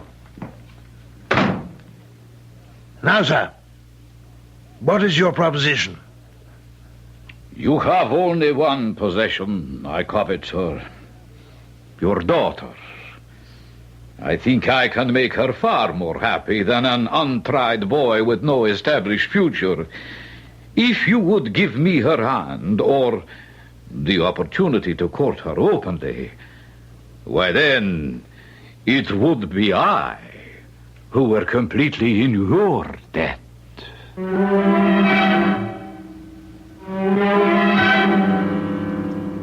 A bargain. ridiculous today, that could never be struck, let alone even suggested. But 100 years ago, not only possible and frequent, but one to which all parties, by the role of society, were honor-bound to accept. I'll return shortly with Act Two.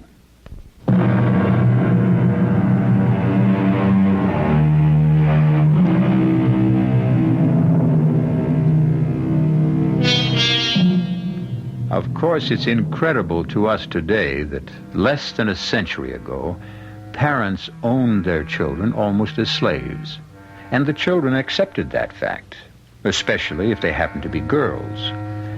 Still, with parents who were reasonable human beings, even under the fashion of the day, most of the young people were not tested in their allegiance, except under unusual conditions, such as an ashamed and trapped Colonel Willoughby finds himself.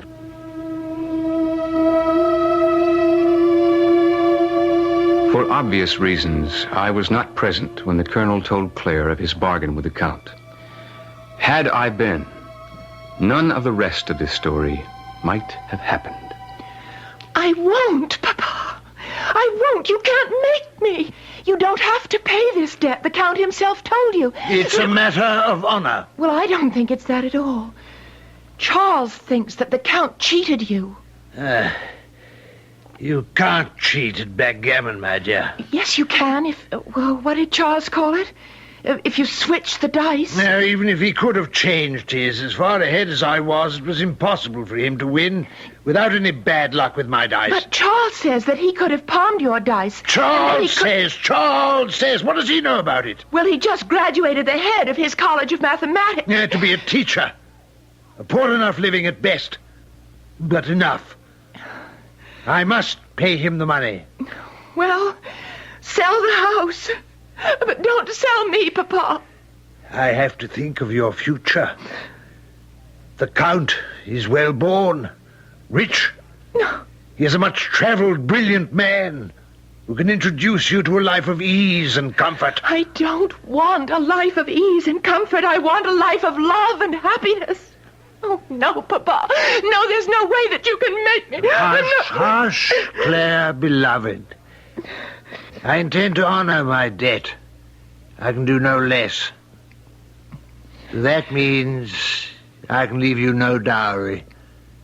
I think we owe it to Charles to let him know that. Papa, Charles and I don't need anything from you. We can take care of ourselves. Charles has a teaching job waiting, and we don't need much as long as we have each other. It's midday. I think I'd take a rest in the study before lunch. Go join your intended, darling. I've interfered enough with your holiday. After Claire had come out and told me of her interview with her father, I had taken some provisions down to the small day sailor and was returning back to the house to pick up Claire and the picnic she had been preparing, when the shot came directly from the house, from the area of the study. I started running immediately, and as I reached the terrace, I heard...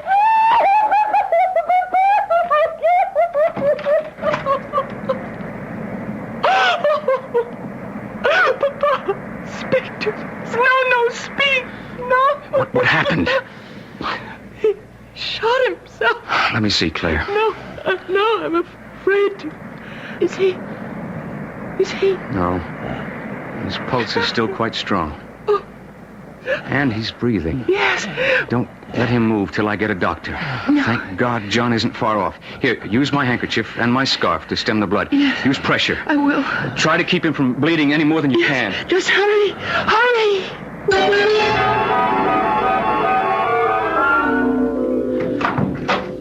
How is he, John? He's alive. He's lost quite a bit of blood, but that's not serious. But he's alive. Yes. Should he be removed to hospital? I don't think that's necessary, or even advisable under the circumstances. What do you mean? The bullet entered the throat, passed through the mouth, and came out near the temple. Don't try to hide anything, John. We've got to know sooner or later. In my opinion, your father will recover, but there's been brain damage.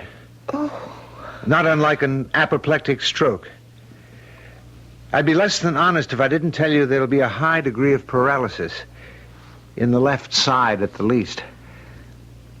Your father will be fortunate if he can ever walk again. Is that all? Don't hold back. At the best, he'll need someone to nurse and care for him the balance of his life. I'm sorry, but it's safer to face the truth.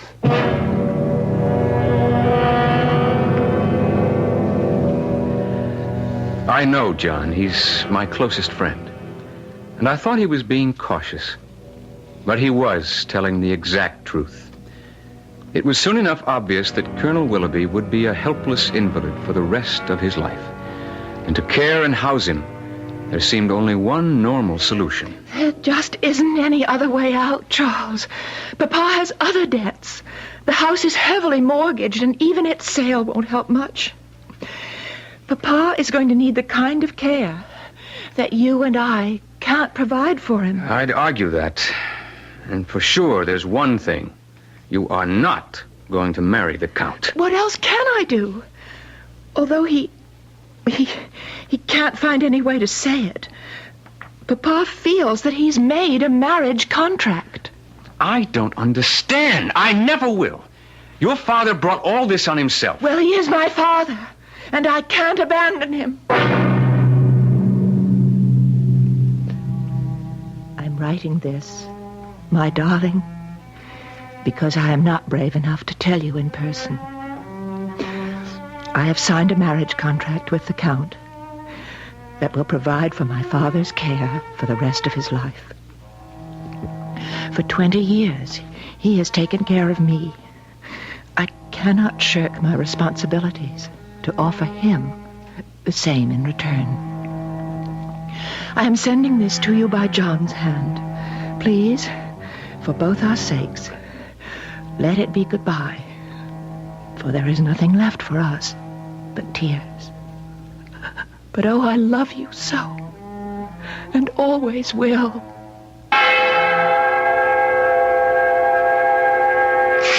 I'll be damned if I'll accept it, John. What else can you do? I could shoot the Count. What would that serve? Well, then Claire and I could be married, and we'd take care of her father. We've been over that. It wouldn't work, Charles. Even if you weren't arrested and guillotined. Well, there must be some way out. I could go to the Count and beg him. For what? To give up marrying a woman he desires and also settle 30 or 40,000 pounds for the care and maintenance of her half-alive father? Well, at this point, anything's worth a chance. I'm afraid this is an impossible gamble. Far better that... Gamble? Gamble, of course. That's the answer. Have you a pack of cards? Yes. They're in the drawer beside you. I'll take a new deck. Open it. Shuffle the cards. Remember I said I would play anything but cards when the Count suggested that friendly dice game? Yes? Well, let me show you why. I could take all night to shuffle these cards, but this will suffice to illustrate. Cut them. Cut them as many times as you want. Well, what's the point? Do as I say. Very well. This has always been a hobby with me, up till now. You know the game of poker? I should. I've lost enough at it. You needn't have, if I'd been dealing. What do you want? 2 pair? Full house? Flush? Just call it. You can deal me anything you want? Provided I can stack the deck.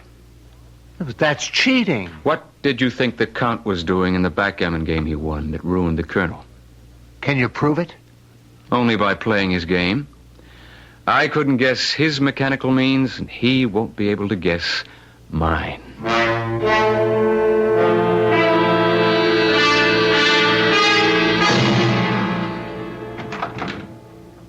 bad luck that your horse should throw a shoe, but Kadrash will treat his hoof and have him reshod as good as new. In the meantime, what can I offer you, gentlemen? Sherry, brandy? I'm not much for drinking by daylight. How about a game of chance to while the time away? Perhaps, if these stakes are interesting enough. I think I can make them as interesting as you want. As for example? If I win, you tear up Colonel Willoughby's IOU and the contract of marriage to Claire. And if you lose? I give you my life. Charles, wait. Quiet, John. What on earth would I do with your life, Mr. Fleming? As long as I live, you have no hope of winning Claire's love. With me out of the way is your only chance. Now you tempt me. What is the game? I suggest bluff, or poker, if you prefer to call it that. With a third hand? No, John can be the arbiter, or my second, if you wish. You have Kadrash for yours. It begins to sound more and more like a duel. If you would prefer that. Oh, no, by all means. I wish you no harm. And perhaps you should have your chance. But suppose I refuse? Then I will kill you first, before myself. Dear me, such a fire-breather, pistol in hand. I tell you what, I accept all your conditions, but add one of my own. To the winner goes this watch. The same time we met before, it sounded its delicate chimes. Win all, lose all. Your beloved, your father-in-law's medical care, this watch, as against your life. Oh, the more fool I, but I never can resist the wager. Poker is a game of nerves and minor bluffs, of risks against odds, of learning to sit back and wait, of finding the big hand and losing or winning. If there is no cheating, I played from the beginning for the big kill. My life against all the cash the Count had, plus his papers, plus his exquisite watch with its lovely musical chime. Then, at last, the big hand. The Count sitting pat with the unbeatable flush in spades. I had dealt him. Cards? I play these. A dealer takes two. Your bet. 10,000 pounds. Meet you and raise the same. Back and forth we raised. It no longer matters the sum we arrived at. The Count broke first and called me.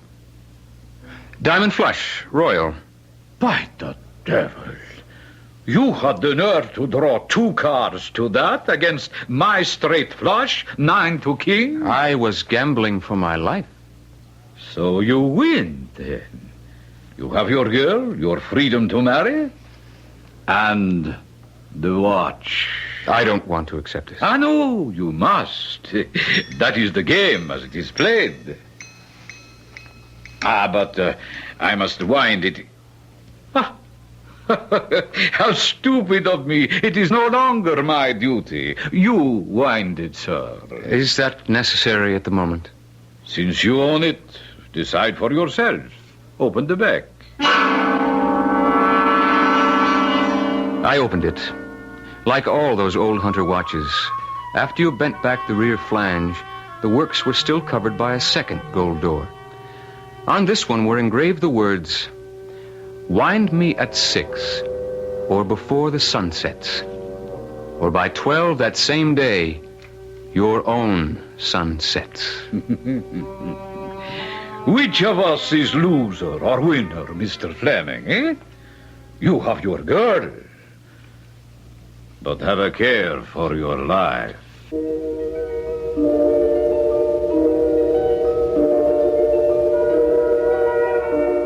Curiouser and curiouser, said Alice in Wonderland.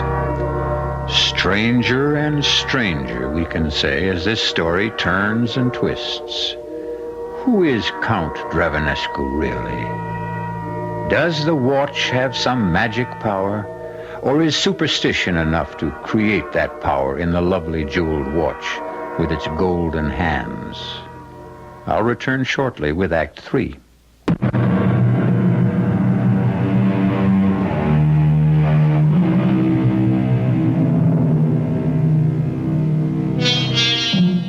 Every watch that runs, every clock that ticks, tells away the hours of a man's life. But none so specifically as this curious chronometer claims to, if it is really dangerous. Certainly, as Charles reports back joyfully to Claire, nothing is further from his mind than the watch, or that it might have any significance in his future. I feel as if someone reprieved me from the Bastille just before my personal tumbril was about to roll. You're sure you don't harbor any secret desire for Count Dravanescu? Oh, what would make you say that? A slightly guilty conscience. You? I had to run my own bluff to get him into the card game. But you offered your life for me. My life would have meant nothing to him. Except? Well, I had to say that as long as I was alive, he could never hope for your love or regard. Which was only the truth. I hope. Oh, I want you to believe. I believe. But? Well, there's something about this man. You have to sense that somehow he has enormous powers, enormous resources. But he can't touch us now, Charles. I cheated the Count, you know. He cheated my father, you said. Yes, but two wrongs don't make a right. I'm sentimentalist enough to wish I could have won you in fair battle. Oh, you didn't have to win me, Charles. I was, am, and always will be yours. Nothing can interfere with that. Charles, just to make sure, will you do something for me? Anything. Well, you've already proved that. But just once more, will you drive me out to the villa? I want to talk to the Count myself.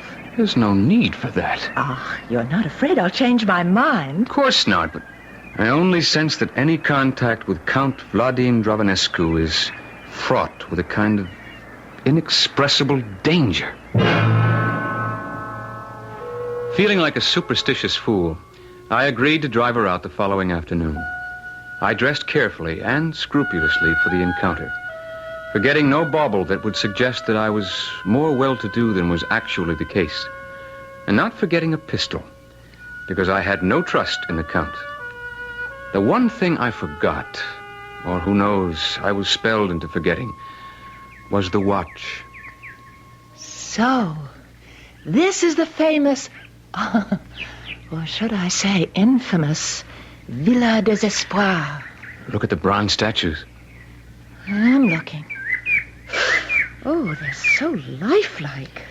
Hope that old legend John tells isn't true. Look, Charles, one of the statues is missing. That's the one that was struck by lightning first night John and I were here. Well, let's forget that for a moment. Charles? Yes, dear? Will you let me see the Count alone? I think I can make an easier peace between us. Whatever was said between them left Claire happy and released by the time she returned to me. I suppose he duped her as thoroughly as he duped me, by consuming time. It wasn't until we were leaving that I realized that it was almost 6. It was a late sunset that evening. On the way back, Claire couldn't understand my reckless haste.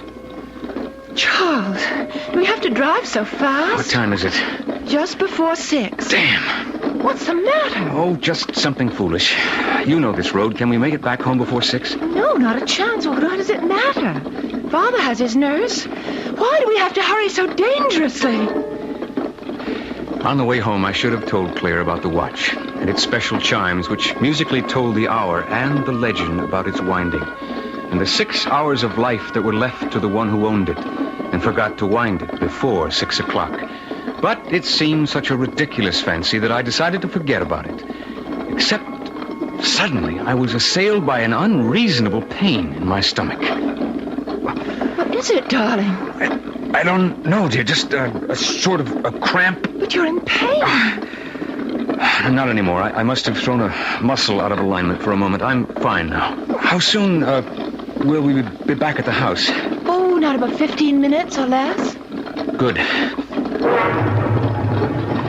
I couldn't wait to get home to rewind the watch in the hope of gaining some relief. For instead of just my former slight twinge of superstition about the watch's deadly warning, the pain and a sort of creeping paralysis that seemed to be affecting me had changed my mind. I no longer considered that malicious message a joke in bad taste, but perhaps the literal truth. That damnable watch. When I snatched it out of my bureau drawer, it was running. The hands at 6:30.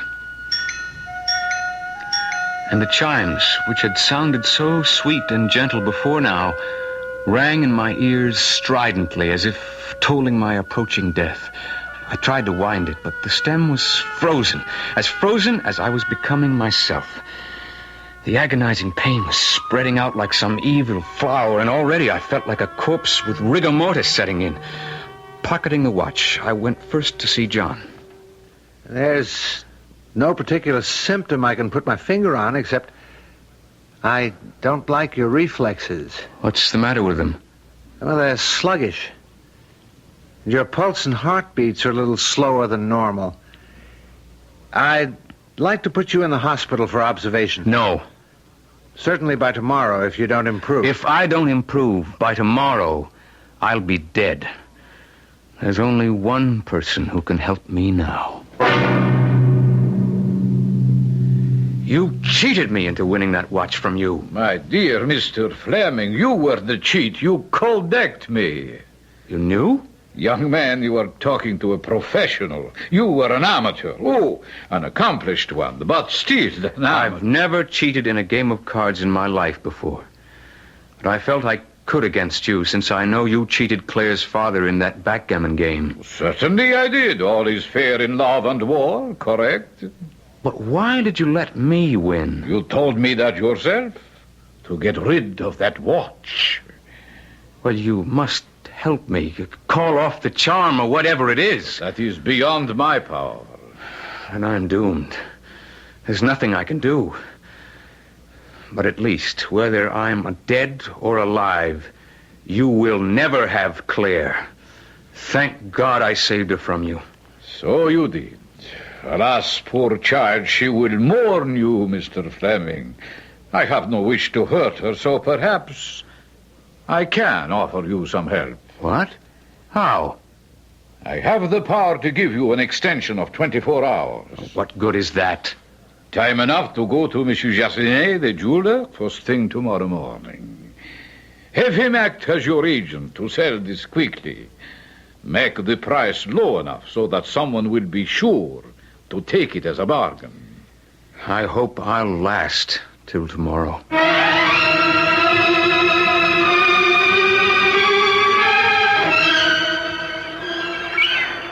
It's almost 7 o'clock. I came to tell you dinner was almost ready, if you're up to it. Oh, of course I do.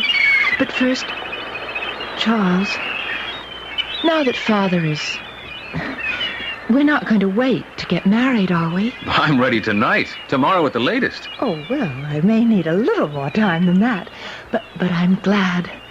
Because now I can give you your wedding present. Oh, I'm so pleased.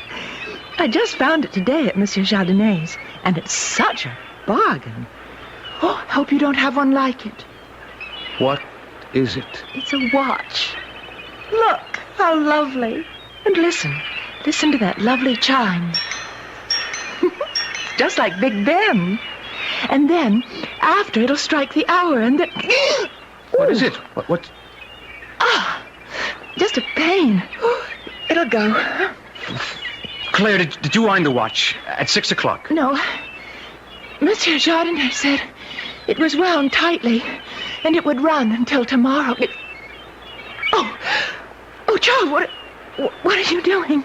Put me down. Where are we going? Villa des Espoirs and the Count. Pray God he has a little kindness left in him.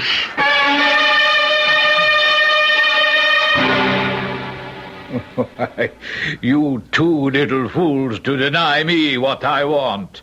Whatever I cannot have, I destroy. You refuse to help Claire. Extend her the same time at least you extended me. I not only refuse, I am going to revel in watching your beloved, who dared to turn me down, freeze in immobility, like all the other statues that line the driveway. At least I can deny you that. Charles, no! Oh, Charles! No bullet can touch me, Mr. Fleming. No human agency. Then kill me with her. I will not live without Claire. I will be glad to oblige you, after you have watched your beloved die in agony. You devil! The Antichrist. That's who he is. But God is on our side. You said no human agency could touch you. But they say God listens to a virgin's prayer. I call on him to strike you dead.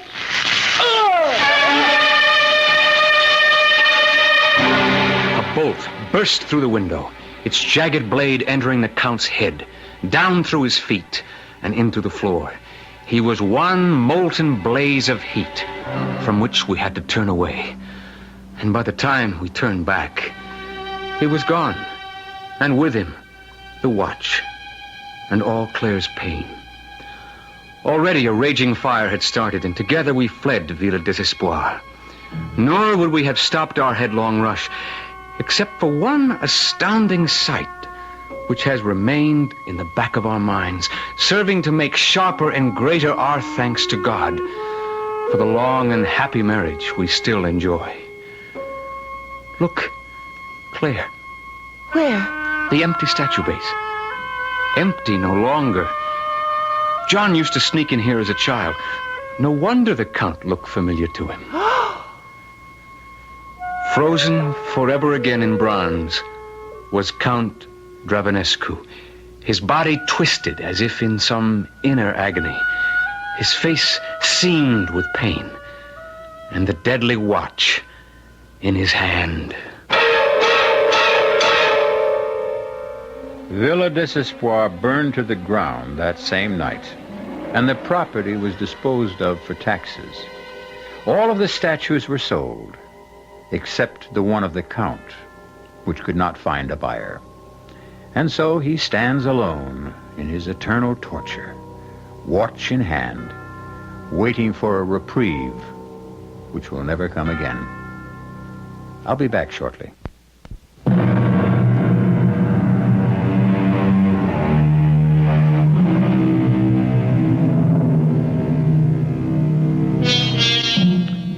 The only pity of today's tale, I suppose, is that the Count Vladim Dravanescu, as he called himself, could only have been a minor demon. What a pity it wasn't the head man himself. But, as all of us can plainly see every day, the devil's work is never done. I'm sure we'll be meeting him in one form or another in other tales. But then perhaps we shouldn't object too much. He does put a lot of excitement into our tales. Our cast included Jay Gregory, Marion Seldes, Robert Dryden, and Ian Martin. The entire production was under the direction of Hyman Brown. This is E.G. Marshall inviting you to return to our Mystery Theater for another adventure in the macabre. Until next time, pleasant dreams.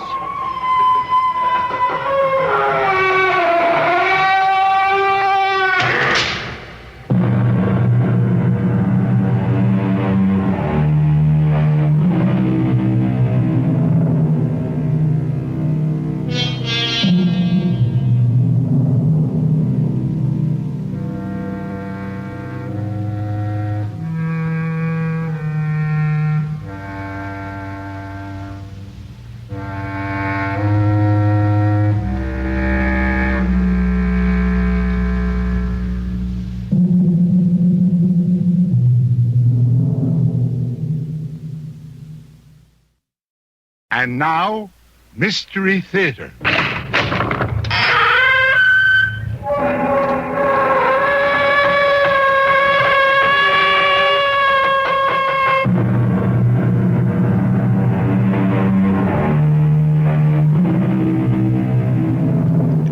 Come in. Welcome. I'm E.G. Marshall. I hope you're ready for a journey into the bizarre, into the very, very strange, for that's where we're going. A round-trip journey, of course, but one we promise you won't forget. Sarah and David Hughes have just finished dinner and have taken their coffee out to the patio, where dusk is coming in behind a lovely sunset, and the world seems bathed in serenity. But beware of peaceful places at peaceful times. Things change. Sometimes suddenly. David. You know, I was almost asleep. David, what is that up there? What's what? Up where? Up there, in the sky, those funny lights. Well, it's a jet, I guess. We'll be hearing it in a few seconds. A jet making a circle of light? And they don't come in from that direction. Or that fast either. David, it looks as if it's heading straight for us. Nonsense. Of course it isn't heading straight for us. David! A flying saucer. Oh, come off it, Sarah. An unidentified flying object. We actually saw it. Sarah, it was nothing of the sort. It was simply... Well, it was... Can you identify it? Well, no, not offhand. An unidentified flying object. David, we've made a sighting.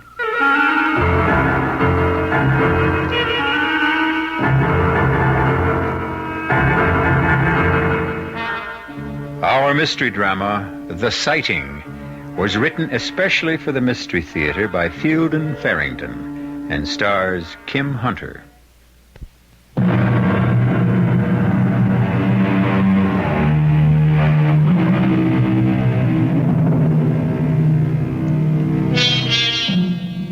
UFO sightings, although they are remarkable, are not uncommon. There have been, who's to say, thousands of them, maybe tens of thousands, if you include those that have gone unreported. Of course, some people poo-poo them as optical illusions, or weather balloons, or light reflections on clouds, or even just plain imagination. But others, many others, take them quite seriously and would like very much to know what and why and possibly even who they are. Sarah and David have certainly seen something, though they don't agree about what it was. You know the trouble with you, honey. You let your imagination run away with you. You see a funny light in the sky and wham, it's a flying saucer. Well, you can't say it wasn't a flying saucer. You don't know what it was any more than I do. But, Sarah, when you can't explain something a little out of the ordinary, you don't pounce on the most unlikely explanation you can find and close your mind to all the others? Look who's talking about closed minds. Oh, okay. Maybe I'm a little bit conservative. Bankers get that way, I'm told. And, man, are you ever a banker? Well, don't knock it. It buys a lot of goodies. No contest. I think I'll go next door and ask Bea and Harry if they saw it. Want to come along? So what? Oh, yeah, the thing. Sarah, I really wish you wouldn't do that. Why not, for heaven's sake? Well, I'd just as soon it didn't get around. I mean, that we saw... Well, the first vice president of a bank doesn't see flying saucers. He just doesn't, Sarah. Okay. The first vice president didn't see it. He's as blind as a bat. Yeah. But his wife saw it. Sarah. Look... I don't want you to talk about it. How do we know what they are? How do we know what they're doing here? What their purpose is? How can we be sure that they don't mean us some kind of harm, David? I think we ought to report it. No. You're not to say a word about this to anyone. Look, honey, old man Ellsworth is talking about retiring again, and this time J.D. thinks he means it. And if he does go, J.D. will almost certainly move up to chairman of the board, and that leaves the presidency open. I'm the first vice president. But can't you see, Sarah? Look, I think that's wonderful, David. You know I do, but I can't see what it has to do with... I've just told you. I'll have to ask you to take my word for it. I want you to promise not to say a word about this thing we saw, not to anybody.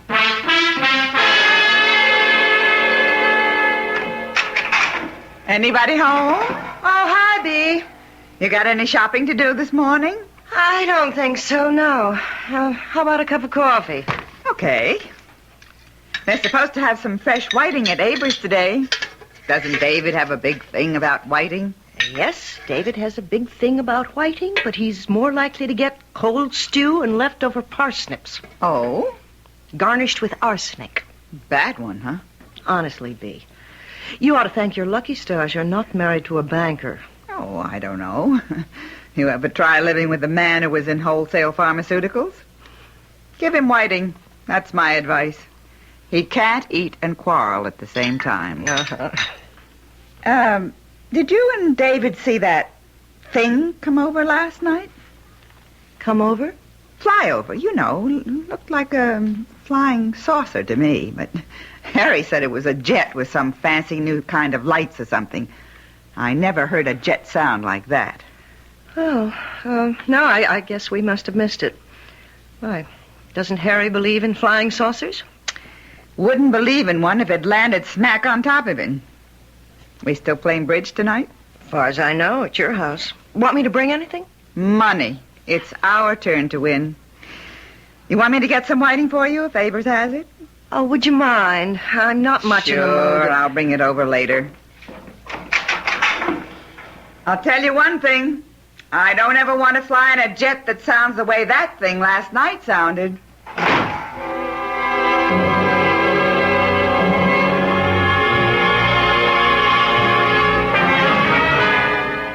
Good morning, David. Oh, morning, J.D. Are you busy right now? Nothing top priority, no. Well, come on into my office. I've got some news for you. Sure thing. You, read this thing this morning? Oh, the Times. I glanced through it before I left the house. A couple of people out your way claim they saw a flying saucer. Oh, I read that, yes. One of the fellows belongs to my club, as a matter of fact. I wouldn't want to be in his shoes next time he goes into that locker room. You know, I don't understand people. I just can't figure them out. Fella sees something up there he never saw before, and he goes running around like a chicken with its head off, yelling, "Flying saucer!" What does he think he is, some kind of aeronautics expert or something? Sit down, David. Thanks. What would you say if I told you old Ellsworth finally made up his mind? Well, I'd say congratulations, J.D. He's retiring the end of the year. Made up his mind yesterday afternoon, apparently. Plans to announce it sometime later today. Congratulations, J.D. Oh, no. It's premature, my boy, premature. Board has to vote on the new chairman. There's no guarantee they'll pick me. I can be pretty crusty sometimes, you know. Made some enemies. That's your year's salary. Oh, yeah. Bankers don't gamble now. They had to vote on the new president, too, of course, but, you've got me in there lobbying for you. Thanks, J.D. Ah, nonsense. Best man for the job. Would be anyway if he didn't sit around loafing all day in the boss's office. Well, I guess I'd better get back to work. I guess you had. And, David. Yes, J.D. Try not to see any flying saucers. Wouldn't help a bit.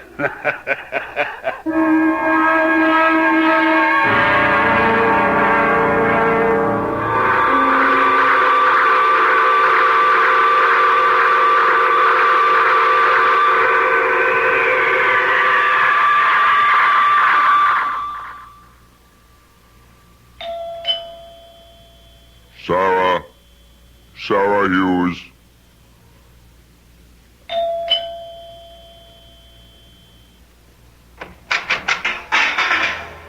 Sarah, I know you're in here. There's nothing to be afraid of. I must speak to you.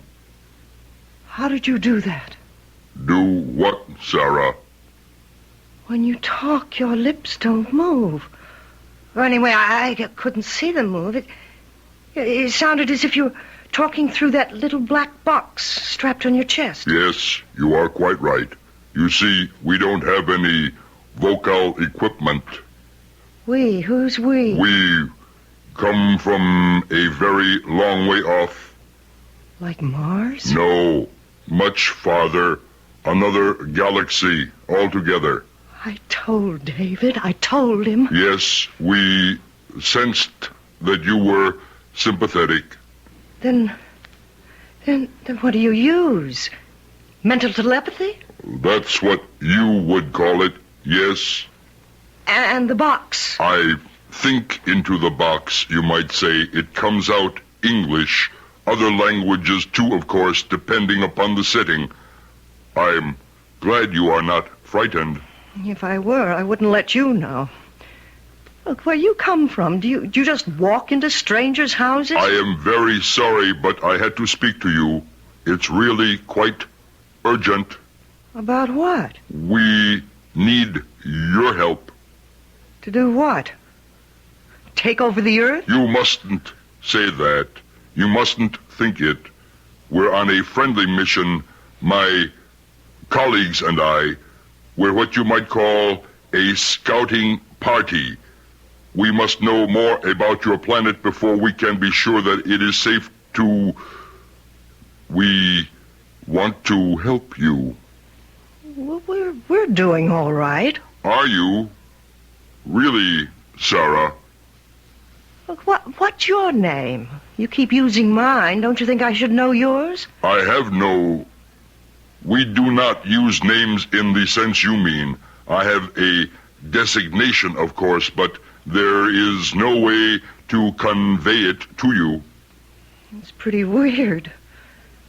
And how did you find out what my name is? We were able to pick it up. We get very dim readings from your minds. Actually, yours is the clearest we've been able to pick up so far. We need someone to cooperate with us so that we can learn more. And that's what you want me to do? Yes, Sarah, it is. Well, come back tomorrow. I don't understand. I'll have to talk to my husband about it. That is exactly what you must not do. Do you understand me? You must not consult your husband. You're not to tell him even that you have spoken with me. I want you to understand that very clearly. He is not to know that we have contacted you. Then you'd better just go back onto your flying saucer and fly away. I'm not sure I want to speak to you again. You will, though, Sarah. You will.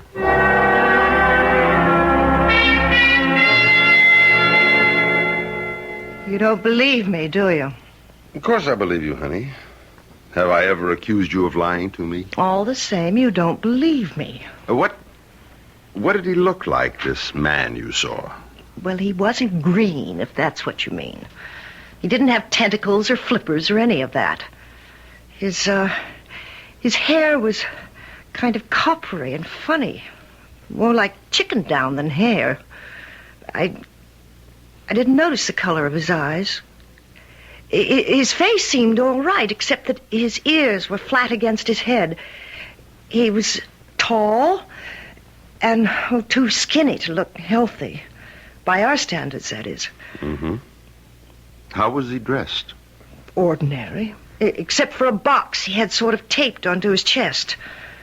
Like brown slacks and a kind of yellow shirt, open at the throat. But the clothes didn't look right on him. You don't believe one word of this, do you? Now, Sarah, I haven't said I don't believe you. All I'm saying is that you're tired and overwrought. And seeing things. Look, I'm not sure I want to play bridge tonight. Sit there all evening being humored. And, well, I'm not at all sure I want to do it. Look, I'll tell you what. You trot upstairs and take a little rest. Now, wait, just let me finish. You are tired. You are overwrought. You don't deny that, do you? Well... So why shouldn't you take a little rest? Now, what's wrong with that? And when you get up, if you don't feel like playing bridge, we won't play bridge, okay? Doesn't that sound fair enough? Well, all right. Fine. Right now. You close the bedroom door and see if you can't actually get a little sleep. Will you do that for me? Okay. But if I should go to sleep, don't let me sleep long, will you? And David. Yes? I did see that man and talk to him. I really did.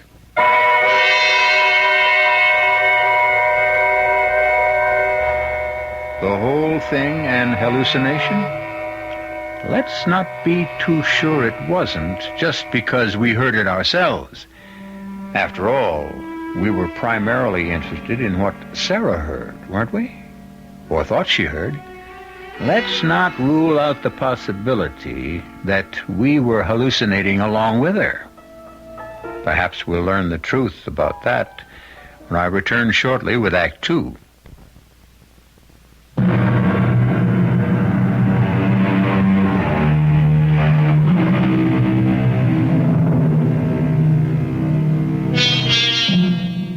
David and Sarah had spent the evening playing bridge with Bea and Harry Vincent. But their minds haven't been on the game. Sarah's is more on the events of the day just ending. How often do you speak with a man from outer space? Now the game and the evening have finally come to an end. David, my friend, we ought to do this more often. Yeah. You owe us, now you can check my arithmetic if you want to. You owe us $3.76. With the cards you two held, how could you lose? Oh, come on, don't grouse, David. About 10 more nights like this, and maybe we could get even. Oh, it was all my fault. I told you I didn't feel like playing bridge tonight, Dave. Oh, forget it. You were no worse than I was. Well, after all, it's only a game. Yeah, said he, tucking away his winnings. I wonder if I drank $3.76 worth of beer. Well, there's more out in the kitchen. Come on out. Maybe you can break even. Now, what are those two cooking up? Oh, I don't know. Is the fight still going on? With you and David, I mean? Left over from last night? You haven't been acting like yourselves at all tonight, either of you. Oh, it's one of those things. I guess it happens to everybody.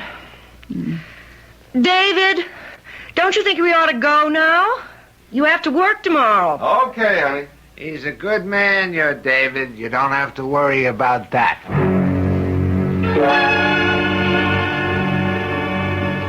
David? What did Harry mean when we were leaving? Who's a good man? Oh, honey, turn the light off, will you? I'm dead. It's something to do with me, isn't it? Okay, you'll have to know anyway. I asked Harry for the name of a good psychiatrist. A psychiatrist? Yes, earlier. I called the doctor before we left, too. Told him it was an emergency. I got an appointment for you for tomorrow morning. But it is an emergency. You don't realize how... I knew you were going to be angry. Sarah? I'm not angry. If he's any good, maybe he'll be able to convince you I'm not seeing things.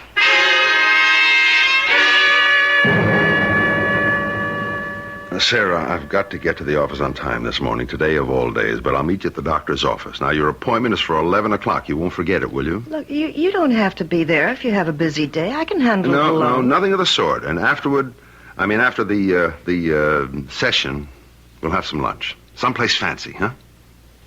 It'll be all right, Sarah. You'll see.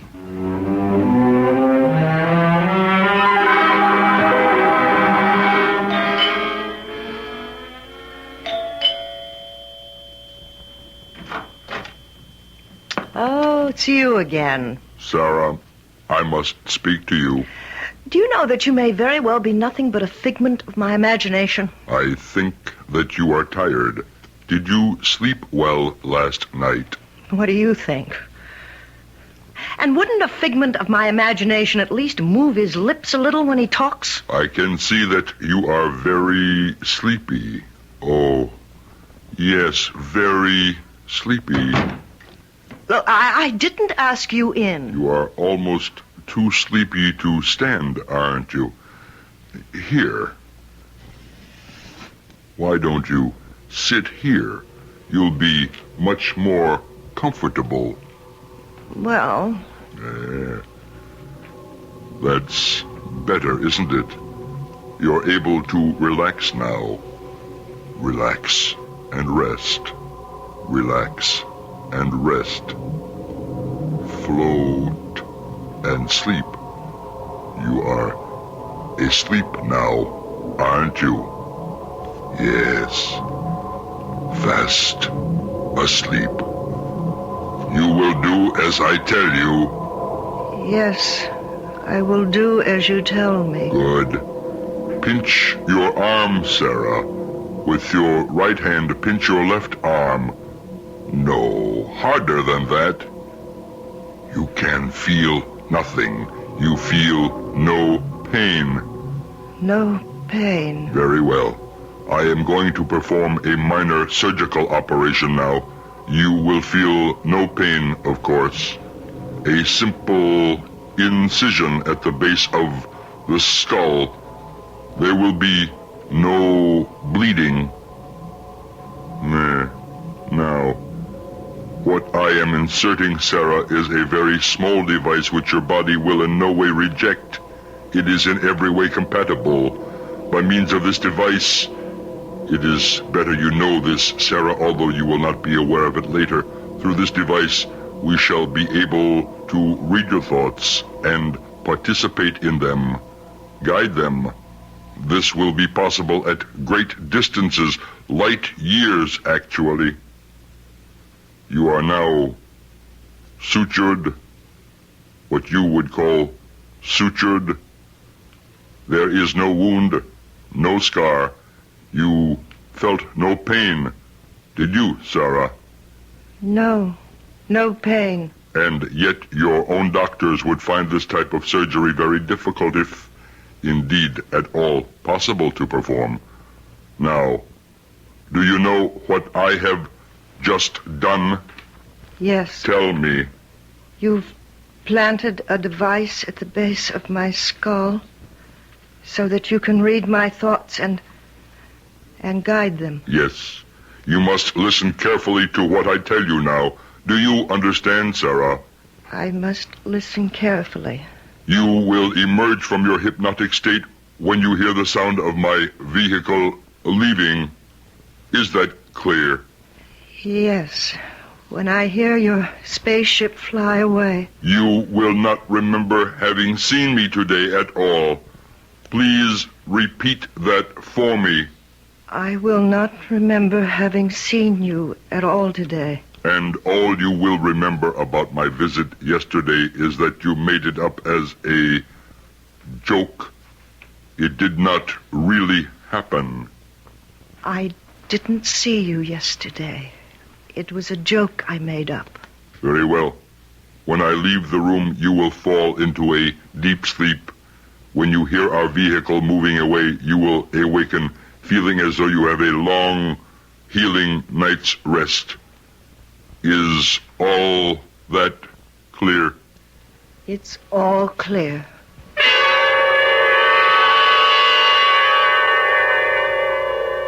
You busy, Dave? Harry! No, come on in. Aren't you a little out of your territory? Well, yeah, I am. I knocked off and came over here because, B called me a few minutes ago to say she's seen the damn thing, too. Seen what? The saucer, the flying saucer. Oh, B saw it? Yeah, says she did. Says it was hovering there right over your backyard with a door open like practically the whole side of a ship, she said. And a kind of stairway coming right down onto your lawn. Oh, come on, not B, too. What are they trying to do to us? Well, to tell you the truth, Dave, I don't think B was putting it on. She can't lie worth a nickel, and she sounded scared, really scared. And, anyway, that's not all. For Pete's sake. She'd started out shopping, see, and forgot to take a list with her, so that's why she went back. I mean, that's how she happened to see the thing in the first place. All right. So, she went back in the house and was watching through the window, and I swear, Dave, this is what she said. A tall, skinny man came walking out of your back door and went up the stairway and into the saucer.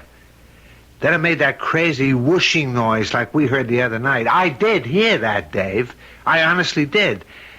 And it didn't really sound much like a jet. Well, anyway, it made that noise and took off. Like 1,000 miles a minute, Bee says. You think it's true? Well, unless Bee's blown her mind, too. She said she wanted to go right over to your place and see if Sarah was all right, but she was afraid to. Yeah, I think it might be true, Dave. I think, anyway, we ought to go out there and see.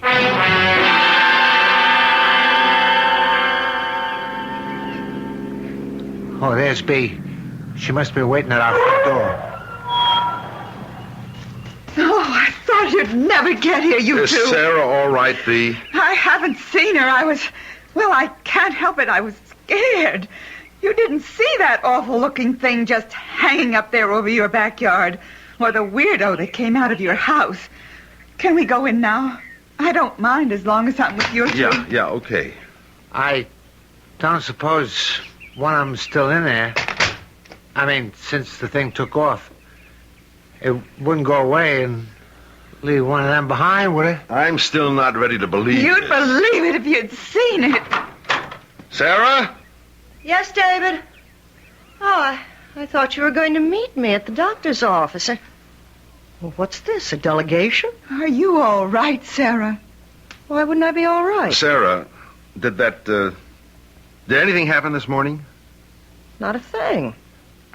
Not unless you count me falling asleep, sitting bolt upright in a straight kitchen chair. I really must have been dead on my feet. The man from the flying saucer didn't show up? Oh, come on. Don't you think we've had about enough of that nonsense? Nonsense. Sarah, I saw him. I saw him come walking right out your back door, plain as day, and get into his saucer and go. I saw that, Sarah. I really did. Oh, please, let's not anymore. So I made up a silly story. Now, I'm sorry I did. I never dreamed you'd all take me so seriously. Now, wait a minute. There's something wrong here. You were taking it seriously enough last night. Now, don't try to tell me you weren't. It was just a joke, David. Joke? I wish you could all see yourselves. You look as if you'd just come in from a funeral or something. Sarah, if it was just a joke, why didn't you say so when I told you about the psychiatrist? Oh, I'm all mixed up. I swear I saw a tall, skinny man with funny hair get into a flying saucer and fly away. If it was just a joke you made up, Sarah, maybe I'm the one who needs a psychiatrist, because I saw that. I know I did. All right. Sarah's going to keep her appointment, aren't you, Sarah? I don't see any point, David. You'd just be throwing your money away. Well, still, if I ask you to, you will, won't you? Well, if you want me to, why not? I can't see what good it's going to do, but I guess it can't do any harm. No, Sarah. What? What? I didn't say anything. You are not to see the psychiatrist. Is that clear, Sarah? You will not see the psychiatrist. Who said that? What? Nobody said anything. Didn't you hear it? B. I didn't hear anything. You will do as you are told. You will refuse to see the psychiatrist. Who are you? Sarah. I can cause you pain, Sarah. I can cause you great pain. David, what is it? Somebody keeps... Don't you hear that voice? I don't hear anything, Sarah. I do not want to cause you pain, Sarah, but I will if I must. You are not to see the psychiatrist. Come on. We better go, honey. The appointment's for 11 o'clock. All right, I'm coming. I'm sorry, Sarah. Truly, I am. David. Oh, God, David! David, make it stop! Sarah! Make it stop!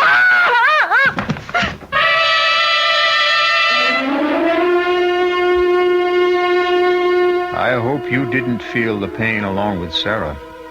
It would have convinced you, of course, as I'm sure it has convinced the people in our story, that the man from outer space is real and not altogether friendly. If there is any doubt lingering in your mind, however, I believe it will be dispelled when I return shortly with Act 3.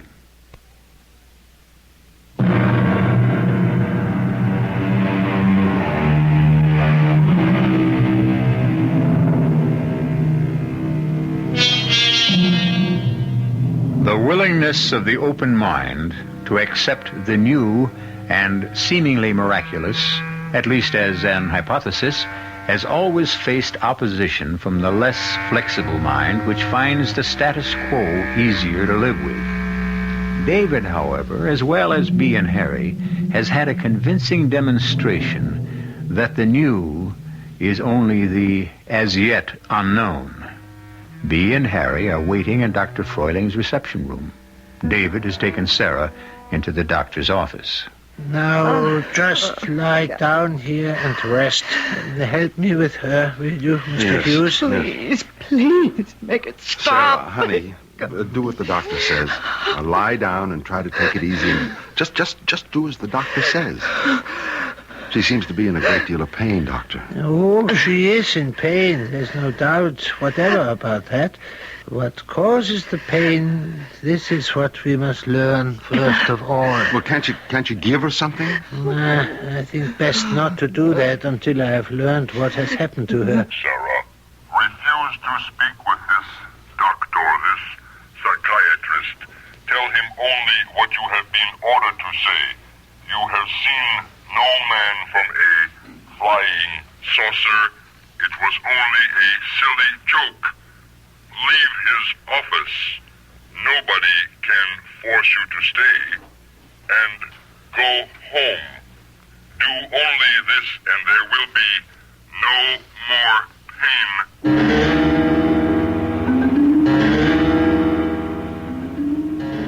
You are asleep now, Sarah. You are in a deep, restful sleep. You are resting in a quiet, lovely place where there is no pain. No pain, only rest. You will not sleep. You are uncomfortable. There's no severe pain now, but you know there will be if you listen to this man. Now, Sarah, I want you to tell me exactly what happened this morning before David came back from his office. I can't, Dr. Freuling. Uh-huh. Well, it is not yet. We try again.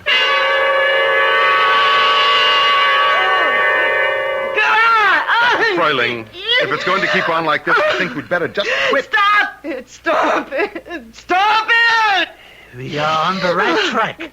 He was there this morning. She told me that much before he got through to her again. We are going to win, Mr. Hughes. Well, win or lose, what's going to be left of Sarah? All of her, Mr. Hughes. More than there is of her now. Sarah, shall we try again? I can't, Dr. Freuling. You won't let me. You don't know how it hurts. It's no good, Sarah. You know it is no good. Now, try to relax and clear your mind of everything but what I say to you. I'll try. Sarah, what did the man do when he came to see you this morning? He said he asked me... Oh, no! No, Doctor. He asked me to help him. Stop it! Stop it, please! Sarah, you are under my control, not his. The pain will never stop until you do as I say. You must do as I tell you. Bear it, Sarah. You can bear it if you try. Help me, and it will all be finished sooner than you think. How did he want you to help him? It will be worse. The pain will be worse. He wanted me to... He wanted me to... Oh, God, make it stop! He wanted you to what? Be his contact. He couldn't... Oh, God! Like, he said he couldn't read our thoughts. I was to... Oh, no, pain can't kill, Sarah. What if I decide to kill you? I don't care. That's enough. Dr. Freuling, that's enough. You were to what, Sarah? What did he want you to do? He put a thing in my head, and he knows what I think, and he can... No! He can hurt me with it. Oh, yeah! fainted. Doctor, is Wait, she... wait. Her pulse is strong. That's good. Is she... She will be all right. He cannot hurt her while she is unconscious. He put a thing into her head. Is that what she said? Is that what you heard her say? Yes. Isn't there something you can do? Miss Jameson, I want an ambulance at once. Emergency entrance Physicians Hospital. Get Dr. Carter for me. Tell him Physicians Hospital at once.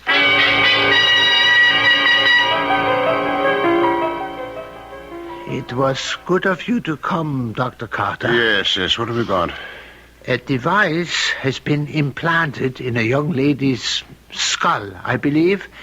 I cannot be certain. Implanted by whom? How long ago? Only this morning, as I believe it.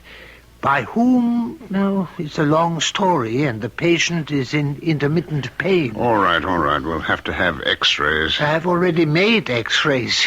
They are here. All right. Have you read them?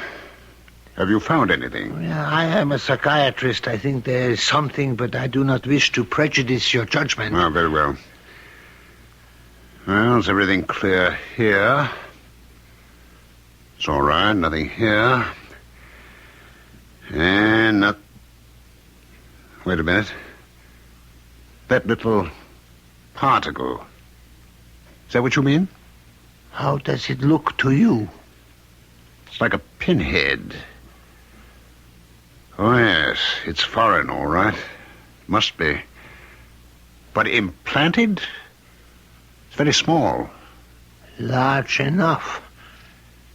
I am afraid for my patient's reason. Perhaps her life. I do not know. I have to see her before you operate, Dr. Carter. Well, she's already been sedated. Believe me, Dr. Carter, it's imperative. Well, if you feel so strongly about it. Sarah? Oh, is that you, David? Yes.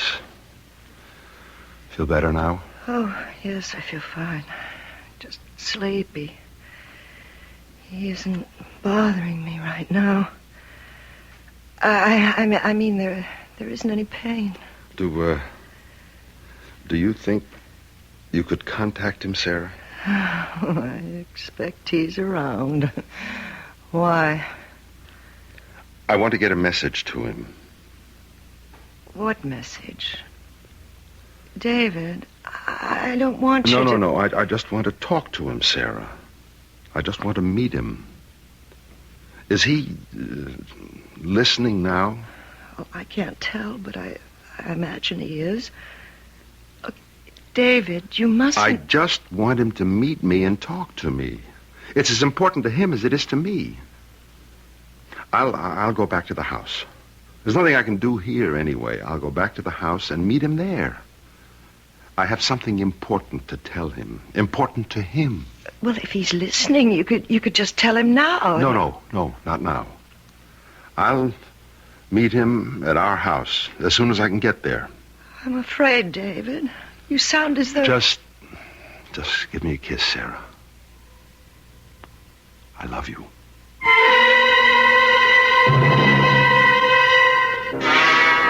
I have taken more trouble than you realize, Mr. Hughes, to meet you here. What is it you wish to tell me? I have a proposition for you. I am willing to listen for a short time, though. The surgery is about to begin. You aren't going to interfere, are you?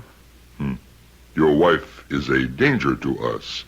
I am sure you can understand that. We're reluctant to take a life, of course, but our mission is of greater importance. Listen. Now, just listen. Why does it have to be Sarah? What's the matter with me? What do you mean? I mean, put your gadget, whatever it is, in me. Why couldn't you do that? I'd cooperate, don't you see? You wouldn't have any of this resistance you get from Sarah. Why? Why would you turn against your own people to help us? Aliens, as you call us. Why would you be willing to do that? Willing? I'd be doing it to save Sarah's life. Wouldn't you do as much for your wife? We do not have wives. Oh. Well, my wife is very dear to me. There's nothing, I guess, that I wouldn't do for her. So you see... Be quiet. What? Please, do not speak. I am in communication with my colleagues. Oh. Tell them... Be quiet. Oh, God, please. All right. You'll do it? No. We have decided against using you. Huh?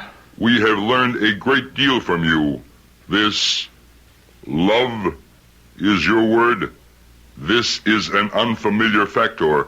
This love must be taken into consideration. We are not sure that anyone so afflicted would be sufficiently stable for our purposes. And what about Sarah? It is a risk to release her, of course, for we cannot erase her memory, but we have taken greater risks. Then you won't interfere with the operation? Not interfere, no. Not the way you mean. We shall help. Your surgeon will need our help. Oh, thank God. How is she, Doctor? Fine. I have never seen anything like it. Would you ask her yourself? Sarah? Oh, David,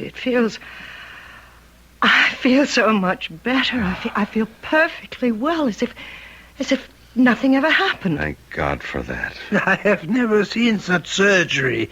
A motion picture at fast speed. His hands moved so quickly, I would never have believed it. Did you see him?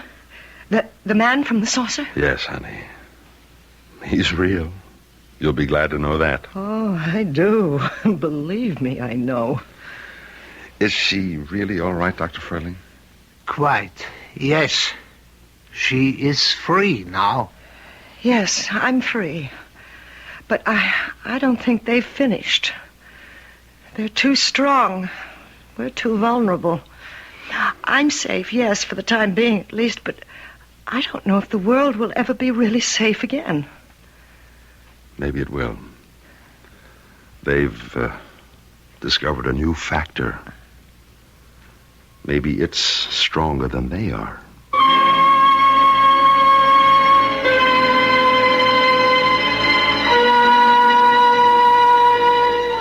Well, how strong is love?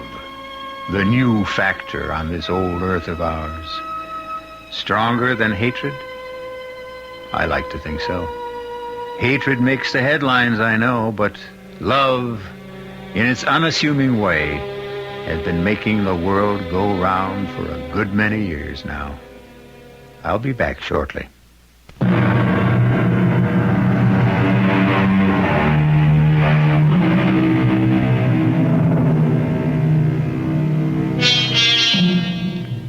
David is president of his bank now, and doing a very good job of it, too. He and Sarah are even happier, have an even more secure marriage than before their adventure. The near loss of something dear often underscores the dearness of it. Well, whether you come by UFO or some more conventional method of travel, be here to join us for our next chilling story. Our cast included Kim Hunter, Nat Polan, Ralph Bell, Joe Silver, and Robert Dryden. The entire production was under the direction of Hyman Brown. This is E.G. Marshall inviting you to return to our Mystery Theater for another adventure in the macabre. Until next time, pleasant dreams.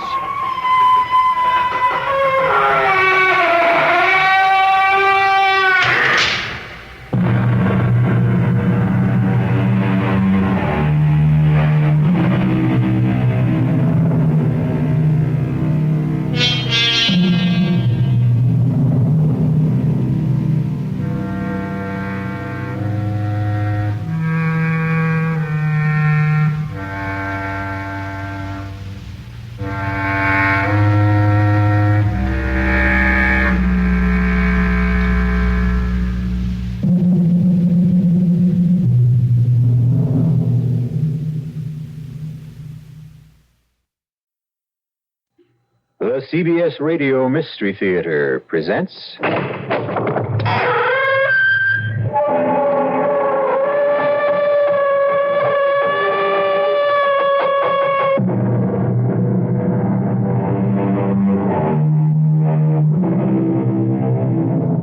Come in. Welcome. I'm E.G. Marshall. The history of man shows that we find it almost impossible to differentiate between saint and devil. And the smoke of countless fires has consumed the bodies of a considerable number of self-styled healers and mystics who have been condemned by society as devils and burnt at the stake, while their followers mourned them as saints. But no one person in history has aroused the flaming controversy that still surrounds the life and death of a Russian monk named Rasputin. I am Rasputin, the little father. Confess your sins to me, and you will gain salvation. But I have nothing to confess, Father. Oh, then you cannot gain salvation. Come, give me your shawl, and we will sin together and repent together. I will save you in spite of yourself. Now, give me your shawl. Take my shawl and the knife. Huh? I'll give you death. Monster! Die, Antichrist!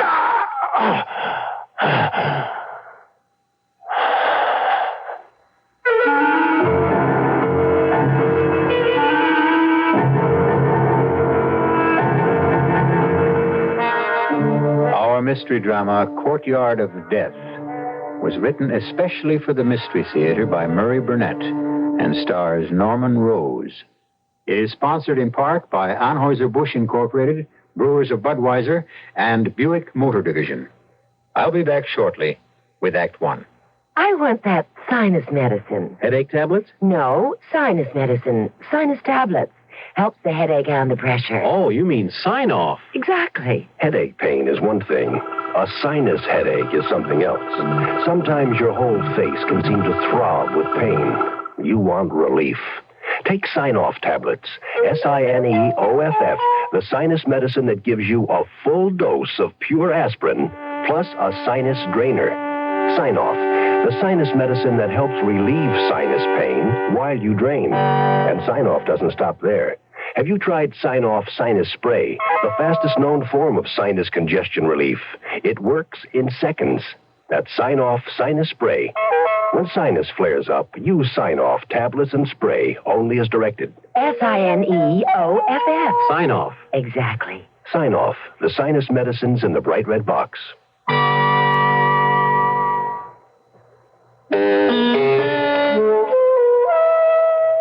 The strangest thing happened last night when I was walking home from work. It was almost dark.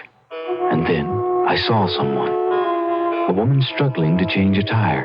I stopped. She stiffened. I think she was afraid of me. And then something strange happened. We talked. I mean, really talked. There by the roadside, changing a tire. She told me how scared she was. She wanted help, but was afraid of the kind of help she might get. I told her I had fears like that too, and I think she understood. Then she drove away, and I didn't even get her name. But I listened to her talk, and she listened to me too. And you know, that made me feel good. A word for active listening from the Mennonite churches.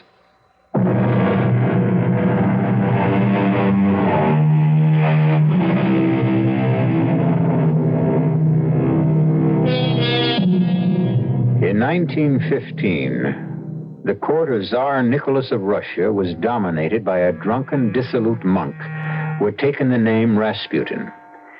And it was Rasputin's notorious orgies that ultimately led to his banishment from court, despite the fact that Rasputin wielded extraordinary power over the Tsar and the Tsarina because of his ability to ease the pain of their only child. The Tsarevich, heir to the Russian throne, had been born a hemophiliac, a victim of the bleeding disease. And when Rasputin appeared at court, his hypnotic voice and soothing touch did the Tsarevich more good than any doctor's prescription. Well, Dr. Lasavet, how is he? How is my son? The Tsarevich is resting, Your Highness. Comfortably. Reasonably so. Is he in pain? Oh, it's hard to tell. You and the other court physicians are incapable of helping my son. But I know someone who can. Rasputin? Yes, Lasavet. Rasputin, whose name brings that grimace of disgust to your lips, but whose touch brings comfort to my son. Your Highness, I'd dare not presume, but you know I speak out of my love for you and the Tsar. You make a mistake placing Russia's fate in the hands of this charlatan, this drunken debaucher of the ladies of your court. He'll surely bring ruin to Russia. You will see to it that Rasputin is brought back to court as soon as possible.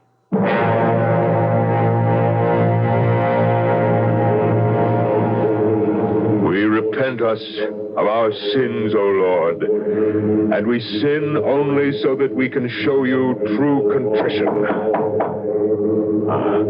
Most Reverend Father, I seek your permission to open the door, since I know the message will be for me. How would you know that, my son? It is an inner voice that tells me. A voice that has never before been wrong. It tells me that there will be a summons from the Tsarina, because the Tsarevich is bleeding again, and he needs me.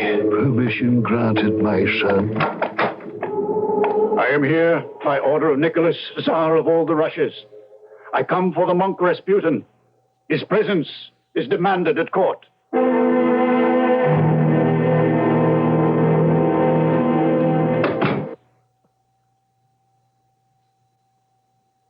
Tsarevich and I are in your debt. You have worked your miracle. My son smiles in his sleep. The pain has gone. The miracles are not mine, but the Lord's, madame. Oh, the devils. Lasavet, what are you doing here? Once again serving as a messenger, Your Highness. Colonel Amdur seeks an audience. I'm going to my quarters, madame. The Tsarevich will sleep through the night. A man of God and the chief of the secret police have little to share. Little Father, I came because I knew I would find you here. What Colonel Amdur has to say concerns you. But, Colonel Amdur, this is preposterous. I will not tolerate the Okhrana withdrawing protection from the little father here. Your Highness, as the head of the secret police, I can no longer in all conscience furnish any protection to Rasputin. You speak of conscience, Colonel. What is it that weighs so heavily upon your sense of duty? Treachery, Your Highness. I assume, Colonel, you have some proof of these charges, whatever they are. Your Highness, here are the documents. Yes, I can see that these have something to do with medical supplies and the war, but I have no time to read them through. These documents show that Rasputin has sold millions of rubles worth of medical supplies to Germany, a country which is waging war against us. And do your documents explain why our little father would do this? Yes, Your Majesty, to line his pockets. As payment, Rasputin has been given shares in the Süddeutsche Munitions Factory, as well as shares in Taunus Manufacturing and Copernicus Industries in Bavaria. Your Highness perhaps knows of these companies? Little father, tell Colonel Amdur what you have told the Tsar and me. Madame, it will make no difference to him. Tell him. It is a prophecy, Colonel, and it is this. If I die at the hands of the nobility or members of the court, the Tsar and the Tsarina will lose their crown and their son within 6 months of my death.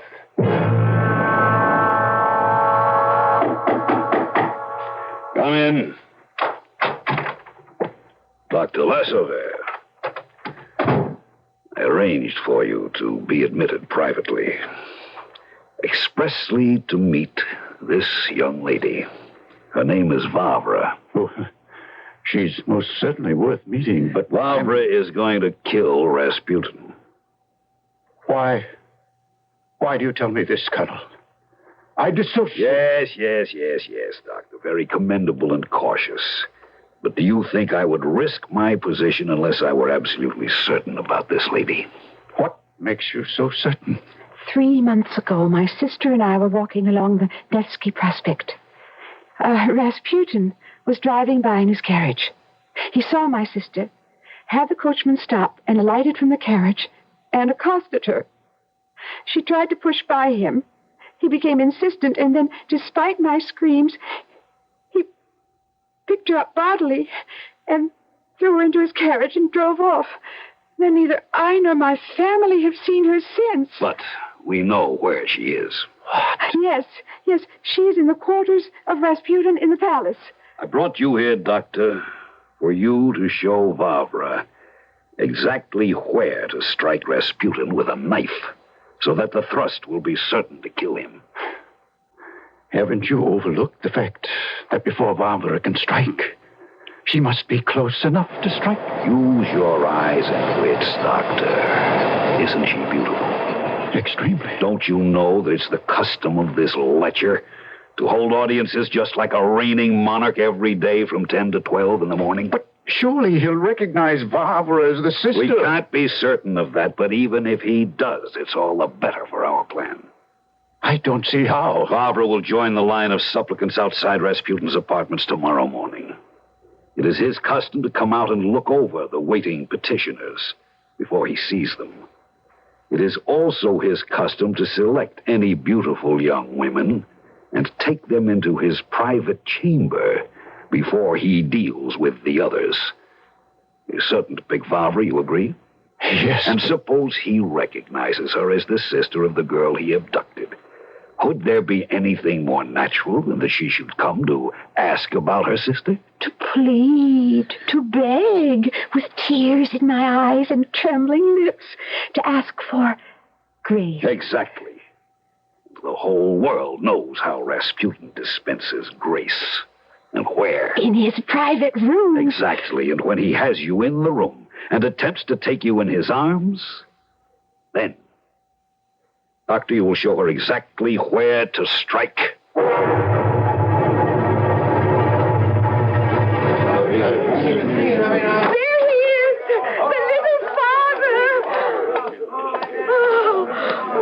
Little sister, do I know you? You remember me?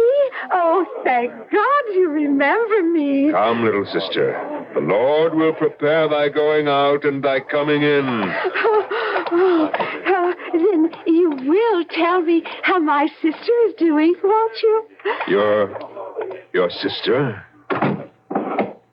Oh, then you don't remember. No, you mustn't let those beautiful eyes fill with tears. Try to recall for me. Nevsky Prospect. It was months ago. I was walking with my sister, and you passed by in your carriage. Ah, yes. The little flower that I plucked off the street and exorcised the devils within her. She is safe, your sister. She has found salvation with me. Oh, my parents will be so happy to hear that, little father. May I see her? After we make sure that you are without sin, little sister. Come, we'll pray together.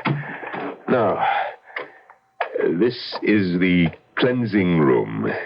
It is here you will find salvation. But, little father... Oh, come. It's so dark. I cannot... Dark rooms to hear dark tales. You can start by removing your shawl. There's only Our Lady to see you. Olga, my sister. Where is she? In good time, little bird, in good time. You must be saved. Give me your shawl. I'll give you... death. Monster! Die! Die!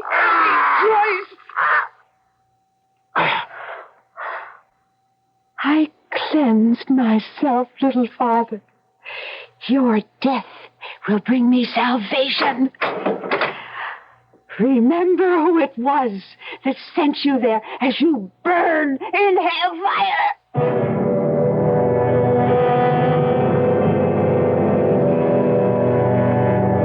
Rasputin, saint or devil? The arguments still rage, but the single most powerful man in Russia lay on the floor of the palace in St. Petersburg while his lifeblood ebbed away. Was this to be his end? We'll be back shortly with the answer and Act Two.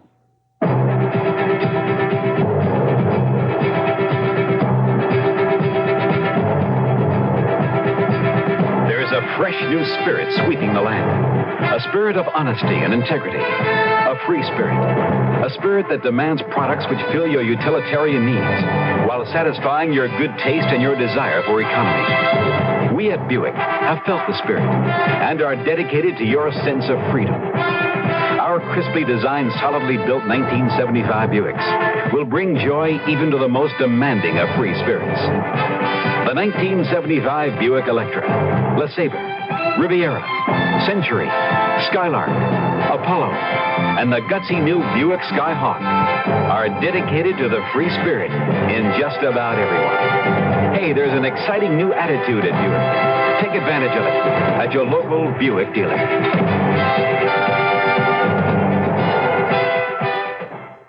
Now, one of television's and motion pictures' most popular stars, speaking from Hollywood, on the set for Your United Way. This is Greg Morris. I think the thing that impressed me the most is the fact that we are getting mileage out of the dollars that we contribute to United Way.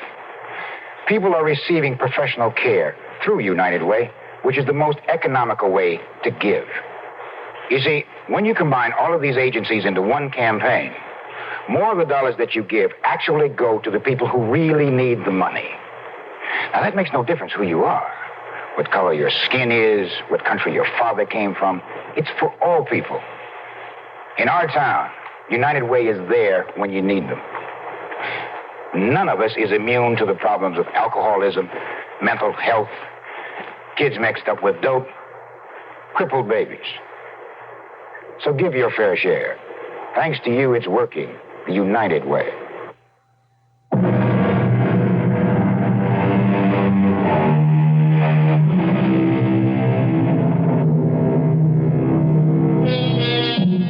The year was 1915, and the Russian imperial court seethed with intrigue. At the center was the bizarre figure of Rasputin. Dissolute, drunken Rasputin openly boasted of his influence with the Tsar and the Tsarina. Idolized by half the nation as a saint and a healer, Rasputin was loathed, feared, and plotted against by the other half. One such plot resulted in a stabbing which wounded him so seriously he has been hovering between life and death for days. You will be careful to keep this bandage in place, little father. And you will also refrain from drinking. Wine makes blood, Dr. Lasauvert. It will be good for me. For just once, listen to the doctor. Perhaps it would have been better had I died. How can you say that? Had I died, you and the Tsar would be safe. There are many who still plot against me, and should they succeed, madame, you and your family will lose the throne within 6 months of my death. You should rest more and talk less. In 10 days, I shall be in Tobolsk. But that's in Siberia. My birthplace, little mother. I feel the Lord wishes me to revisit the province where I was born. Out of the question. I will not be responsible for your health if you undertake such a journey. I do God's will only. And if God wills it, I shall return. Oh, you must, little father. You must. If Rasputin undertakes this journey, it will be against my orders. I take note of that, Lasauvert. And risking your highness's displeasure, I remind you that your niece, Princess Irina, and her husband have been waiting in audience with you for some hours. If they wish to see me, have them shown in here. But Your Highness, neither the princess nor Count Elston has ever met the little father, and I'm uncertain. But of course, it will be perfect. What? The train. Count Elston's private train. He will be delighted to lend it to the little father for his journey.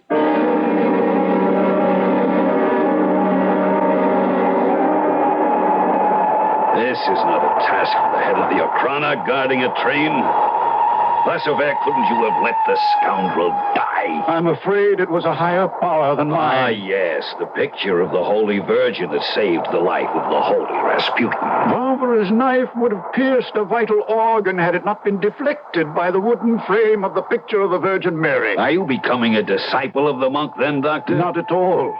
It just seems a strange coincidence. Of which he's made more capital with Her Highness. Are you still determined to remove Rasputin? He's vermin. And vermin must be exterminated. Russia must be saved from him. And at the same time, you save Mother Russia. You ensure your continuation as the head of the Ochrana. Oh, you know something. What have you heard? Only the gossip of the court. Her Highness is unhappy with your removal of the guard from Rasputin. I don't care about my career. You must believe that the first motive I have for seeing that the devil dies is to save Russia.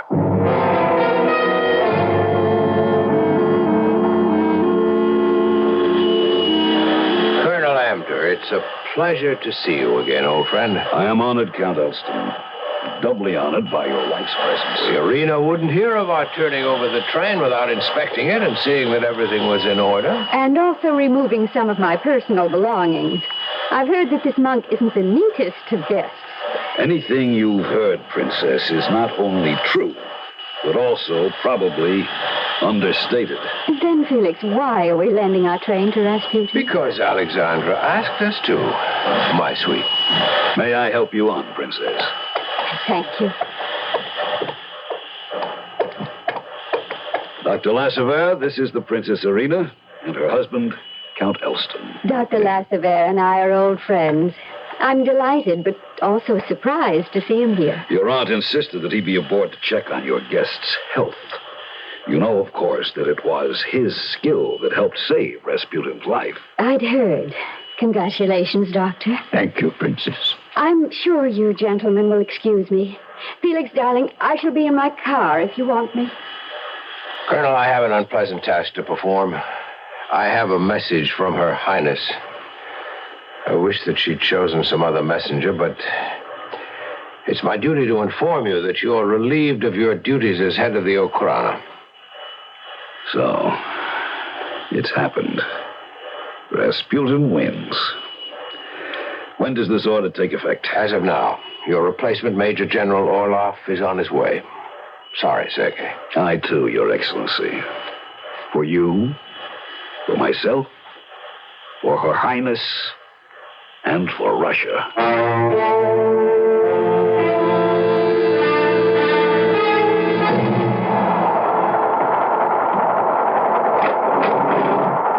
Is that you, Felix? Darling?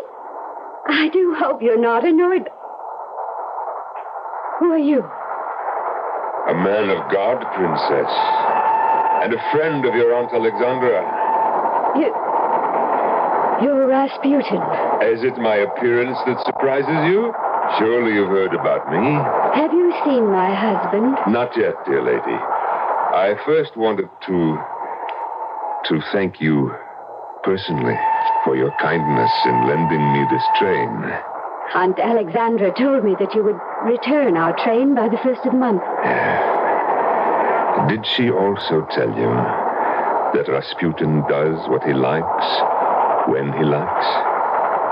If you'll excuse me, I'll join my husband. But first, you will sit on my knees and tell me about your sins. You will take your hand off my wrist. Oh, don't be ashamed of your sins. If you're wise, you'll accept salvation at my hands. Yes, you will sin as you have never sinned. You will reach heights of ecstasy that you've only dreamed of in your darkest dreams. And then we will repent and earn our salvation together. I'll tell my husband. He'll kill you. The Count is wiser than you. God protects me, and the Count knows better than to interfere with God. The devil made your nails sharp. Get out! Get out of this car before I put your eyes out. The devil triumphs now, but God will be victorious. Finally.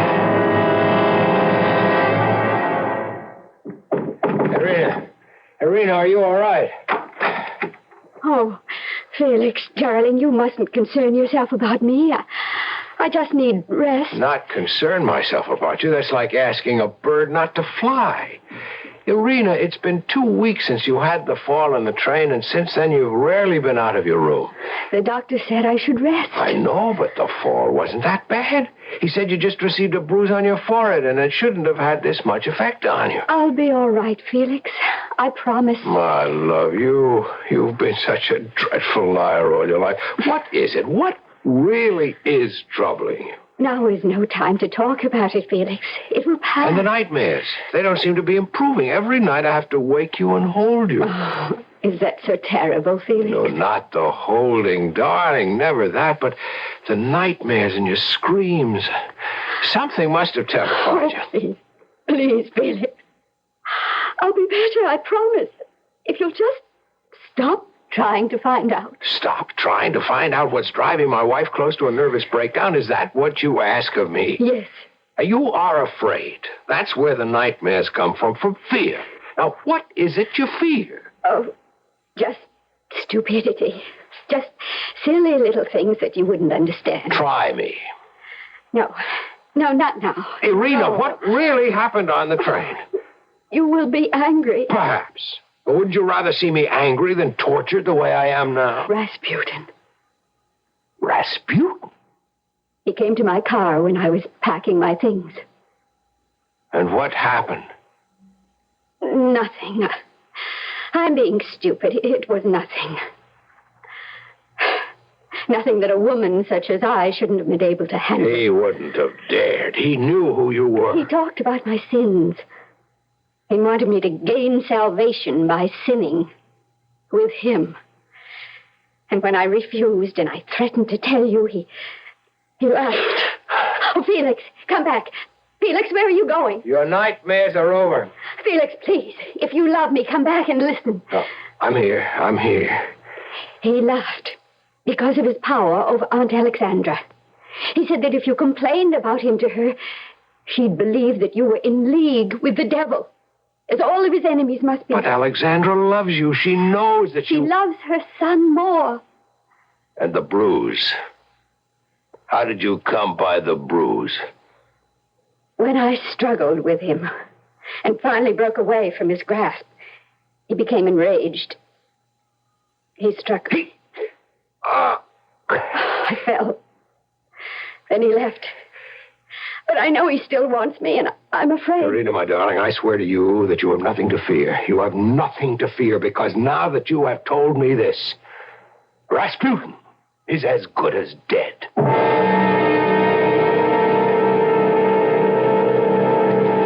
And now Rasputin has added a powerful and implacable enemy to the long list of men and women who plotted against his life.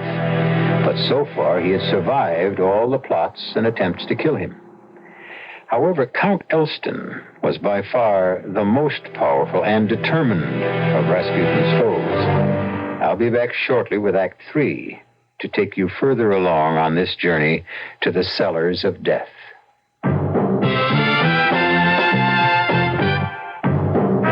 Ever had a tall, frosty glass of Amplitude? Well, if your beer is Budweiser, you've had it often. Amplitude is a fancy word for the entire taste phenomenon, the total experience of flavor. Next time you take a healthy swallow of Bud, watch what happens. Think about the sensations you're experiencing. Notice how the flavor of Bud comes on nice and easy. Not too strong, not too quick. Just right. Notice the clean, crisp togetherness of Bud's taste. Everything in perfect balance, with no single element jumping out at you. And there'll be no aftertaste either, no hanging on. And you'll be refreshed and ready for another glassful. Actually, Bud drinkers have been experiencing amplitude for years, but they never phrase it that way. They just say Budweiser, and that says it all. Anheuser-Busch, St. Louis.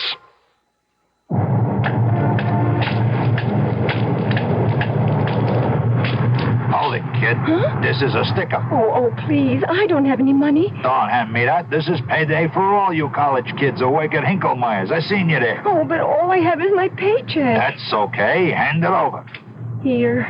You can keep the stub. Hey, wait a minute. How come they held out federal income tax? Well, everyone has to pay income tax. What's the matter with you, kid? Don't you know nothing? You do not have to pay no federal income tax unless you earn more than $2,050. Oh, but they still have to withhold tax from my pay. Look, kid, all you have to do is give your boss an IRS form, W-4E, instead of the usual W-4. And he is then not required to withhold any federal income tax from your pay. And you will not have to file no tax return to get it back. Really? Hey, I didn't know that. Thanks. Ah, that's okay. I figure you could use the money. This message presented on behalf of the Internal Revenue Service.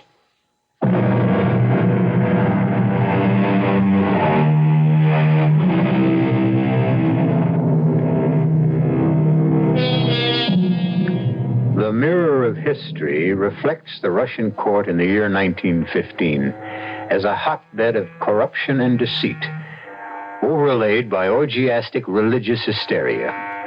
This last was brought about through the influence of a peasant monk named Rasputin. Rasputin openly lived a life of drunken debauchery, practicing what he preached. In order to find true repentance and salvation, one must sin. Rasputin sinned, and in sinning incurred many enemies, among them one of the most powerful nobles in Russia, Count Felix Elston. Sergei, thank you for your promptness. I apologize for not delivering the note in person. I am honored and pleased that you thought of me, Count. How may I help your excellency? How many men have you killed? Well, am I to include those I had executed when I was in command of the secret police? No, personally. 3. I had thought it was more. I wish to heaven it had been at least one more. Anyone I know? I believe he recently carried a scar on his face made by your wife's fingernail. You insolent dog! You knew about Rasputin and Irina, and you didn't. Please, Your Excellency, I meant no offense. I wish the devil were burning in hell. I tried to say to him, please let go of my throat. And Rasputin knew. He found out you sent that woman to kill him, and that's why he had you replaced as head of the Okhrana. He would have had me dismissed even if I hadn't tried to have him killed. I'm still Colonel Sergei Amdur. I'm sure if Rasputin has his way, I shall shortly be sent to the front to fight the Germans. I must not let that happen. I need you, Colonel. What for? To help me kill Rasputin.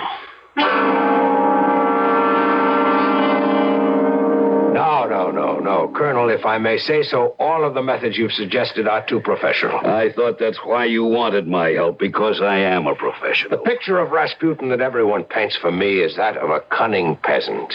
Now, I am convinced that cunning peasant has a nose that sniffs out danger to himself and smells plots even before they're hatched. Perhaps. But he didn't suspect Vavra. If it hadn't been for that painting, he'd be dead now. True. If we could only find someone whom Rasputin would trust implicitly. Well, that would have to be someone he knew well. Or had good reason to trust. This time, Rasputin must not escape. Then we must have the perfect assassin. And where do we find him? Here. Me. You? An assassin? In this case, a patriot, and one we both can trust. What makes you think you can gain Rasputin's confidence? You forget that he's a peasant. That would hardly seem to recommend you to him. Sergei, I've yet to meet a peasant who wasn't a snob at heart. From all that I hear, Rasputin is also greedy beyond belief. He'd be flattered to be on intimate terms with Count Elston, the wealthiest noble in Russia. Find me someone to introduce me to him under the right auspices, And I'll wager 1,000 rubles I'm right. And if you're not? I'll pay you 1,000 rubles, and we'll have to find another plan.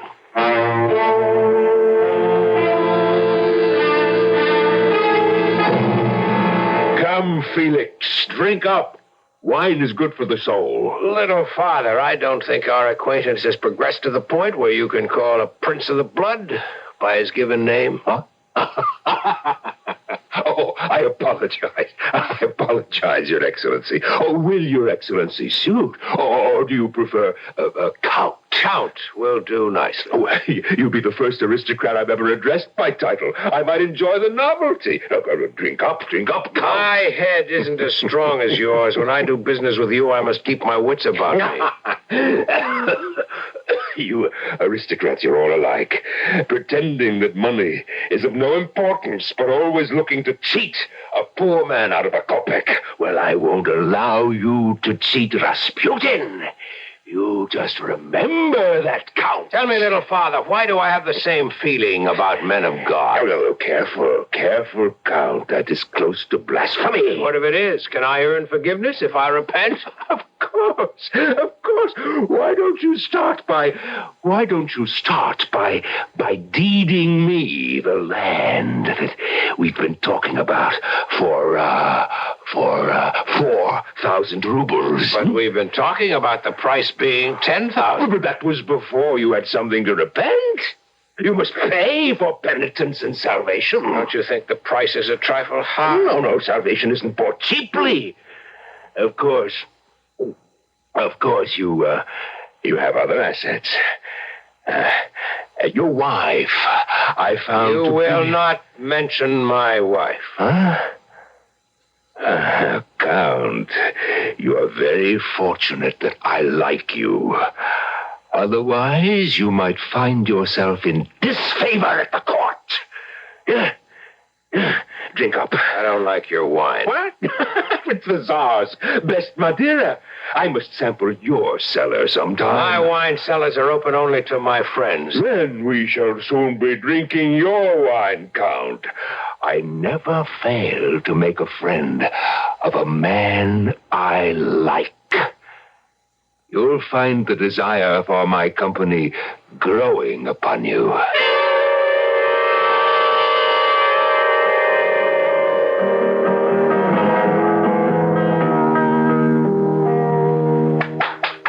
Bravo, Count.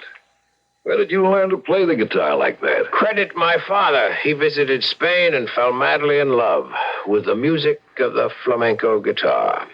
Did you know that Rasputin loves music? Oh, is that important? Tell me, what do you know about poison? Well, I've used it on occasions, of course, but it has its drawbacks even for professionals. And what are they? Difficult to administer. Not in this case. And then the killing time. On a quick-acting poison, it's easily traceable. A slow-acting poison always runs the risk of being detected so that an antidote can be administered. And our poison must be quick. What is the quickest, Colonel? I'm not an expert, but I would say that it was cyanide. That, of course, has the distinctive odor of bitter almonds, which makes it easily detectable by the intended victim. You are right. We can count on his gluttony, but not to that extent. There must be other poisons. Dozens. Why don't we call in an expert? Count Elston, what do you want me to do? Furnish us, Doctor, with a quick-acting poison whose taste would be concealed by food or wine. I must warn you, Your Excellency, that any poison I know will have unmistakable symptoms that would warn the victim and alert any bystanders. There will be only Rasputin and me. Well, knowing that Rasputin is careful never to be alone with anyone, even women, I wonder how you think you can arrange that, Count Elston. That is not your concern. And this, Colonel, is the door that leads directly to the cellar. What about footprints? There will be tracks in the snow. Both going in and coming out. The way I've planned it, Rasputin will presumably have left my palace and wine cellar in good health. I cannot expect to conceal the fact that he has been here, but the Tsarina and the police will know that he left. 6 steps down. And we arrive here at the door to the room where Rasputin will do his last drinking and eating. It's next to the wine cellar there. Colonel, I will want you to see that the table is set for 8. If all preparations for a party aren't set up, that peasant shrewdness of his would smell a trap. Now, the tea and the cake should be on the table. The chocolate will be the poison cake.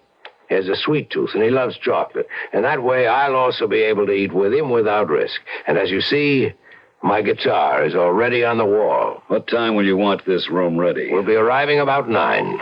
What about Lassover? Our good doctor is unhappy, but he'll do it. He already has the poison. Good. You'll both wait upstairs. The servants? I've given them the night off. Shouldn't we wait down here, concealed, in case something goes wrong? Nothing will go wrong. You and Lassover will stay upstairs until I come for you. Very well. But I'll feel better if you take my revolver.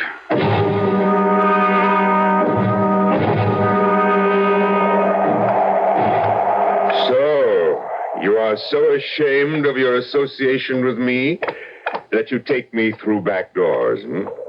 Rasputin is not accustomed to that kind of hospitality, Count. The type of entertainment that you enjoy, little father, is best done secretly. Well, this seems to be carrying secrecy to extremes, Count. The room is empty. I told you we'd be early. You wanted to hear me play the guitar. I don't like playing when people are more interested in eating and drinking than listening. So, make yourself at home. The wine which you've expressed a desire to sample is on the sideboard. All in good time, Count. Will your beautiful wife join us tonight? I have asked her. And she said? She said, little father, that you frightened her. Oh, she should be more like me and trust in God. I'll get my guitar. It's always easy to be frightened, Count. Did you know that only today the Tsarina warned me of some new plot against my life? Wouldn't you like a glass of wine? No. I see a samovar here. I'll pour myself some tea. Tea? Yes, tea. Tea, my dear Count. You see, I am afraid that if I start with wine, I won't be able properly to judge your skill with that guitar that you hold. Now, are you going to play before the company arrives? Or shall we send for the Princess Irina? I'll play. Mm-hmm.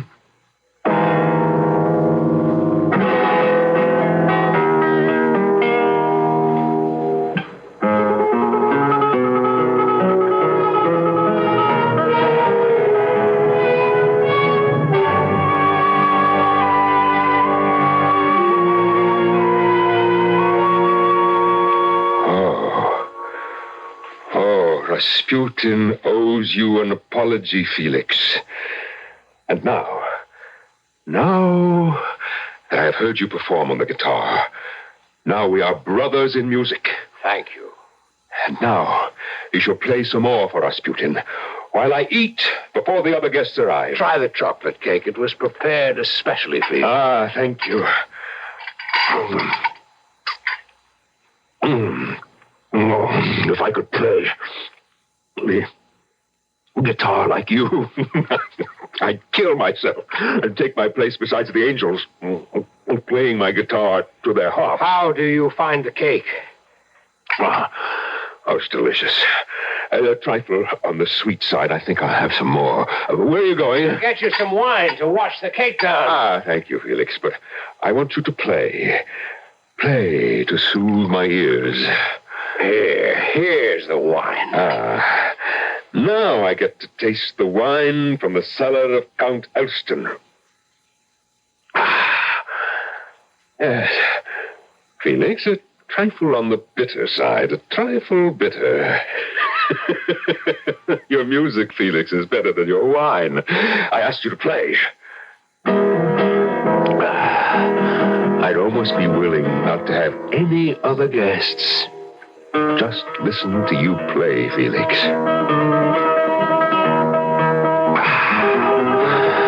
listen to music and eat and drink.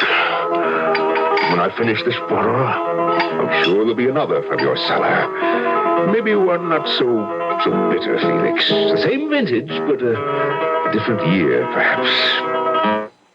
Father Grigor. What? What, Felix? You stopped playing. Father Grigor, say your prayers. Oh? Is that a gun? Oh, are you a conspirator, Felix? Yes, Father Grigor, you'll do no more evil. You'll never again put your filthy hands on my wife. Oh, you are dead!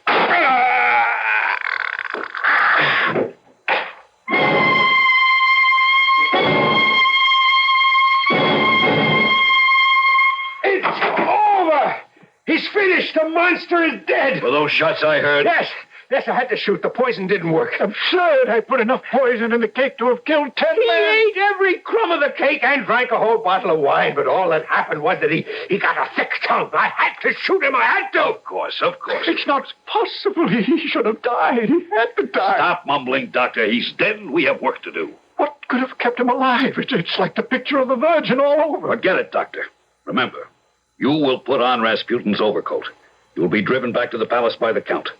Enter Rasputin's quarters, then take off the overcoat and leave, making sure no one sees you. I think I want some brandy before... What was that? Nothing. I didn't hear anything. Good Lord. He's lying. It's not possible. I know I shot him. He's the Antichrist. He is. You're certain you hit him, Count? I saw him fall! And let's see who or what's making that noise. I'll stay here. You'll come with us. Come on. There he is. He's at the door. If he gets out into Courtyard, we're ruined. He won't, and that's an ironclad guarantee from the pistol expert in the Russian army.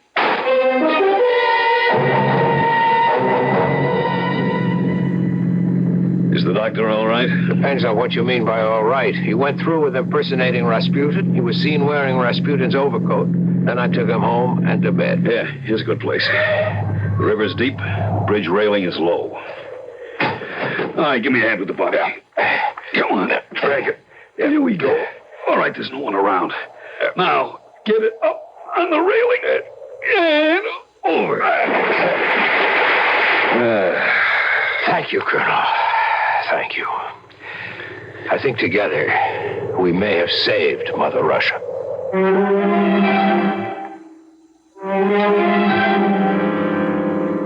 Count Elston was mistaken. Rasputin's prediction came true. Within 6 months after his death, the Tsar and Tsarina had lost their throne and their lives, and the Tsarevich was dead. Ironically, Count Elston and his accomplices, sentenced to exile, found their lives saved by their banishment. I'll be back shortly. What can you do to a family car to make it more than just roomy, comfortable, and utilitarian? Well, you could call it a Buick LeSabre, for starters. That'll get you the kinds of things you'd normally expect from a family car, plus some pretty uncommon family car traits. Like a level of exterior and interior elegance befitting a night on the town. The distinct formal roofline on the 4-door hardtop LeSabre is highlighted by opera windows on either side. On the inside, you'll find comfortable cloth or vinyl seats, plush carpeting throughout, plus available options such as tilt steering wheel and automatic climate control air conditioning to turn ordinary errand running into motoring for pleasure. The 1975 Buick LeSabre. Consider it a family car as well as an instrument of pleasure. Buick's LeSabre, dedicated to the free spirit in just about everyone.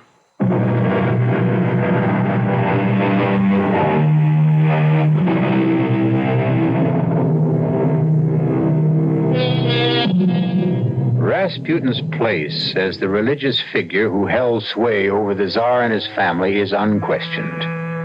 Still open to conjecture, however, is whether Rasputin was a maligned saint or a devil. Here's the opinion of the Tsarina Alexandra in a handwritten note she had placed in his coffin. It reads, "My dear martyr, give me thy blessing, and may it always follow me on the sad and dreary path I have yet to traverse here below. And remember us from on high in your holy prayers. Signed, Alexandra. Our cast included Norman Rose, Ann Petoniak, Mason Adams, Gene Gillespie, Jackson Beck, Roger DeKoven. The entire production was under the direction of Hyman Brown. And now, a preview of our next tale. What's the matter? A matter? The way you look when you open that letter. Mary, what is it? Now, let me see that letter. No, Claudia. I'll just give it to Mr. Hammond when Mary, please, let me have that letter. All right. What? Mary, did you read this? Well, I glanced at it enough to... Todd, dearest, of course I love you as deeply, passionately as you love me. And you're right. Claudia does stand between us. So, dearest heart, I've changed my mind. I will go along with your plan to put her out of the way. Signed, Margot. Radio Mystery Theater was sponsored in part by Sign-Off, the Sinus Medicines. This is E.G. Marshall inviting you to return to our Mystery Theater for another adventure in the macabre. Until next time, pleasant dreams.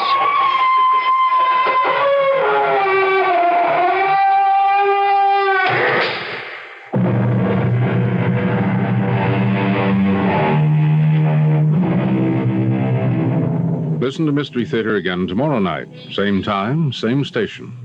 Now stay tuned for the news next. Bright and beautiful music. This is KIXI, AM and FM, Seattle. 11 o'clock. CBS News. There is some doubt that the lame duck Congress will go along with President Ford's proposed budget cuts of $4.5 billion. I'm Ann Crosman reporting on the CBS Radio Network. House Democratic leader Thomas Tip O'Neill says that he has not taken a complete look at the proposals and so cannot predict if they will be acted on this year. But some of the budget cuts Mr. Ford proposed yesterday are already before Congress and have not been acted upon. And one report indicates that most of the president's proposals would require more than 100 separate actions by Congress before it adjourns next month. Some of the budget cuts Mr. Ford is asking for include $1.7 billion in medical and welfare programs and about $1 billion in the Veterans Administration program. The president also proposes a $600 million cut in Agriculture Department programs. Jerome Miles, who is budget director at the Department of Agriculture, says that he goes along with the president's suggestions. We sort of have to weigh the budget in line with the economic conditions that exist in the country. And we didn't feel it was certainly a fat budget last year, or we thought it was a pretty trim budget. It's going to be a little trimmer yet, I guess. Mr. Ford says he would have asked for more budget cuts, but he wants to leave in some $2.7 billion to be used to help unemployed people. Mr. Ford did not use the word recession, but he did speak of the slack that has developed in some sectors of the economy. In an effort to cut federal spending even more, the president yesterday vetoed a bill to increase educational benefits for Korean and Vietnam veterans. The president said the bill was inflationary. The bill would have increased those benefits by almost 23%. Mr. Ford suggested that the increase be only about 18%. But backers of the bill believe they can override the veto, and so does House Republican leader John Rhodes. Yes, the Congress, in my opinion, will override that veto. I will vote to override it. I told the president some time ago that I thought this bill, which we were then in the act of sending down, was the best bill we could get, and that it was barely adequate for the subsistence of the veterans who were in schools, and that I felt that if it were vetoed, I would find it necessary to vote to override. That was House Republican leader John Rhodes. More CBS News coming up. The French call it an aperitif. In America, it's the appetizer you drink. Either way, Dubonnet goes before. Before, that's the time to think about some Dubonnet to drink before a meal by day or night. It helps to whet your appetite. Before, yeah, before. It's the time before for Dubonnet. Dubonnet. It all started in France, of course. And whether you call it an aperitif or an appetizer, the proper time to drink it is before. Before lunch, before dinner at cocktail time, before whatever you've got cooking. It's the wine you drink to whet your appetite. Dubonnet before, made to make what comes after that much better. Before, yeah, before. It's the time before for Dubonnet. Product of USA, Dubonnet Company, New York, New York. It is now up to more than 100,000 striking members of the United Mine Workers to say yes or no to the latest contract offer. The union's bargaining council approved the offer yesterday. UMW President Arnold Miller says the union will speed up the ratification process, which had been expected to take up to 10 days. Miller says he hopes the contract can be submitted to the workers by Monday. The nationwide coal strike is now in its third week. The first set of recommendations by the Presidential Clemency Board has been sent to President Ford. A spokesman for the board would not say how many cases are involved, but it's understood that they include only civilians who were in prison as war resistors. The spokesman also said the board regretted yesterday's action by one of the volunteer lawyers groups that is helping to represent applicants. The Clemency Amnesty Law Coordinating Office withdrew from the clemency program, saying it was only a token and cosmetic program. More in a minute. Time Magazine. What's in it for you this week? Cover story. Israel besieged. A report on the black and explosive mood of Israel today. Its sense of diplomatic isolation, its savage inflation, its fury at Arafat and the PLO, its overdependence on the U.S. for arms. And despite it all, Israel's increasing sense of national solidarity. Also in Time this week, The Nation. President Ford on the road. Who promised what to whom in Tokyo, Seoul, and Vladivostok? Economy and business. AT&T and the Justice Department. The strange story of the biggest antitrust suit in history. The world. The voters choose Karamanlis, the true dimensions of Greece's first free election since 1964. Sport. Coach Johnny Majors and how he got the University of Pittsburgh back into big-time college football. Medicine. New clinical evidence on the potential perils of pot. Environment. How 25 major cities across the nation are converting garbage into gold. The law. A demonstration that the Freedom of Information Act is alive and well and blasting facts out of Washington bureaucracy. This is Time this week. Each week throughout the world, more people get their news from Time than from any other single source. The United States had its first trade surplus in 6 months in October. Most of it was due to a big increase in sales of U.S. machinery and transport equipment to foreign countries. The U.S. still has a $2.3 billion trade deficit for the year. I'm Ann Crosman, CBS News. CBS for the Great Northwest, KIXI, AM and FM, Seattle.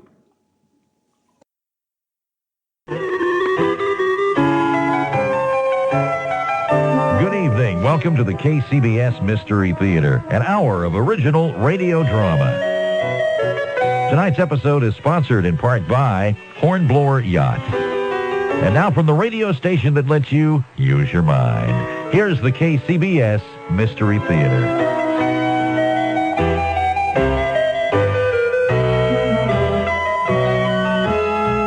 Now, Mystery Theater.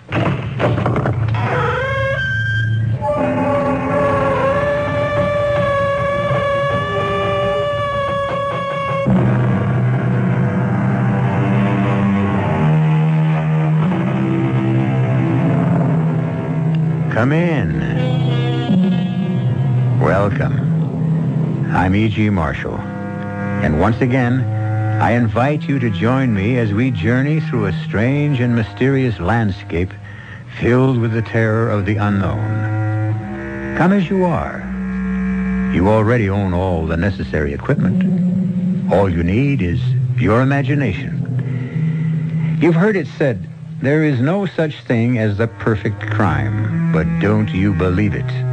History is filled with perfect crimes. After all, isn't every unsolved murder a perfect crime? We have a perfect crime for you to consider, and the ironic part of it is the fact that the murderer had no intention of killing his victim. Indeed, he was completely unaware of his existence. I saw this guy, Katie. Yeah? He had the pistol in his hand. It was still smoking. I knew he did it. I had him dead to rights. Well, Stash, why didn't you make the arrest? Because I couldn't. You see a guy kill somebody, you're a cop, and you don't move in to make the arrest? I was scared. Scared, okay, but you could have called for help. No, they'd never believe me. Why?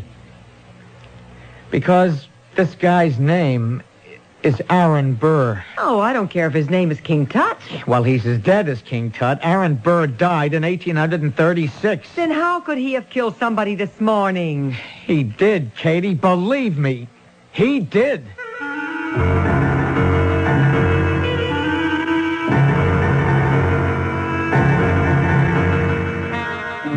Our mystery drama, The Aaron Burr Murder Case, was written especially for the Mystery Theater by Sam Dan and stars Jack Grimes and George Petrie.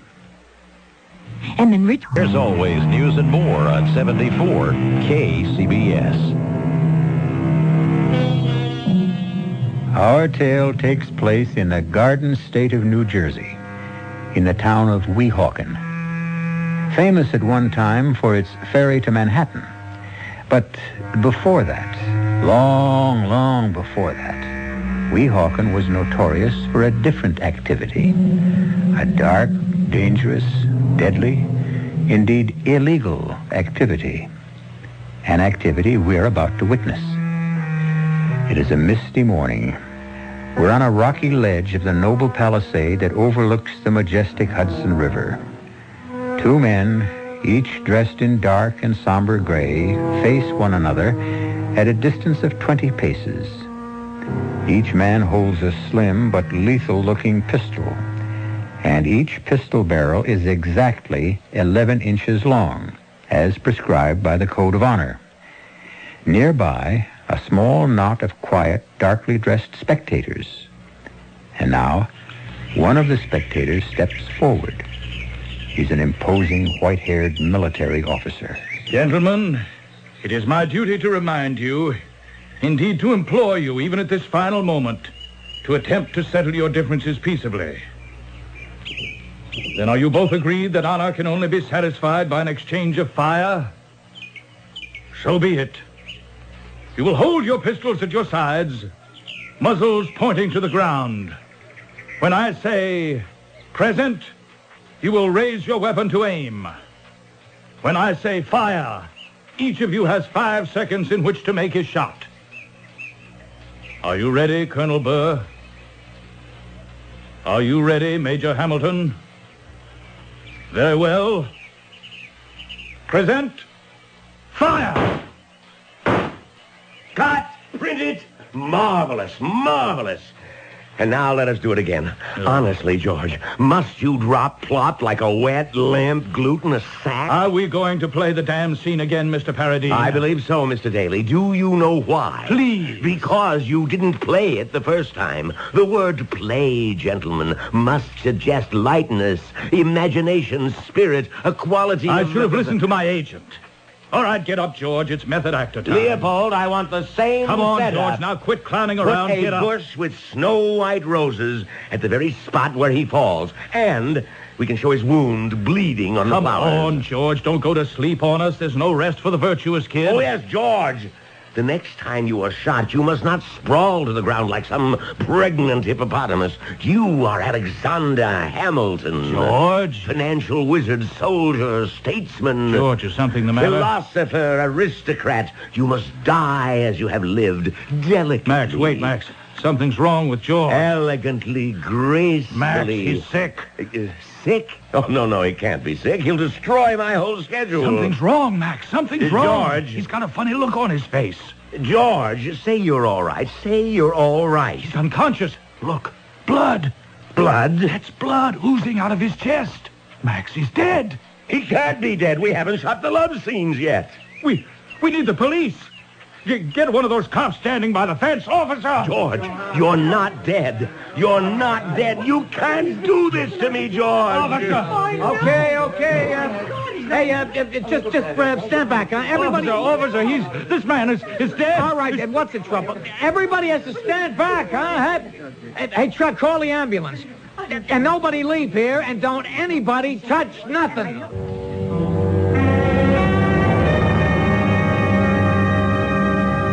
And, Lieutenant, he was lying on the ground. I didn't think anything of it until I looked very closely, and he was dead. Thank you, Mr. Daly. Is that all? For now. Am I, free to leave, Lieutenant? You're free to go, but you're not free to leave the location, I believe you movie people call it. Thank you. Yes. Swoboda. Yeah, Lieutenant. Who's this actor who played the other part? Aaron Burr. You seem to be an expert on this picture, Officer Swoboda. Well, I tell you, Lieutenant, I've been watching so much, I think I know everybody's lines.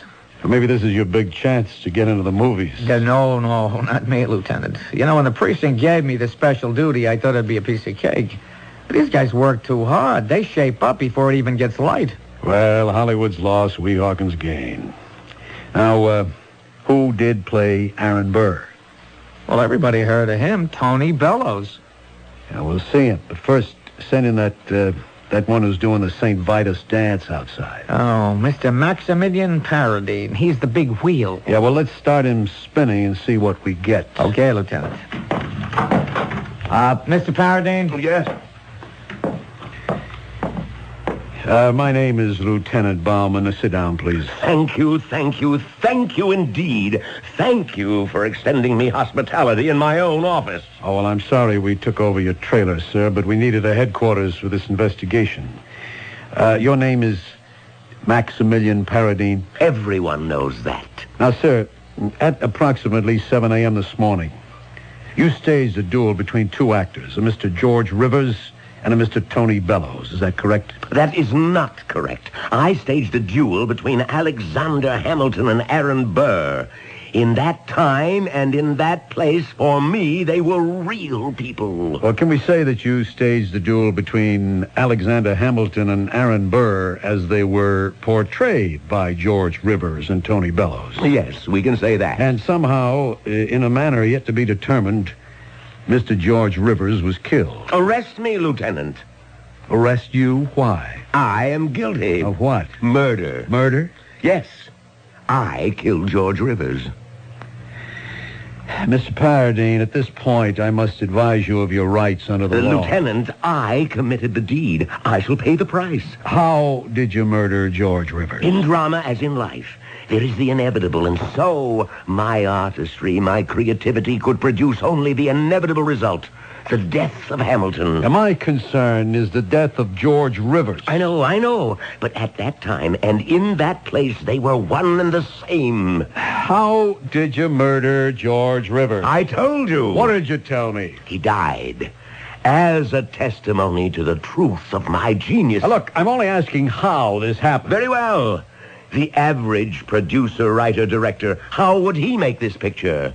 He would get the best box office names his budget could afford. He would shoot on some back lot in Hollywood. And as a result... But, sir... as a result, his alleged picture would have nothing of the mood, the spirit, the sense of being of Hamilton and Burr. What did I do? Look, all you really have to tell me... I know what I have to tell you. Hamilton and Burr, bitter rivals for power in the infant republic. Who do I cast? George Rivers and Tony Bellows, rivals for preeminence as the leading men in the American theater. Yeah, just as Hamilton and Burr vied for the affections of Miss Eliza Croy, I cast for that role Julia Starrett, who has just divorced Tony Bellows in order to live with George Rivers. Do you follow this? Yes, sir, but what I must ask you is... Do you understand how my actors now are under the same human tensions that tormented the people whom they portrayed? Sir, I only have a very... Hear me out. Now then, Where do I stage the final fatal act of the tragedy? I go to the exact spot Hamilton and Burr chose for the denouement to their drama. The favorite dueling ground of the day. A field at the edge of the Palisades in Weehawken, New Jersey. Mr. Paradine. I not only place each of them in the precise positions they occupied on that fatal morning, I actually chose the morning itself. Wednesday, July 11th, 7 a.m. So, you see, everything is exactly as it was. The hatred, the tension, the time, the place, and therefore the absolutely inevitable result. Well? Well, what? What is the procedure? I have just confessed to murder. What I'm waiting for you to tell me is how you killed him. How I killed him. He died because a pistol ball pierced his heart. Now, someone inserted that ball into the pistol that was fired by Mr. Tony Bellows. That someone is the murderer. Now, sir, is that someone you? No. Then you are not the killer. No one could have placed a ball into that pistol. Why do you say that? Because there is no place to put a ball and no way to fire it. How can you say... how can I say that? Simple. I provided these pistols myself. For all that they look authentic, they are only cap pistols. Now, this is the pistol that fired the shot. Are you telling me it's not real? That's exactly what I'm telling you. I'm sorry, Mr. Paradine. This is an authentic pistol, and it has been fired. That's impossible, Lieutenant. Here, look. Let me show you why it... Yes? Lieutenant, this isn't the pistol that I gave it.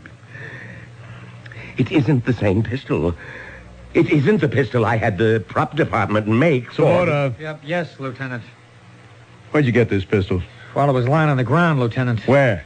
Well, near where Aaron Burr, Tony Bellows dropped it. It was laying there along with his cloak. This cloak? Yeah. On the table? Yes, sir. I tell you, it was not the pistol that was used in the scene. Well, I don't know, Lieutenant. That's the one I found near where Tony Bellows was standing, and this one here is the one George Rivers had. Now you can see. That's the make-believe pistol. There were two of them. If there are two of them, where's the other one? Well, I don't know. Svoboda? Well, this fake one and this real one, those were the only two. Get this Tony Bellows in here. All right. Mr. Bellows? Mr. Bellows? He's not out there, Lieutenant. That's a real pistol. Look, maybe he's in his trailer, Lieutenant. Well, find him and bring him in here. Yes, sir. Lieutenant. What is it, Mr. Paradine? I don't know what to make of it. I don't know what to say. About what? This pistol. The name. Here, look. Read what's engraved. Where? Just under the lock. Read it. It says... Aaron Burr.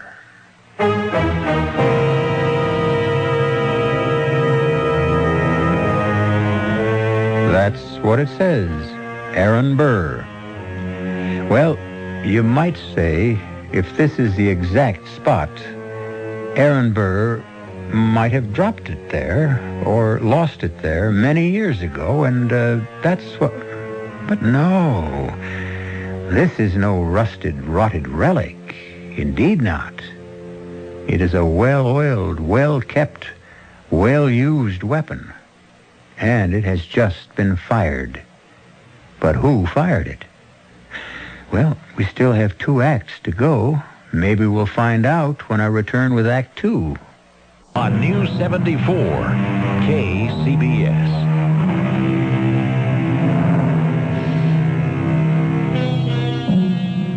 Mr. Maximilian Paradine, an authentic genius of the films, is shooting a motion picture on the duel between Alexander Hamilton and Aaron Burr. And shooting seems to be the literal word for it, since George Rivers, who plays Alexander Hamilton, fell to the ground dead. He is dead because Tony Bellows, who plays Aaron Burr, evidently did not fire the prop pistol, which is a harmless replica, but a real lethal weapon. To complicate the situation, there is a name inscribed on this real pistol. And what is the name? Yes, you're staying with us. It's Aaron Burr. You say, you've never seen this pistol before, Mr. Paradine? How, Lieutenant? How I'd like an answer, yes or no. Yes or no is an answer for small minds. To the best of your knowledge, Mr. Paradine, have you ever seen this pistol? No, never. This is Aaron Burr's pistol. How do we know? It says so. His name is on it. How did it get here? You would have to ask Aaron Burr. Lieutenant? What is this, Svoboda? Tony Bellows, the guy who plays Burr, he's gone. What do you mean he's gone? Well, he's nowhere around. Impossible. He has a contract. This is a shooting Now, day. just hold it, Mr. Paradine. Now, when was the last time you saw Mr. Bellows? When? Yes, when? When? We were doing the scene. The camera establishes Mr. Burr. That's Bellows. You must not destroy my concentration. Now, the camera pans to Mr. Hamilton, George Rivers, back to Mr. Burr, on Daly's command, present. He raises the pistol, camera to Mr. Hamilton. On him, the word fire. He falls, discharging the pistol. And where did Mr. Bellows go? Where? Yes, where? I don't know. You don't know? I wasn't concerned with him. I was watching Mr. Hamilton. George played the scene badly. Oh, it's a terrible thing to say about an actor. And if you quote me, I shall deny it. But the last scene he ever played, he played badly. This is Bauman. Get me the chief. Terrible way for an actor to die. Yeah, Bauman at the movie thing here. We wanted Tony Bellows. Material witness, at least. Disappeared. Ask the New York cops if they can pick him up for us. He's got an awful lot of questions to answer.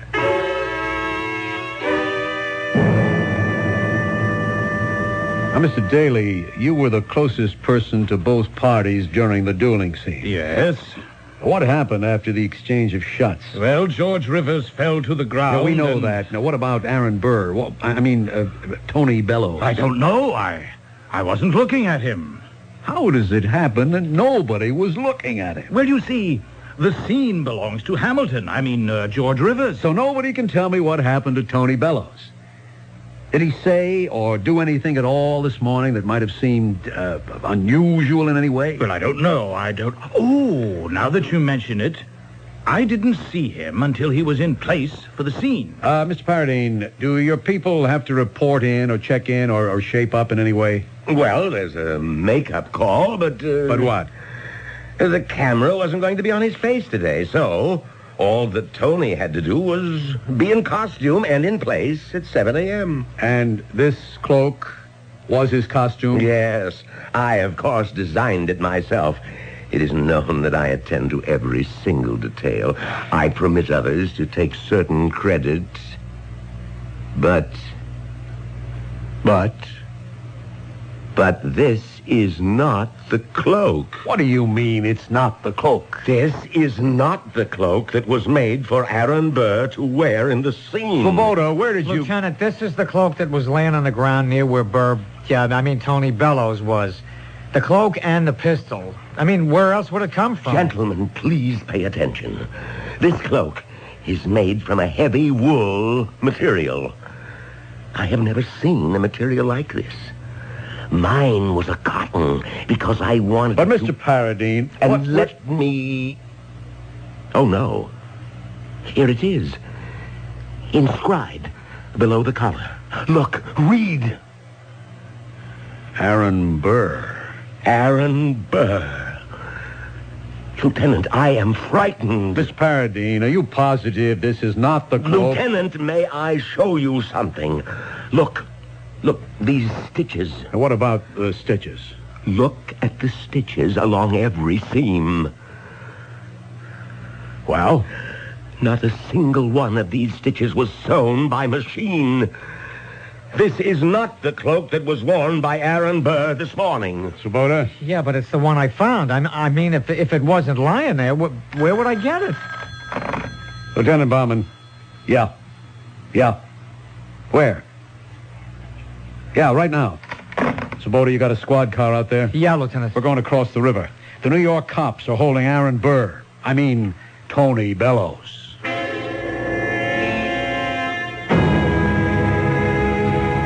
I was here all the time, Lieutenant. Here? Here in my apartment. Now, just a minute, Mr. Bellows. Are you telling me you were not on the set earlier this morning? That is exactly what I'm telling you. You better tell it from the beginning. All right. I got to bed late last night. We'd been, okay, I had a few. And the truth is, I did something for the first time in my whole career. I just overslept. I missed my assignment. And?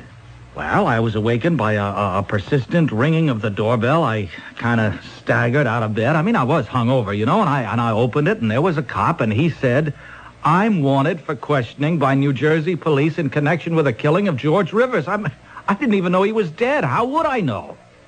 You deny that you were on the set this morning. Oh, yes. You deny you fired the shot. How could I fire the shot if I wasn't there? But you were seen there, Mr. Bellows. Was I? Who saw me? The cast, the director, the crew, and this officer here, Patrolman Svoboda. Now, wait a minute. Officer, did you see me on the set this morning? Yes, Mr. Bellows, I did. Are you sure, officer? Yes, sir. Now, look at it this way, officer. You saw somebody in costume. You knew I was playing the part. Now, officer, realizing that my life could depend on your answer, just think, did you actually see me, or did you naturally and automatically assume it was me? Well, Svoboda? Well, Lieutenant, now that it's put that way, I don't know. What don't you know? Well, I don't know if it really was him. I mean, sure, I thought it was him, but I couldn't put my hand on the Bible and swear. But if it wasn't him, who was it? I don't know. Mr. Bellows, have you any objection to coming back with us? No, Lieutenant. None at all. Will you excuse me while I change clothes? I'll just be a minute. Go ahead. Well, Lieutenant? All I know is somebody killed Alexander Hamilton. Now, listen to me. I'm talking like that flaky director. I mean, somebody killed George Rivers. Yeah, but who? Svoboda, you were there. You're a cop, a trained observer. Now, tell me, what did you see? Okay, I'm standing just inside the fence by the gate. I'm with Chuck and Smitty. They're not watching. I am. Okay, it's just about 7 a.m., so there's Hamilton, I mean Rivers, and there's Tony Bellows, and they're ready to shoot. When was the first time you saw Tony Bellows? Yeah, well, that's just it. Now I can't be sure it was Tony Bellows. Okay, when was the first time you saw someone that looked like him? When? Well, just then. You mean you didn't see him on the set before? You didn't see him come out of the dressing room trailer? No, Lieutenant. Okay. They play the thing. They shoot. Now what? Well, I'm watching Hamilton. Yeah, I mean Rivers. I say to Smitty, I bet she makes him play it again. But Bellows, Tony Bellows, what about him? Yeah, I don't know. I'm not looking at him. Then there's all the noise and the commotion, and I run over there. George Rivers is dead. And all through this, you don't see Bellows? No, sir. We put in the call for the ambulance. And there's no sign of Bellows? Well, I don't see him, but I'm not looking for him. So you bring in the pistol and the cloak? The cloak. Now that you say it, something's bothering me. Before the shots, he's wearing a cloak, but after the shots, right after, I think, he's not wearing it. Now, why would he take it off? Svoboda, how would you know? You said you weren't looking at him. You were looking at Hamilton. Yeah, Lieutenant, but you don't have to look at somebody to be aware of him. You know what I mean? And I'm aware of the fact that he's not wearing the cloak. And I see him toss away the pistol, and I think there's another guy. What other guy? Who? I don't know. Another actor? I don't know. It don't look like any of the other actors. Who did it look like? It was something red. What are you talking about? Red?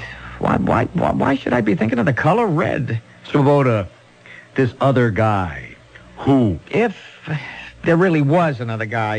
Svoboda, don't you go kooky on me now. I'm trying to think, Lieutenant. I'm trying to remember.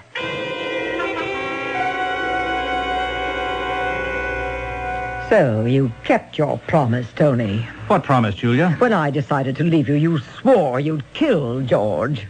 How about it, Mr. Bellows? Did you? I didn't swear. I merely threatened. And obviously he's kept his word. Oh, Lieutenant, did you ever say things in anger that could come back to haunt you? Did you threaten to kill him? Yes, I suppose I did. He killed George because it was the only way. What only way? The only way to get rid of him. Why would I want to get rid of George Rivers? Because it had become obvious to anyone with even the slightest knowledge of theater that George was the more accomplished, the more versatile, the better actor. That is not true. To call the silly, mannered posturings of George Rivers acting is the height of stupidity. And then, of course, there's me. I walked out on you and chose him. Do you think I'd commit murder for a little date? Okay, you folks have your fight some other time. Miss Starrett, did you or did you not see Tony Bellows on the set this morning? No.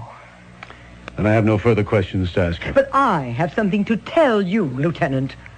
Tony Bellows killed George Rivers. How could I kill him if I wasn't here? You were here, even if I didn't see you. Who says so?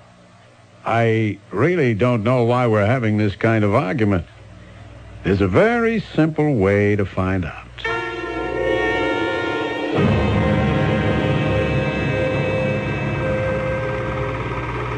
Hold it right there.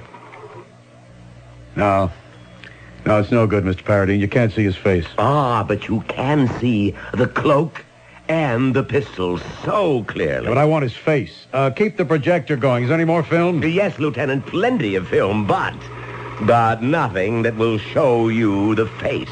How could you shoot a duel and not show the face of one of the... Are you telling me how to stage a dramatic scene? Well, it would seem to me that simple. Common sense would dictate. Everybody is a director. Now, look, there are two people in the duel. Why show only one face? Because you do not dilute the drama. If you were to show both, the concentration of the audience... If you'd have shot both faces, I'd have been able to prove that Tony Bellows was or wasn't here. I cannot be expected to destroy a dramatic scene for the benefit of the Weehawken, New Jersey Police Department. Now, look. Somebody played that scene with George Rivers this morning. Now, if it wasn't Tony Bellows, who was it? Who played the part of Aaron Burr?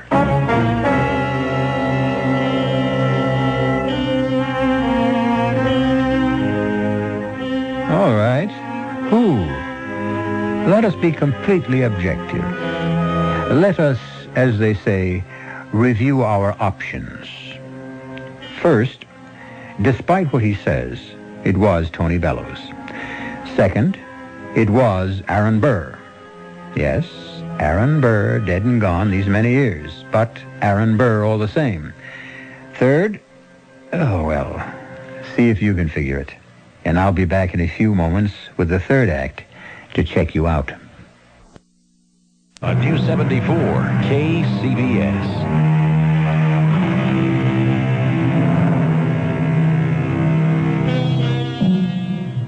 George Rivers and Tony Bellows, two actors who hate each other in real life, are playing the parts of Alexander Hamilton and Aaron Burr, two people who also hated each other in real life. Comes the duel scene, and George, who plays Hamilton, is shot dead. Tony insists he wasn't there. But somebody played the part of Aaron Burr and played it for keeps. The question, who? I wasn't here, and that's why no one can say they saw me. All right.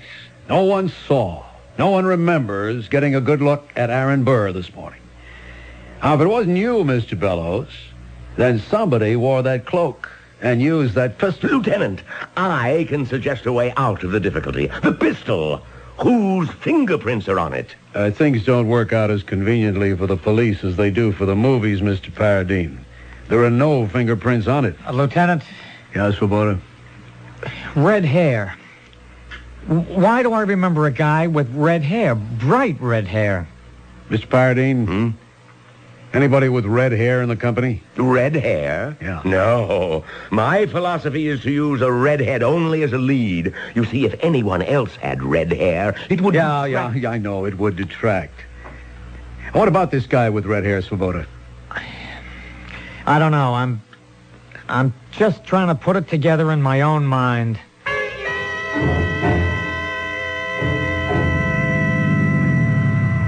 Well, thank you for the lift back to Manhattan, Lieutenant. We brought you over. We bring you back. Will I be wanted again for, Just keep yourself available. I see. Is there anything else you have to ask me? No. Well, thanks again for the lift. Yeah. How have you been getting back and forth from here to Jersey? Oh, there's nothing to it. By car, get onto the West Side Highway, into the Lincoln Tunnel, and there I am in Weehawken. And, how long does it take you? Oh, early in the morning, no traffic, 20 minutes. Oh, I think I see what you're driving at. Oh, I'm not driving at anything. Where do you keep your car? They have a garage in the basement of the apartment house. Well, see you around, Mr. Bellows. Yeah. Once again, thanks for the lift. Well, while we're here, we'll ask. You in charge of this garage? Oh, I ain't in charge of nothing. I just work here. Police? Yeah, I know. I can always tell a cop. What time did you come on in the morning? 8 o'clock? Who's on before you get here? Nobody. The night man quits after he washes the cars. And what time is that? I guess it's all done by 3:30, 4 o'clock. So if someone picks up his car between 4 and 8 in the morning, there's no one here. That's the way it goes. When you got here at 8 o'clock, was Tony Bellows' car in the garage? Oh, yes, sir, it was. And talking about Tony Bellows' car, I'm washing it now. I see. Anything else? Yeah, I noticed on the blackboard there you got some names, and Mr. Bellows is one of them. What does that mean? Oh, those are the full-service customers. You see, each one is supposed to have their car washed every night in the week. Okay, thanks. You know what I always say? Support the local cops. Hold it.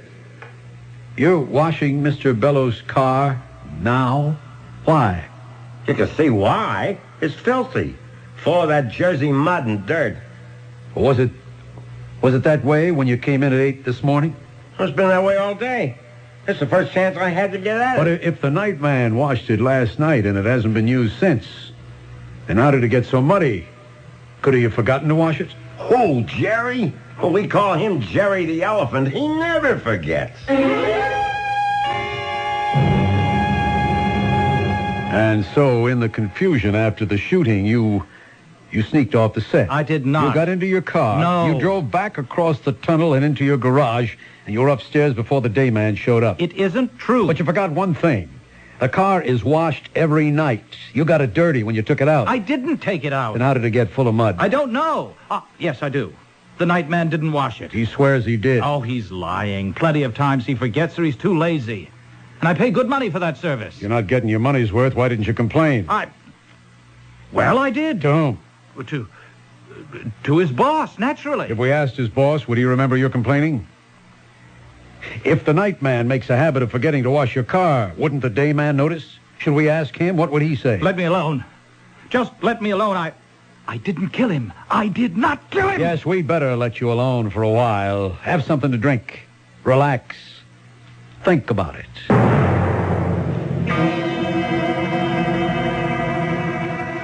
Mr. Svoboda? Huh? Oh, what is it, Mrs. Swoboda? Well, how does it happen you're not in bed? I wake up and there I am, all by myself. Katie, I'm scared. Oh, what's the matter? I can't explain it. Well, try. Should I make coffee? No, love. Just sit here. I'm really scared. Oh, honey, you scared? Stash, you don't even know what that word means. I've been reading something in these books. Let me see those. The Life and Death of Alexander Hamilton. Hey, I thought you got out some books so you could finally study for the sergeant's exam. What's this all about? How did I know, Katie? How did I know? How did you know what? Exactly how it happened. How what happened? How Burr killed Hamilton. I've been reading these books all about that duel, the reports, the eyewitness accounts, and they all agree on what I saw. Well, what do you think you saw? I saw Burr, Aaron Burr, just before the duel, while he was waiting, slip off his cloak. And then I remember the look on his face after he fired his pistol. No, Stash. No, shush. He was scared. I guess he really didn't mean to kill Hamilton, and he just threw away the pistol. And he was about to rush over to where Hamilton fell, and this red-haired man stopped him. Stopped him? Just held him. And he then started walking Burr away. And? And that's all I saw. Nobody else saw a red-haired guy, but I did. And you know who he was? Who? All right, Burr has a second. You know, a guy to back him up, huh? Uh-huh. And this guy's name was Van Ness. And he had red hair. So? Well, what does that mean? Do you realize what I saw? I saw it exactly as it happened, as it took place on Wednesday morning at 7 o'clock on July 11th, 1804. Well, I saw the real duel. And somehow the real Aaron Burr fired, and the bullet hit George Rivers, the actor. Oh. Katie, I saw it. Well, I'm not saying you It's didn't. the only way to explain it. The only way it could have happened. Stash, if the duel took place in 1804, how Look, could... Katie, it's like if you can duplicate all the exact conditions, you can maybe... Okay, Stash. Look, they're going to hang it on this Tony But, Bellows. darling, he did it. No, Katie. Aaron Burr did it. That's what happened. That's the crazy thing that happened. But what can you do about it? I got to tell Bauman. No, Stash, don't. But Tony Bellows is innocent. You tell that kind of story to Bauman. You know what they'll do? It doesn't matter. If you know the truth, you got to tell it. But you don't know it's the truth. All right, look, here in this book. You see what the guy writes? And when Burr saw that he had killed the precious enemy, he threw his pistol away as if it were a thing unclean and started to rush toward his fallen friend and foe. And only the red-haired Van Ness, who, fearing for Burr's safety, managed to spirit him away. So? That's what I saw. That's what I saw, how he threw away the pistol, how he wanted to run to Hamilton. That's what the man's writing about. And you say you actually saw Aaron Burr? It's the only thing that makes sense, Lieutenant. And somehow they were back in 1804. Yes, Lieutenant. And as the bullet flew from the real Aaron Burr's pistol, it somehow killed George Rivers. Yes, Lieutenant. Well, what do you suggest we do? We have to do something to help Tony Bellows. No, I mean, what do we do about you, Svoboda? Me? Well, I can forget it. Forget it? You're a good cop. Lieutenant, do you think maybe Look, cops are human like everybody else. We're not supermen. But I'm not nuts. I saw it. I saw Aaron Burr. How are things at home, Svoboda? Oh, look, Lieutenant. It's tough to be a cop's wife, so sometimes a guy feels a lot of pressure. Lieutenant, everything is just great at home. And you take a lot of flack. People make remarks. A cop is everybody's favorite target. You know, they used to call us flat-feet and bulls. Today, we're pigs and fuzz. They can get to a guy. Lieutenant, all that rolls off my back. I know what I saw. You want to go on sick leave? Oh, is that how it is? How else can it be? Oh, okay. Say that Bellows did kill him. How can he expect to get away with it?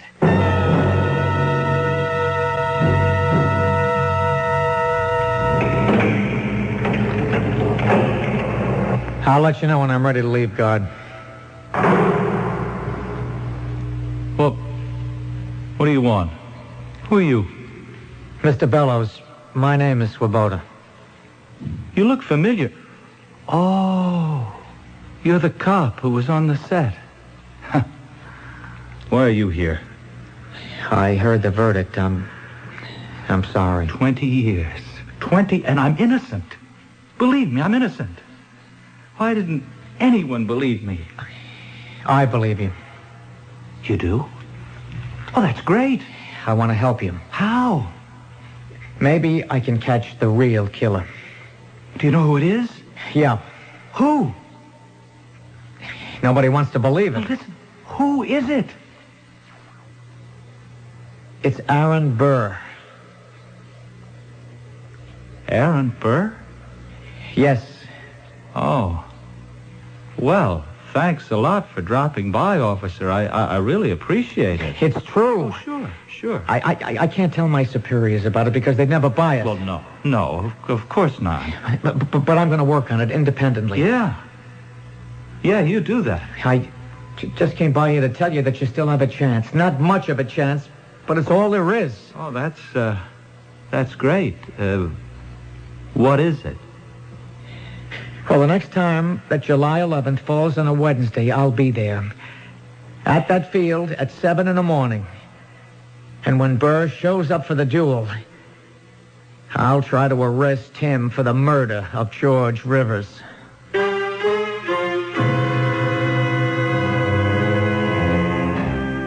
That will be 7 years from now. At that time, hopefully, we will bring you the story. After all, what is time?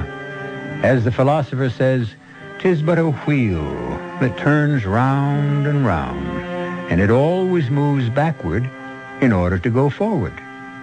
What we have seen, we shall see again. I'll be back shortly.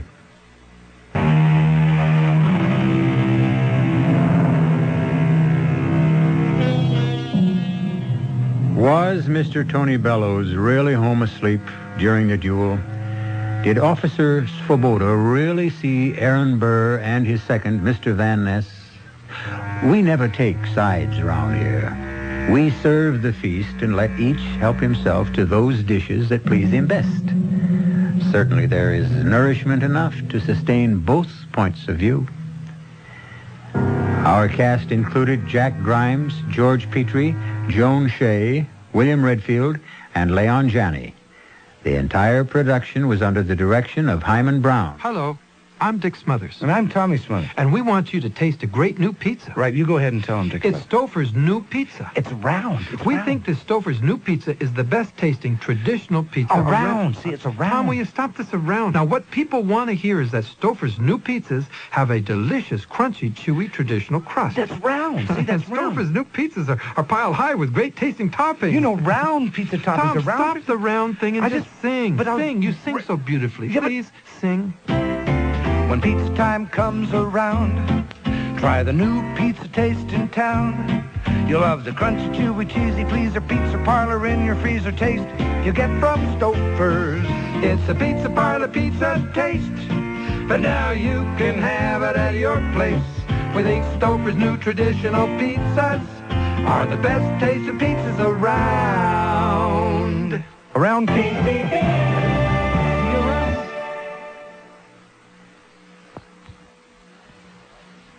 This is E.G. Marshall inviting you to return to our Mystery Theater for another adventure in the macabre. Until next time, pleasant dreams.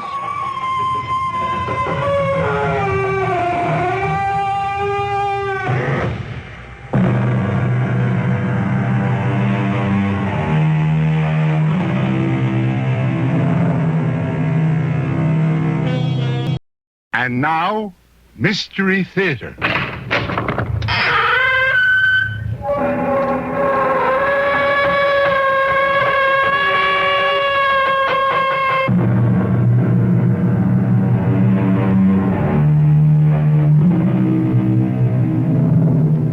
Come in. Welcome. I'm E.G. Marshall. Once upon a time, and not so long ago, the family was the backbone, the continuity of life, mainly the continuity.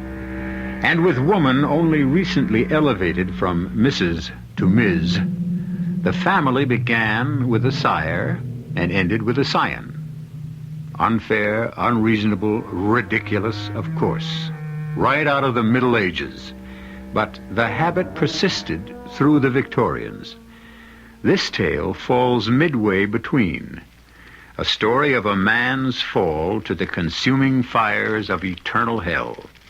And it begins appropriately enough with a roaring, crackling fire. Father, Rudy, Oh, I thought you were asleep. Oh, I was until I woke up to see dancing sparks pouring by my window. I thought the house was on fire. I was just burning some papers. Give me that poker. No, it's too late. It's all gone up in smoke. But that's my birthright, isn't it? The manuscripts from the safe in the study that are always passed on from father to son. Trust me, Rudy, I thought it better for you never to read them.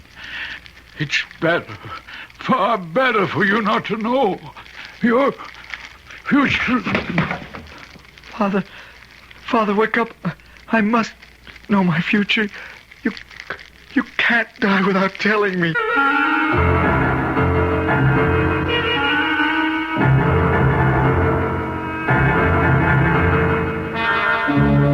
Our mystery drama, The Dice of Doom, was written especially for the Mystery Theater by Ian Martin and stars Michael Wager.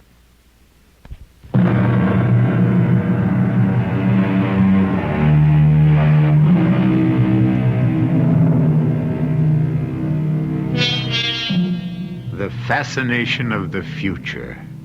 It haunts and tempts all of us. If we could just know what it held for us. But that's only because if it should be bleak or full of disaster, the human heart cannot help but believe that foreknowledge would help us somehow to change it. But in saner moments, all of us should realize it is far, far better not to know what fate holds in store for us. How much better Rudy Schroll would have been had he left it to luck, fortune, the roll of the dice.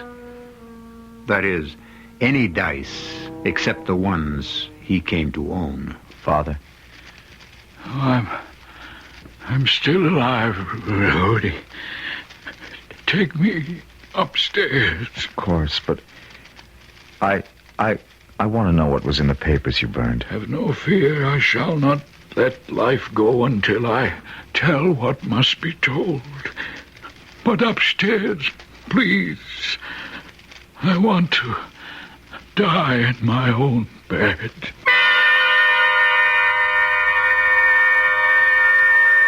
I picked him up in my arms.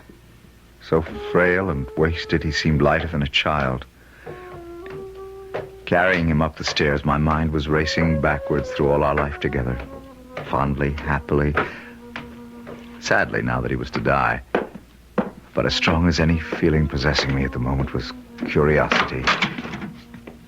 Curiosity aroused because coming home unexpectedly a few nights before, I had found my father hurriedly stuffing a sheaf of yellowed manuscripts into a safe I never knew existed. Behind the portrait of the reputed black sheep of the family, my great-great-great-grandfather Helga Schroll. As I laid my father on his great bed beneath the pleated tester, he answered my question. The manuscripts you saw me putting away the other night, the ones I burned this evening, were written by your ancestor Helgar. They were a history of this. Oh, Father, let me go for the doctor. No, son.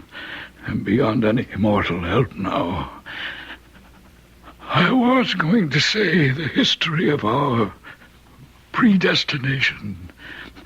And it has all turned out just as Helga wrote in those pages so long ago. And what can have been so terrible? We've been an exceptionally rich and lucky family. Long-lived. Even you, Father, outlived my mother and all my long, sad list of older sisters. I have no time to dwell on others. My own time is too short. And yours. You mean my time is also short? No, that I cannot tell you. Only that you are the last of the Schrolls. The family ends with me? Yes, but in return, you are promised two things which will bring you every worldly advantage you desire. What? They were not named. I only wanted to protect you. Protect me from what? The one to whom your great-great-great-grandfather sold all of us to. Oh, who else but the... No, I will not come, Father. I didn't ask to.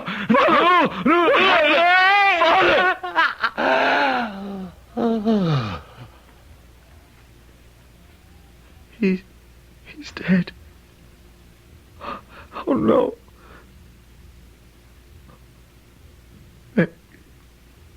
May God receive you into heaven as you deserve.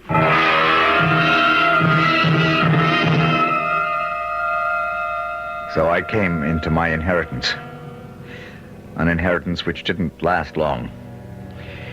The last of the Schrolls, with the natural good spirits of youth, soon forgot all feelings of gloom and doom. I returned to the university in a life of wine, women, and, most important of all, the siren song that was the theme of my life. Now, by my hope of heaven, send me an 8. Anyway. There goes your hope of heaven.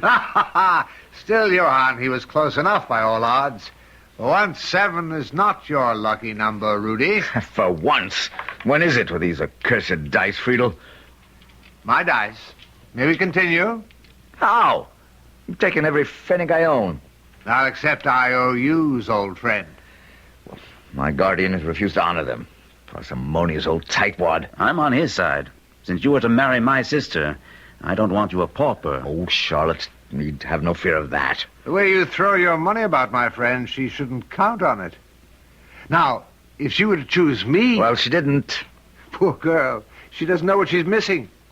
Oh, well, lucky at dice, unlucky in love. So, the game is over, I take it? I have little taste for any further. If you need money, Rudy, borrow from me or take back what you lost. You know we're friends, and what's mine is yours or Johann's. Oh, thanks, Friedel.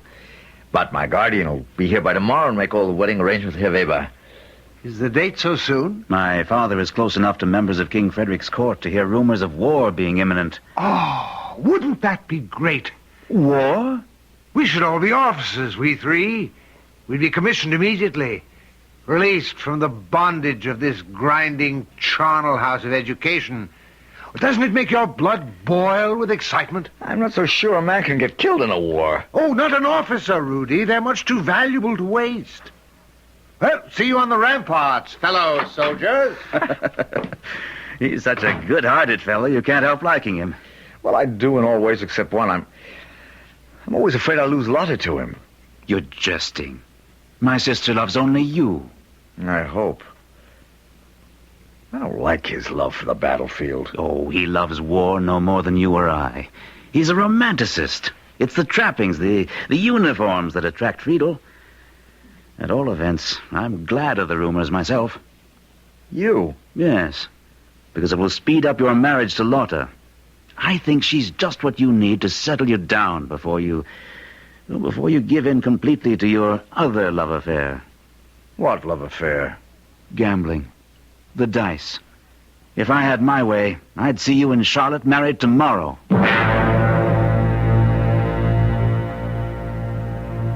As it happened, Johann was a better prophet than he could ever have realized. Lotte and I weren't married the next day, but with foreign affairs worsening, we were married within the next month. The following weeks were the happiest of my life. Lotte brought me a handsome dowry, and at last I had control of my own estate. And then... war broke out. There was no escape for anyone who considered himself a gentleman. Johann Friedel and myself prepared, with, I must admit, great excitement to leave for the front. Rudy, I think you must be mad. I have to go, Lotte. Everyone has joined the colors. Johann Friedel. My brother and that conceited Frederick von Holtzborn are not married. They are not leaving a wife behind. Do you want to be ashamed of me? I want you to be alive. I'd like to have a father for my child. You're having a child? Mine? Well, I hope you don't think it's anyone else's. Oh, I didn't mean that. I mean, well, it's so wonderful, dear. Except... Except what? I can't explain, just some family mumbo-jumbo. It doesn't mean anything now. Oh, my darling, you can't know how happy I am to know that there's to be another generation of Schrolls. Well, why shouldn't there be? And since you're going to be a father, you should be excused from fighting. Lotta, you're right. I'm going to resign my commission today. Unfortunately, I quickly discovered that to leave an army is an infinitely more difficult thing than to join one. Although I would not admit it, I was as disconsolate as my wife. I had no desire for warfare when I reported for duty with Johann and Friedel. Still, the first months in camp were enjoyable enough. There were balls and festive dinners and a great deal of parading and being offered the favors of young and beautiful women who were completely captivated by soldiers. And there were the never-ending dice games, at which, unfortunately, I lost and lost. Never-ending. That is until one day. Well, boys, this is it. This is what? The war, the front lines, our chance to prove ourselves at last. Prove ourselves how? Why, that cannon fire is cutting us to ribbons. We've got to storm the hill and spike those guns. So, order the men to attack. They must be led, not by me.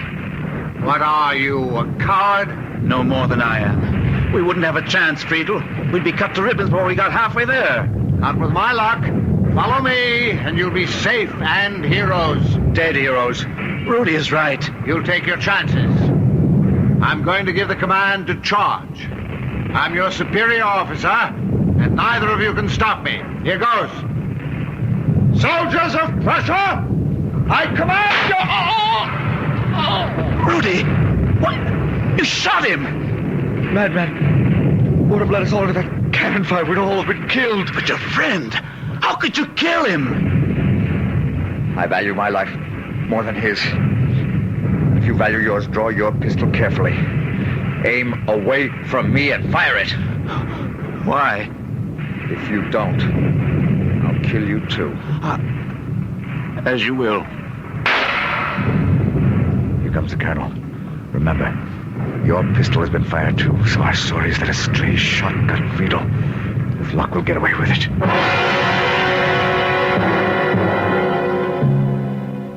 But our luck held only up to a point. Nobody had seen which of us fired the shot, but the bullet was lodged in the back of the head. Johann and I were separated and held for court-martial. It is the decision of this court-martial that murder has been done, and one of you must pay the penalty with your life before a firing squad. I ask once more in the name of God and of your honor as a soldier that the guilty one confess and not have two murders on his conscience. I did not do it. Rudy, how can you... Would you make your sister a widow to save your own life? I did not fire the shot. Very well. This court-martial hereby pronounces the death sentence. The fate of the man to die will be settled by a roll of the dice. Low man will lose. God, take them away. All that night I wrestled with my conscience. What little I had left. By morning I was almost ready to confess. Even the family prophecy was against me. With my child in Lotte's womb, I could not be the last of the Schrolls. So what hope had I for the promise of the two things that were to bring me every worldly advantage I could desire? I will leave you alone with Lieutenant Schroll, Father. Perhaps you will have more luck in inducing him to confess than you had with Lieutenant Brandt. Well, my son, do you wish to confess? Father, I... Friedel! Shh. You're no priest.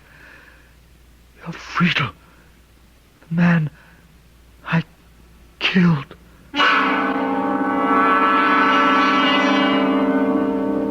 True enough, as the friar pushed back his cowl, his face seemed to be that of the murdered man. Was this some trick of Rudy's tortured conscience? Had Friedel somehow not died? Was this a genuine priest? Or if he was not, who else could he be? And what control had he over Rudy's future? I'll return shortly with Act Two.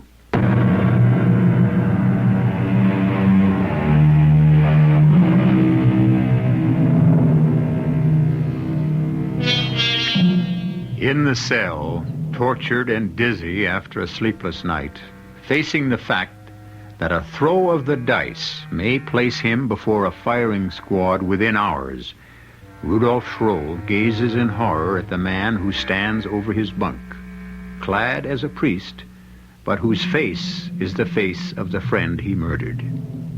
Or is it? For to his fevered gaze, the face seems to swirl and shift and take on many forms, till Rudy is sure of nothing. So, little brother Rudy, I suppose you never expected to see me again. Who are you? You don't remember me?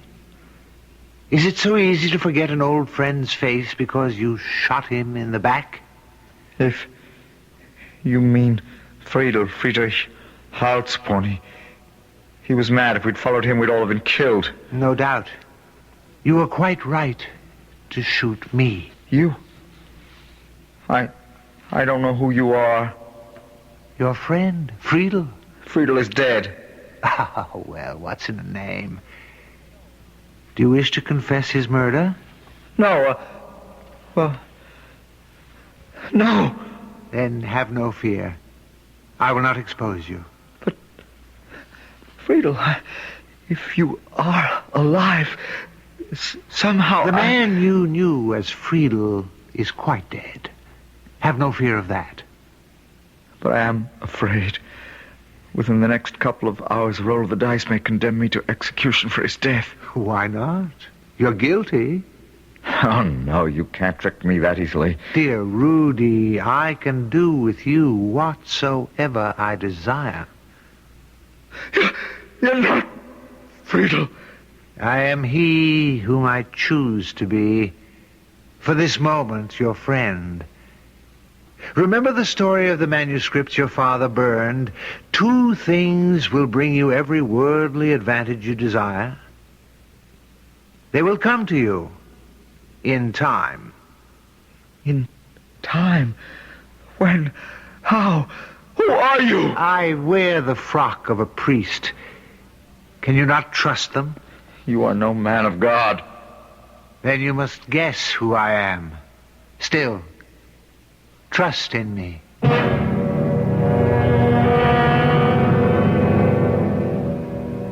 I dared not admit to myself who my strange visitor was. I was numb by fear. And before I knew it, I was led from my cell to the place of execution. A large and expectant crowd lined the route and followed me to where a sandhill had been built for the execution. It was there I met Johann. Rudy, you still will not confess. What about your sister Lotte? Drummer, bring your drum. Lieutenant Trump, yours is the first roll. Here are the dice. Throw them on the drumhead. May God defend me. Double 6s. God heard my prayer. Well, do you wish to roll, Lieutenant? If I match it, what then? We'll roll again. Give me the dice. One of the dice. It broke in 2. Yes, there's no reading the number. Has anyone else a pair of dice? If you please, Your Honor, a poor peddler, but I have dice for sale. The army does not have to buy. I commandeer 1 pair of dice from you. Give them to this man. Now, throw. Yes, my colonel. Double 6s. Then we must throw again. You first, Lieutenant Brandt. I cannot ask God to defend me again. He has not treated you kindly. A 2 and a 1. Schroll. Yes. Double 6s again. So be it. Take Brant and bind his eyes. Make ready for the execution. Your dice, peddler. No, my friend. Yours. The two things that can bring you every earthly advantage you desire, as they have already. You're no peddler. You're... What? Friedel the priest, or... Shh. Mention no names. I'm your benefactor, so long as my pact with you exists. Listen. Ready? Aim! Fire! But for me and those dice, that might have been you. Keep them. They will roll for you what you wish, win or lose, until your time is up.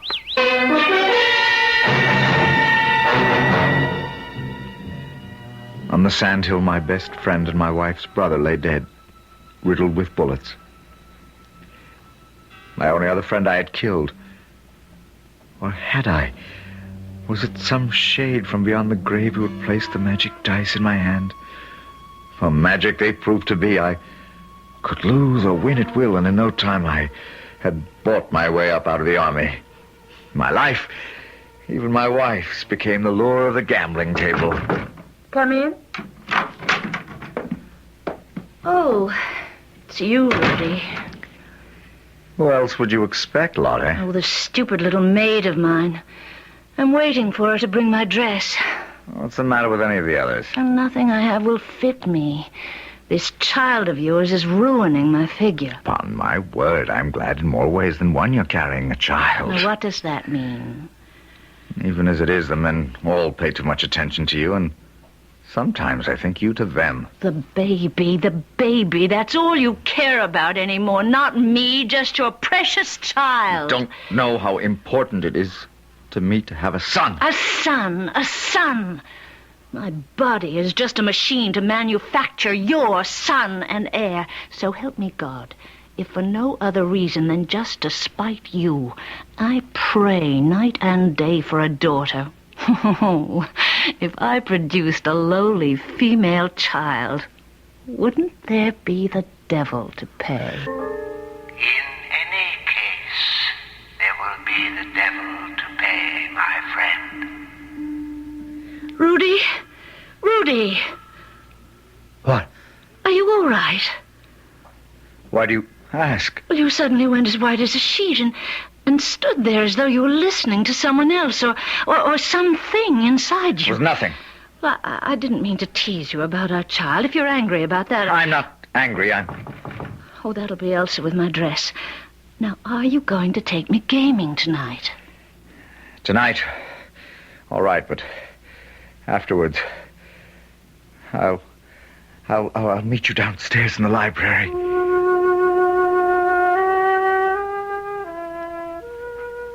I had to be alone for a moment. Things had been happening so fast and so fortunately, I'd shut my mind against thinking about consequences. But now, with 2 quick brandies to clear my head, I began for the first time to face a riddle I wondered if I knew how to solve. As the last of the long line of Scrolls, fame, money, and love are my share, except how the devil to keep them if my wife bears my son and my heir. Where did you come from? Who are you? Who else but your friendly fool, your jolly court jester, your majesty? Perhaps you'd recognize me better in this shape. Friedel, again? Would you rather look upon me as I really am? No. I must be going mad. You can't be Friedel. Of course I can't be Friedel any more than a peddler, a priest, or a jester. You know who I am. You also know a pact was made with me long ago, that you were to be the last of the Scrolls, and that I would give you 2 things that would bring you every worldly advantage you desire. I have kept my part of the bargain. The devil's dice you have. But you have not kept yours. Your wife is carrying a son. There's nothing I can do about that. There is no way I can destroy my own unborn child. But I can. You have only to ask. No! Very well. You have made your choice. One last word. If you ever need me, light a fire at the last stroke of midnight, throw in the dice, laugh loudly. The dice will split, and I shall come to you.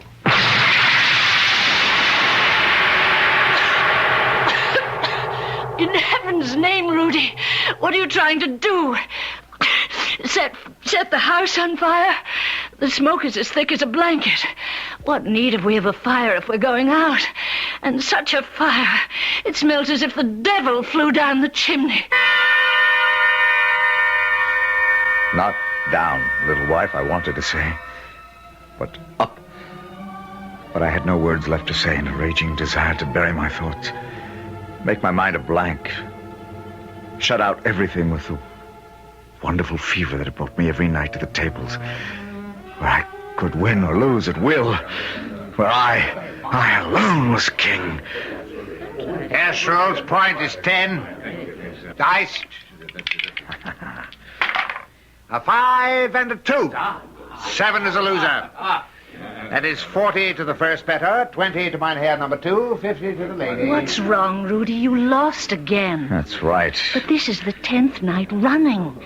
Now you must go back and win. With what? With your luck, your magic touch. You always end up winners. This time, apparently, I can't go back. Why not? Because I have no money. Have you? No, but my jewels. Already pawned. We're bankrupt, Lottie. But what are we going to do?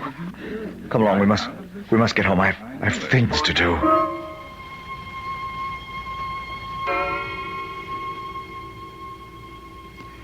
I put a sleeping powder in Lotta's evening draft that night. And I built a fire, striking the first match with the last stroke of 12. Then as the fire caught, I threw in the dice and laughed.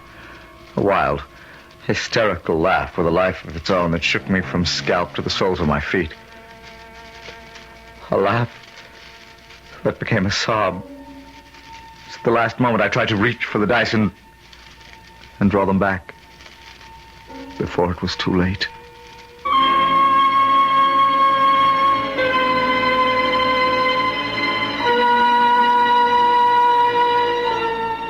Gambling is a fever as overpowering and as vitiating as drugs or alcohol.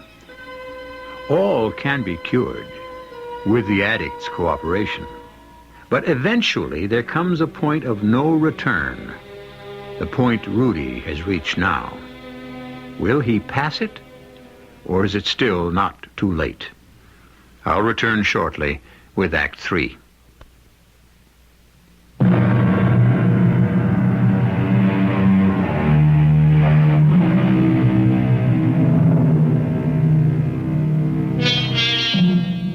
Rudolf Schroll stands before the fire he has just lit, his hand extending to pick up the dice from the flames. But in the very act of reaching, he draws back. Is it fear or greed that forces him to leave the dice there to split in the heat and summon up his nemesis? Is he committed to take another step on the road to eternal hell? It's too late. The dice have cracked.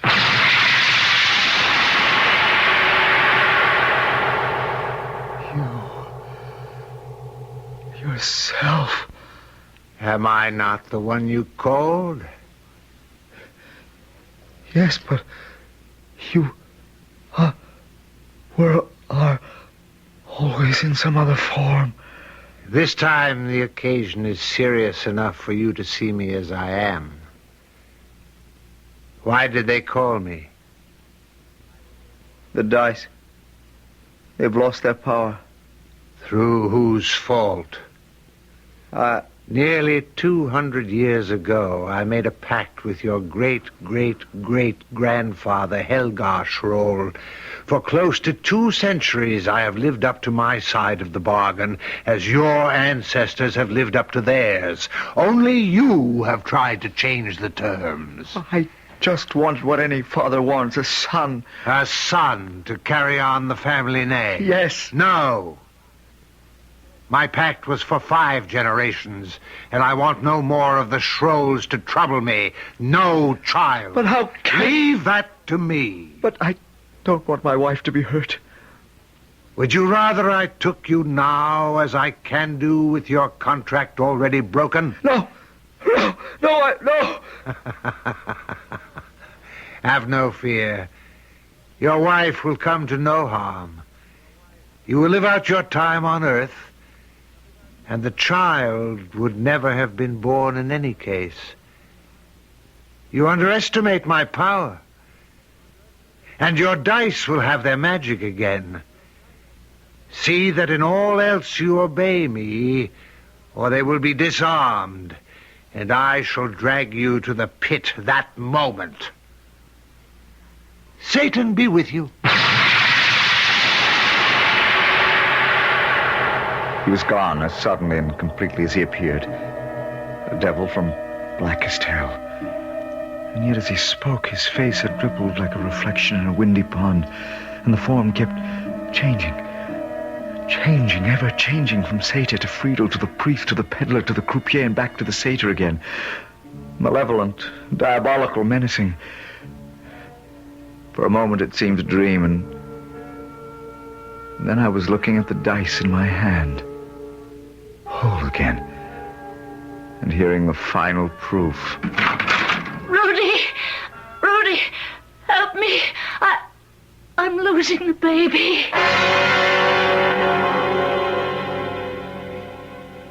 It took a little while to raise enough to get started again. But once I had a stake, I was merciless. When I cleaned out everyone's pocket in one town, I'd move on to the next. We lived up to every magnificent penny I made. Our parties were legendary, haunted by every profligate in Europe, stained by every sin in the lexicon. Lotte failed to recover her figure. Wine and brandy the culprits now. The Baron von Schrollhausen, as I called myself, was much too rich to be unattractive. No matter what my excesses. And so at last we came to the Riviera in France to run up against my most formidable rival in the game of chance. Who is that perfectly gorgeous man at the baccarat table? That, my pet, is the Comte de Mauvrais, the second most important gamester in Europe. Oh, some say the first. That's a matter we'll settle someday. Is that the Comtesse by his side? It is. And she is beautiful. She's a painted hussy, that's all. Oh, he's getting up. Perhaps he'll come our way. Lotte, here's 100,000 francs. The wheel is waiting for you. Oh, but I prefer to meet the Comte alone. Go. Yes, Rudy. If you insist. Very few things would tempt me away from the baccarat table, but I believe I recognize the great Baron von Schrollhausen. At your service. And I'm flattered at the recognition. The Comte de Mauvrais is, of course, known worldwide. Oh, I am flattered in return. May I present my Comtesse Margot, the Baron? A pleasure long deferred, Monsieur le Baron. That is your wife who just left? Yes, Lotte, she is not at her best these days. Oh? Well, I'm being unfair only because I am blinded by your beauty. A fluttering little hand lay in mine like a bird's as I kissed the back of it. But from her palm to mine was passed a tiny ball of paper. Well, Baron, it was fated we should meet eventually. When do we cross swords? At what game? Chemin de fer is my favorite. Unfortunately, I do not play cards. Only the dice. Then, since I am challenger, you have the choice of weapons. When do we begin? Since you select my game, the time should be named by you. Tonight I'm committed to chemin de fer. Tomorrow I must leave for business in Marseille. Shall we say 1 week from tonight? Accepted. In the meanwhile, bonne chance at our tables, but save your best for me, eh? Now, if you will excuse me, I must return to my game. And you, monsieur, must take me and introduce me to your baroness. May I suggest a glass of champagne? Oh, what a delightful idea. Especially since they are serving on the other side of the casino. Especially. Well, it will give you a chance to glance at the billet doux I passed you, unobserved by either of our spouses. I must admit it has been burning a hole in my hand. So I shall read it as we stroll. Unobserved. Except by you. That is nothing to be afraid of, since I wrote it. You. The pavilion. My own Petit Trianon, a private little retreat of mine at the other end of our chateau gardens. And your husband will be away all next week. May I expect you? The most beautiful woman in France. Why, me? Regardez vous-même, Baron. I'm no beauty, Madame la Comtesse. Ah, you are something far better and more exciting. A man among men, a gambler who wins and wins. A man like you gets in my very blood. But your husband My husband and I are one thing. You and I, another. Besides, he will be away. I shall expect you tomorrow at, say, 4.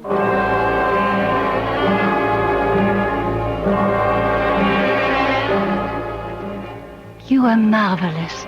Everything I expected of you. My lover, my strong one. What is your strength? My strength is your desire for me. Then meet me again. Tomorrow. Here. Same time. The same magic hour.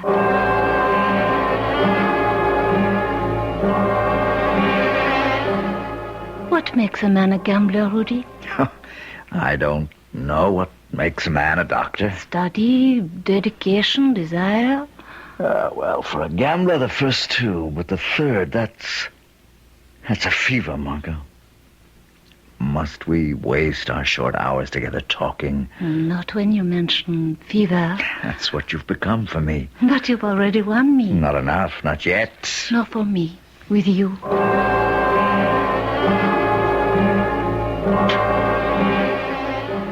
What I really meant yesterday, I suppose, was what makes a man a winner?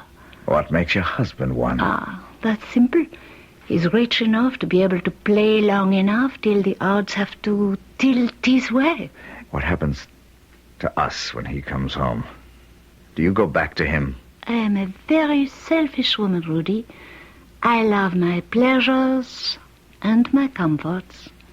And you. Then if I promise you I will win the game, do I also win you? Oh, you'll never beat Le Comte. And so, 3 days later, the great game began. I let the 200,000 francs ride. Will Le Comte cover me? The Baron is covered. Very well. 8 is the point. Easy 8. Anyway. A 7. I win. My dice, I believe. 11. A winner. I let all ride. How much is in the pot? 840,000 francs. You're covered. A natural lucky 7. Will you cover me again? It was impossible. 5 nights in a row I lost to the Count. With my dice, but that couldn't be. No one could cast a spell over them but me. Unless I drew them from my pocket, examined them, twisted them this way and that under the light. But that was part of their secret. How could they be told from an ordinary pair? And this was no ordinary pair because I never let them out of my possession. Margot, Leconte. I'd been taken in by one of the oldest tricks in the world. Where are they, Margot? Rudy, where? What? My dice! You stole them from me to give your husband. Rudy, don't be silly and put down those pistols. I suggest the same thing. So you're here, Monsieur Leconte. Very well, my dice. Or I swear I'll shoot that witch. Charm them away from me. I don't have your dice. I warn you. I'll shoot her if you don't give them up. Shoot and be damned. Ah! Dieu! No! Mon Dieu! You've killed her. Just as I'll kill you to get my dice back. They are not yours, Rudy. They're mine. And I decided it was time to take them back. Poor Margot. Still, her death will serve a purpose. You will be guillotined, my friend. But don't worry. When you join me, I'll rejoin you.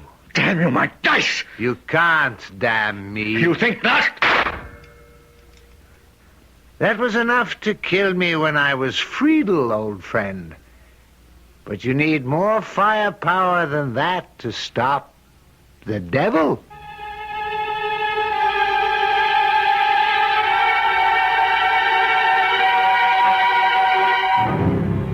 There was some disagreement among the judges at the trial as to whether Rudolf Schroll should be guillotined or sent to a madhouse. But the Comte's face, as he testified, was so white and frozen with grief that Rudy's wild story was judged a deliberate attempt to escape his crime of conscience.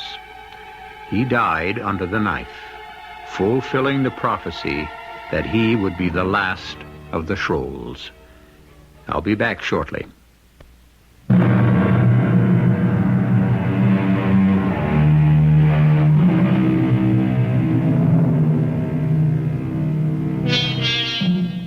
As for the dice themselves, no one knows what happened to them. There have been stories since of winning pairs that make fortunes for their owners. It's doubtful, with so many professional mechanics in the field these days, the devil would bother with dice. He has so many more fruitful opportunities as the world turns today. Our cast included Michael Wager, Carol Teitel, Ian Martin, Gordon Gould, and Robert Dryden. The entire production was under the direction of Hyman Brown. This is E.G. Marshall inviting you to return to our Mystery Theater for another adventure in the macabre. Until next time, pleasant dreams.